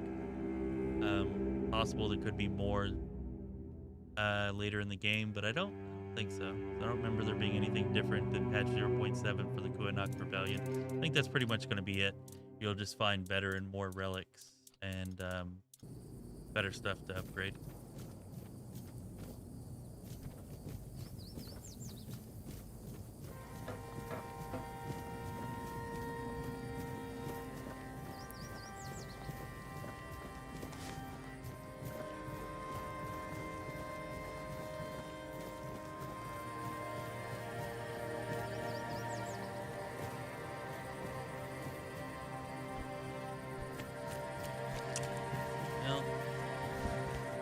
Game's definitely much less about grinding than Diablo. That's for sure. So no reason for them to not refund your relics, I suppose.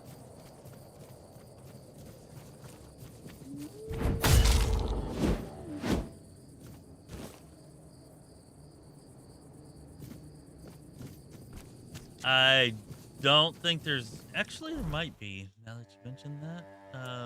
Journal? Yeah, there is a bestiary. I didn't even think about that.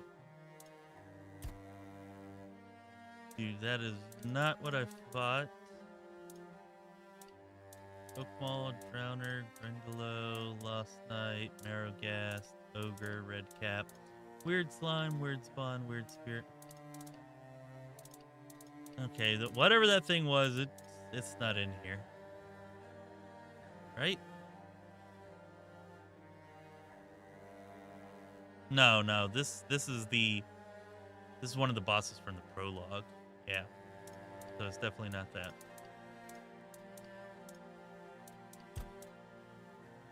Those are Stone Knights. Yeah. Whatever that thing was, it wasn't here.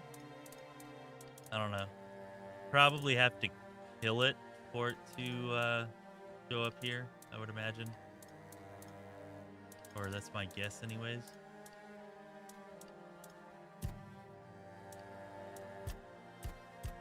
I don't know why there's only one character in here and a character that I met in the prologue. Like, we've met so many more characters than that. Seems like something they maybe need to fix there a little bit.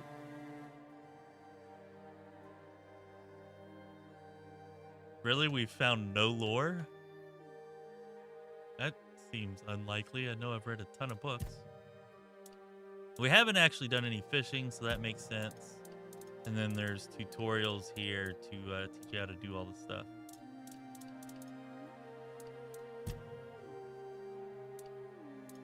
Anyways, as far as the bestiary goes, though, still doesn't really tell you what they're weak against. It just kind of gives you a description of them, so... yeah.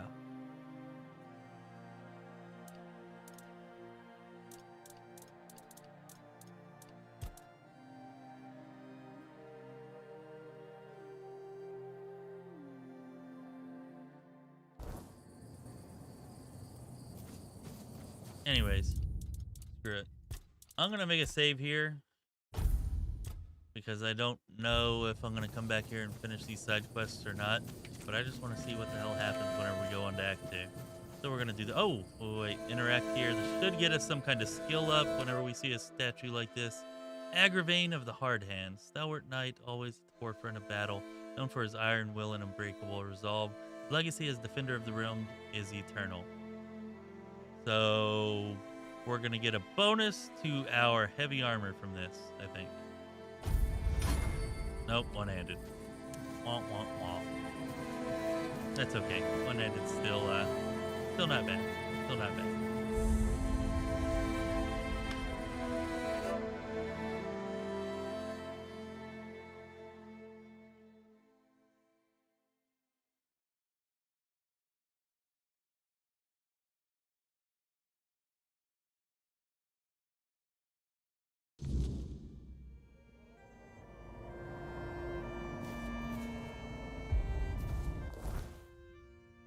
Okay, so here's the next map.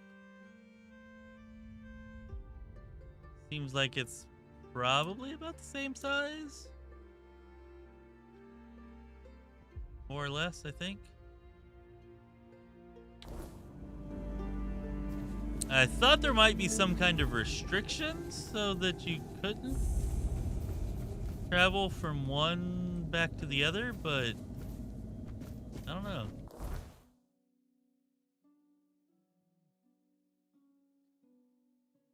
So I don't think we can actually fast travel back there from here, but seems like we can probably just go back through the gate.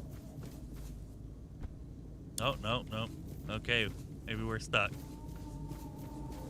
Well, so much for that. So much for that. Damn, it really feels like we should be able to go back.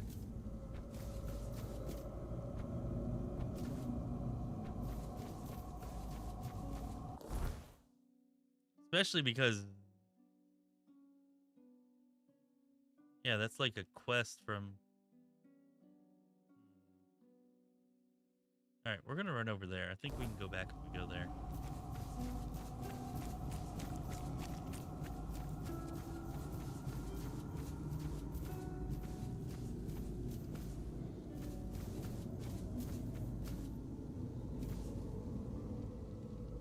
Hmm? Who's there? What do you want? We're just sitting here, not bothering anybody, so there's no need to bother us. Vran? Ha. I've been wondering how that old harpy's doing. We haven't seen each other in a while. You can go. If you know our sister's name, that means you survived meeting her. That's enough for me to let you pass by. Not that you could have stopped me, but okay.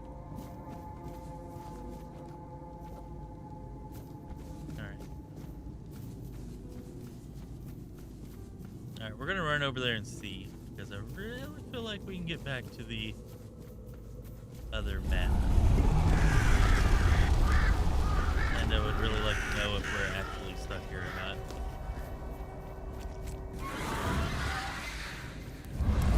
Oh, shit! Alright.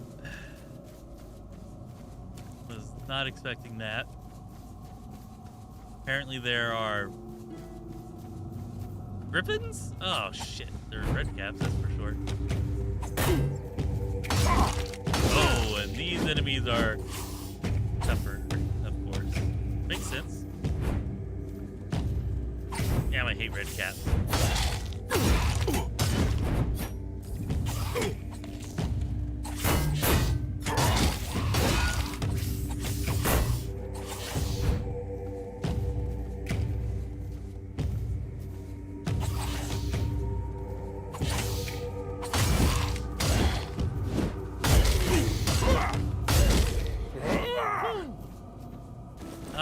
We're back to the barely killing the red caps before we die again, just like at the beginning of Act 1.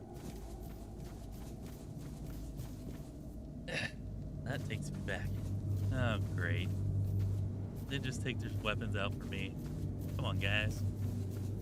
Can't we all just get along? I went the wrong way. I was supposed to go. You know what? I think I'm faster than you. This is my lucky day.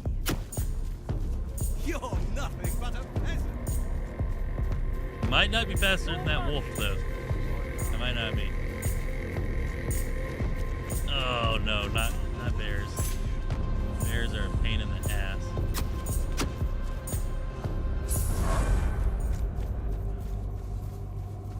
Red cap is dryads, no. Play a goblin, I guess. Yeah, I think goblin's like pretty close to what it is. Or like a faiish goblin. Fairy tale goblin, something like that.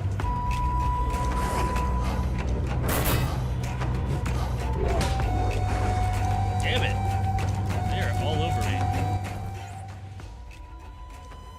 I should not have just tried to run right by everything that I have.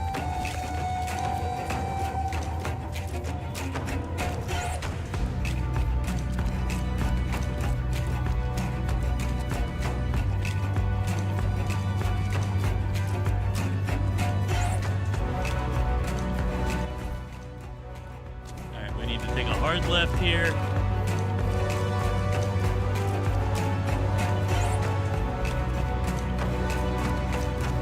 I am not killing that flying thing ever.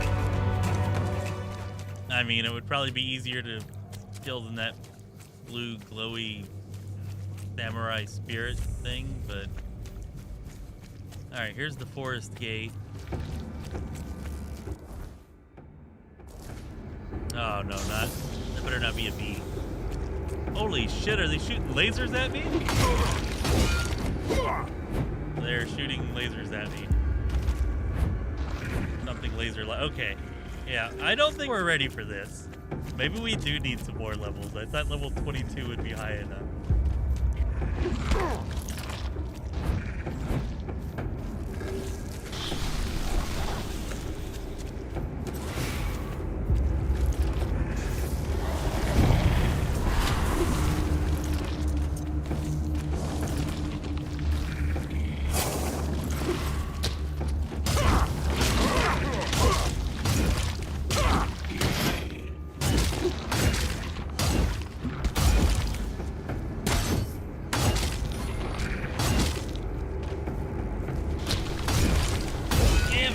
Laser-eyed me point blank. What an asshole. should be able to block that, right? Oh, I don't know. I don't know if that's actually a projectile or not.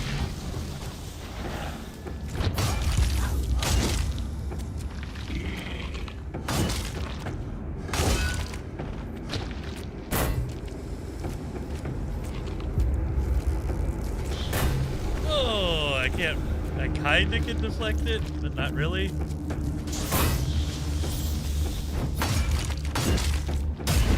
Ha! Okay, maybe we don't need any more levels.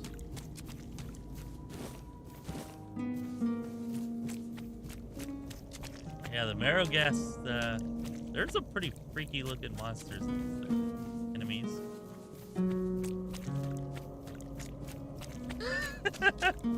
Magnus, looks could kill.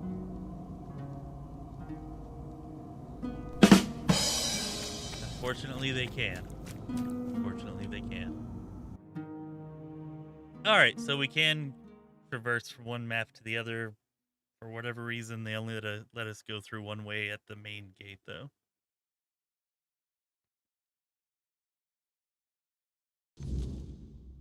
You know, definitely a good thing, though, because there is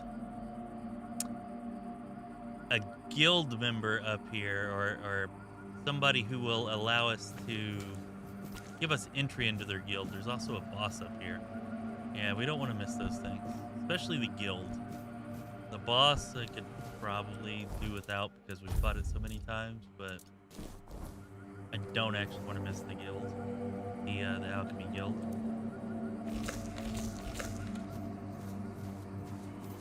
And this guy is a douche. Douche that we shall kill. Quite dead, I hope.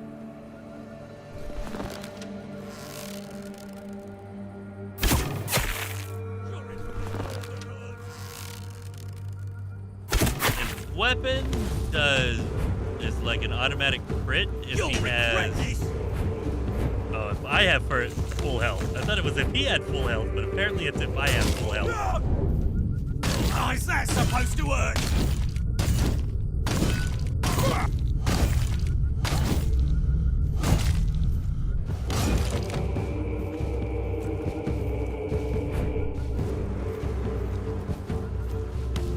This is my lucky day. Come on, come on. Your gold belongs. Ah, Bromar, no face.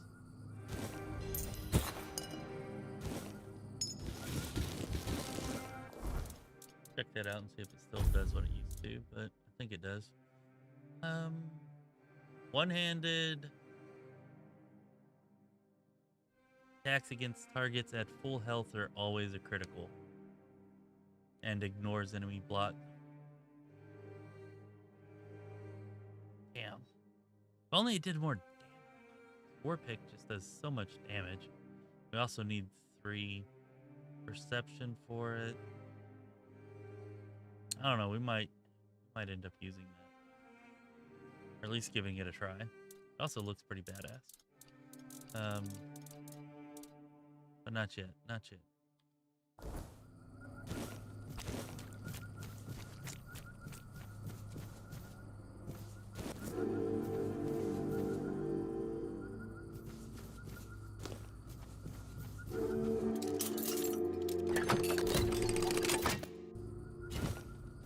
A volcanic tree bow. Alright. Volcano tree, I'm intrigued.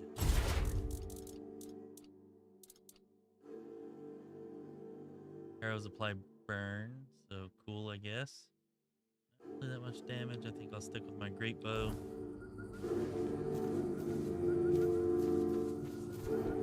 Although I should switch those flaming arrows.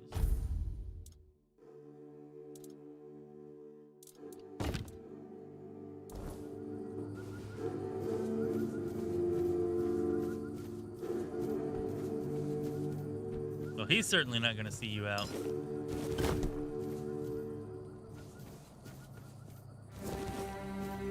Sounded better in my head. What can I say? I'm a 40-year-old dad.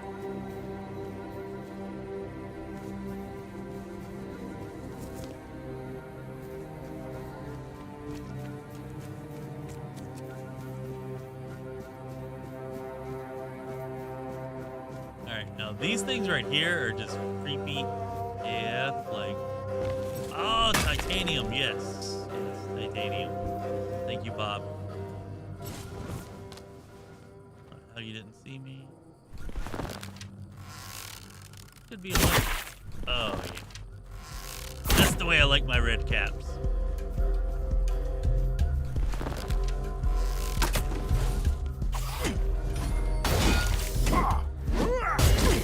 Nice and squishy. Goblin paste. Anyways, they're not quite as creepy during the daytime as they are at night. But yeah, these little frickin' statue children things are creepy as fuck.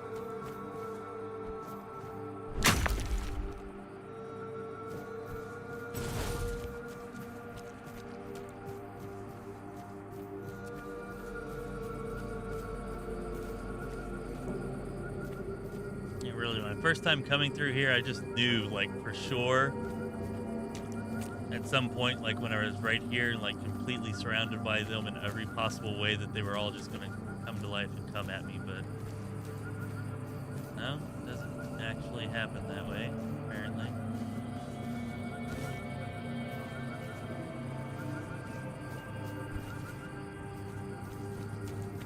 Oh, I think we're hunting ogre.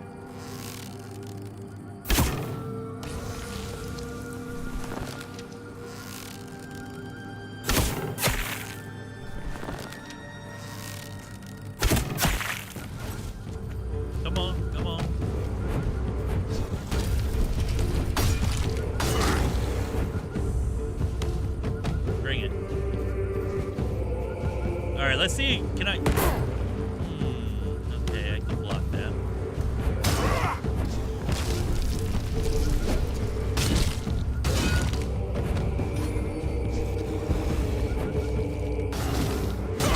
Oh, I'm taking this sword. Ass! Ogre what?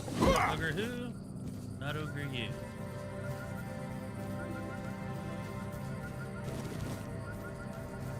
So apparently we're like at the point where we're kind of overpowered for Act 1. Like, pretty overpowered. Maybe not super overpowered. But as we saw, as soon as we hit into Act 2, we're underpowered again. So I guess it won't hurt to finish up what's here in Act 1, so maybe we're not quite so underpowered on the next map. Should be able to get another 3, 4, 5 levels, something like that. What's left? I think.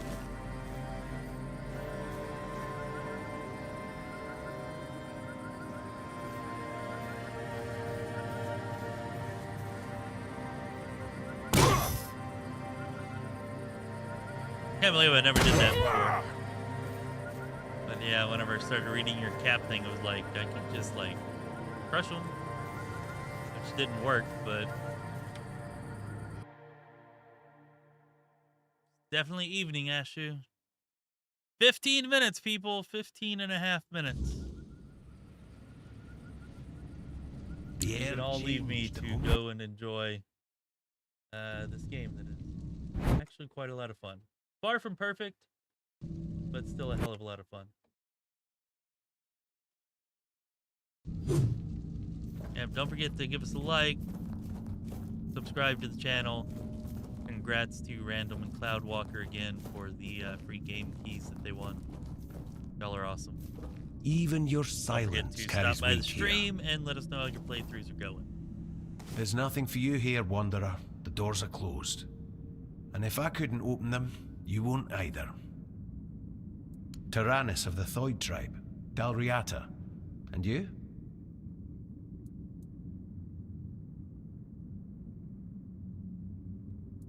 Likewise, great minds think alike, and apparently they're drawn to the same places. If you're set on going further, you'll need every bit of life force you have. A curse for killing a member of the Thoid tribe could take half of it. Many have tried. I thought I was worthy, but I keep failing. I've been camped here for 3 moons. There's no life for me outside this cave. If I can't get through, This is where my story ends. A meeting. Words are precious. We weave spells with words, so we use them carefully. It is death and magic. It draws its power from the ancient mist. Of those who went hunting for it, only a scant few ever returned to their tribes. Look for the mist, and in the mist for antlers and an evil eye. They say its feet don't touch the ground, though those are the words of the madman who somehow survived an encounter with it. We call them the Mist Bearers. Everyone from Thoid wants to face one of those wraiths, and I'd love to get my hands on one of their corpses. Those are priceless and can be used for strong magic. If you manage to slay the Mist Bearer, I'll pay you in gold for everything you bring back. At least I'll get something out of this pointless mission. Then maybe I'll invite you to further collaboration. Return alive and you'll find out. Good luck, Wanderer. May fate be kinder to you than it has been to me.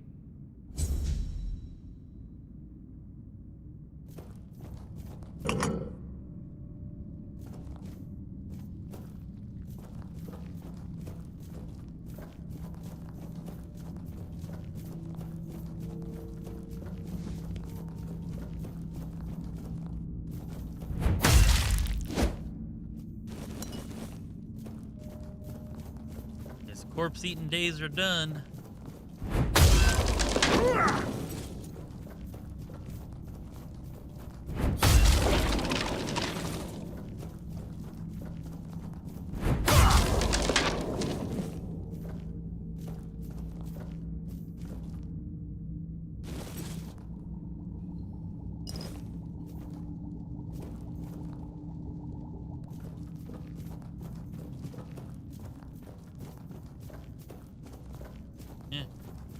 Yeah, that sucks. Kind of annoying, but glad to have you back. Hopefully it wasn't too big of a mess. The Fall of Gods.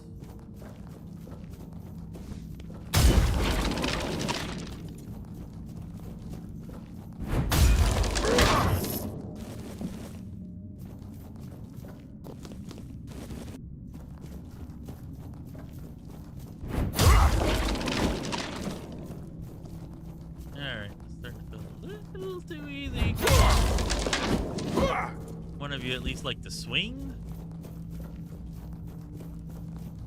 No, I guess not.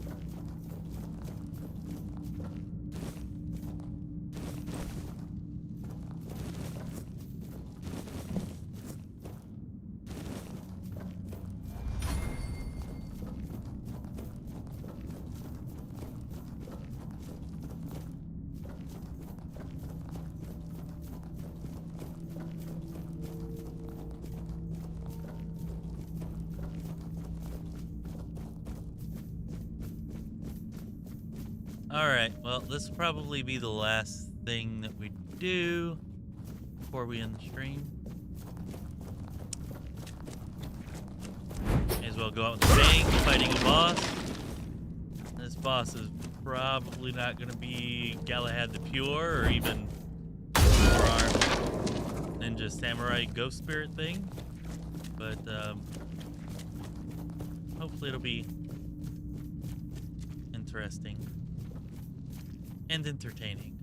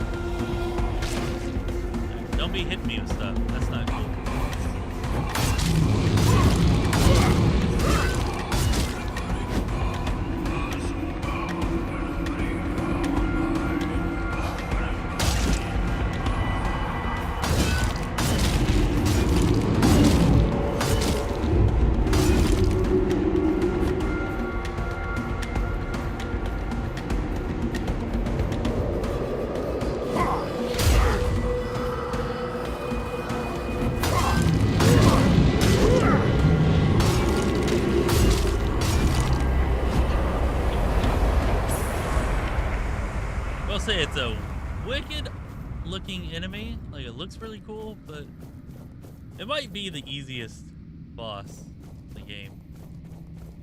Definitely can't think of one any easier.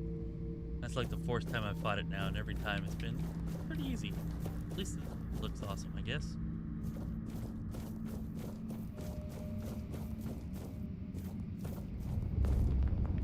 Yes, I looted the body. I'm not 100% sure that I did.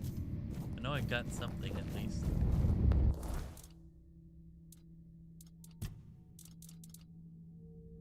Got the Mist Bearer horn. Fly. Oh, I like that. Ignite enemies when they hit you in close combat. I'll have to make use of that. Weird lantern, huh? That's weird.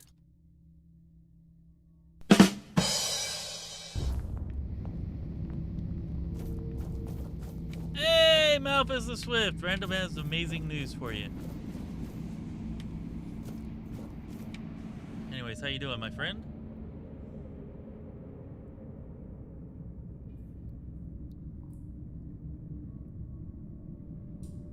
Oh, never mind. Random already told you the amazing news, but without me even realizing it.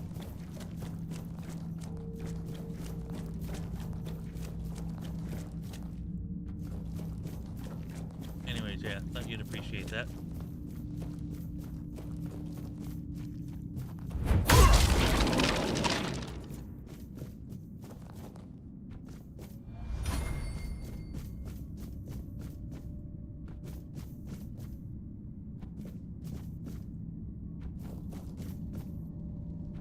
Somehow all that only took 4 minutes, so by the time we get out of here, we talk to this guy and join the Alchemy Guild and all that. See where we're at.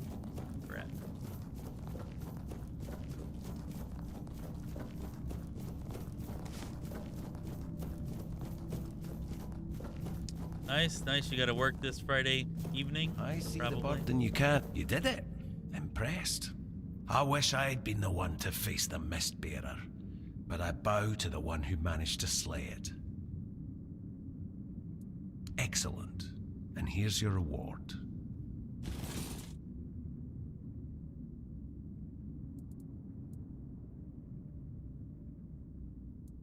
Yes, I did. With your courage, you've proven yourself a worthy candidate for the ranks of the Alchemists Guild. And to be honest, it's been a long time since I've felt this confident about a new guild member. So, if you're interested, I might have a few assignments for you. What do you say? Oh, congrats. Nice. No work. Hell yeah.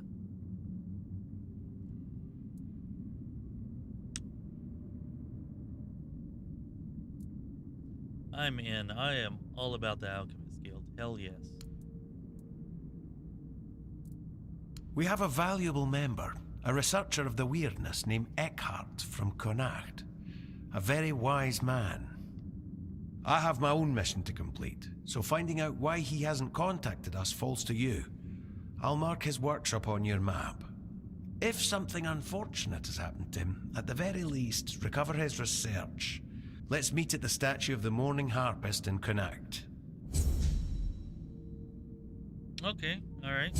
I can do that. But for somebody who has their own mission, like 5, maybe 7 minutes ago, you sure were going on about how you were just going to stay in here until you died.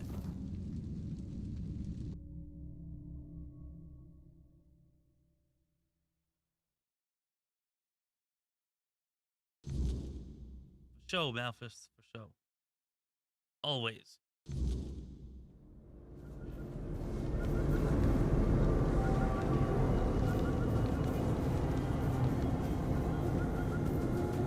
These creepy kids everywhere. What the hell? Leave me alone. Leave me alone. What the? Just wolf. Just wolf. Wolf. Not that big of a deal.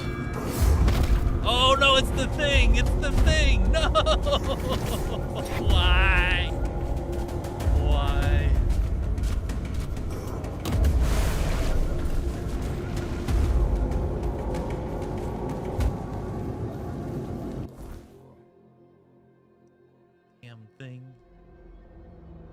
don't think I can fast travel in combat.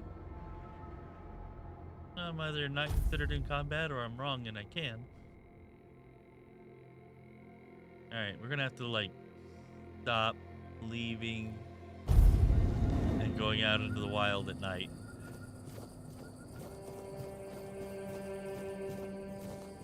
Hey, thank you, Jens. It's good to meet you. And fun to have you here, and I hope we get to see you again at some future point in another stream.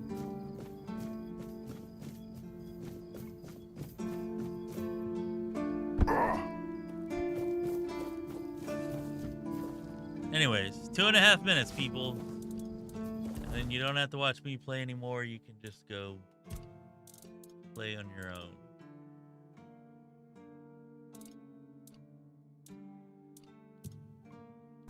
I think that axe was it 3 dexterity or 3 practicality?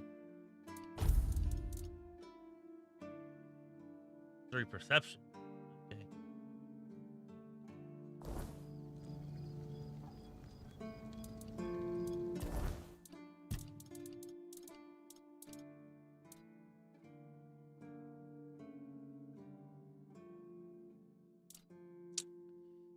Don't love putting points into perception. I guess crit is good. I suppose we do get some sneak attack damage in with our bow every now and then. Alright. Good enough. Try out the axe at least. Skill tree.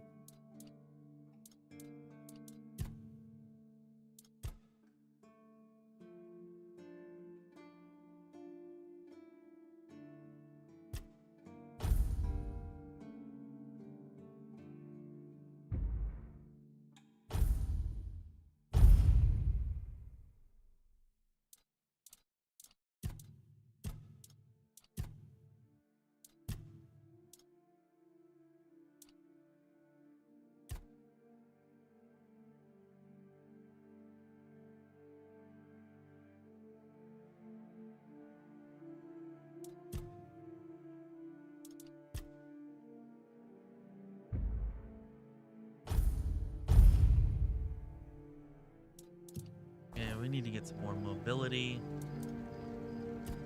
Maybe we don't need to, but we're going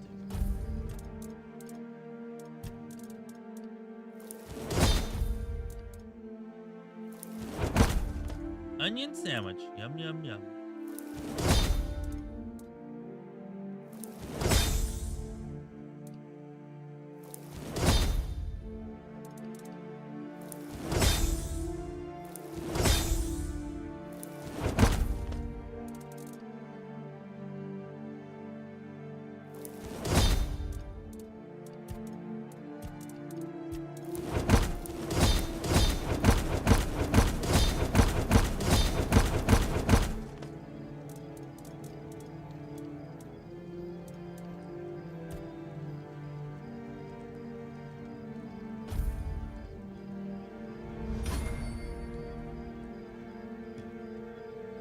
Hey, Jeffrey Richards. Yeah. It's all zeros. The game is out. Yeah, it's released right now. Should be. Now let me know if I got the time wrong, but I double-checked the email earlier during the stream, and 17 CET, which translates to 10 a.m. Central Standard Time, which is what it is now where I'm at. Suppose I can turn the countdown timer off. Anyways, time to party. Let's go.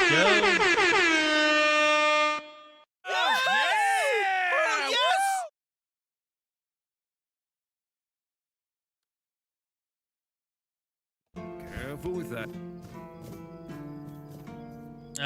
Yeah. We are level 23? I don't know. 23. Level 23.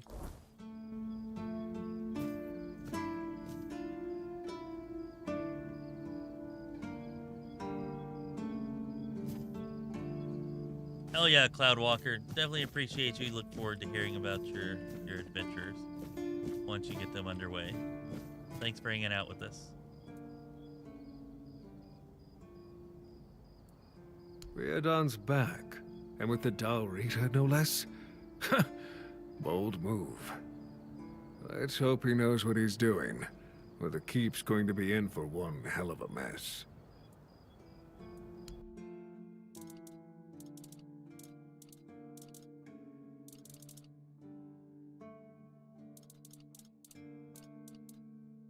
You know, all this time that we talked tonight, and I never even mentioned that they have throwing weapons in this game. It's pretty cool, and probably what we should be using over a freaking bow. Anyways, yeah, they have throwing weapons. Just saying.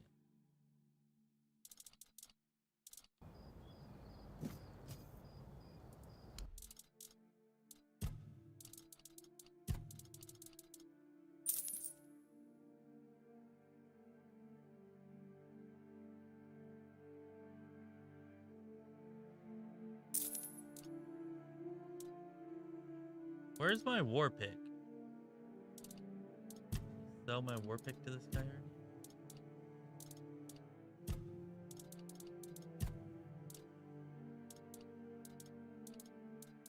Where the hell did my...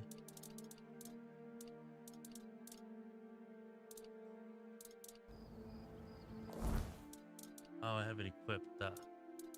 Yeah, so if you have a weapon equipped, by the way, it doesn't show up as available to sell.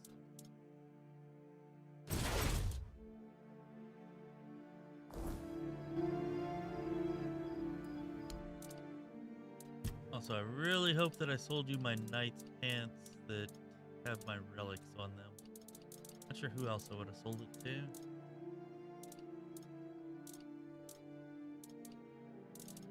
Nope, it looks like it's him.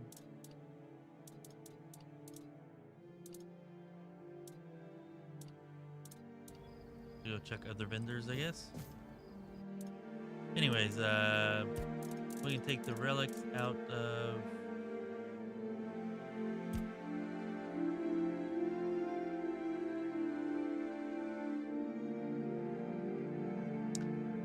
Wow, I got a new shield that is a block of ice. I did not realize it.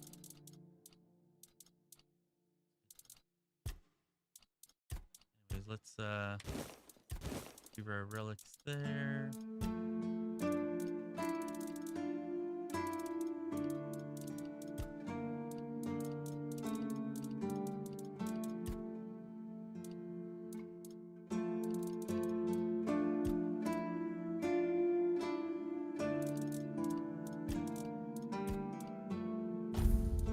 Add a relic slot here.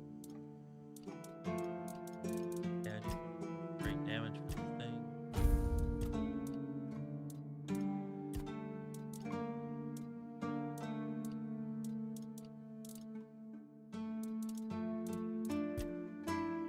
Yeah, I took both of those out. Place here. Oh, that's why. Duh.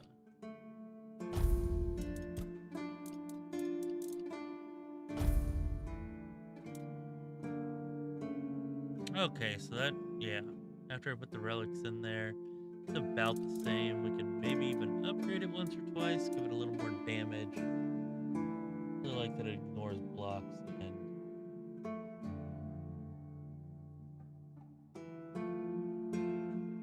against full health enemies should also be good.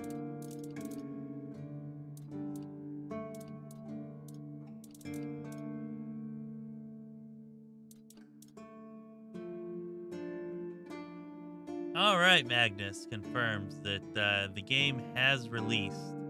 And it is not 45 euros, it is 43.99 euros.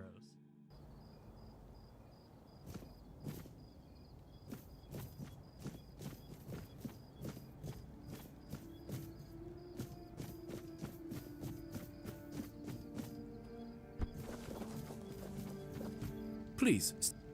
Yeah, I got dude's head for you. Well, well, no face. the famous Bromar.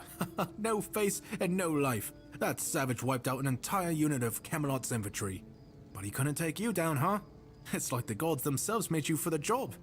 Though I'm not sure which ones. In any case, you've certainly earned the gratitude of the capital.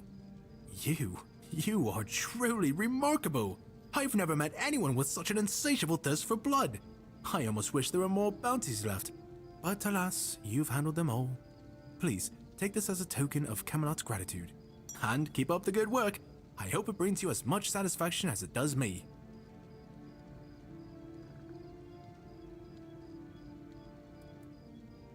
Again, you... Do you keep...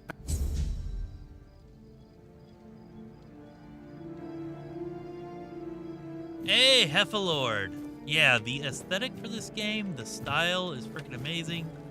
Yeah, earlier I went on a tangent about the freaking style and the aesthetics and just the imagery that they have in the game, from the statues to the menhirs to the monuments, and some of the I guess deities or demigods and whatnot that are in here. Anyways, yeah, went on this whole tangent that was probably way too long and probably had a bunch of people being like, all right, we get it, enough already, you're annoying. But say all that just to relay that yes, I very strongly agree with you and your point there. Graphical fidelity, not the best. Aesthetics and style and imagery and all of that, really damn good.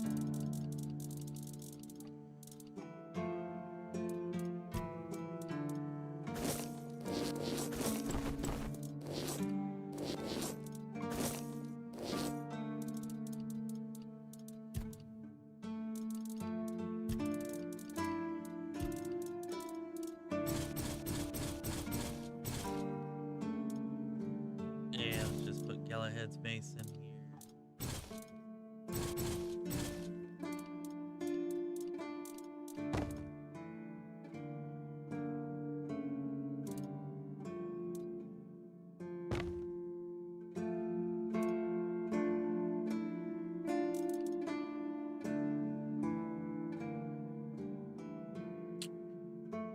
Not sure.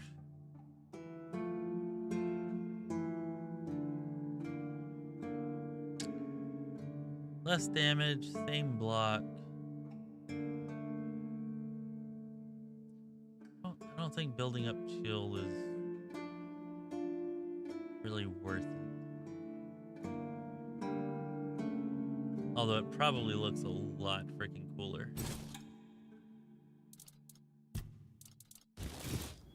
How much more awesome does it?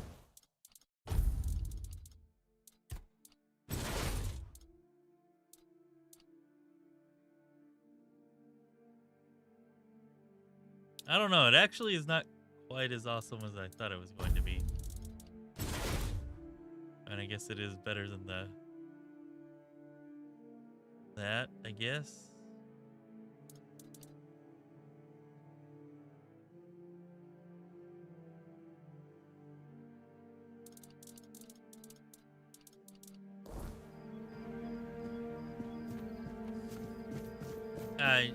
Y'all go do the gym thing. I've been up all night, man. I'm going on like 10 hours right now, I think, streaming. We're past 9 anyways. And I've been sick to boot.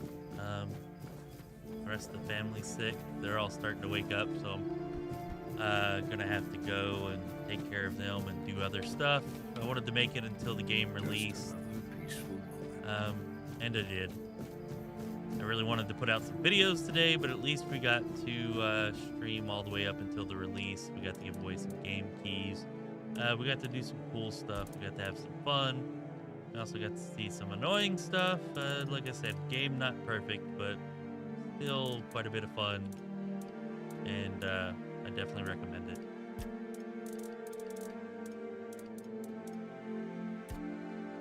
Okay, I want to remove this relic. We probably will stream, like almost certainly will stream this game tonight though.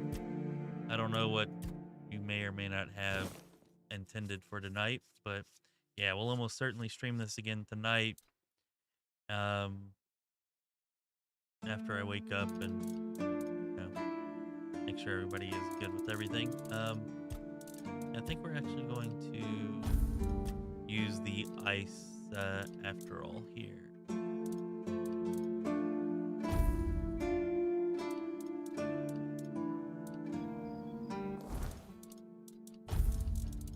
gonna get rid of this shield because I do like its effect, but we're gonna go with this and see just how good the chill effect ends up being. It might be pretty good. Might be pretty good.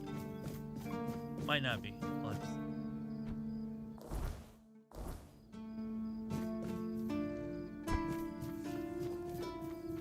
Oh no, you're good, Malfus. You're good. Go enjoy time with your girl. Get the workout thing done, and you know, maybe we'll see you tonight. And if not, then you know, we'll see you next time for sure. Okay.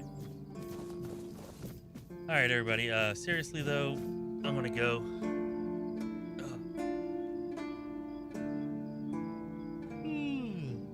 But it was a lot of fun. Thanks everybody for hanging out. Go and enjoy Tainted Grail, The Fall of Avalon. Really fun game. Go, play it, enjoy it. Chances are you'll like it if you've been watching this and you haven't turned it off. Sometimes it's nice to just... You'll like the game. You'll like the game, I think. Anyways, before we do go, I would like to thank our Patreon Senior Council member supporters, Sam H. and jpinnegar. Thank y'all for supporting us at such a high level on Patreon. Really do appreciate it. I'd like to thank Random, Nathan, Simeon, and Malfus the Swift for supporting us at various other levels on Patreon. And we'd like to thank our YouTube channel membership supporters for supporting us with YouTube channel memberships. Okay, they are poopSMASH, Gregor, Malfus the Swift once again, jpinnegar once again, Genevra Izzo, Random once again, Jeff, and Joachim Ripken. Thank you all so much for that. Definitely helps us out. Really do appreciate that. Free way to show some support if you don't want to, or if you can't, you know, get a YouTube channel membership or support us on Patreon. That's fine. Free way to show some support. Give this stream a thumbs up, like it, subscribe to the channel. All right, we're going to be streaming Tainted Grail, The Fall of Avalon, pretty regular over the next couple of weeks, probably, at least. And we're also going to try to have some tips and guide videos and stuff like that coming out for it. Sometimes it's nice to just... Hopefully I'm able to get all that done. But yeah, it's been a lot of fun. Thanks everybody for coming and hanging out. This has been Chris with Lorespire. Be well, my friends.